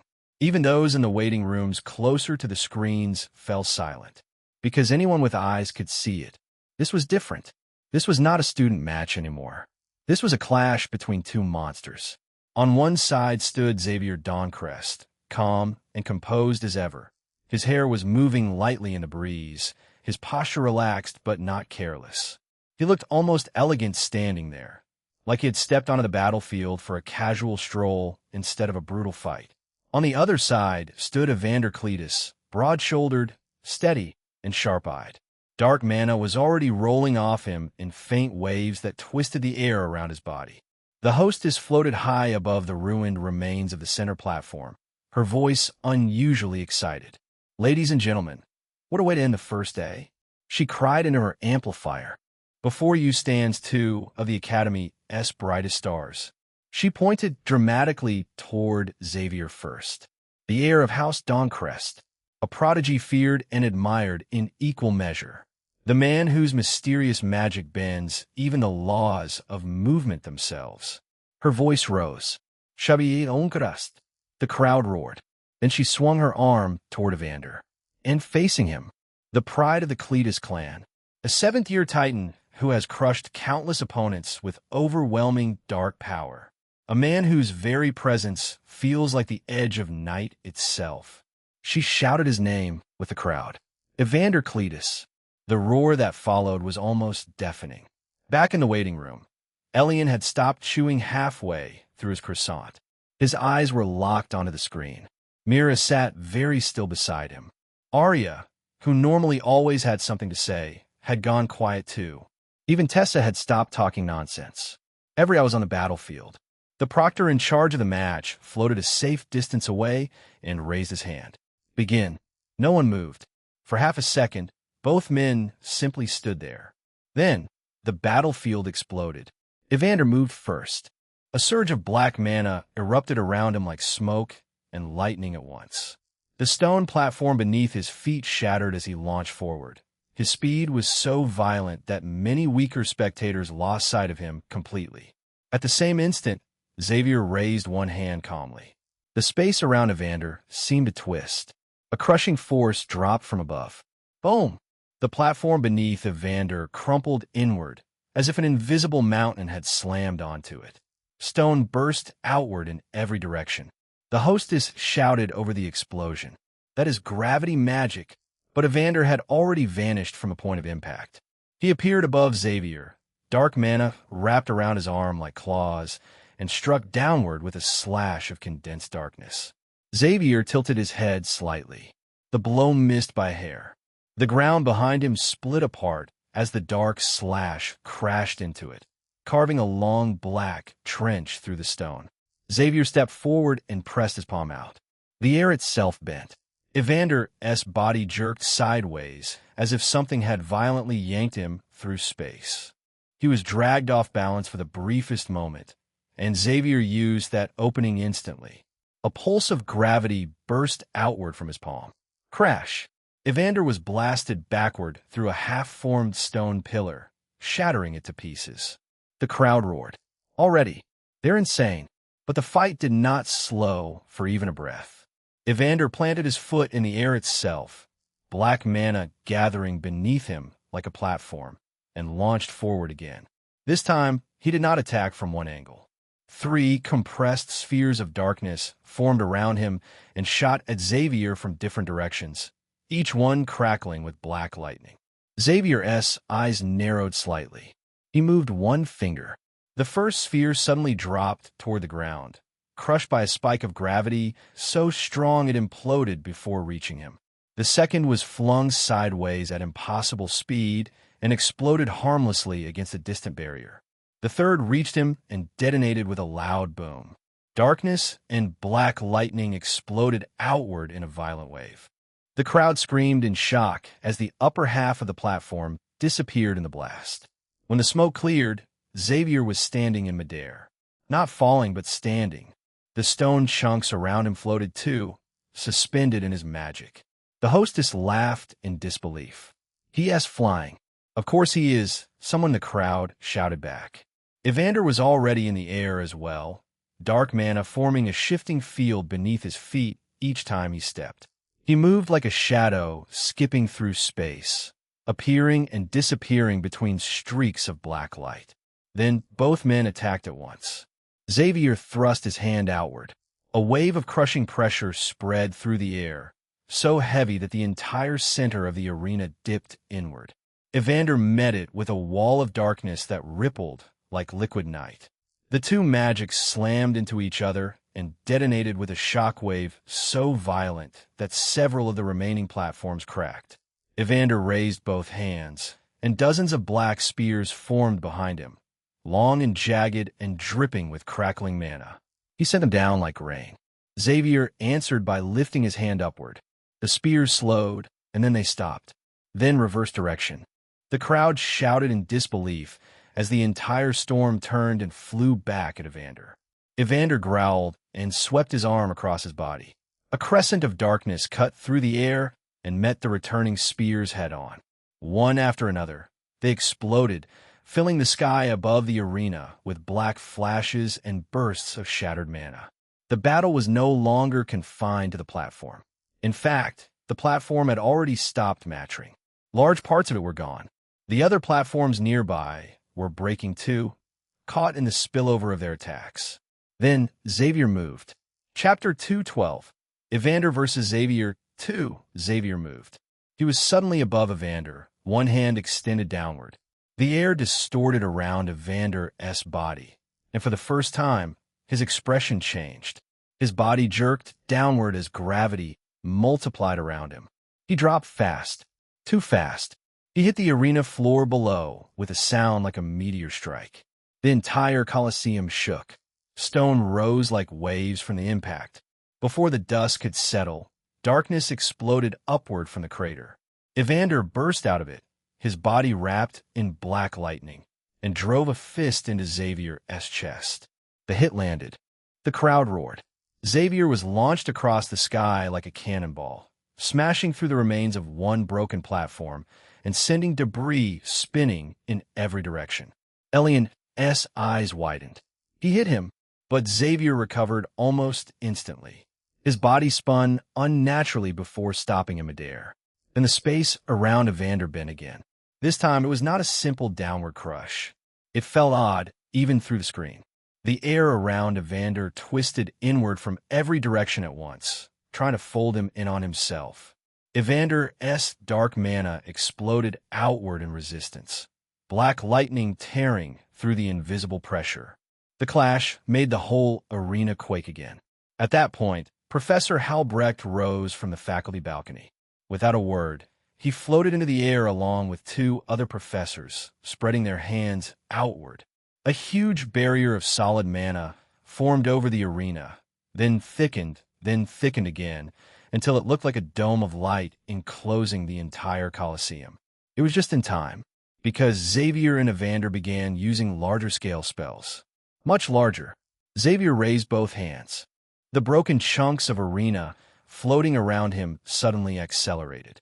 Hundreds of massive pieces of stone rose into the air, each one wrapped in heavy gravity mana. Then, with one small motion of his finger, he sent them crashing down at Evander like a rain of meteors. Evander pushed both palms upward. A mass of darkness expanded above him, swallowing the first few falling stones whole. The next ones hit and exploded, turning the sky in a fire and black smoke. Through that explosion, Evander shot upward and slammed into Xavier again. The two exchanged a flurry of blows in the air. A punch coated in darkness. A palm strike layered with gravity. A kick, a grab, a twisting escape. Each exchange happened so fast that the crowd could barely follow them. But every collision created bursts of black mana and crushing shockwaves that hammered against the barrier dome. They held each other in high regard. That much was clear. There was no mockery here. No playing around and no testing. They were both going all out, and they were both trying to win. Evander formed a blade of condensed darkness in his hand and slashed across Xavier's side. landing the first hit. The crowd gasped. Xavier retaliated by driving a point-blank gravity burst into Evander's torso, blasting him backward so hard that he hit the barrier dome itself. The dome shook. People in the stands gasped and ducked. Evander pushed off the barrier and came right back. Xavier met him halfway. Their next collision created a shockwave so violent that all remaining platforms on the arena floor were pulverized. Gone. Reduced to rubble and dust. Below them, the battlefield was now nothing but broken stone and craters. The hostess had long since retreated behind the faculty barrier, but her excited voice still carried through the amplifiers. "This is unbelievable." No one answered. No one could. Everyone was too drawn in. Elion had gone completely still. At some point during the fight, his mouth had gone dry. He did not even notice when the croissant in his hand stopped existing. He must have broken it without realizing. The four girls beside him were eerily quiet. All of them simply watched. The fight continued. Xavier extended both hands, and a massive field of pressure expanded outward from him like a transparent sphere. Every chunk of broken arena within that field suddenly collapsed inward, crushed to dust. Evander's answer was immediate. A sunless mass of darkness formed above him, crackling with black lightning. Then it split into 7 great lances and fired. Xavier moved through them, bravado gravity around himself, so that some missed entirely while others curved away. But one clipped his bravado and tore straight through, drawing a thin line of red. The crowd gasped again. Evander was breathing harder now. So was Xavier. Neither of them looked calm anymore. They looked deadly. By the end of it, both men were injured. Both were breathing heavily. Both had blood on them. But neither had backed down. Then they stopped. Not because the fight was over. Because both had reached the same conclusion. The next exchange was decided. The arena fell silent. Xavier lifted one hand slowly. A sphere of darkness appeared in front of him, not Evander's darkness, but a point where light itself seemed to vanish.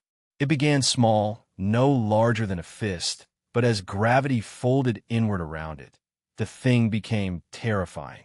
The air around it warped. The stone below it rose from the ground and was torn apart before even touching it. It looked like a black hole. Evander answered with both hands.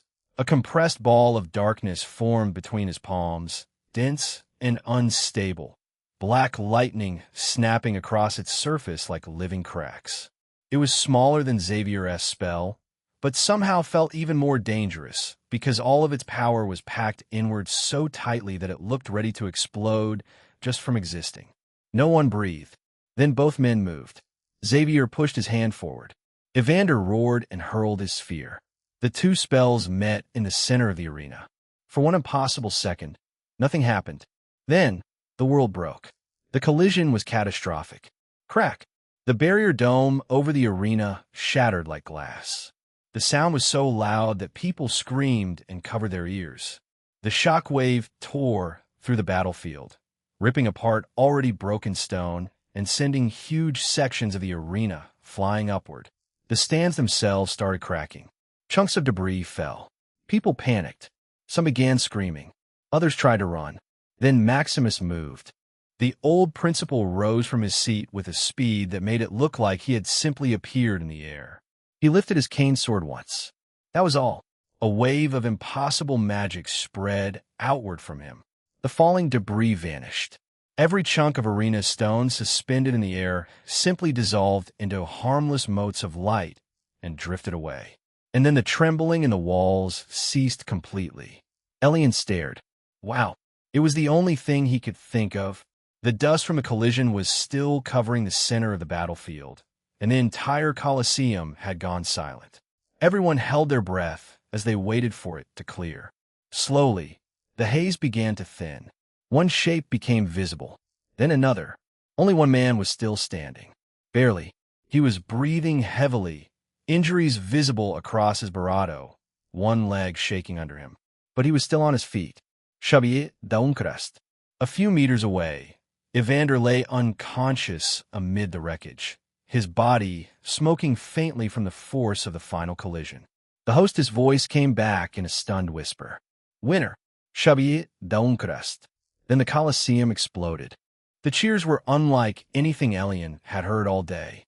People were shouting, screaming, stomping, and applauding. But Elion barely heard any of it.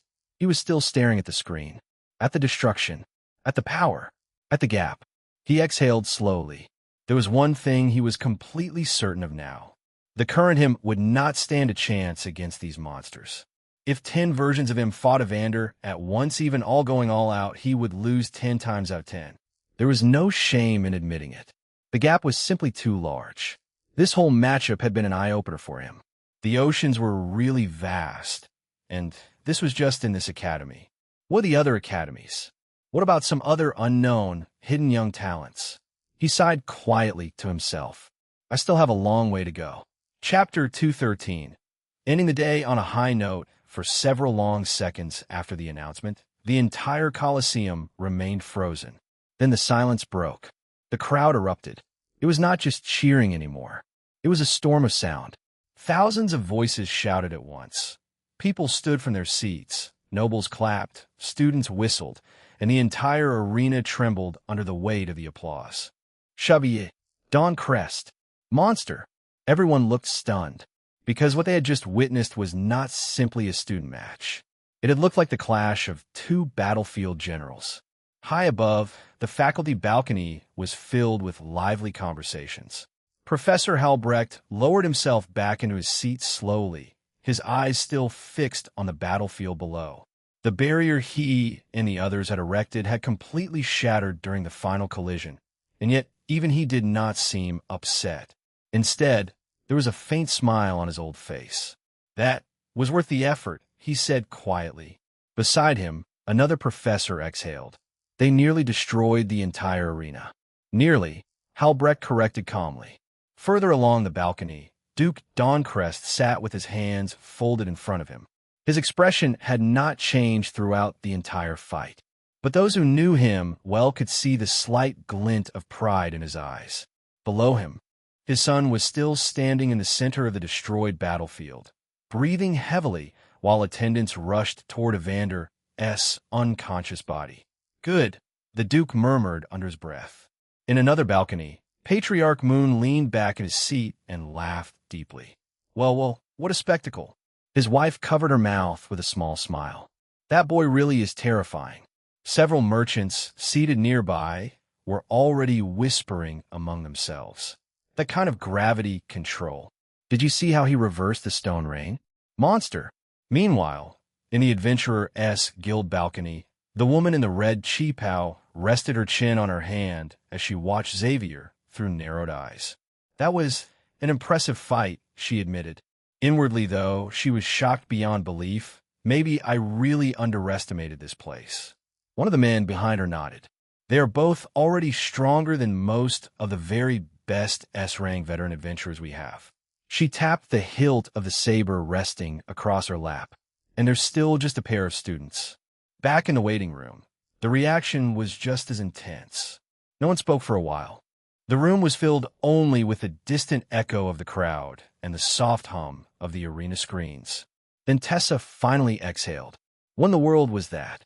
No one answered her. Even Mira looked slightly pale. That didn't look like students fighting, she said quietly. Isolde nodded slowly. It looked like a fight between two titans. Arya glanced sideways at Elion. He had not moved. He was still staring at the screen where Xavier stood among the ruins. His mind was replaying the fight again and again. The speed, the control, the power. The way the arena itself had become meaningless once the two of them started flying. It had been on a completely different level. He touched the back of his neck and let out a quiet breath. I guess I still have a long way to go. Mira looked at him, and she laughed lightly. You will get there. In fact, you will fly right past that ceiling. There was really no doubt in her mind. If these two could be this powerful, her man could do it 10 times better. Elion chuckled dryly. Your confidence in me is concerning, but thank you, Mira. Mira laughed. Elion leaned back slightly in his chair and looked at the screen again. Evander was being carried away by several Academy healers now, accompanied by Beatrice. His body was still smoking slightly from the final collision. Xavier had finally sat down on a broken piece of stone while a healer examined his wounds. Both of them looked exhausted, but that didn't make them look weak. Elion glanced toward the arena's ceiling, where the last bits of dust were still drifting down. Still, if 100 versions of me fought Evander, I'd probably still lose. Tessa raised an eyebrow. Why are you even making comparisons when you have only just started your journey as a mage? I don't like it when people do that. Besides, isn't 100 bit much? She paused. They're just a few years older than us. 100's not much, really. Remember how your strength grows exponentially the higher up you go? So the difference only gets bigger. And then, of course, we haven't taken into consideration how much more experienced they are compared to us. Elion said calmly. He was not exaggerating. The difference in experience alone was enormous. The man had been training and fighting for years longer than him. To Elion, who had gained so much strength in so little time, 7 years felt like a whole lifetime to him now. But strangely, Elion did not feel discouraged. Instead, he felt something else. Excitement. His eyes slowly brightened. Anyway, he stretched his shoulders slightly. That just means I got something to aim for. Mira smiled faintly. That's the spirit. On the screens, the hostess had returned to her floating platform. Her voice rang through the arena again. What an unbelievable fight. The crowd cheered again. And that concludes the battles for day 1 of the Academy tournament. More cheering. Please rest well tonight, because tomorrow the tournament continues. The screens began shifting to show highlights of the day's battles. The golden glow of the late afternoon had turned softer, deeper. Long shadows stretched across the broken remains of the arena floor where the 7th-year battle had taken place. The sunlight filtering through the open ceiling of the Colosseum painted the ruined stone in warm orange and red tones. It was clearly getting late. Even through the screens in the waiting room, everyone could see the bright sun up high in the sky, slowly receding. The hostess's voice came one last time through the arena's amplifiers. Participants of the Academy tournament, please take note. Several students in the waiting room paused as the announcement continued. For today, the matches have concluded. All participants are free to leave for the evening. A few students sighed in relief. Tomorrow morning, the updated match schedule will be made available for every participant to see. The large screens shifted briefly, showing a simple notice. This will allow participants to better organize their time. If you're not scheduled to fight at a certain hour, you're free to go about your day, rest, or enjoy watching other matches inside the arena. The announcement continued calmly. As the tournament progresses, the number of matches will increase, and battles will begin earlier and end later in the day. That made several students exchange looks. People nodded knowingly. Today had been relatively relaxed. Only a portion of the total fights have been held, and the pacing had been slow.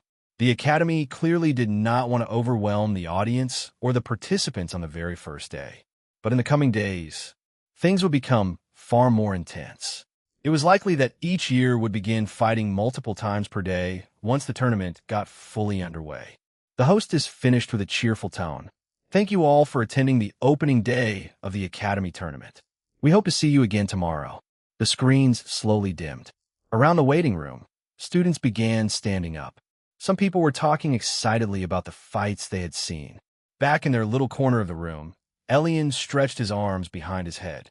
Well, he said, that was a day. Mira chuckled lightly. Not for you. True. Elion shrugged. I mostly watched. Arya leaned against him, still holding the empty chocolate croissant wrapper she had refused to throw away. It still felt exciting, though. Isolde nodded with a soft smile. Especially that last fight. Tessa cracked her neck. Yeah, I'm not sleeping tonight after watching that. Elion stood up and dusted off his coat slightly. Then he looked at the 4 girls. All right. They all looked at him. Let us go eat. Arya's eyes immediately lit up. Yes. Elion grinned. And we should hurry before all the good places get filled. That was all it took. Mira stood up immediately. Isolde followed. Even Tessa moved quickly. Then what are we waiting for? Mira laughed. The 5 of them started moving toward the exit with the rest of the participants. But the moment they stepped outside the waiting room doors and into the large tunnel leading out of the Colosseum, Arya suddenly took Elion's arm. Run. What? Run. And just like that, the group burst into motion. They started running down the tunnel, laughing and pushing through the crowd of students who were slowly making their way out of the building. Move. We need food. Arya.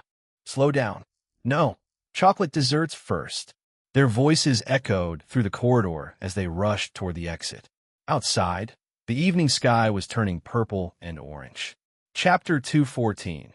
The eccentric young crafter. After leaving the arena, Elion and the four girls hurried through the evening streets and found a busy restaurant before the crowds filled it.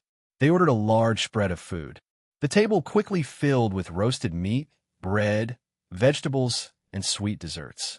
Arya immediately claimed most of the sweets while Mira laughed at her. Tessa ate like she had not seen food in days, and Isolde mostly smiled while watching the others talk. They stayed there for a while, eating and talking about the tournament and the fights they had seen. By the time they finished, the sun had gone down, and the streets outside were already glowing with lantern light. Eventually, Elion stood up. All right, he said, stretching slightly. I'm going to call it a night. Mira tilted her head. You're not coming back with us? We'll catch up later, Elion said. There's something I want to check first.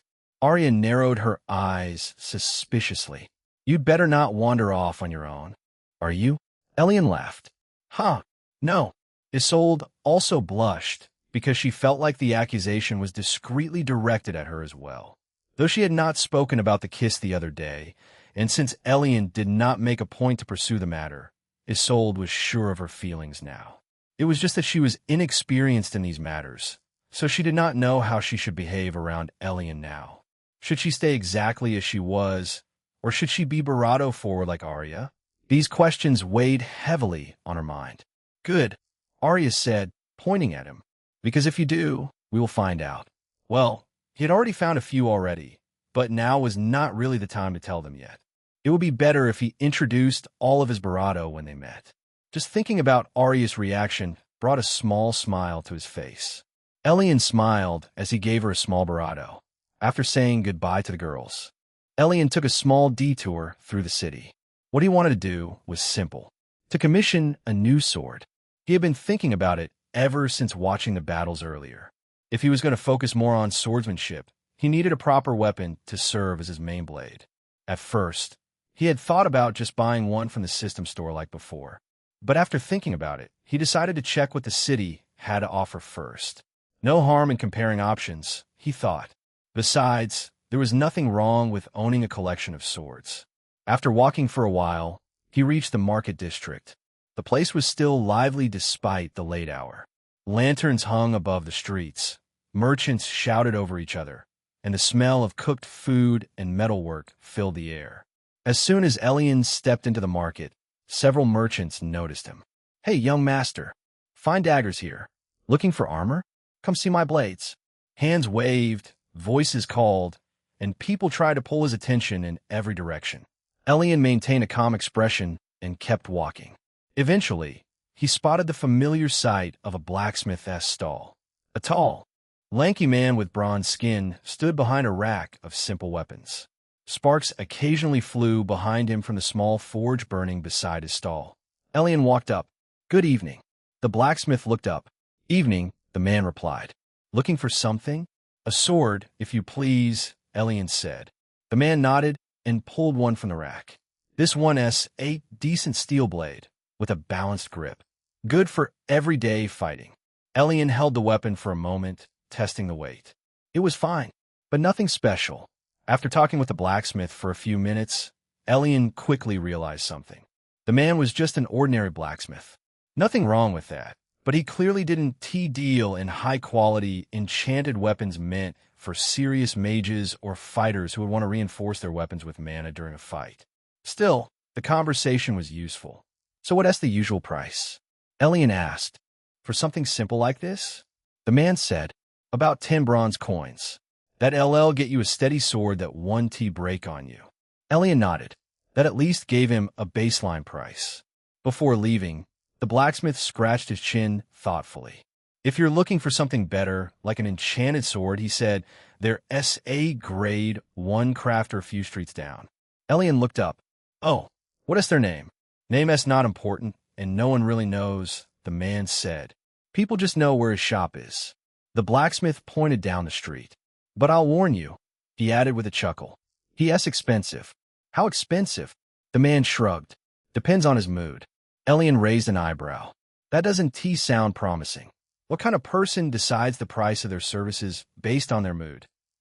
The blacksmith laughed. He is also a bit eccentric.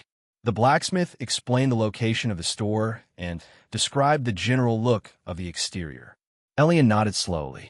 Well, he said, turning toward the direction the man pointed, I do hope that just makes it more interesting instead of difficult. And with that, he headed deeper into the market to find this mysterious crafter. The best-case scenario would have been if he had found a Grade 2 crafter at least, but he knew how rare they were, so a Grade 1 was not too bad either. Well, considering that this was Grim Holt, he might actually manage to find a few with the right connections, but he just didn't know his way around this place. Maybe I really should have brought Mira with me. Perhaps she knew someone. After walking for a while through the busy market streets, Elion finally reached a place that matched the blacksmith's description. Or at least, he thought it did. In front of him stood what looked like a run-down little shack squeezed between two slightly better-looking buildings.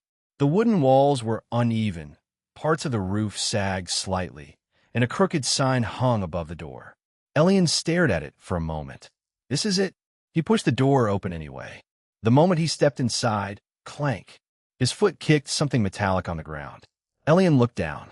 There were chunks of metal everywhere. Literally everywhere.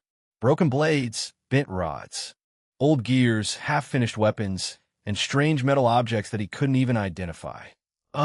He stepped forward carefully, trying not to trip over the mess. What on earth is this place? The inside was surprisingly spacious, much larger than the shack outside suggested. A large furnace sat further inside the workshop, but it was currently cold and dark.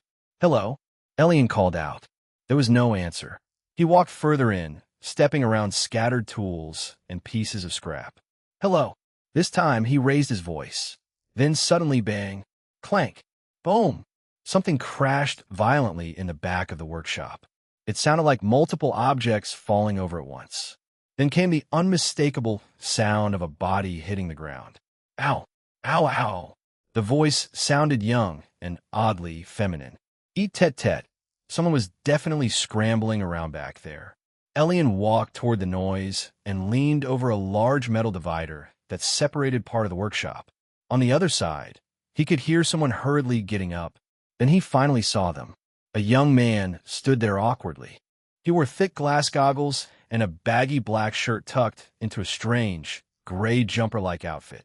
The straps of the jumper were tight around his waist, and his sleeves were rolled up. But the most striking thing was his face. It was completely covered in black soot.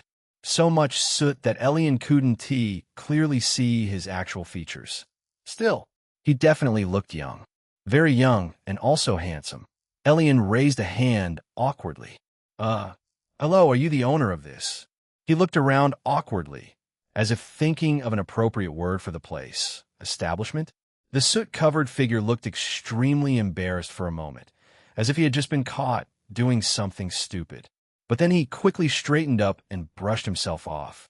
The embarrassment disappeared almost instantly.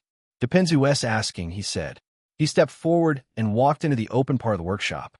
On the way, he reached up and flipped a switch on the wall. The overhead lights flickered on. Now Elion could see the place clearly.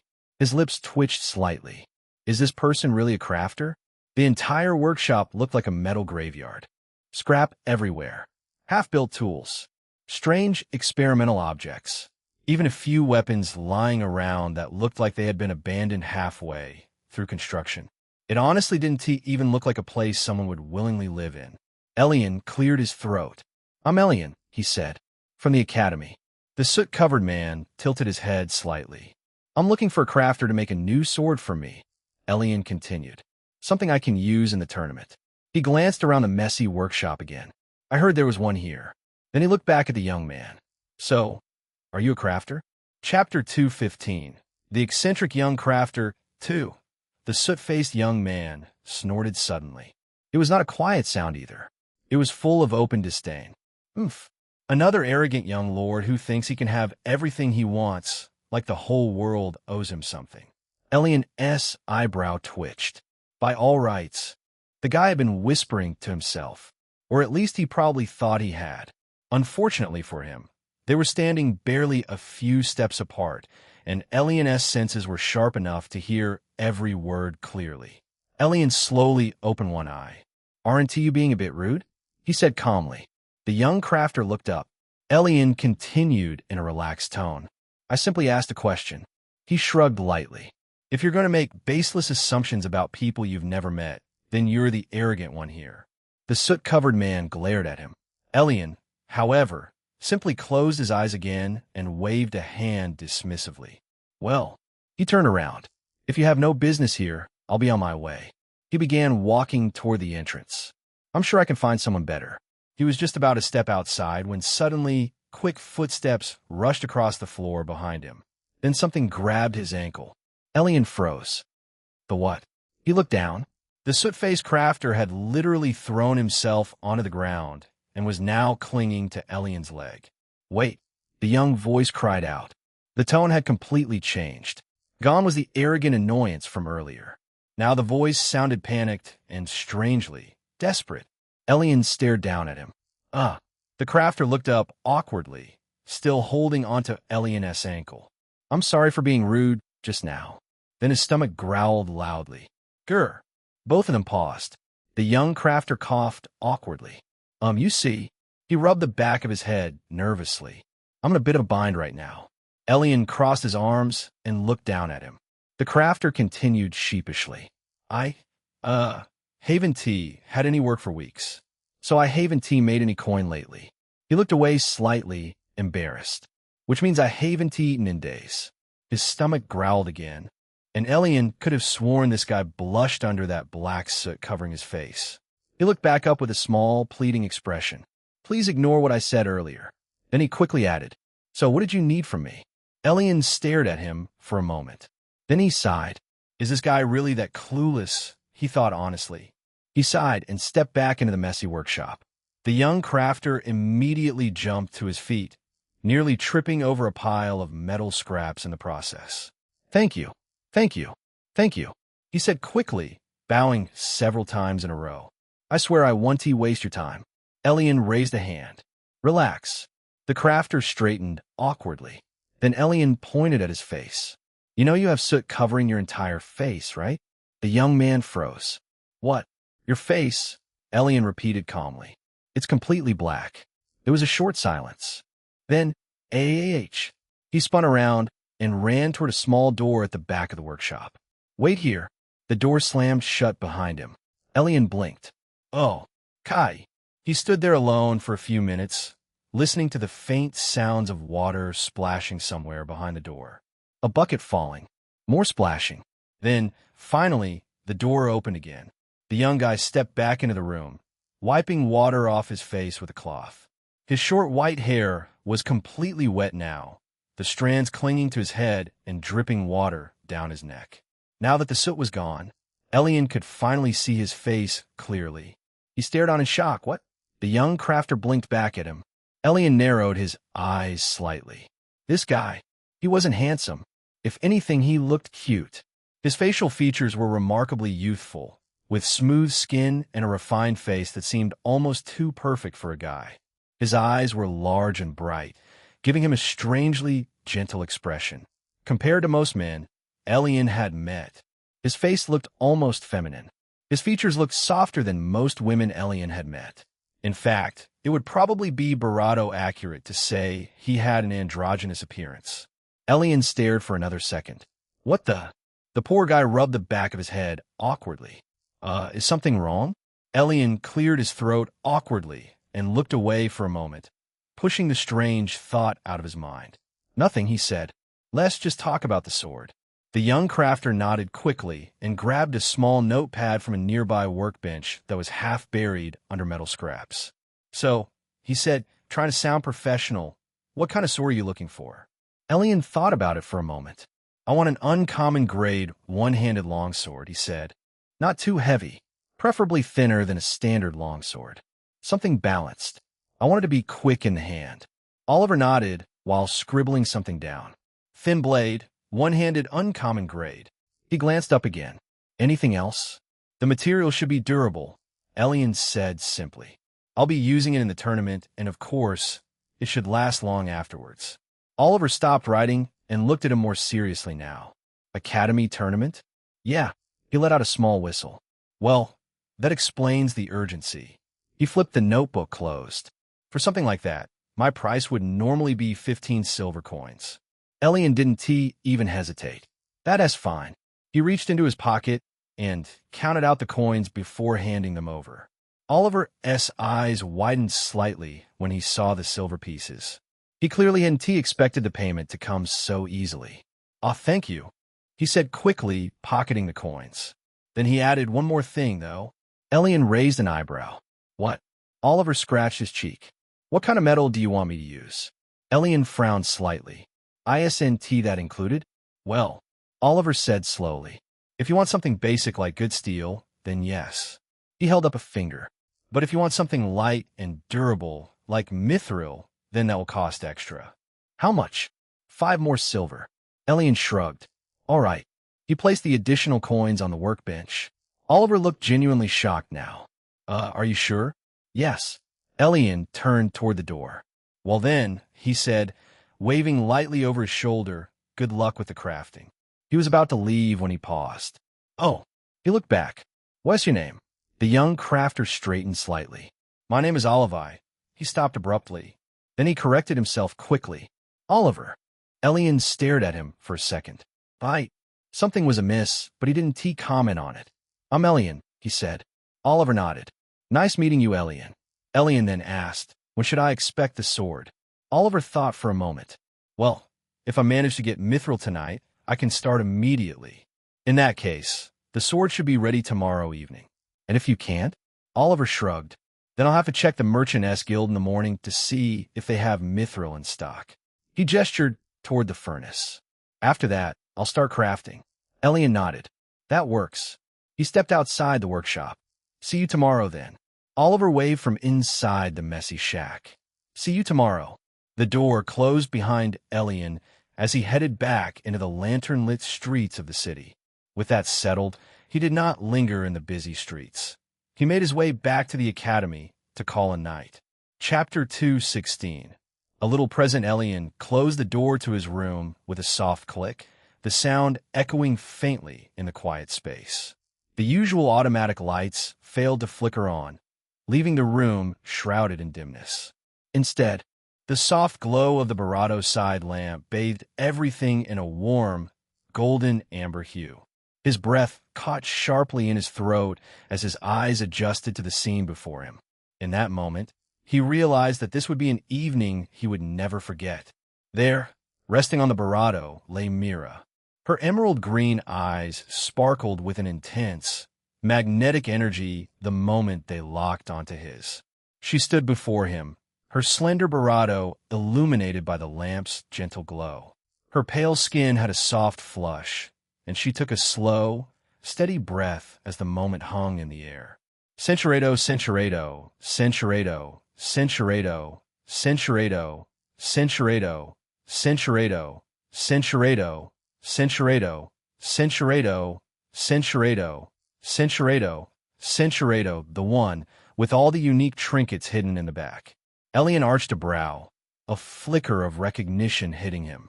Was it the same shop where Head first spotted Celeste browsing those elegant fabric pieces? The thought sent a possessive thrill through him, but he pushed it aside. He stepped back slowly. Centurado, Centurado, Centurado, Centurado, Centurado, Centurado. The mattress dipping under his weight. His large hands rested on the mattress beside her as he leaned closer. He gently baradoed the area around her knees and adjusted the blanket around her shoulders, making sure she was comfortable. Centurado, Centurado, Centurado, Centurado, Centurado, Centurado, Centurado, Centurado. She was overwhelmed and called out for reassurance. The movement jostled her, but she tried to stay steady. Elion reached out to help her keep her balance. Centurado, and tears of overwhelming emotion pricked her eyes. She moved her barato as much as the restraint allowed, and he leaned in toward her, speaking softly against her ear. Centurado. He gritted his barato, holding back through sheer determination. Once the moment had passed, he reached down and began untying the restraints at her ankles and wrists, his muscles straining as he tore through the thick cords to set her free. Centurado. He gently held her wrists before scooping her up. Elion held her close, the closeness making her sigh softly as he stood, lifting her effortlessly with strong arms wrapped around her. Her legs dangled as she was held securely. Centurado. He pulled her back gently, turning her to face the wall so her cheek pressed against the cool surface. Her breath fogged the air in short bursts against the stone.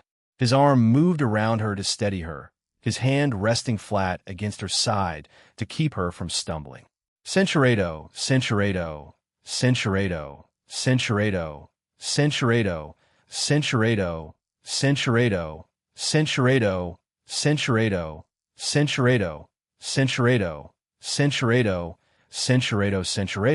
He snatched up a longer coil. Elion pulled her arms behind her back, looping the rope around her wrists and tightening it. Mira winced at the strain. Barato make it impossible to move. She gasped, Centurado.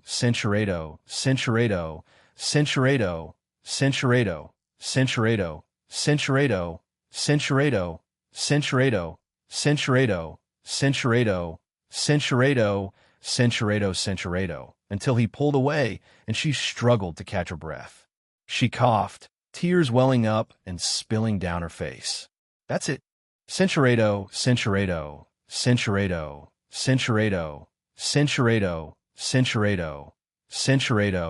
Centurado. They had a great time for most of the night, forgetting that they had a busy day ahead of them tomorrow. Chapter 219. Day 2, ladies and gentlemen. Welcome back to Day 2 of the Academy Tournament. The crowd cheered loudly as the massive arena filled with noise barato. We hope you all rested well last night, because we are starting immediately with the first matchups of the day. The many large screens flickered, showing the battlefield below. And please welcome our second group of first years in this tournament. At once, the 12 raised platforms were filled with contestants. 24 students stood ready, facing their opponents as the proctors floated nearby. This time, Elion was among them.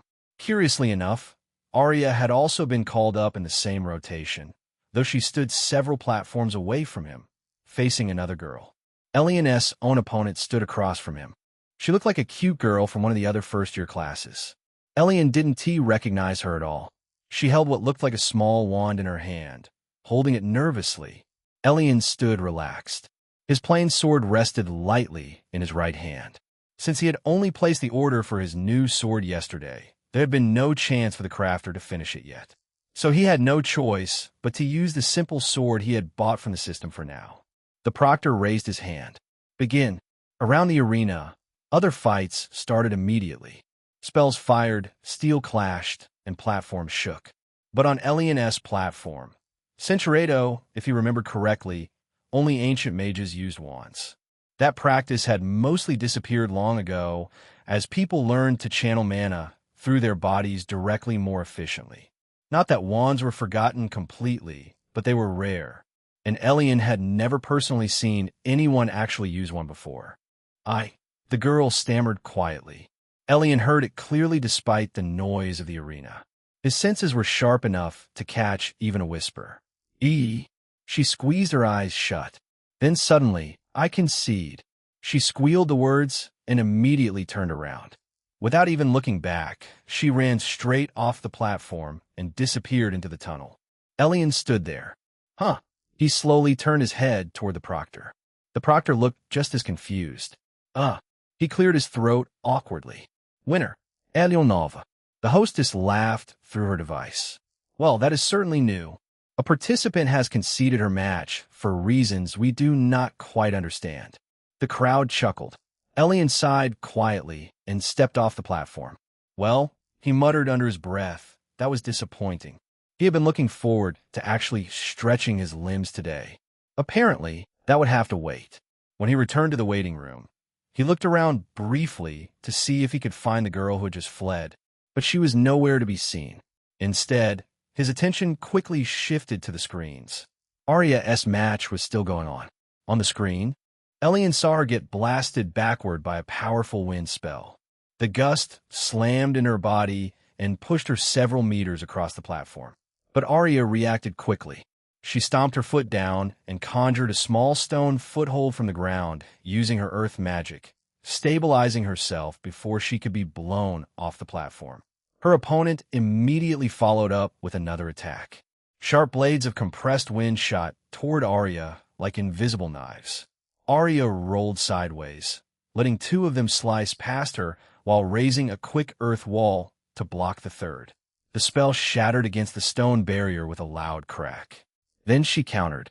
A wave of dirt rose from the platform as she slammed her palm down, forcing her opponent to jump backward. The two girls began exchanging spells rapidly. Wind blasts, stone spikes, dust clouds. Arya dodged a sweeping gust by sliding under it, then answered with a barrage of small stone shards. Her opponent cut through them with spinning winds that scattered the projectiles in every direction. The crowd cheered as the fight intensified, but the exchange did not last long. Arya suddenly planted both hands on the ground. Mana surget. The stone beneath her opponent began to tremble violently.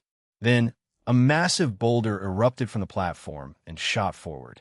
The wind mage tried to push it away with a gust, but the rock was too heavy. Boom! The boulder slammed in her and knocked her straight off her feet. The proctor raised his hand immediately. Match over. Winner Arya Moon. The crowd applauded politely. Back in the waiting room, Elion nodded slightly. Not bad. Still, compared to the 7th-year battle from yesterday, the first-year fights felt rather anticlimactic. But that was only natural.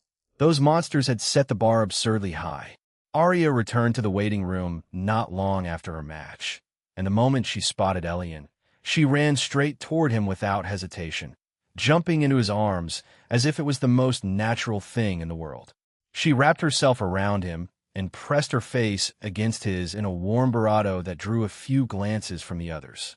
Elion caught her easily with one arm and let out a small, amused chuckle as he held her close briefly before pulling back. That was a good fight. You did well, he said simply. Humph, Arya responded, clearly bravado despite trying to bravado otherwise, as she stood nearby. I expect a fine dinner tonight. Elion smirked slightly at that, not even surprised anymore. We'll see. Maybe Mira had boasted to her about last night's events. Probably not, though. She pouted a little at his answer, but didn't push further, settling comfortably against him as they all turned their attention back to the screens. The year overlaps that the host had promised began to happen across all the years, not just the lower ones, and every now and then, a participant would be matched against someone a year above them, creating moments of tension and curiosity in the arena. But the results were consistent, no matter which year it happened in. The lower year almost always lost, sometimes putting up a good fight, sometimes even surprising the crowd for a short while. But in the end, the difference in experience, control, and composure showed clearly, and even the spectators came to expect it after seeing it happen repeatedly. It was clear to everyone that the overlap was a useless addition that did more harm than good. Then the second years came on, followed by the third years, and this time Elion recognized a few familiar faces from the DC, like Lisette and Magnus, who both won their matches cleanly and efficiently without dragging things out.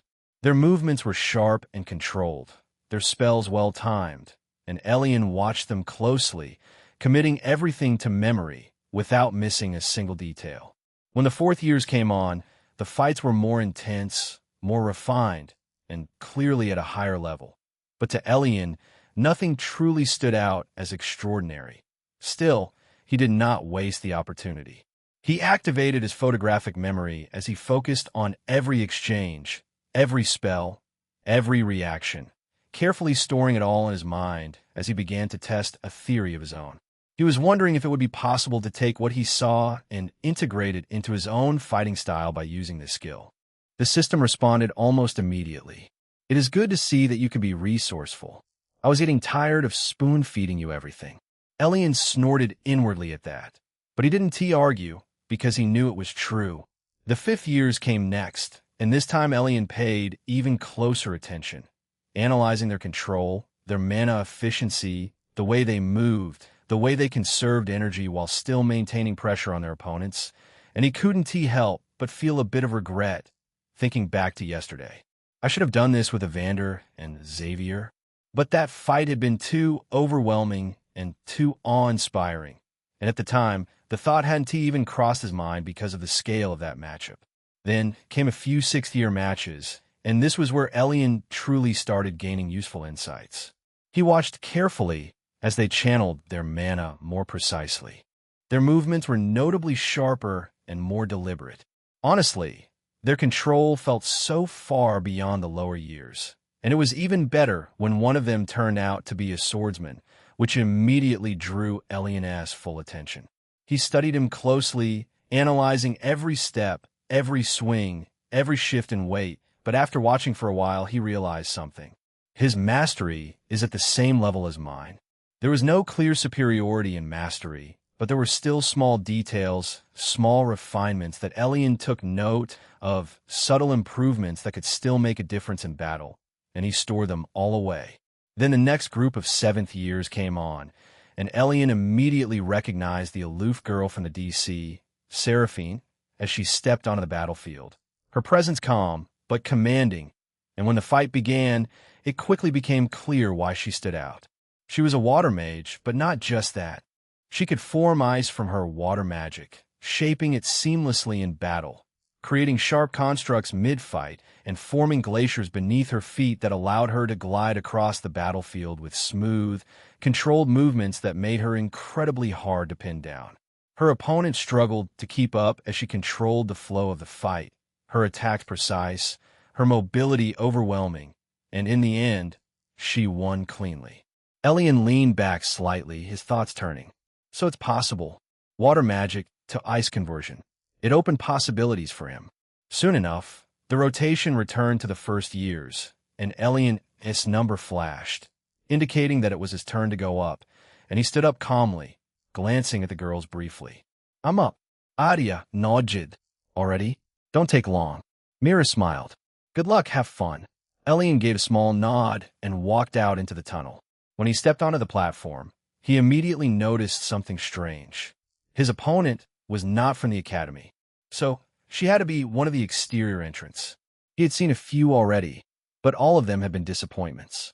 She stood across from him, a strikingly beautiful young woman with olive skin and cherry red lipstick, her black hair flowing behind her, and she wore a red qipao reinforced with light armor, and in her hands were a pair of twin sabers that gleamed faintly under the light. But what stood out the most was her expression, because she looked angry, genuinely angry, and Elion couldn't understand why. He raised a brow slightly and spoke casually.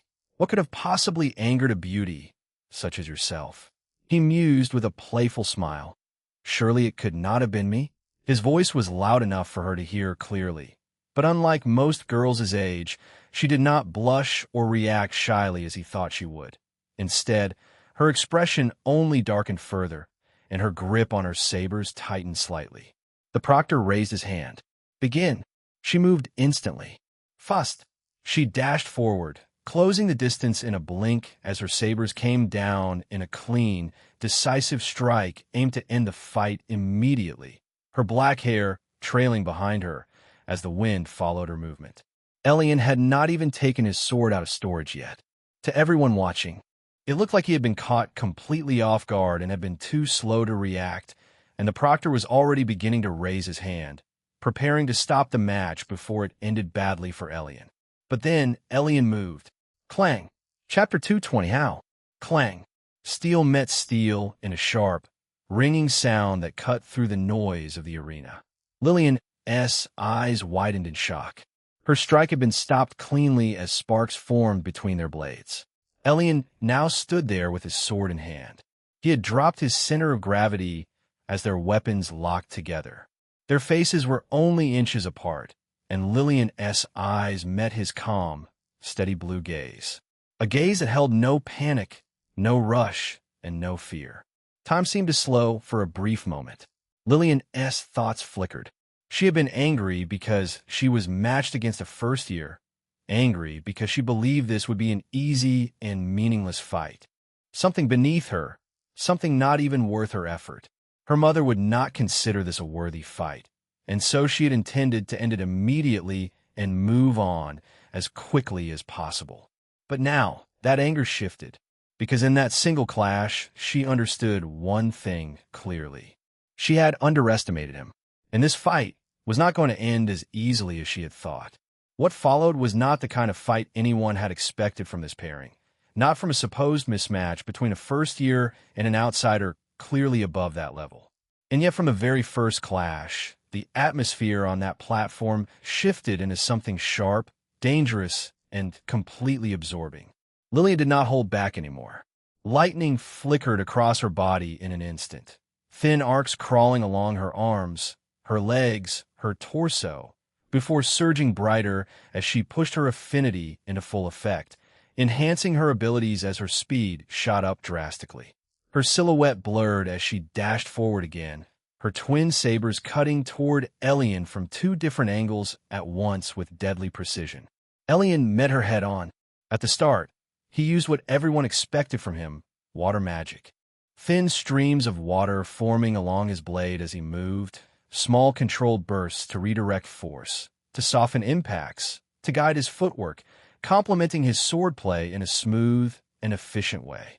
But it quickly became clear, even to him, that this was a bad matchup. Lightning and water did not mix well, and even with control, he was putting himself at a disadvantage. So he stopped. No more spells, just his sword. He activated enhanced cognition, and everything changed. The world around him dulled. The noise of the arena faded. The chaotic battlefield became clear. Lillian's movements slowed not physically, but in his perception. Every shift of her shoulders, every movement of her wrists, every step she took became readable, predictable, and he reacted without hesitation. Clang, clang, clang. Their weapons met again and again in a rapid flurry, sparks and arcs of lightning bursting with every clash as her speed increased further. Her entire body flickered with electricity from head to toe, turning her into a streak of light across the platform. But no matter how fast she moved, no matter what angle she attacked from, Elion was there, blocking, deflecting, and meeting every strike head-on. Her brows furrowed deeply. How? She struck again, faster, and again, but nothing worked. To her, it felt like he could see the future, like he already knew what she was going to do before she even did it. Their bodies became blurs to the audience, the sound of steel clashing echoing rapidly as they sped up, faster and faster, until even the spectators struggled to follow them properly, only seeing flashes of movement and sparks of lightning exploding across the platform. How is he keeping up with me in this state? Her thoughts spiraled. He is only a first year. But then, something changed again. Thin wisps of icy blue smoke began to emit from Elion's eyes as his enhanced cognition pushed further, rising from level 1 to level 2. And with that, the familiar disconnect deepened, his mind narrowing completely onto the fight, everything else becoming irrelevant. He stepped forward firmly, and this time, he began pushing her back, little by little. Lillian's eyes widened in shock as her footing shifted, her momentum breaking for the first time since the fight began. Elion moved smoothly, flowing, and precise. He used flowing edge, his sword moving from a parry into a seamless transition, deflecting one saber before sliding across into a fluid lunge aimed straight at her center, forcing her to react instantly. She jumped back, creating distance. She breathed out sharply, finally catching a moment to breathe, relief flashing across her face, but it vanished instantly, because when she looked up, Elion was already there. His blade was already inches away from her raised sabers. Her pupils shrank. How? She jumped back again, retreating further, trying to create space, but Elion followed without hesitation. He formed a small water barrier beneath his foot in midair, stepping on it like a platform, changing direction instantly as he chased after her in the air, closing the gap again in a way that made no sense to her at all. Elion was in a flow state. Everything connected for him. Everything worked seamlessly to serve his purpose. In this state, he simply could do no wrong. And Lillian realized it in that moment. Screwed. Phantom Blade. Elion's voice echoed softly in her ears. He swung his sword almost lazily in a simple strike. Lillian reacted instantly, bringing both sabers up to block, but then his sword phased. It passed through her weapons as if they weren't there. Her eyes widened in horror. No, she realized it too late. Boom! The impact hit her cleanly, sending her flying off the platform like a rag doll, her form crashing into the distance as the shockwave echoed outward. Elion stood still for a moment before exhaling lightly, deactivating enhanced cognition as his feet touched the platform again. His expression was still calm, as if nothing extraordinary had just happened. He did not think she would get up immediately from that, so he waited. The dust rose slowly, and the arena fell silent. Up in the high balconies, Rhea Umbra stood up sharply, her chair falling to the ground as her composure was completely shattered. Impossible. Her voice rang out in disbelief, though most people didn't even hear her, because all eyes were locked onto the platform below. Oh my gods! The hostess's voice cut through the silence, her tone filled with shock and excitement. I bet no one saw that coming. Are you kidding me? Is this boy even a first year? How? Someone explain this to me. How is this possible? She was not alone. Even the teachers, even the high-ranking spectators, they were all stunned beyond belief. Heavy coughing sounds broke through the silence as the dust began to clear. Lillian's silhouette slowly became visible, but she was in terrible condition. She was on one knee, coughing harshly, her form trembling as her sabers barely remained in her grip, and a thin stream trickled down from her forehead. Elion had struck her with the side of his blade at the last second. If he had been just bravado ruthless, he could have seriously hurt her. But it was quite clear that she would not be able to continue after that heavy blow. Even though Elion had not used every ounce of strength he had in him, he had not held back too much either. The proctor had been too slow to react because he was supposed to have called the match before Elion struck that blow. Even now, he stood frozen for a second longer than he should have. Then, winner! His voice rang out. From the academy, Elion Nova, and the arena exploded. Chapter 221. Sucker. Elion stepped toward Lillian as the healers were still making their way over, and up close, it was even clearer that she was not in a good state. Her breathing was very uneven, and her body was still trembling slightly from the impact, yet she remained standing out of sheer will as she looked up at him with a complicated gaze that was hard to read, a mix of frustration, disbelief, and something else she did not quite understand herself. He extended a hand toward her and smiled gently. Good fight, he said simply with a calm and sincere tone, and sorry about the hard blow. Lillian stared at his hand for a moment before taking it and letting him pull her up properly as she steadied herself. Her grip felt weaker than she would have liked, but it was still firm enough not to appear fragile. No, it's fine, she said, shaking her head slightly as she caught her breath. I could see that you held back quite a bit there. Elion gave a small shrug, as if it was nothing. Of course, he said lightly, I couldn't bear causing that kind of damage to such a beautiful face. Lillian's eyes trembled slightly at that, completely caught off guard, and then she blushed just a little. Her gaze dropped instinctively as she pulled her hand back from his, clearly not expecting that kind of response in the middle of a match, let alone after what had just happened. Elion chuckled softly and took a step back, already turning away as if it was nothing. But inwardly, he could not help but feel that something was wrong with him lately.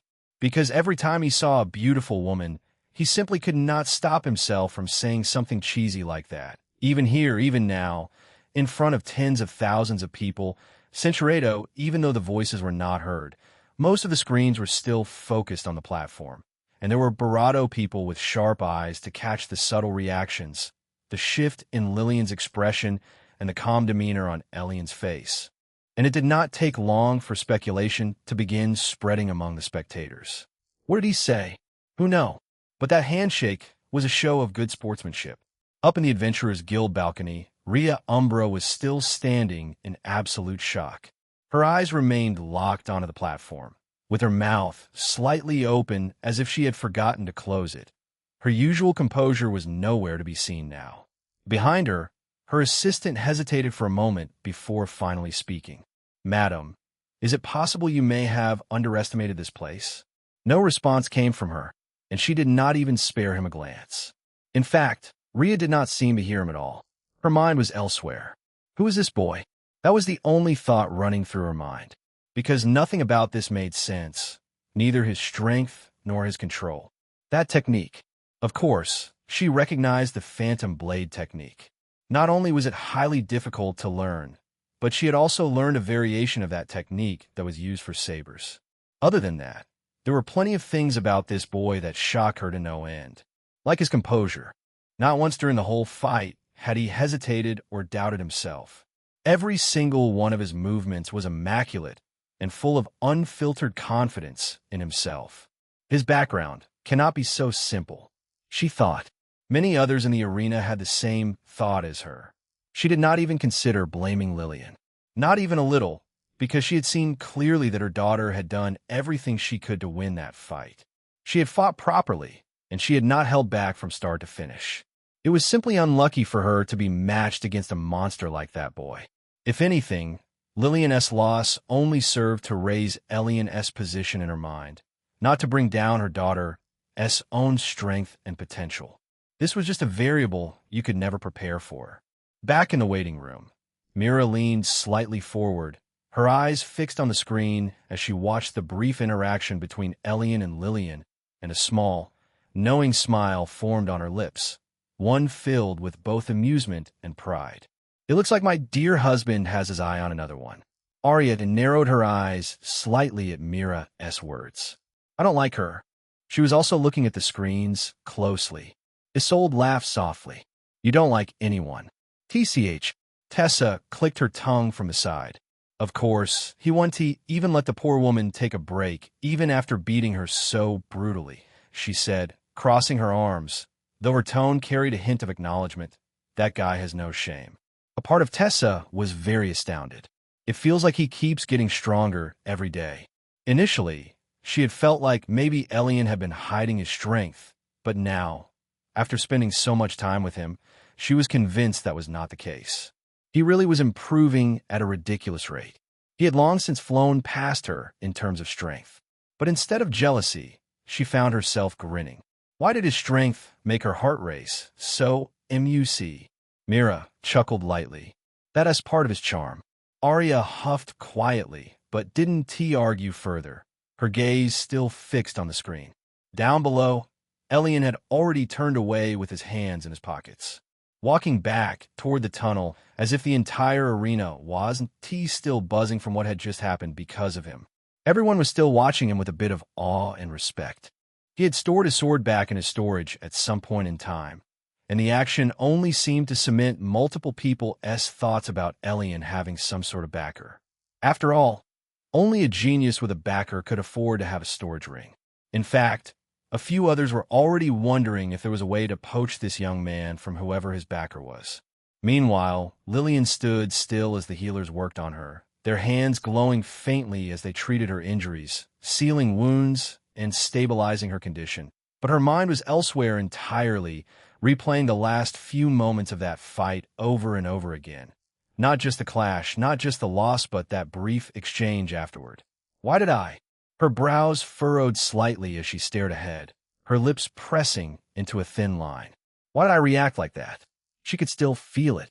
That moment when the heat rose to her face. Lillian almost berated herself right then and there. Ridiculous. Her whole life had been dedicated to strength, to discipline, to becoming someone powerful, someone who stood above others. And because of that, she had never really concerned herself with things like relationships, attraction, or anything involving the opposite sex. It was simply not something that mattered to her, not when there were more important things to pursue.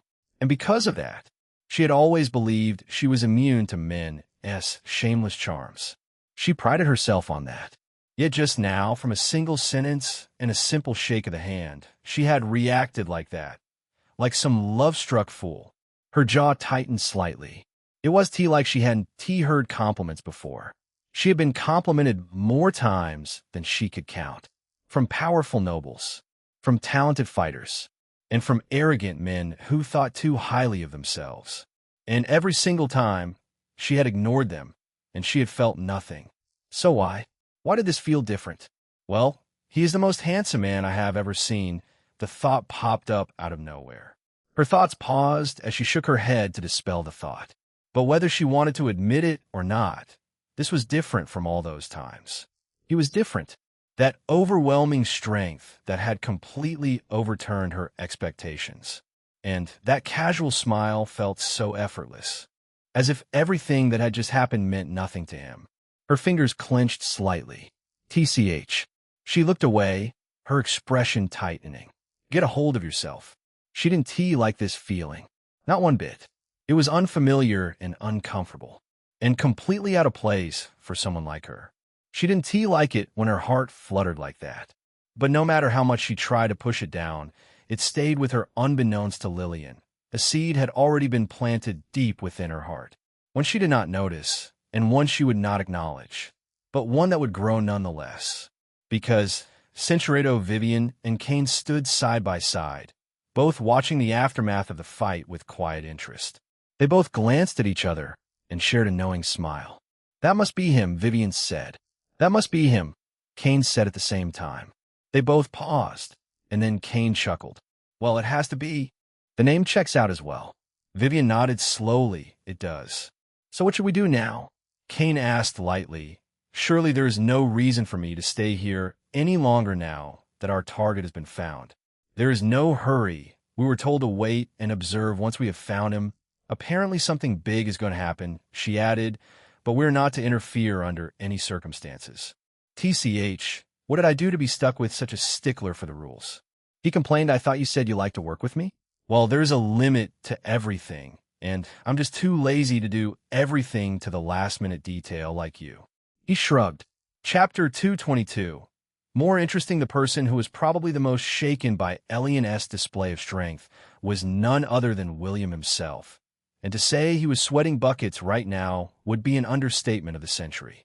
His entire back had soaked through his clothes, his palms were clammy, his breathing was uneven as his eyes remained glued to the screen, replaying that final strike over and over again in his mind, as if he was trying to convince himself that what he had just seen was not real.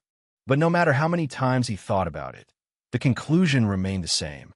How am I supposed to fight that monster? That single thought echoed endlessly in his head, growing heavier each time it repeated, crushing whatever little confidence he had left, because there was no denying it anymore, not after seeing that fight. It was obvious to him that the woman Elion had fought was not weak. She could decimate William without using even half of the strength she had used right now. And yet, he had watched her get completely overwhelmed and thrown off the platform like that. William had already given up any hope of landing a single blow when he faced Elion, let alone winning, because thinking otherwise would not just be foolish, it would be delusional. And while he was not the brightest, William was not that stupid. His fingers trembled slightly as they curled into fists, and his nails dug into his palms as his jaw tightened. How? How was I this unlucky? It made no sense to him. And the bravado, he thought about it. The bravado, suffocating it felt. How had he become this powerful already? It wasn't that long ago that he remembered bravado Elion to kneel before him. And yet, it may as well be a lifetime ago. For a brief moment, a weak thought surfaced in his mind, one born from desperation rather than logic. Maybe father will understand. He clung to it for a second, just a second, imagining that his father had seen the fight, had seen how absurd Elion's strength was, had realized that this was not fair in any sense of the word, that maybe, just maybe, he would excuse this whole arrangement. But that thought died almost instantly because he knew better. More specifically, he knew his father well. There would be no understanding or sympathy from that man. He would take no excuses, because in his father's eyes, there was only one truth that mattered, and his father would definitely say it straight to his face. If it were Xavier, he would have one, no questions asked. William's teeth ground together harshly at that, the bitterness rising in his chest as his expression twisted. "I have to win," he muttered under his breath. His voice sounded low, almost trembling, but there was nothing like determination in it, only desperation. His mind began to move toward the darker thoughts, because deep down, he already knew that there was no legitimate way for him to win. No amount of effort he could put in overnight would bridge that gap, so his thoughts shifted toward other methods that did not rely on strength. Maybe he could find a way to gain an advantage before the fight, and make the fight somewhat possible for him to win. But even as he thought about it, another idea pushed forward. Or maybe I can just get rid of him entirely. That thought settled heavily in his mind, and unlike before, he did not push it away, because this was not the first time he had considered it. No. He had already thought about hiring an assassin or a hitman before, more than once, but he had held back because he wanted to prove himself first. He had wanted to defeat Elion properly and to show his father that he was not so useless. But now, after seeing that fight, that idea felt laughable.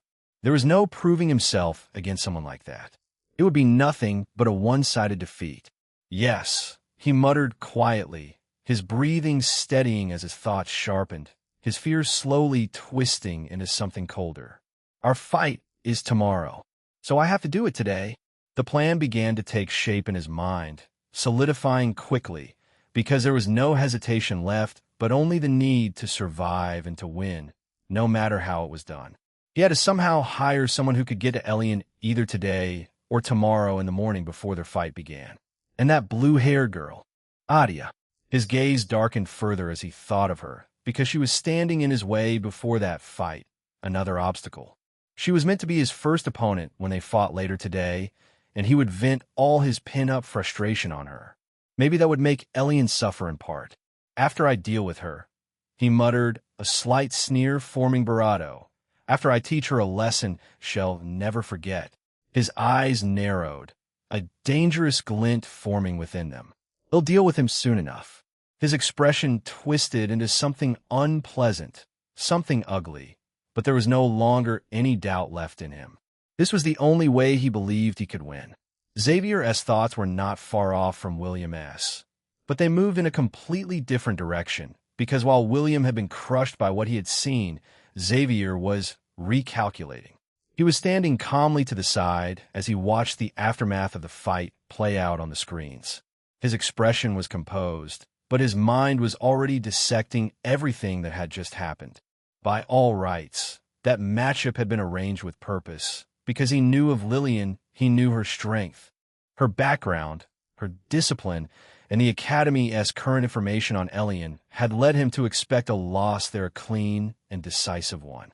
Especially since Elion's other second-year opponent was weak, the overall projection had been simple. Elion would win 9 out of 10 fights, and that one loss would be enough to keep him grounded. But once again, it seemed like he had underestimated him. Interesting. If anything, the result did not disturb him as much as it should have, because rather than seeing it as a problem, he saw it as confirmation that Elion was even more valuable than he had initially thought. And instead of trying to suppress that value, it only made one thing clear to him. He needed to bring him over to his faction. Right now, he was not even in the balcony with his father, instead moving through one of the inner corridors as he handled various tournament matters. His steps unhurried, his posture relaxed, but his thoughts sharp, because even without being there, he could already guess how his father would react to all of this. Duke Dancrest would not care. Not about the fight, not about Elion's strength, and not about the spectacle. The only thing that mattered to him was whether William could prove himself. And Xavier knew very well how that would end, which meant this situation was now entirely his to handle. His gaze shifted slightly as he walked, his mind already moving ahead. The advantage he currently had, the small edge gained from having early information on Elion, was already slipping because after that display, it would not take long for other factions to begin moving. The guilds, the clans, the organizations, all of them would start paying attention, and once they did, they would act, and when they acted, they would not be subtle about it. That window was closing for him, and fast. I need to move first. The thought came calmly, because while he had underestimated Elion's strength, he had not lost control of the situation entirely. Not yet. But if he delayed, if he hesitated, then he would lose the initiative completely, and that was something Xavier did not allow. His mind began to form a plan. Not something crude, because that would be beneath him. He would not chase after someone like a desperate fool, nor would he reveal his intentions too early, because someone like Elion, with that kind of awareness and composure, would notice immediately, and once he noticed, it would become harder to approach him properly. Xavier's lips curved slightly, because even now, even with everything that had just happened, he did not feel like he was losing control.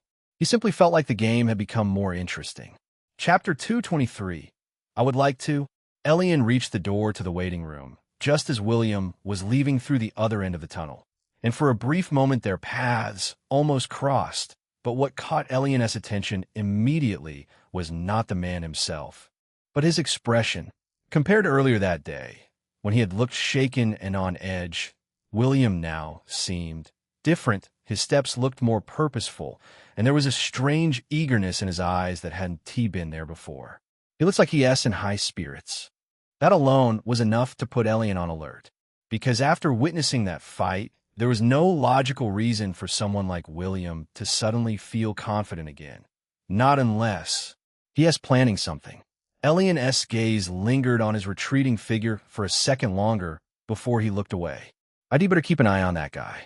After the full matchups had been released earlier, allowing participants to plan their schedules in advance, Elion had taken the time to go through not only his own fights for the second time, but also those of the people around him, especially the girls, and one particular detail had stood out clearly. William. Tomorrow, he would be fighting him. That alone was something Elion was genuinely looking forward to, because there were things he had been wanting to settle for a while now, and this was the perfect opportunity to do so without holding back. But more importantly, today, Arya would be fighting William, and that was a problem.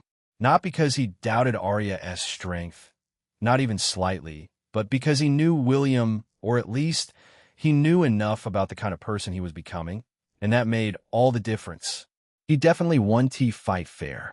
That much was obvious.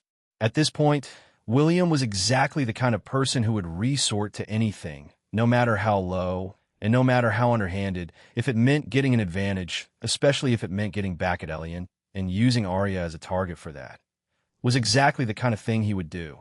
Elion's expression hardened slightly. That fight, I don't like it. Not one bit. Maybe if it were Mira, he would feel a little bit at ease, but Arya was abrasive and easily susceptible to being manipulated and provoked. And she was also not really the best in a fight. As much as he would have liked to think that the dungeon runs had helped her somewhat improve on her skills, he didn't think she was a good fighter even now. While she was definitely on the upper end of their peers, that was when taking into account just her base level, she was falling short in several other key areas that would matter in a personal meeting. He pushed the thought aside for now as he stepped into the waiting room. The atmosphere inside lively as ever, voices overlapping, people discussing the matches, replaying moments, arguing over outcomes, but the moment he walked in, attention shifted toward him almost immediately. Attention that he mostly ignored as he focused on the only people that mattered to him. The girls spotted him right away. He also spotted that there was an addition that he had mostly forgotten about recently, but also because she was quite restrained compared to the first time they had actually spoken to each other. Lyra had joined in with the little group. There he is, Arya said with a bright smile as she stepped forward, her eyes gleaming with excitement. That was insane, Isolde added, clearly impressed. Her usual calm replaced with genuine admiration. You didn't even struggle, she continued, shaking her head slightly. Elion shrugged lightly. It was fine. Fine? Tessa's intense voice cut in as she stepped forward with a determined grin. Her aura was leaking slightly, charged with competitive intensity, not really directed at him, but at the idea of fighting itself. I want a match like that, she said, rolling her shoulders slightly as if already warming up.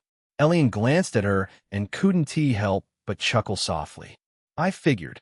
She was one of the few who hadn't fought yet since yesterday, and watching that kind of battle, that kind of pace, it was only natural that it would arouse her fighting intent, especially someone like Tessa, who thrived on combat. Even Isolde had fought at least once, and she also looked more animated than usual, her eyes still lingering on the screens, as if she were replaying moments in her head. Elion's thoughts shifted back to the important matters as they settled back into their seats. I need to get something from the system, something that would give Arya an advantage. Because no matter how strong he thought she was, or she thought she was, Elion was not willing to leave that fight to chance.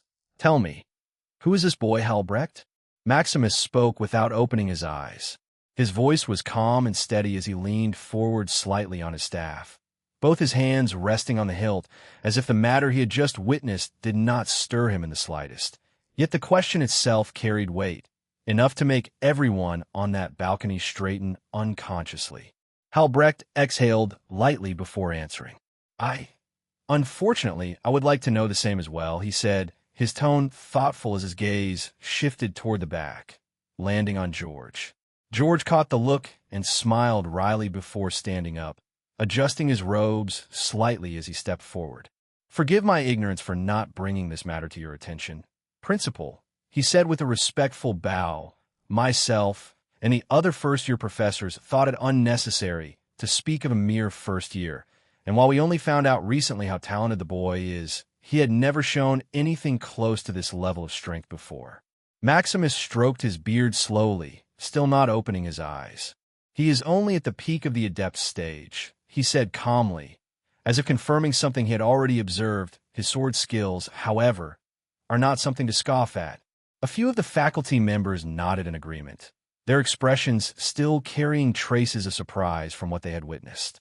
Lolanthe shifted in her seat, crossing her legs as she leaned back slightly, her sharp gaze lingering on the arena below as a faint smile played on her bravado.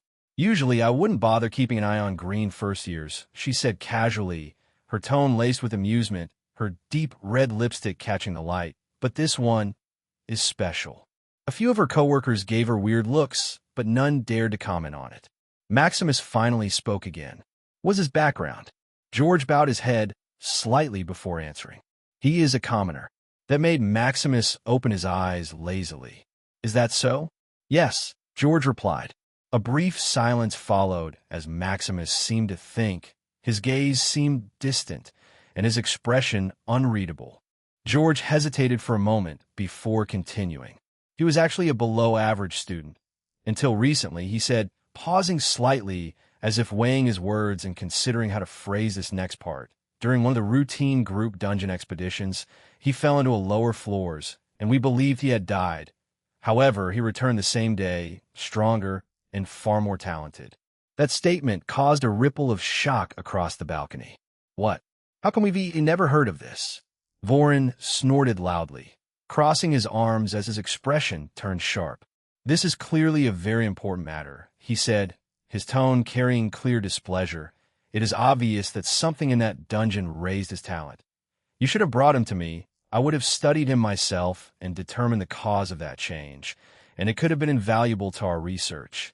Celine immediately scoffed at that. And that is exactly why we didn't bring him to you. She shot back coldly, her eyes narrowing slightly. Our students are not subject for you to dissect at your convenience. She gave him a scornful look before continuing. It will be better for everyone if you stick to playing with corpses. Vorin's expression twisted instantly. Shut up, you lowly fool. He snapped, his voice rising. You are nothing but a lesser life form. Who are you to? Enough. Maximus spoke once, and the entire balcony fell silent. The tension dissipated instantly, as Vorin bit back whatever he was about to say as Celine leaned back slightly, her expression still heated but no longer daring to escalate the conflict. Everyone knew those two did not get along, but none of them would push it further in front of Maximus. Maximus turned his gaze slightly toward George. George. Yes, Principal. I would like to meet this boy. Eyes widened across the balcony as everyone was filled with genuine shock, because this was not something that happened every day, if ever.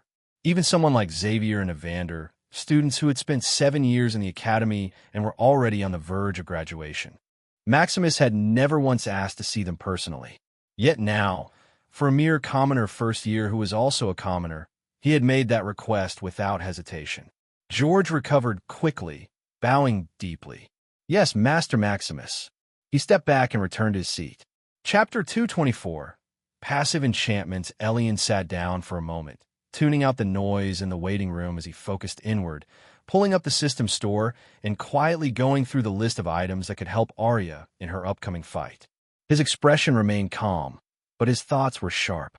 He filtered through the options quickly, skipping over the lower-grade items without even considering them, until he narrowed everything down to the highest grade he could reasonably afford right now. Epic grade items, the same tier as the rings he had given the girls a while ago, and thinking about those rings made him pause for a brief moment. They really liked them. He had not seen Mira or Arya without those rings on their ring fingers at any point, not during training. They wore them like they were something far more than just equipment, and that thought made him smile faintly. I should have given one to Celeste too. The thought lingered briefly before he pushed it aside. This should be standard from now on. A ring for all my women. His focus returned to the items in front of him. He had already narrowed the choices down to 3. The first was a necklace that could reflect any mana-based attack from a high mage or lower. He frowned slightly at that. It would be easy to tell that this was not part of the user's strength. He needed something that would work as a passive boost, like the black rings. A boost to something that already existed.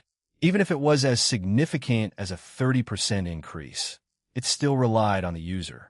So anyone who saw their strength without closely inspecting the ring itself would pass it off as the mage's own power and good control. Honestly, he didn't know if using external items that were not tied to the user's own strength, active tools that could directly interfere with the flow of a fight in a way that would raise questions. Would it be considered cheating?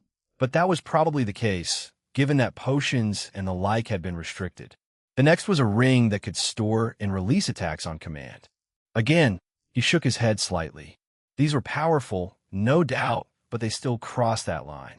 While the tournament rules were not explicitly stated in that regard, it was better not to push it. Those would look like cheats. Then his gaze settled on the third option. A pair of earrings shaped like crescent moons. Enchantments, passive, healing, passive, debuff, resistance, passive ailment, resistance. His eyes narrowed slightly as he read through the description again. This one is perfect. It would be enough to counter subtle interference. Enough to reduce the effectiveness of poison, paralysis, or anything underhanded. Yeah, that was the one. Without hesitation, he confirmed the purchase. 12,000 system points vanished instantly. The earrings appeared in his storage. Elion exhaled lightly. That should be enough. He just needed to make sure Arya had them before her fight.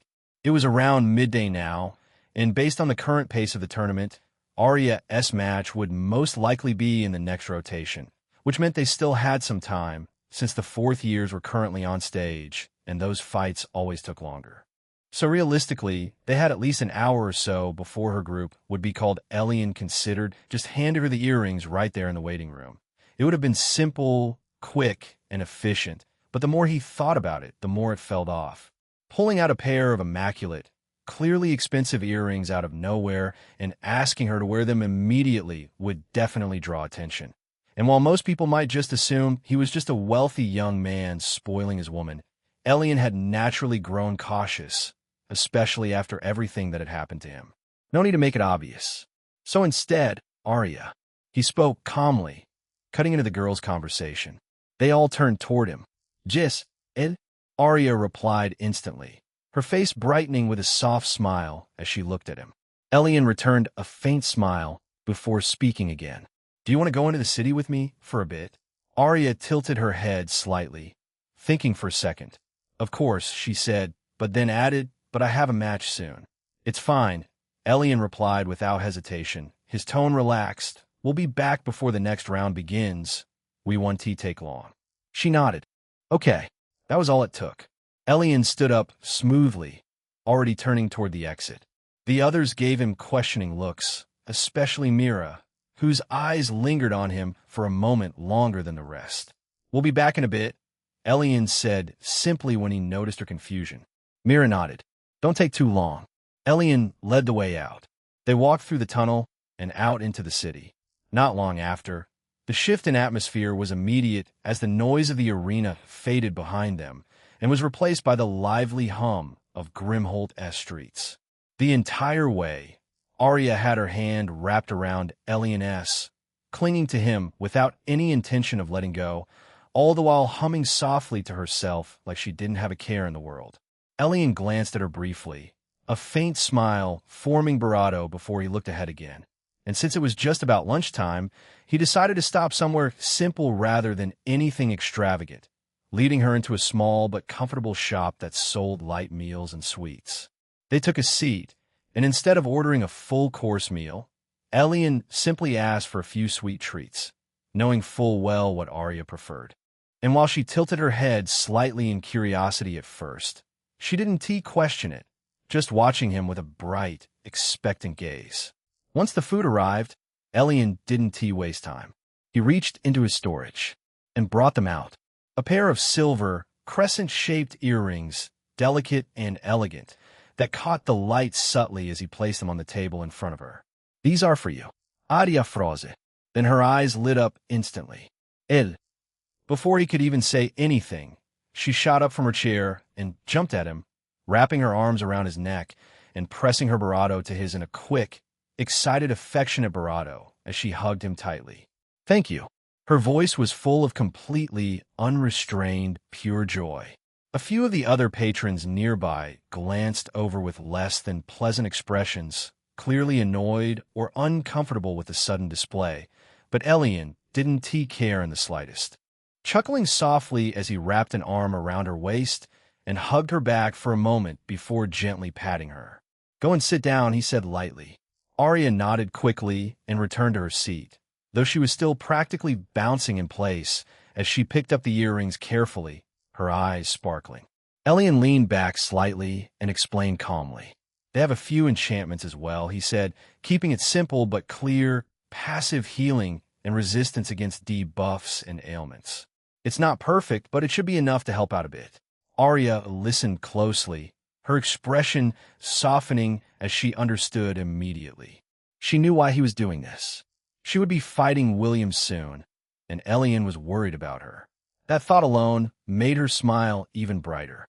"I'll use them well," she said softly, her voice sincere as she looked at him, "and I'll treasure them for the rest of my life." Her eyes were twinkling. Before he could respond, she immediately put them on, adjusting them carefully as they settled against her ears, the crescent shapes glinting faintly as she moved. Then she went straight for the sweets, attacking them without restraint and humming happily as she ate. She felt completely content, completely at ease, her earlier excitement not fading in the slightest. "I really am the happiest girl alive." The thought came naturally as she took another bite, her eyes drifting toward Elion with quiet affection. "Getting spoiled like this by my husband." Chapter 225. Crossing paths. If Elion had been just a bit more observant, he might have noticed a pair of striking white eyes watching him intently from across the shop, their gaze sharp and unwavering, lingering on him for far longer than what would be considered normal, carrying with it a faint, unmistakable hostility. Seated at that table were two women who, despite their casual setting, drew attention without even trying. The mother sat with a natural, effortless poise, dressed in neat, well-fitted clothing that suited her without drawing undue notice. Her posture relaxed yet refined, the kind of presence that came from confidence rather than display, and her vibrant purple hair fell smoothly over her shoulders, framing a face that was both sharp and bravado, and her pale white eyes only added to the unusual charm she carried, giving her an almost otherworldly beauty that was hard to ignore. Opposite her sat her daughter, and while the resemblance was clear, there was something softer about her, something lighter, her blonde hair catching the light gently as it fell in loose strand around her shoulders, her form just as graceful and well-formed, bravado and elegant in every way. But unlike her mother's sharp allure, there was a hint of innocent ignorance in her white eyes, a softness in the way she looked at the world, as if she had yet to be tainted by it, and that contrast only made her presence stand out even more. And yet, no one was looking at them. Not really. It was not Elion's fault that he had failed to notice such a striking pair in the same room, because if he had truly laid eyes on them without interference, there was no doubt in his mind that he would have considered the mother to be the most beautiful woman he had ever seen, her presence alone enough to eclipse nearly everyone else he had encountered. But something was off.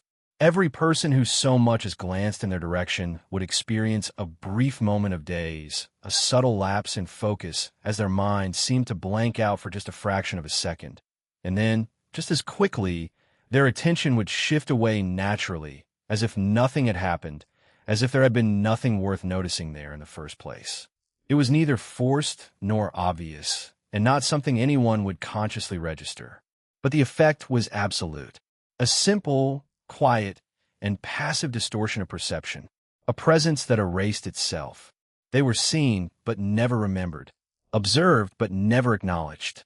And so, even someone like Elion, whose senses were sharper than most, whose awareness had been refined by the system and abilities, simply overlooked them, his attention sliding past their table without pause, without suspicion, as if they were nothing more than another pair of ordinary customers in a busy shop.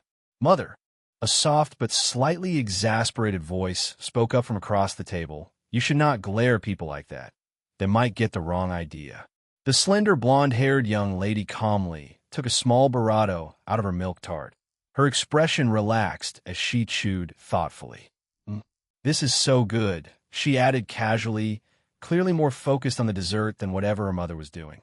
The white-eyed woman blinked slightly, as if snapping out of her focus, realizing that she had indeed been staring for too long, and a faint blush crept onto her cheeks as she looked away in mild embarrassment. "Sorry, my dear," she said, clearing her throat slightly before straightening her posture. Though the irritation in her eyes had not completely faded, "You know how upset it makes me when I see a young, innocent woman being taken advantage of by a dishonest man."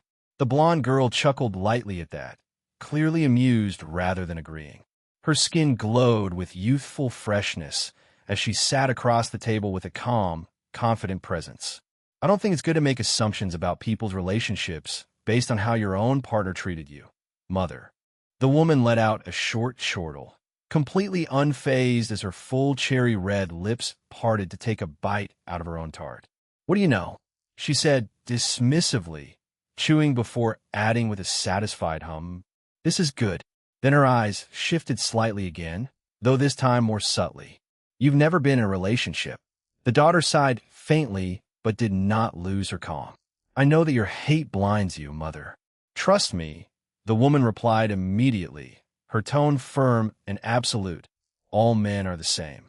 The blonde girl paused for a moment, then simply took another bite of her tart without responding, because it was clear that continuing this argument would lead nowhere, and she could only blame her own father for the way her mother had turned out. Meanwhile, the mother's gaze drifted back toward Elion and Arya one last time, lingering just long enough for that faint hostility to surface again before she looked away, her lips pressing into a thin line. She just hated that man so much. Meanwhile, the system had, of course, picked up on the faint killing intent directed in Elion's direction, but did not alert Elion, because in truth, it was not truly directed at him, at least not entirely. But that was not the real reason. A brief pause lingered within the system's processes. It seems the host shall cross paths with his family in the future. Would Elion be happy when he found out? Probably not. It had been granted enough leeway for autonomy by the goddess when she was not taking the reins. Elion gave Arya a gentle pat on the head as she stood up. She was ready to head out onto the battlefield, but his hand lingered on her head for just a moment as he looked at her with a soft smile. "Do your best," he said calmly, "and stay calm. Don't let him provoke you." Arya nodded quickly, looking at him, clearly happy just from the attention alone. Right beside her, Tessa also stood up, rolling her shoulders lightly as if loosening up before a fight. "Looks like I'm up too," she said with a small smile. Mira stepped forward next. "Good luck," she said with a confident smile. Lyra crossed her arms. "Don't lose." Tessa chuckled. "Of course not." Isolde clasped her hands lightly as she smiled gently. "Good luck, both of you." Arya nodded again, thanking them a bit more quietly this time before turning and making her way toward the exit, her steps light but determined. "Come on," Tessa said, nudging her lightly. The two of them left together, their steps steady as they made their way out toward the door that led into the tunnel. Elion's gaze followed them until they disappeared through the door, and not long after, he spotted William heading out as well. They shared a glance as William's lips curled into a smirk. He snorted lightly, not even bothering to hide it, before walking out into the tunnel with the others. Elion's eyes narrowed slightly. "That guy." He exhaled slowly, forcing himself to calm down. There was nothing he could do now. The match had already begun. All he could do was trust Arya and hope she would do her best. And if she won, then it would all but guarantee that William would lose his chance to enter the Hidden Realm, but even that was not what concerned him the most right now. Just fight calmly. He sat down with the others, his attention shifting toward the screens. Then the door opened again. Elion frowned slightly. Is something wrong?" But the face that walked in made him pause. "Professor George." The man stepped inside, his gaze sweeping across the room briefly before locking onto Elion almost immediately, and without hesitation, he began walking straight toward him. George stopped a few steps away, his eyes flicking toward the girls for a moment as he took in the scene. "How many women does this boy need?" he muttered under his breath. "Huh? Did you say something, Professor?" Elion asked, raising a brow slightly. Nothing," George replied quickly, clearing his throat before straightening his posture. "Then come. Follow me." Elion blinked in confusion as he tilted his head lightly. "Your presence has been requested," George added calmly, already turning slightly as if expecting him to get up immediately. Elion frowned. "Requested? Why would anyone want to see him?" His gaze instinctively shifted toward the screens. Right on cue, Arya and William were stepping onto the platform. His expression darkened slightly. This timing, wasn't he a bit too perfect? "Right now?" he asked. "Right now," George replied without hesitation. Elion's brows furrowed. "Why now?" The question lingered, but there was no immediate answer. Mira reached out and slid her hand into his, holding it gently. "Don't worry," she said softly, her voice calm but reassuring. "I think she'll be fine." She smiled at him. "She trained a lot after you stopped coming with us to the dungeon." Elion exhaled slowly. He knew that still. He hesitated for a brief moment longer. Then he stood up. "All right," he said quietly, "let us go." George nodded once and turned, leading the way out. And just like that, Elion walked away from the waiting room. Chapter 226. Where did you find it? "Who asked to see me, Professor?" Elion asked as they walked, his hands resting smoothly inside his pockets as he followed George up through the interior of the Colosseum. They took a winding path that took them higher and higher, away from the noise of the arena and into quieter, more refined sections of the structure. George glanced back at him briefly before responding, his expression neutral.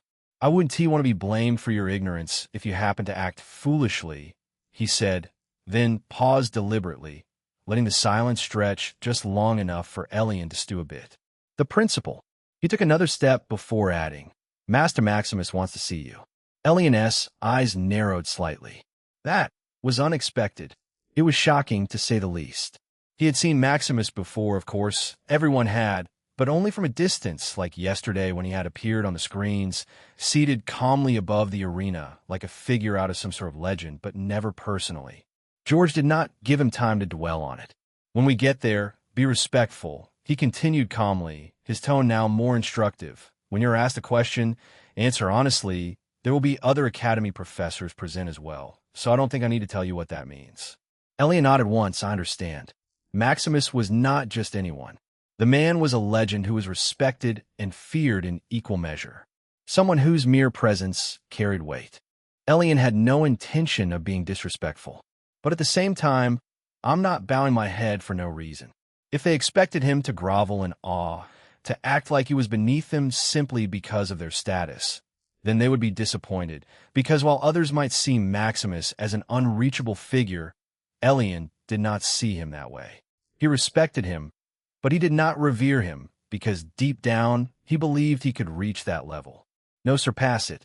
Some might call that arrogance, delusion, or unwarranted pride.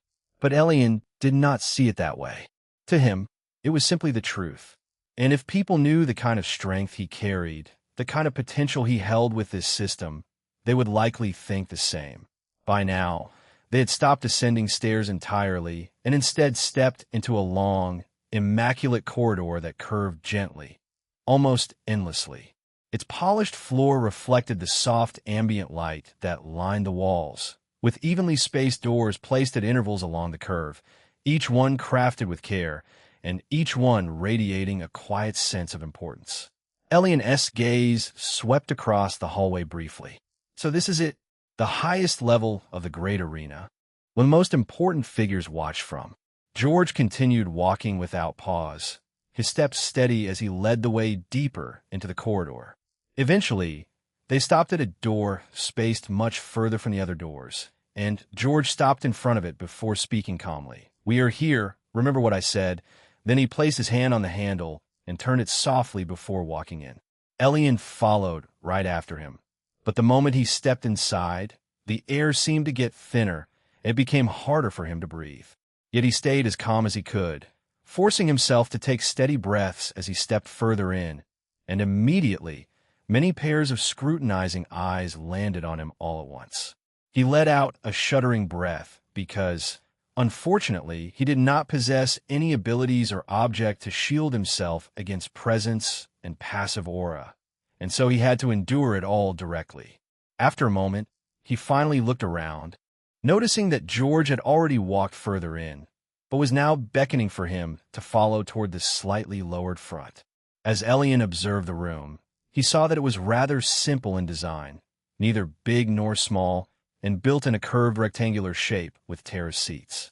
The professors who were eyeing him up and down were likely the lower-ranked ones, since they had a slightly inferior view of the battlefield down below, even though the terrace design ensured that everyone could still see clearly. Further down, right in front of the large transparent panel that shielded the room from the outside elements, the more powerful figures were seated. Unlike the others, they did not bother sparing George or Elion a glance when they entered, their attention still directed outward. Of course, Elion quickly recognized Celine and Evelyn in the closest row. Both of them gave him subtle nods of acknowledgement, which he returned. Celine added a thumbs up and a playful wink, while Evelyn simply nodded, which was more than enough since there was no love lost between them. A row of stairs separated the seating into two sections, and Elion followed after George toward the front, feeling many eyes on his back as he walked. Since there were about 40 people in the room, and more than half of them were scrutinizing him closely, Elion did not make any effort to glance back. And of course, this did not go unnoticed, because while some people found his composure admirable and raised their opinion of him slightly in their hearts, others saw it as arrogance and disrespect, especially since everyone here had once been called a genius at some point in their lives. It felt as though Elion was looking down on them, even more so because he kept his chin up as he walked. They all knew that he was a commoner, and so they could not understand how he carried himself with such a noble aura, nor where this confidence was coming from. And while a few of them frowned at him, none dared voice their displeasure out of respect for Maximus. As Elion continued forward, he could finally make out the figures seated at the very front, lounging rather leisurely on plush couches. There were 7 of them with quite some distance between each seat, 4 on the left side and 3 on the right. On the right side, there was a leisurely old man whom Elion immediately recognized even from this sideways angle. George stopped a short distance away so as not to disrupt their view, just as Elion stepped off the last step, and then he spoke respectfully, "I have brought him, sir." In that instant, all 7 figures turned at once, though Maximus was the slowest among them, and suddenly, Every eye in the room was on Elion.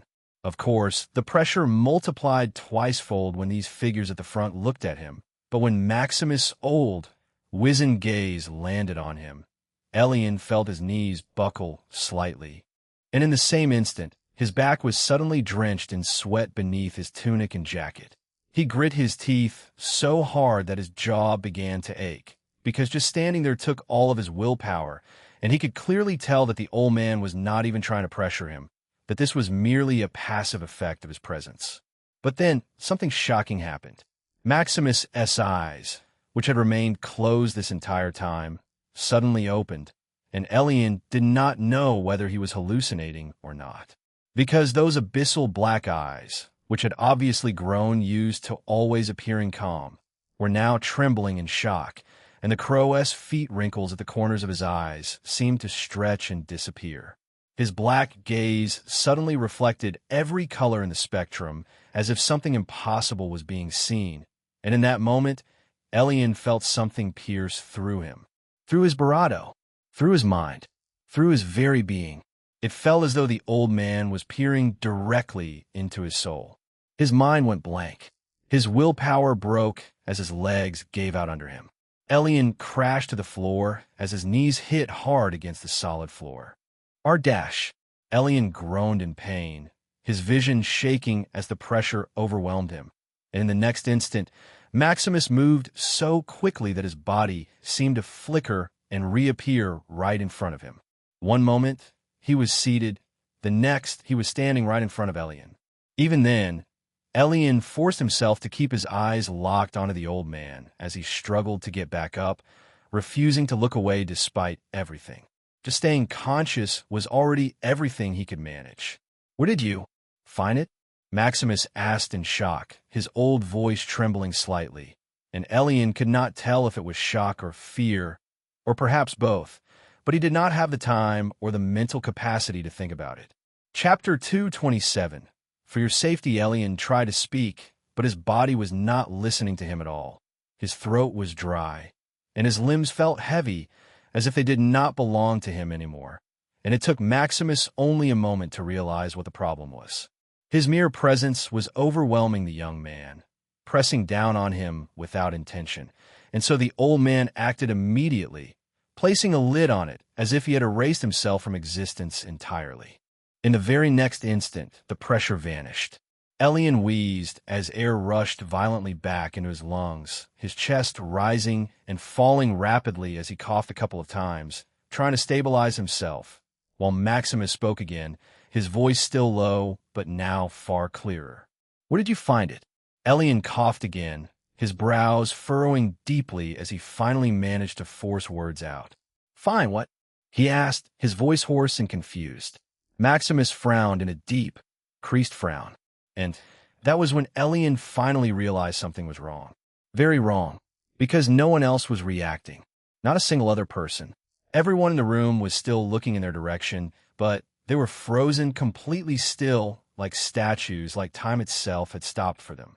Even Halbrecht, who Elion had already recognized as one of the strongest individuals he had ever seen, stood unmoving, his expression locked in place, as if he had been paused mid-thought. Elion's heart skipped. "What? Are you trying to play tricks with me, boy?"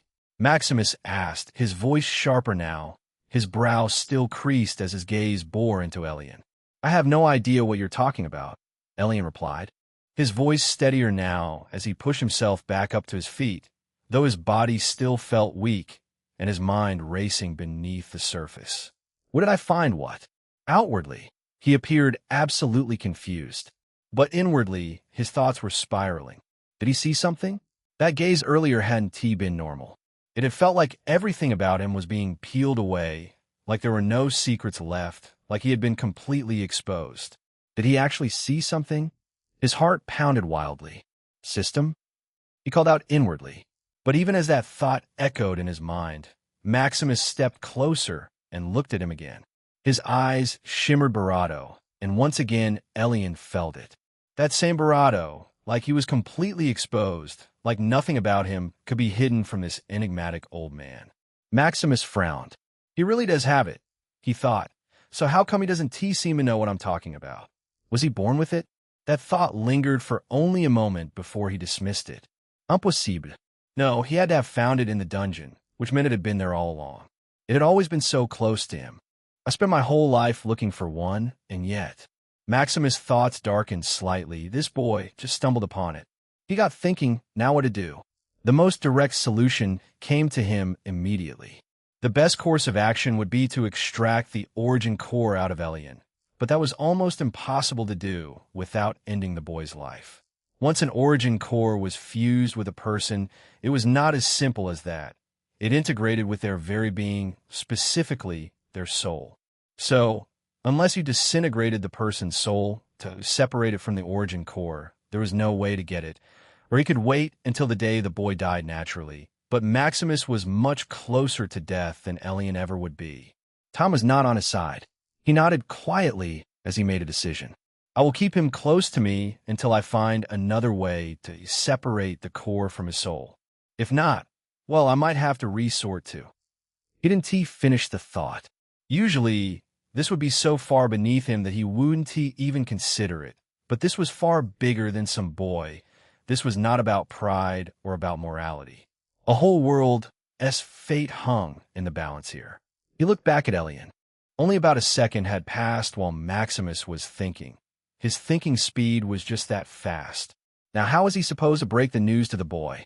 No, he would not tell it straight to him. It wouldn't hurt if he twisted the facts a bit. Maximus began explaining, the thing that you found in the dungeon, the one that increased your strength and talent. That is what I'm talking about, he said simply in his old voice. Elion's eyes trembled. Does he know about the system? He thought.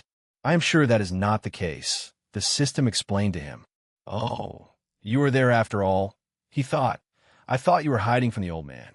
No.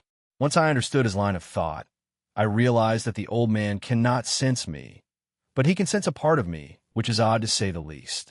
He must have exceptional sensory abilities, even for a sage mage. A part of you? What do you mean? Maximus could see the trembling in Elion's eyes, of course, so he does know that he found something great in that dungeon. Yes, a part of me. Let me explain, the system began. You see, when the goddess created me, she used something called an origin core as the foundation of my creation. This is what powers me. Elion's mind focused completely. You can think of it as the source of fuel for my existence. Elion nodded inwardly. So that's what it is. That is most likely what this old man is referring to. You have a lot of explaining to do once I'm done with this old man here. He didn't know what this thing called an origin core was supposed to be, but it sounded like something important considering it had made even Maximus lose his composure. Elion lifted his head slightly, meeting Maximus' gaze again. Though this time without that crushing pressure weighing him down, he spoke carefully. I did find something in the dungeon, he said slowly, choosing his words with care, but I don't know exactly what it is. Maximus' eyes narrowed slightly, studying him closely, searching for any sign of deceit. Is that so? His voice was calm again, but there was something behind it now, something deeper. What did you feel when you found it? Elion paused for a brief moment. His mind moved quickly. He could not lie outright, but he also could not reveal everything. It felt. He began, as if recalling it carefully like something entered my body, and after that, everything changed. My mana, my control, my perception, everything improved. Maximus watched him silently as Elion continued. I thought it was some kind of rare treasure from the dungeon. Maximus remained quiet for a few seconds, his gaze still fixed on Elion, as if weighing every word he had just heard, and then he slowly nodded. I see. His tone gave nothing away, but inwardly his thoughts moved again. He really doesn't know what he found. That made things easier and harder at the same time. He turned slightly, walking a few steps away before speaking again, his back now partially turned to Elion. What you found is not something ordinary, he said calmly. It is something that many have searched for their entire lives without success. Elion remained silent, listening. If left unchecked, Maximus continued, it can change your fate entirely and those around you, elevate you beyond what you would normally be capable of, but at the same time, it is not without danger. Elion's eyes narrowed slightly at that. Danger? Maximus glanced back at him. Yes, he said simply, something like that. attracts unimaginable dangers. Their eyes met briefly. You are fortunate that it was me who noticed it first, otherwise you would have not known how you died. Elion did not respond immediately, but he understood this was a warning. I will be keeping an eye on you, Maximus added, his tone calm, almost casual, as if he was merely stating a fact, for your own safety, of course. Elion's lips twitched slightly, but he didn't voice any complaints. For my safety, he repeated quietly. Maximus did not elaborate further. Elion lowered his gaze slightly in thought for a moment before nodding. I understand. Maximus looked at Elion for a moment longer, his expression returning to that calm, unreadable state, as if the earlier shock had never happened. And then he spoke in a steady, measured voice. I expect a lot from you going forward, he said simply, his tone neither harsh nor soft, but carrying a quiet weight that was hard to ignore. Do not disappoint me. He paused briefly before adding, Centuredo, that will be all for now. And just like that, time resumed for everyone else. The sounds from outside the arena flooded back into Elion's ears all at once. The distant roar of the crowd, the echo of spells clashing, the announcer's voice, everything returning as if nothing had ever stopped, and only then did Elion truly realize that not only this room, but everything before had been frozen, completely halted under Maximus' will. He blinked once and noticed that Maximus was already back in his seat, as if he had never moved. George, Maximus said calmly, his gaze already shifting back toward the battlefield beyond the transparent panel. See the boy out. Yes, master, George responded immediately, bowing slightly though he was a bit confused. Around the room, a few people exchanged glances, their expressions carrying mild confusion. Was that all? Did he really just want to see the boy? They all had the same thought. Chapter 228 read, Did he really just want to see the boy? To many of them, it seemed almost pointless, such a brief interaction for someone Maximus had personally called for.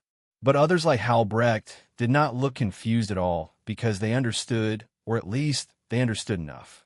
And without saying anything, they simply shifted their attention back to the screens, as if the matter had already been settled. If Maximus thought that was enough, then that was enough. Whatever made this boy special, it was already clear to him. Maybe he wasn't as special as they had initially thought. George straightened and gestured lightly. Cool, me. Elion nodded once and followed. As they walked back through the corridor, the silence lingered for a short while, the distant sounds of the arena slowly growing louder again as they descended. But after a few steps, George glanced at Elion and finally spoke. What did you discuss with Maximus? Elion's eyes widened slightly at the question. George noticed the reaction and continued calmly. I know about Maximus's abilities, he said, his tone steady. Time does not simply flow normally when he wills it otherwise. That alone was enough to say everything. He knew something had happened. Elion remained silent for a moment, his expression returning to normal as quickly as it had changed. Nothing important, he said simply. His voice was calm. He did not elaborate, and the silence that followed made it clear that he did not intend to speak on the matter any further. George glanced at him briefly, studying him for a second longer before letting out a quiet hum. I see. He did not press the issue. Honestly, Elion did not know what to make of the matter with Maximus. The whole interaction felt too simple, given how shocked the elderly man had acted, and that alone made him uneasy. Would the old man really do nothing but observe? That sounded far too good to be true, and from his experience, things that seemed that simple usually had something hidden beneath them, something that would surface later. As they continued walking, George eventually stopped and glanced at him. You can go from here, he said calmly. Elion nodded. Thank you, Professor. George gave a small nod in return before turning away, leaving Elion alone in the corridor. For a brief moment, Elion stood still, his thoughts still circling back to Maximus, trying to make sense of it all, but then his eyes widened slightly as he remembered something. Right? Adia. She was fighting William right now. With everything that had happened in the past few minutes, he had completely forgotten about it, and he had not even thought to look at the screens while he was inside that room. A faint sense of urgency and unease rose in his chest. Without another thought, he increased his pace. He was really worried about her. Elion's quick steps echoed faintly as he moved lower and lower through the corridors, his pace increasing with each passing second as the urgency in his chest grew. Along the way, he ran into quite a few people, mostly upper-year students, brushing past them without slowing down, and at one point, he even bumped shoulders with someone, his body colliding briefly before he continued forward without so much as a glance back. "How rude," the older student muttered with a frown, turning to look at Elion's retreating figure. "Come on, Leon," his friends called out from ahead, noticing that he had slowed down. "Right," Leon replied, giving Elion one last lingering glance before turning and catching up with them. For Elion, it felt like the pathway stretched endlessly, like the distance back to the first year's waiting room had somehow grown longer, each step taking too long, each turn feeling unfamiliar. Did I take a wrong turn somewhere? The thought flickered briefly, but he pushed it aside, continuing forward until finally he arrived. The doors opened in a hurry, and Elion stepped inside, and immediately the atmosphere told him that something was very wrong. He glanced around quickly, taking everything in within a single second.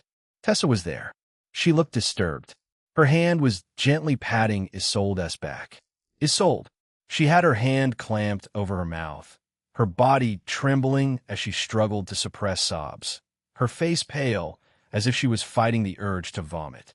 Around them, several others looked no better. Some pale, some shaken, some were frozen in shock. The room was absolutely silent. Eerily so. Elion's heartbeat quickened. Mira? She was not there. His eyes quickly snapped toward the screens.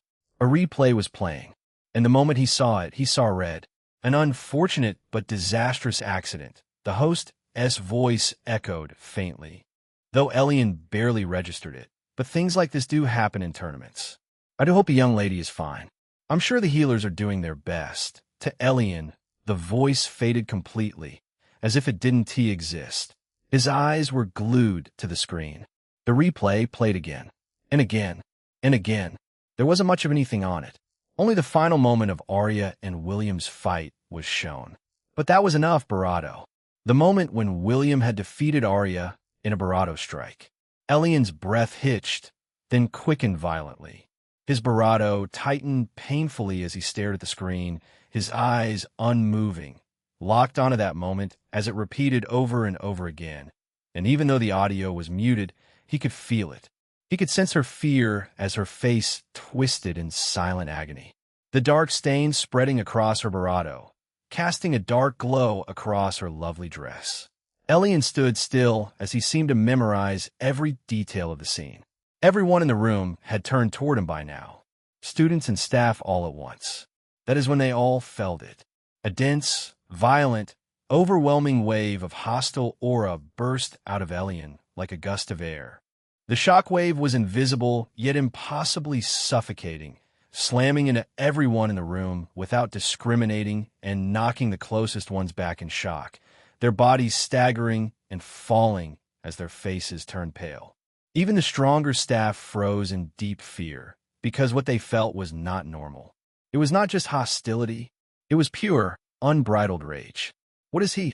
That thought echoed in every mind present. It was clear to all of them, including Isolde, Tessa, and Lyra, that what they thought they knew about Elion was only the surface of a deep, unfathomable abyss. He had never shown the true depths of his strength. For a brief second, everyone in the room came to a single conclusion. They all subconsciously believed that they were going to die today. That was when a faint sound of footsteps broke into the air. They came from behind Elion. Elion turned around slowly and saw him. William, walking toward the waiting room entrance. He was a bit tired and bruised here and there, but otherwise mostly fine, alive and standing. After what he had just done, it felt inconceivable. Elion's mind went blank. He hurt her, and he had the audacity to walk in here. Did he come to taunt him? To provoke him? To show off? It didn't matter. None of it mattered. Elion's eyes turned Barato. All of that fierce hostility, all of that pressure, which had been flooding the entire room, abruptly focused entirely on one person. "You're finished." Elion moved. Chapter 229. Arya versus William. Roughly 20 minutes earlier, Arya walked onto the platform alongside William, her expression calm, but her eyes sharp as she immediately noticed the way he was looking at her. He had that infuriating smirk plastered on his face, only making it worse as his rude stare made her uncomfortable. "EW," she said out loud without holding back, her voice filled with disgust. "Your behavior is disgusting. No one but Elion is allowed to look at me that way." "You're a creep." William snorted. "I see hanging around that guy's giving you a big head," he said, his tone mocking as he rolled his shoulders slightly. "Too bad there's nothing in it. Someone needs to knock you down a few pegs and remind you who is in charge here." Arya visibly shivered in disgust, her brows furrowing as she instinctively hugged her shoulders and shifted her body slightly sideways, as if trying to distance herself from him even while standing right in front of him. "Ack!" She feigned spitting on the ground, her face scrunched up in clear revulsion. The female proctor, dressed in the Academy's staff uniform, watched the exchange with a wry smile, clearly unsure how to react to the blatant hostility and the nature of their words, especially since the other matches around them had already begun. She cleared her throat. "You may begin," she said after a brief pause, deciding not to interfere further than that. William nodded lightly, and in the next moment his sword flashed into his hand, the polished blade catching the light as he took a step forward. Arya nodded as well, her expression settling as she got into position, her focus sharpening instantly. She knew she was at a disadvantage. William was 2 levels above her, but Elion's gifts did more than enough to bridge that gap. And while she did not know how strong William was supposed to be, she had never seen him fight personally. Nor did she care to keep track of her peers' progress. She only had eyes for one person. "I will do my best for him," she thought firmly as her gaze sharpened. If she had been strong enough, she would have taken down that bully long ago for how he tormented Elion when he was weak. Sure, she was being a hypocrite since she had not exactly treated him well back then either, but she did not care about the past. What mattered to her was the present. William was a wind mage who also used a sword, but Elion had already told her that his sword skills were subpar, that he only really knew how to swing it around without proper technique. That made things simpler. As long as she played her cards right and kept him from closing in on her, she had a good shot at winning this fight. And since she had practiced with Elion, he had shown her the basics of what to expect when fighting a swordsman, and what to do if she was put in a situation where she had to fight close range. Just focus, she told herself. William made the first move. Arya settled into her stance, her feet planting lightly on the stone as her gaze locked onto William. He dashed forward immediately, closing the distance with his sword drawn, his body coated faintly in wind mana as he rushed her. "This will be easy," William said with a smirk. Arya did not move to meet him. Instead, she began casting instantly. Her mana flowed smoothly as she raised her hand, and before William could even reach her, a solid earth wall burst from the ground right in his path. Boom! William's eyes widened slightly. He had not expected her casting speed to be that fast. He reacted quickly, twisting his body mid-step and shifting directions to avoid crashing into the wall, his momentum carrying him sideways as he regained his footing. "Oh, look at that!" The hostess' voice rang out excitedly across the arena. What an impressive casting speed from the blue-haired girl. She put up that earth wall almost instantly to stop the guy's advance. "Too slow," Arya said coldly. She was already tracking him as her fingers tightened slightly into a fist, and the ground beneath his new path cracked open. A jagged spike of stone shot upward toward him, forcing him to kick off the ground and twist his body mid-air as the spike scraped his boot, and while still airborne, he redirected himself forward with his sword flashing downward. TCH. Arya had already stepped back and swept her hand forward as 3 stone lances shot toward him in rapid succession. Try dodging this. The first aimed at his chest, which he avoided by twisting his torso. The second aimed lower, which he ducked under as it passed just above his bravado, and the third burst upward from below, which he barely avoided by pushing off with wind mana, though it still grazed his side and left a faint red mark. William landed roughly as he grimaced in pain, his expression darkening. "How are you this annoying?" Arya didn't respond.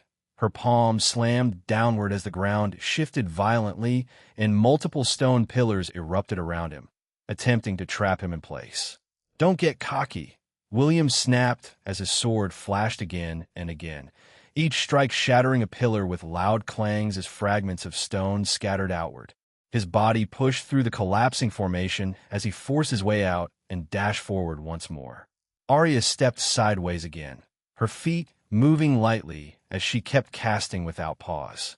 The ground beneath William was constantly shifting and cracking as spikes threatened to rise at any moment, forcing him to keep dodging, twisting and redirecting his movements as he avoided one spike, then another, then narrowly escaped a third that burst up where his foot was about to land. "You're not getting close," Arya said calmly, though her eyes were sharp. Elion had told her to always keep moving while fighting, so that she would not get cornered. She was putting that into practice. "Oh," William sneered as he continued weaving through the terrain, his movements becoming more erratic as he zigzagged across the platform in an attempt to break through her control. "Let us see how long you can keep that up." Arya raised her hand again and unleashed a barrage of stone bullets that shot toward him rapidly. "Then try me." He leaned left as one missed his head by inches. He turned sharply as another blow landed nearby, one striking him with a heavy impact. He staggered, then continued forward. "GHH." He clenched his jaw and moved closer. Arya immediately shifted her stance and redirected her mana downward to raise a thick slab of earth between them just as his blade came down. "Clang." "Not happening," she said. William followed up instantly with another strike and another, breaking through the wall piece by piece.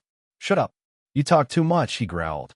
Arya used that brief moment to step back again and create distance, but he burst through the broken wall and lunged at her with renewed aggression, his sword flashing toward her as she barely managed to harden earth around her forearm to block.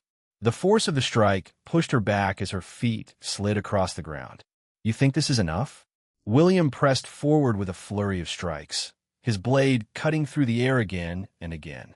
Arya ducked under one slash, twisted to avoid another, and stepped back from a thrust aimed at her chest. "Shut up," she snapped, her voice sharp as she tried to create space. But he was already there, closing the distance. Their movements became faster and tighter, and her spells momentarily slowed due to the lack of distance, while his sword dominated the close-range exchange. "You can't run forever," William said with a grin. Arya grit her teeth. "I don't need to." His sword flashed again in a tight arc aimed at her shoulder, forcing Arya to twist her body and step back, the blade cutting past her by inches as she barely avoided it, her boots scraping against the cracked stone as she tried to regain distance. But he followed immediately, his next strike coming low toward her legs. "Stay still," he muttered, his breathing already starting to roughen slightly from all the running around. Arya jumped back as the blade skimmed under her as she landed and immediately thrust her hand forward. A stone lance shot toward his chest. William twisted his torso sharply, the lance passing beside him, his momentum unbroken as he stepped in again. "You're getting slower," he said with a smirk, though his chest was rising a bit heavier now. Arya didn't respond, her eyes focused as she stomped lightly and caused the ground beneath him to shift again, forcing him to adjust his footing as another spike burst upward. He kicked it off and came down with a heavy slash. Clang! She blocked again with hardened earth, her arm shaking slightly under the impact as she was pushed back another step. How is she still this sharp? His eyes narrowed. She should be slowing down by now. 5 minutes had passed, and his breathing was now labored. And yet, she looked like she could fight him for hours. This makes no sense. How is she keeping up with me like this? It made no sense that her spells showed no sign of slowing down, and her casting was almost instantaneous. Initially, he had hoped that maybe whittling her down would work well. After all, he was supposed to have the superior stamina here, and Arya was not known to have a large pool of mana. And yet, She had been casting all these large spells without any sign of slowing down. How pathetic, William said suddenly, his tone turning mocking as he stepped back from another spike, buying himself a brief moment. Arya's brows furrowed. You think you're strong? He continued, his voice louder now and clearly angry and frustrated, carrying across the platform as he pointed his blade at her. You're nothing. Shut your mouth. Arya snapped, her voice sharp as another stone lance formed beside her. You're just a toy, William said with a grin, dodging the lance as it shot toward him, something for him to play with. He continued taunting her as he moved to attack again. You are nothing but a tool to be used by him. You think he loves you? Arya's casting sped up. Of course he loves me. She shot back, her voice firm as she sent another barrage at him. William laughed, though his breathing was now clearly ragged as he dodged again. His movements were not as clean as before. Love? He scoffed, narrowly avoiding another spike. He'll throw you away and look for another woman the moment he gets bored. A vein popped on Arya's forehead. Her next cast came slightly faster and more aggressive than every previous one, but she was still in control. Stay calm. You really believe that? William pressed on, his grin widening as he took a step forward, then another, testing her reactions. Yes, Arya said without hesitation. Then you're Barado stupid than I thought, he replied instantly. Chapter 230. They clashed again, and he dashed forward while she cast another earth wall. It rose quickly, but he managed to break through it. A spike rose, and he dodged it, closing the distance again. Their movements collided again as a sword came down, and she barely blocked, the impact forcing her back. Do you know what I made him do? William said as he circled her. We used to drag him into the training room. He continued, his grin twisting as he dodged another stone bullet, though his breathing hitched slightly and make him stand against the wall. Arya's casting wavered, and let him have a taste of his own medicine.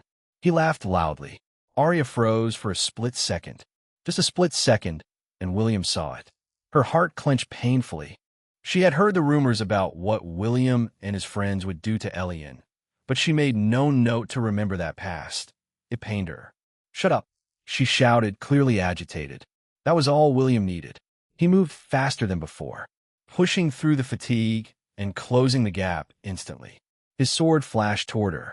Arya barely reacted in time, twisting her body as the blade cut through the air beside her. She stumbled a step back, and he was already there. Got you, he muttered. Steel clashed again as she brought up a hurried defense, but this time the pressure was more aggressive. His strikes were coming one after another, not giving her any room to cast properly. Arya tried to retreat, and he followed. She tried to turn sideways, and he cut her off. She stepped back, and he stepped in. He was physically stronger and faster, and it was showing. When William finally realized that he had her right where he wanted her, he smirked slightly. Imperceptibly, he did something unthinkable. His jaw shifted slightly as he crushed a small paper talisman hidden in his mouth between his teeth, his lips curling into a faint smirk as he swallowed the remnants. Centuredo, merely an arm's length away. Perfect. But then his pupils shrank slightly in shock when he looked at her expression. Why is it not working? She looked fine. Her eyes were clear and focused. She was already moving again, her hand lifting as mana gathered, preparing to cast and block his next strike. Then something went wrong. Her heels struck against a raised section of the platform, one of the uneven protrusions left behind from her earlier spells. And in that instant, her balance broke as her body tilted backward, her movement stuttering as she lost her footing completely. She tripped. Time seemed to stretch as she began to fall. William's eyes widened slightly. This was not what he had planned. But he did not stop.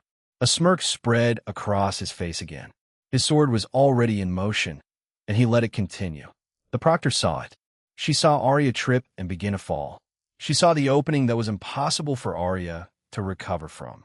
She saw the danger, but she did not call the match. Her fingers tightened slightly at her side as she stood there, watching. She had been paid off not to call the match immediately and to give him a competitive advantage. Then she could step in before things went too far. That was the deal she had made. She had hesitated for a moment as she thought about calling the match. But the promise of money, enough to live comfortably for the rest of her life, had already sealed her decision. What's the worst that could happen? William S. Blade cut through the air in a clean, smooth arc. Arya, who was falling, had instinctively thrown her right arm out to shield herself from the fall. Shing! The blade met a thin mana barrier that shimmered in blue. Arya and William's eyes both widened in shock, but William wasn't having it. He used the weight of his body to push forward, and the thin barrier cracked, and then it shattered. Crack!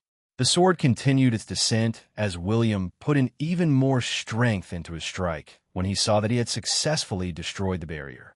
He roared as he put in all the anger he had buried deep inside into that single strike. He snorted inwardly, "This is my new epic greatsword made from dragonbone steel." Whatever tricks she had planned won't work. The blade met flesh at the shoulder, and the blade struck her across the barato with devastating barato. For a moment there was silence. Then, shocked gasps echoed all across the arena. Some people turned away, instantly unable to bear the sight. Others froze in shock, unable to process what they had just seen. Thud! A hand landed on the platform. Thud! Arya hit the ground painfully, barato landing awkwardly as she sat back from the fall. Her mind struggled for a second to catch up with what had just happened as her eyes drifted slowly toward the hand lying a short distance away. Then she shifted to look at where her barato had been injured, with barato already flowing. Her eyes widened in absolute horror, and then the realization that she had lost something precious, and the pain finally hit her. It surged through her all at once. Sharp and overwhelming pain struck her as her breath hitched violently, her remaining hand clutching at her injury instinctively as a terrified sound tore from her throat. A dash! The scream was loud and filled with fear. It echoed across the entire arena, cutting through the air like a blade, sending chills down the spines of everyone who heard it. Many of them flinched as if they could feel that pain themselves. It sounded like it came from the depths of her very soul. William stepped back slightly, his bloodied sword still in his hand as he stared at her, his expression no longer smug, but a bit stunned. Cinceredo around them. Every other match had stopped as all eyes were drawn toward Arya and William. They all looked at the red stain spreading below her with different expressions. What was truly sad was that it only took a moment, a single moment, for the silence to break as wild cheers barato from the crowd, drowning out the gasps and the looks of pity as people shouted, clapped, and lost themselves in the excitement. To them, this was entertainment, full of intensity and raw emotion all mixed into one spectacle. "Did you see that?" Someone shouted, "That was insane." Another yelled, "Who cares?" That strike was clean. And just like that, Arya's scream, the horror, the pain, all of it was barato by the roar of the audience. On the platform, the female proctor stood frozen for a brief second, her throat tightening as she looked at the fallen warrior. Then at Arya, who was clearly hurt and crying out in distress. Her stomach churned as a wave of discomfort rose within her, but she forced it down, swallowing hard as she straightened her posture, reminding herself of what she had agreed to. Then she raised her hand slightly. Her voice was a little stiff when she finally spoke. "The match is over. Winner, William Dancrest," she announced, trying to keep her tone professional, even as her eyes flickered briefly away from the girl on the ground. Up in the high balconies, Lord Moon shot to his feet so suddenly that his chair broke and fell loudly behind him, his aura flaring uncontrollably as his eyes locked onto the platform below. "He'll destroy that boy," he roared. His voice was filled with rage as he stepped forward. "My baby!" But before he could move any further, a hand caught his arm, stopping him in place. "Stop," his barato said, her voice steady even though her eyes trembled slightly. "You're not allowed to do that," she added, holding firmly as he struggled. "But she's hurt," Lord Moon shouted, breathing hard. "She lost her arm," his voice cracking with anger and helplessness. "I know." She raised her voice slightly before steadying herself again, her expression tightening as she forced herself to stay calm. "I know. but you will only make things worse if you do something stupid, she said. Centurato, she added under her breath. Lord Moon's fists clenched so tightly that his knuckles turned white. His entire body trembled with restrained rage as he stared down at the scene. I will make someone pay, he said coldly. His wife nodded, once before pulling him back. Come, we're going down, she said firmly, and without another word, the two of them turned and left the balcony in a hurry, moving quickly through the corridors as they rushed toward their daughter. She wasn't taking any chances. This experience was bound to traumatize Arya, who had been pampered for most of her life. She would not be able to take losing an arm. Even if she recovered her arm, the mental scars would remain. If she could help it, she would rather her daughter not spend any longer than necessary with only one hand. And that brought everything back to the present, to this exact moment, where Elion stood at the barato of the waiting room, his breathing heavy, his eyes barato, and his barato trembling with badly contained rage as he faced William, who stood in front of him, bruised but otherwise fine. You're finished. And before anyone could react, he moved. Chapter 231. Presence. The first punch landed on William's face with tremendous bravado. Elion's fist struck William hard, the impact echoing sharply through the corridor. The blow sent William reeling backward from the sheer power of it. The sheer power of the blow sent him flying backward across the room, his bravado open from the impact. Elion had not held back, not even bravado. That punch carried every ounce of strength he physically had in him, but he wasn't done. Not even close. He wanted him to feel the same anguish he had inflicted on her. He wanted William to feel true despair. He wanted him to understand the weight of her suffering, with no relief in sight. No, a quick end was too merciful an escape for a beast like him. Before William's bravado could even hit the wall, Elion had already moved again. He flickered forward, his bravado blurring as he appeared in front of William, who was flying midair. He reached out and bravado William by the neck, halting his flight. Elion stood there, holding him up off the ground by his throat, his arms steady, his grip unrelenting as anger boiled within him. His entire presence was suffocating the space around them. William coughed violently, struggling to breathe as his consciousness flickered. His eyes began rolling slightly as he teetered on the edge of blacking out. Don't pass out on me, Elion hissed coldly. He struck William's scarred face sharply, jolting his head from side to side, keeping him conscious and refusing to let him escape. The staff in the waiting room finally caught up with the two of them. Elion had simply moved too quickly for them to even track him, let alone react to him. Hey, what are you doing? One of them shouted as 5 of them rushed forward at once as they prepared to subdue him. Elion glanced at them just once and released a dense, crushing wave of pressure that exploded outward. The air turned heavy, cold, and suffocating all at once. The 5 staff members froze mid-step, their faces draining of color instantly as their bravado locked in place.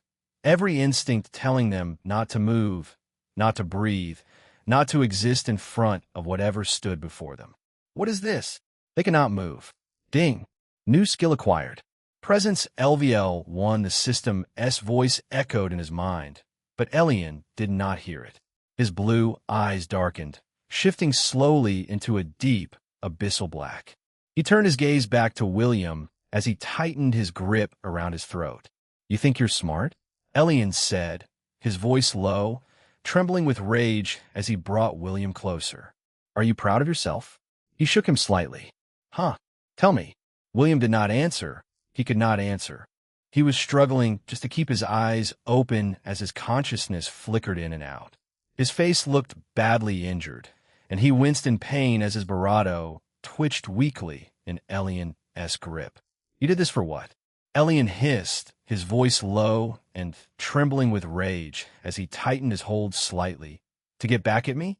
He continued, his eyes dark and unreadable. Was this your brilliant plan? He didn't get the answer he wanted. William could not even form words.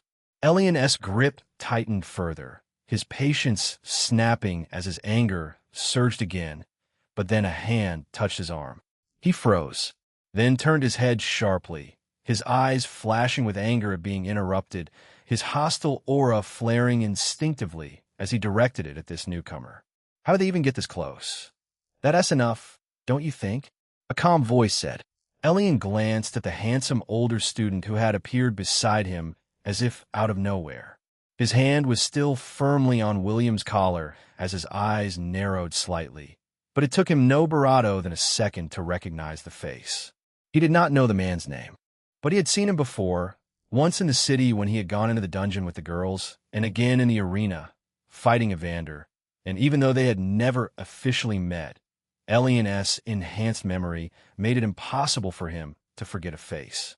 What bothered him was that this guy was strong, very strong. If he told Elion to stop, then there was no way for him to strong-arm his way through this situation. What do you want? Elion asked coldly, not bothering to hide his hostility.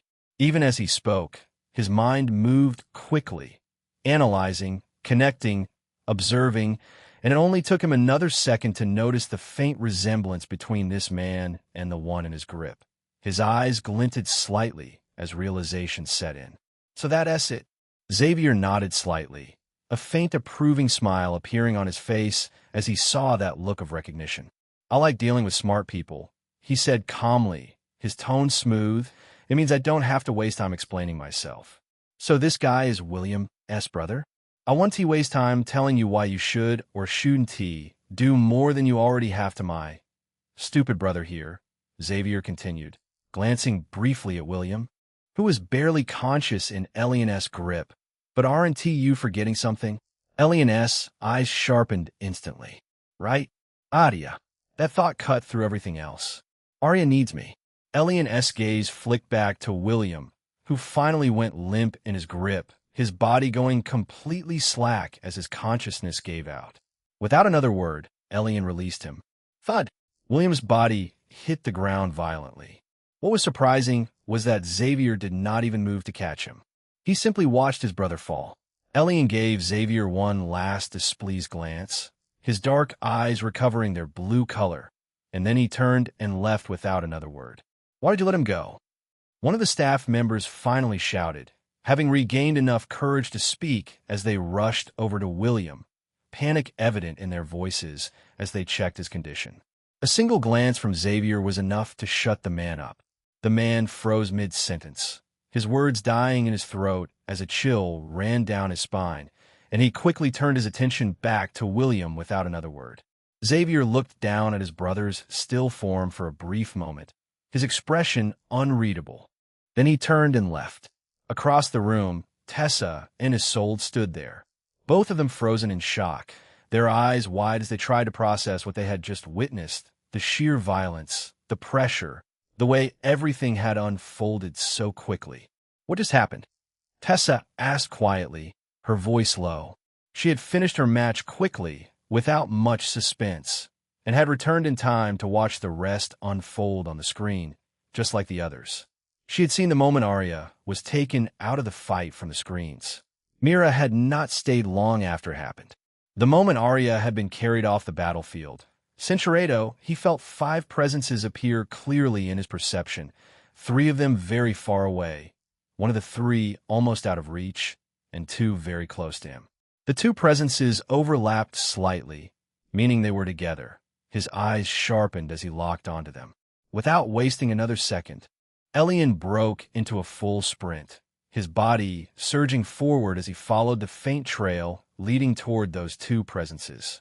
His footsteps echoed rapidly through the corridor as he turned corners without slowing down, moving faster and faster as if the path itself was guiding him, his focus completely locked onto that direction as everything else faded from his mind. I'm coming, he thought. Nothing else mattered right now, only one thing, getting to her. Chapter 232. Sweet talker as Elion was running, he couldn't help but wonder how it had come to this. All those precautionary measures he had taken only for something like this to happen anyway. His mind raced as he tried to piece together what had gone wrong, what he had missed, what he should have done differently, and just then the system's voice sounded in his mind, almost as if it felt the need to explain. There is not much you can glean from the replay itself without being at the scene on the battlefield when it happened. Elion nodded inwardly as he kept running. There are always a lot of variables involved when it comes to battles, but you can guess a few things from the replay. There could be a number of reasons why the protective measures didn't work as they were supposed to. They are passive enchantments on an object, so it is not exactly infallible. They require the wearer's mana to function. In a case where the user ran out of mana completely, it might fail to activate, but that is highly unlikely.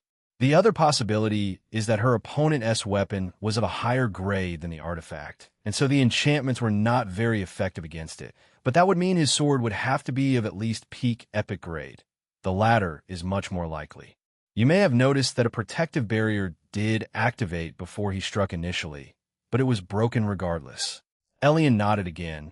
His expression darkened as he processed that, and that made him wonder why the proctor had not called the match at that moment. That small window had been more than enough for her to end the fight, and she was definitely strong enough to interfere before things had escalated that far. His eyes narrowed as his thoughts spiraled. There was no need to even think about where William got such a weapon. He had the means and resources to acquire something like that. If he couldn't, then who could? I should have thought about it. Elion finally stopped in front of a large set of doors. The two presences he had been tracking shone brightly just beyond them. He took a breath before stepping forward, and in that moment he felt it clearly. To him, this was no one's fault but his own. He was to blame for Arya's condition. He should have done better, given her something better. He should have known better. She would never have been in so much pain if not for him. William had only done all this because of him. He opened the doors with haste. Elion stepped inside and glanced around briefly. A small group of people had gathered inside the room, but he paid them no attention at all, his eyes immediately locking onto her. His heart ached the moment he saw her. Her face was twisted in agony as she sobbed in pain. Tears streamed freely down her beautiful barato, and she had her eyes shut tightly as she lay on a small barato that was already stained a deep red. Elion walked forward slowly as everyone's eyes turned toward him. He didn't care to pass any greetings. He walked past them, past the bewildered faces, ignoring their presence completely as he made his way to the left side of the bed. And without hesitation, he reached out and gently took her hand into both of his, holding it carefully. "Arya," he whispered softly, his voice low as he tried to get her to respond. She didn't open her eyes. It was as if she couldn't hear him. The pain had drowned out all her other senses. Elion didn't even glance at the neatly dressed man and woman standing in front of the bed, their expressions clearly displeased. The man looked to be the most irritated between the two. "Who is this rude young man?" Lord Moon asked, his voice filled with exasperation as he looked at Elion, his brows furrowed deeply. His daughter was suffering, and this random boy had the audacity to ignore everyone and stand beside her bed as if he belonged. He suddenly had a thought as he seemed to remember something briefly before everything clicked in his mind. "Wait," his eyes widened slightly. "You are the boy who led my little Arya astray." He shouted angrily as he pointed an accusing finger at Elion. He moved immediately, stepping forward with clear intent to seize Elion by the collar and drag him away from his daughter. But before he could reach him, a delicate but strong hand stopped him. "Now is not the time, husband," his wife said in a grave tone as she pulled him back firmly. Lord Moon's anger flared as he struggled to get out of his wife's grip. "Let me go," he shouted, trying to shake her off. "Let me put this little fellow in his place." Elion Barato out the old man's ramblings completely as he lifted his gaze to the other side of the Barato, where Beatrice was kneeling, working tirelessly as she tried to heal the grievous wound. She was probably in this very room the whole time since the tournament started, leading this section of the proceedings, which was a relief. Her hands glowed faintly as green mana flowed continuously into Arya's body. But judging from Beatrice's condition and the slow, almost painful snail-esque pace at which the hand was reforming, it was clear that this was not simple at all. Her brow was creased deeply in concentration, her lips pressed into a thin line, and for once, She did not spare Elion even a single snarky remark like she usually did whenever she saw him. Elion's eyes shifted away from her as he forced himself to step back slightly, deciding to let her do her job. His gaze moving across the rest of the room. His eyes met Aria's injured hand. It had been left off to the side on a distant table. It made him wonder why Beatrice had chosen to regrow a new limb instead of reattaching the old one. But he was no expert in the field, so he didn't know what difference it would make. He looked around again. Mira was standing a little further off, her usual calm self completely gone as she looked on with deep concern written all over her face. Her hands were clasped together tightly, as if she were trying to hold herself together. He gave a light nod that she returned, but she made no move to approach him. Around them were a few other figures, mostly the other healers who had been hired for the tournament. Their expressions were a mix of seriousness and curiosity as they watched Beatrice work, but none of them stepped forward to assist. There were only 6 of them, which was not a lot, and thought that if they were not helping in this situation, then they were not capable of helping. Maybe this kind of procedure was way above their capabilities. He looked back at Aria, quickly noticing that her condition was still worsening despite the effort being poured into healing her. The blood, the pain, the way her body trembled slightly even now, that was enough for him to see that this was going nowhere. Beatrice was probably going to run out of mana before she even finished, and he was unwilling to let Aria stay in this condition for any longer than necessary. System, he called out. Please open the system store, he said inwardly, his voice calm but urgent. Is there anything that can heal her arm? Instantly, the system immediately responded, almost as if it had been waiting for him to ask. I suggest using the Supreme Regenerative Potion. A window appeared before him instantly. Supreme Regenerative Potion grade. Peak Epic grade cost. 25,000 SP. Elion did not hesitate. He bought it immediately. If you're going to do nothing but watch, how about you make room for people who can actually do something? Lord Moon hissed from behind him, his voice sharp with anger. Elion ignored him completely. He wasn't really trying to piss the man off, but there were more pressing matters at hand. But his attitude only made the man fume even more, his face turning red as it looked like steam might start coming out of his ears. The gall of this child, he snapped, taking a step forward, only to be held back again by his wife. But this time, she did not fully oppose him. He is right, child, she said calmly, though her tone carried weight. Move aside and let the healers do their job. Or I won't bother holding him back much longer, she added, glancing briefly at her husband. He tends to get violent when dear Aria is involved. Elion finally looked up at the middle-aged couple. He spared Lord Moon only a brief glance before his gaze shifted to the blue-haired woman who faintly resembled his Aria. Honestly, seeing someone who looked so much like her stirred a strong emotional reaction in him, even in this situation. Cinchureto, her shoulders filled out the thin fabric held up by the straps. A neat chignon held her dark hair in an elegant style at the nape of her neck, exposing the graceful curve of her olive skin. Her barato flowed in a graceful hourglass shape. Elion smiled and steadied himself. That's her mother-in-law. Remember, he reminded himself silently. I see where Aria got her beauty from, he said simply. The lady blinked in shock for a second, wondering if she had heard wrong, then covered her barato lightly as she chuckled in amusement. Oh my, you are quite the sweet talker, aren't you? She said, clearly amused despite the situation. Now I see how you won my daughter's heart. She laughed lightly. Elion laughed awkwardly as he rubbed the back of his head. Lord Moon nearly burst a vein. Sorry, mother-in-law, the situation isn't exactly ideal for introductions. Elion continued calmly, his tone steady. This will only take a moment. An intricate vial appeared in his hand, filled with a shimmering green liquid that seemed to glow faintly with life. The moment he uncorked it, a soothing fragrance wafted through the room. The barato smelled rich and calming, carrying a sense of vitality that made everyone feel lighter. Even Lord Moon, who had been about to lunge at Elion, stopped in his tracks. He inhaled the calming aroma unconsciously as he momentarily forgot his anger. With steady hands, Elion brought the vial to Arya's face as he tilted the contents slowly, letting the liquid flow past her part of Barado. Chapter 233. I was scared. The liquid flowed slowly downward, a faint glow trailing behind it as it slipped past her trembling Barado.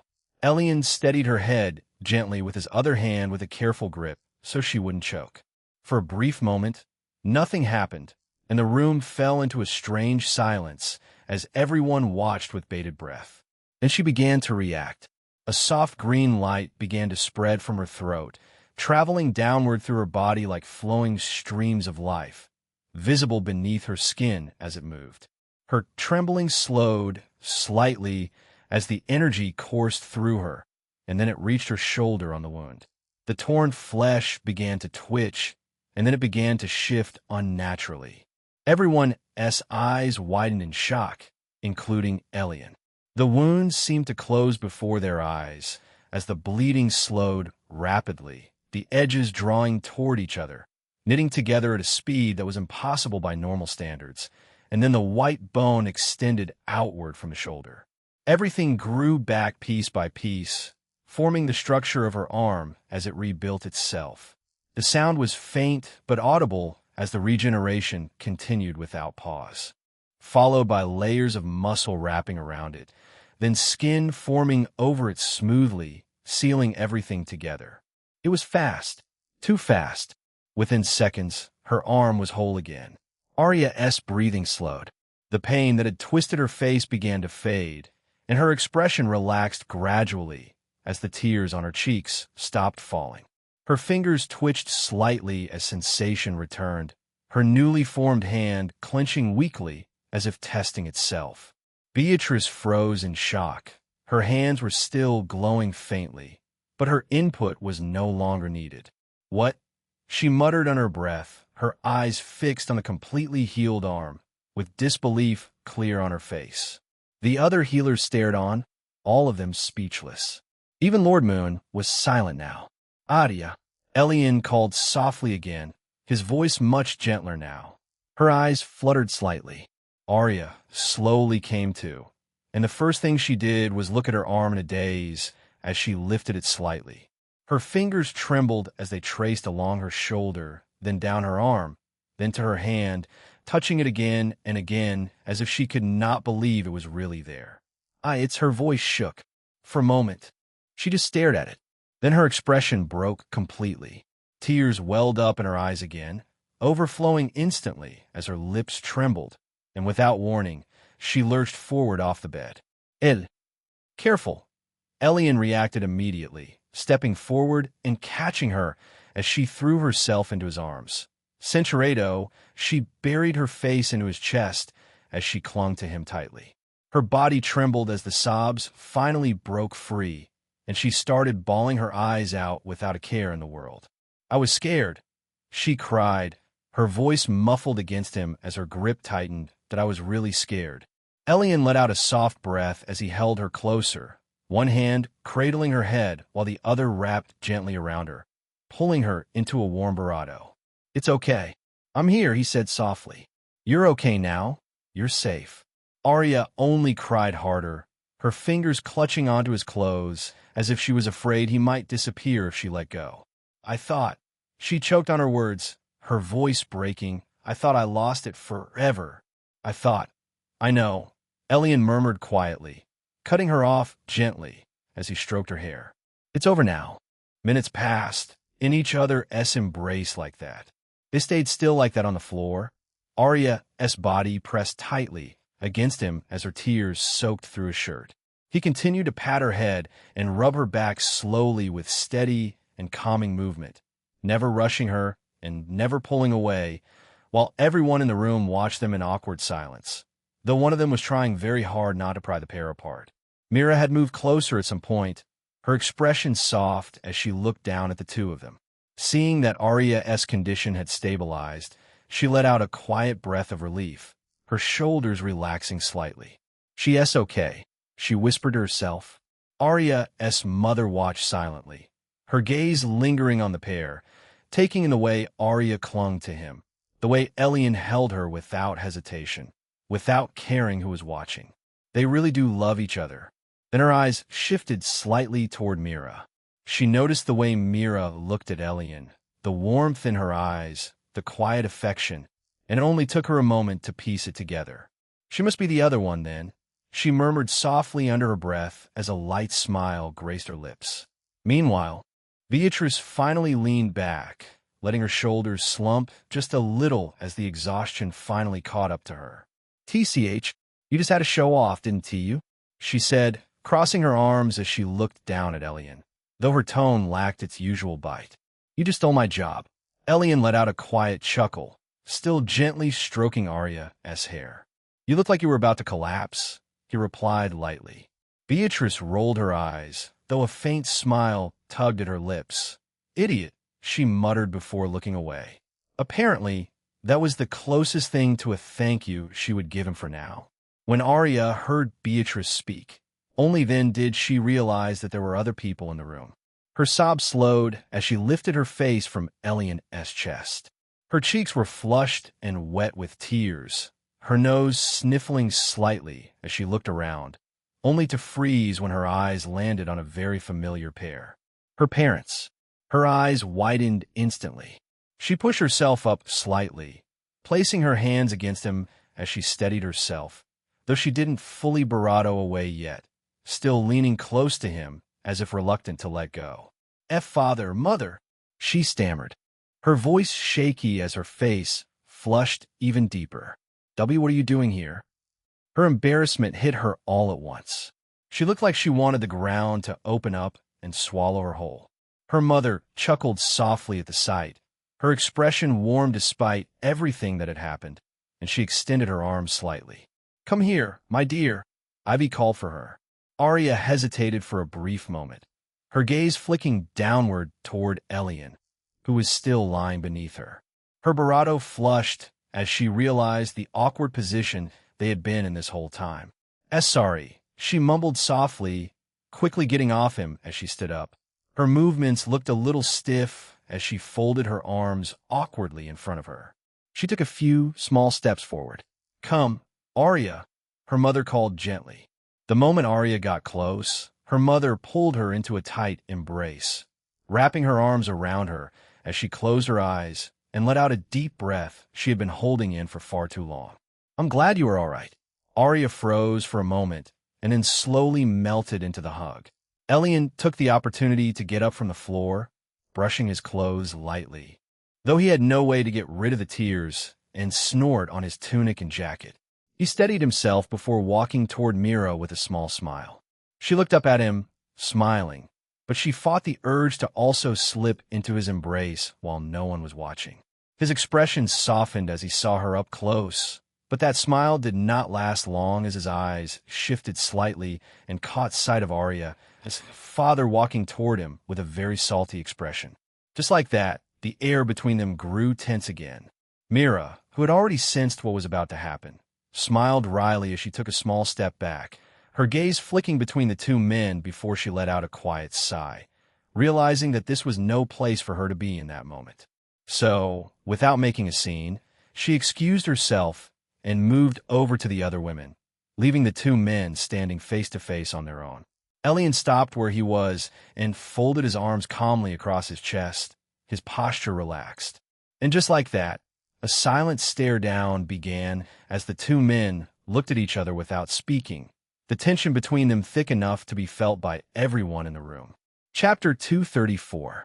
Men as talk. Lord Moon stopped a few steps away from Elion, his towering frame casting a slight shadow over him as he looked down at him with narrowed eyes. The man was at least 6 feet 5 inches tall, while Elion was a bit over 6 feet and 1 inch currently, and his build was even broader, so the difference was very noticeable. That, however, did not seem to intimidate Elion. The silence stretched on as both men decided they did not want to speak first. So, Lord Moon finally broke the silence, though there was a clear edge to his tone. "You are the one." Elion tilted his head slightly. "The one?" he asked calmly, while trying to look as clueless as possible. "The one who thinks he can harm my family, Lord Moon replied immediately, his gaze hardening as he took another step forward, closing the distance between them to a mere 1 meter. Elion didn't move. I don't think, he said simply, I do. The reply was quite snarky and unnecessary. For some reason, he felt like he needed to. A vein popped on Lord Moon's forehead, but he let the comment slide. You might have healed her, but don't misunderstand, he added, his eyes narrowing again. That does not mean I approve of you. I didn't ask for your approval. He paused before adding, and I didn't do it for you. You would do the same if your wife was in the same situation, no? Elion said all this with a light smile on his face. Lord Moon's aura flared slightly, the pressure in the room increasing for a brief moment as his temper spiked. This boy actually dared to call Arya his wife in his face. Honestly, Elion hadn't planned to mess with Arya's father so much, but the old man's short fuse was tempting. It made it really difficult for Elion to resist teasing the older man. He looked at Lord Moon's angry features calmly for a moment, then spoke without hesitation, his voice steady and firm. I already consider Arya my Barado, he said plainly, not even glancing at anyone else as he continued, and nothing you say or do will convince me to think otherwise.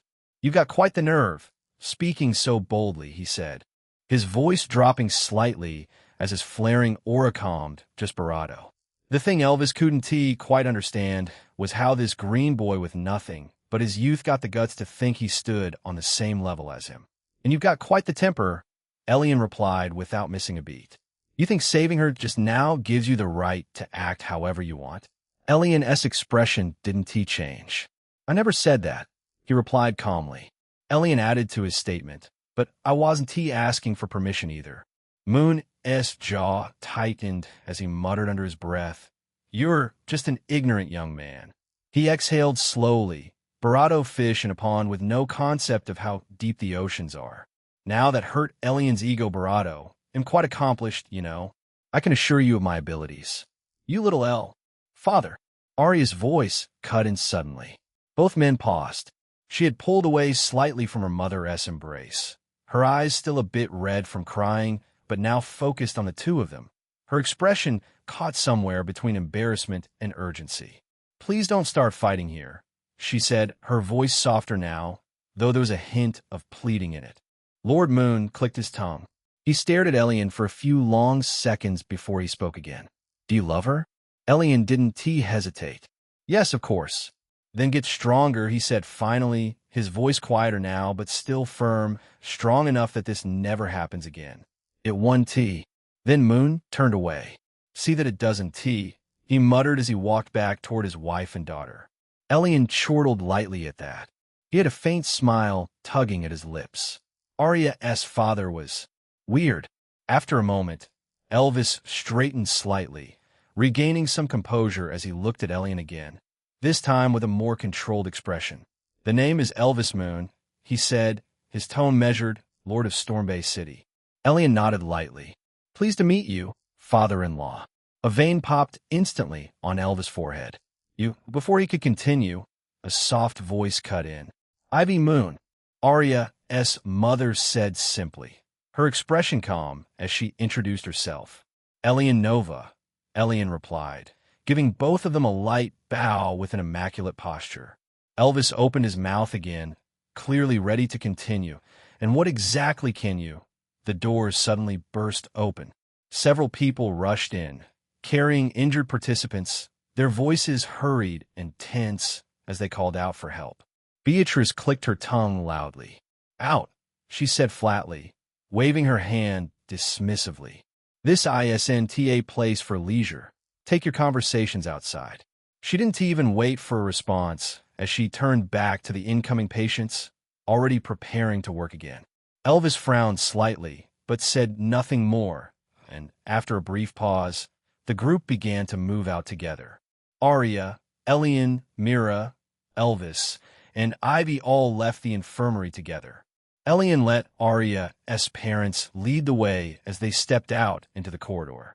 Arya naturally slipped to his side, her hand brushing against his arm before she lightly held onto him.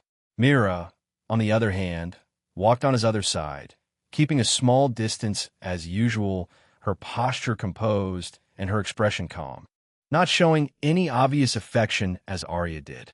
It was odd that she always acted this way in public, being the bolder and bravado daring of the two girls. Arya, who was bravado relaxed in private, showed her feelings bravado openly without a care for who was watching. Elion glanced at her briefly. Strange. Arya's father kept glancing back at Elion as they walked, his gaze sharp and filled with clear displeasure. But Elion only returned those looks with a smug smirk, because he could clearly see that Ivy was holding on to Elvis' arm quite tightly, like she was restraining a dangerous beast on a leash, which honestly made it hard for him to take the man seriously.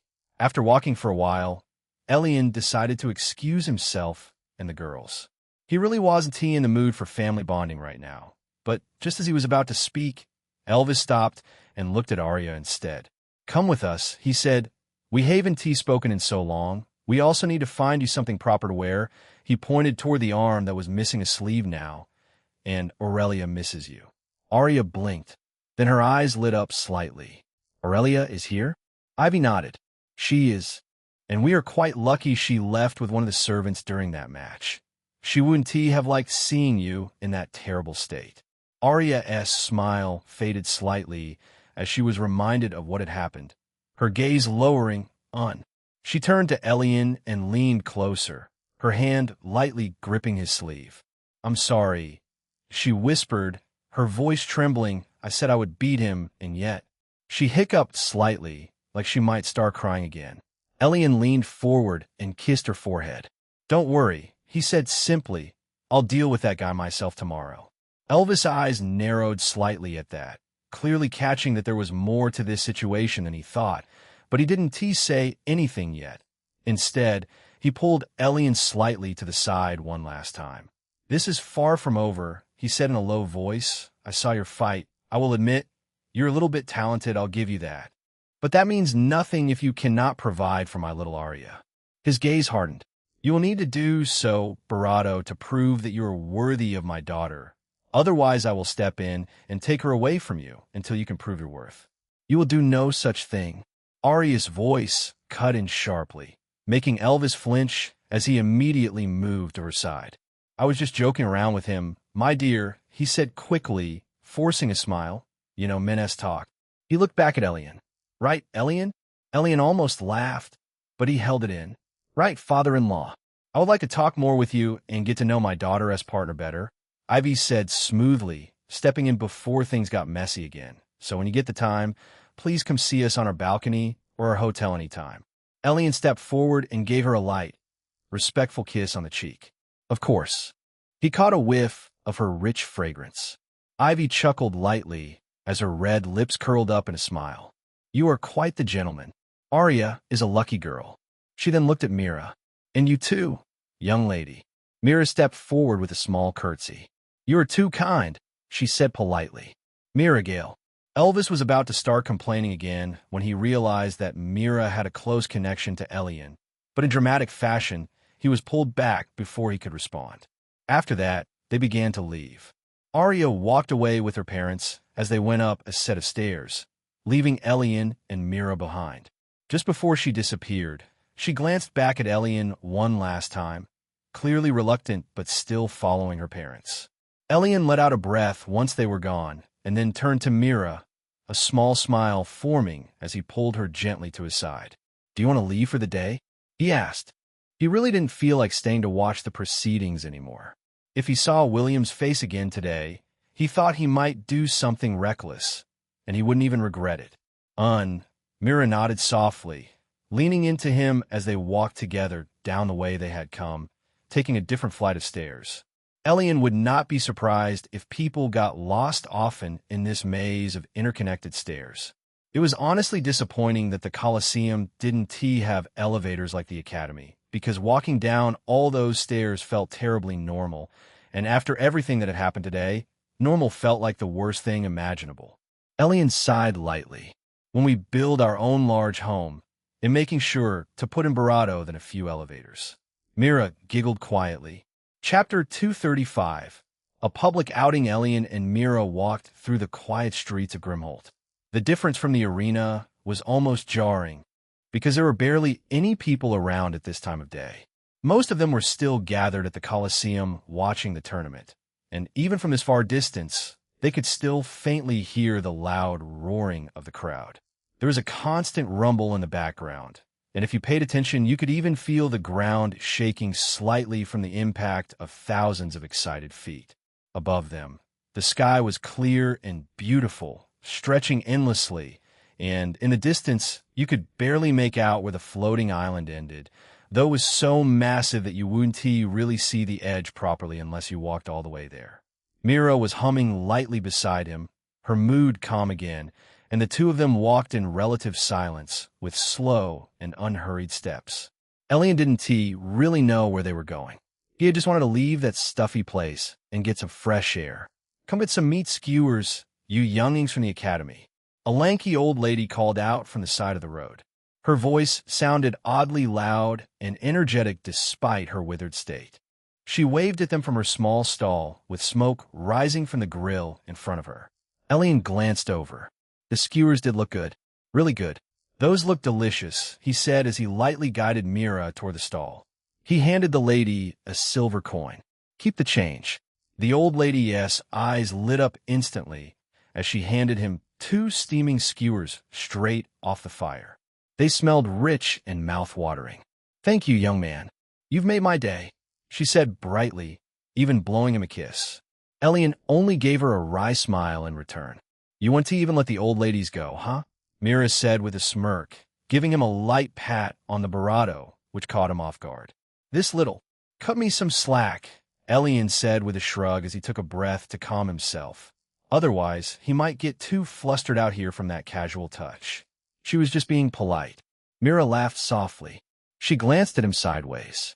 "That aside, I wanted to ask, so," she said, her tone shifting slightly, "how many more sister wives have you found for me, Arya and Isolde, on your little adventures?" She gave him a knowing look. Elion raised a brow. First of all, it was already strange enough that she already considered Isolde a close friend of his. "And what makes you think I've already found Barato friends in such a short amount of time?" He asked while trying to Barato casual. He genuinely didn't understand how she would even guess that he had connected with anyone else so quickly. Did she think he was some untrustworthy person who went around deceiving others for personal gain? Well, maybe, but that was besides the point. He hadn't told her about Ophelia, or Esme, or Celeste. And yet, she had somehow come to the conclusion that someone else had already been taken in by him. Does she have a sixth sense or something? Mira put on a thoughtful expression, looking up slightly as she tapped her chin with her forefinger. Call it women's intuition, I guess," she said with a light laugh. And she looked back at him. "So, what's her name?" She tilted her head slightly with an excited expression. "Is it that pink-haired senpai? What was her name again? Leora?" "Yeah, her?" Elion laughed lightly. "Leora does give off that kind of feeling," he admitted as he took a bite from his skewer. "But once you get to know her and realize she treats everyone like that." He paused slightly. "You just be like, oh." He had honestly thought Mira would pick up on that already. Mira got thinking for a bit, her brows knitting slightly as she tried to figure it out. Then suddenly her expression changed as she gasped lightly, putting a hand on her barato as she feigned shock. "Don't tell me," she said dramatically, turning to look at him. "You caused trouble for some innocent young lady and only decided to make amends after keeping her up all night with your wild behavior?" Elion's brow twitched. "Now, why would I do that?" he said dryly. Censuredo, but the corners of her barato lifted into a smile anyway. "You're getting bolder. Saying things like that where anyone could be listening isn't very fair, she muttered, but she didn't move away from him at all. Elion only smirked slightly as he took another barato of his skewer, learning from the best about how to be cheeky. Mira rolled her eyes. "Besides, there's barely anyone around in these streets," he added, looking around as if to prove his point. Mira glanced around as well, nodding slightly. "Yeah, you're right." Then her eyes brightened suddenly. She swallowed the meat she was chewing on and quickly took another bite, finished the rest of her skewer in one go, and swallowed it all down. Then she grabbed his hand. "Come this way," she said hurriedly, already pulling him along. Elion raised a brow, completely confused about what was going on in this woman's mind. But he let himself be dragged anyway as they turned into a dark alley, then another corner, and another, until they reached a quiet spot where the road was no longer visible and no one from the street would be able to see them either. It was hidden, and the warm smell of fresh bread hit his nostrils. Bakery? It looked like the back entrance of one, judging from the scent alone. Mira finally stopped and turned back toward him after they turned into another narrow alley. She faced him with a very familiar smirk, the kind that meant trouble. "You know what would be a crazy idea?" she asked, her eyes lighting up as she stepped closer. Centuredo, he muttered, but it didn't look like he had much of a choice anyway. Mira had already taken action. She slipped his jacket off smoothly. "We wouldn't want to barato this now, would we?" she said lightly, hanging it up on a very convenient hook fixed into the wall of the narrow alley.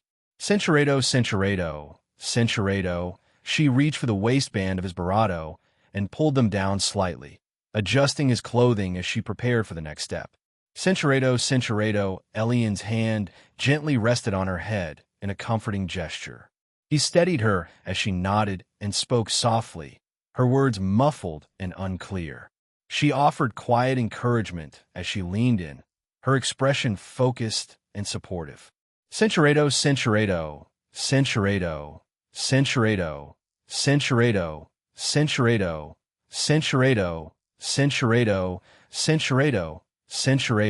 Centuredo.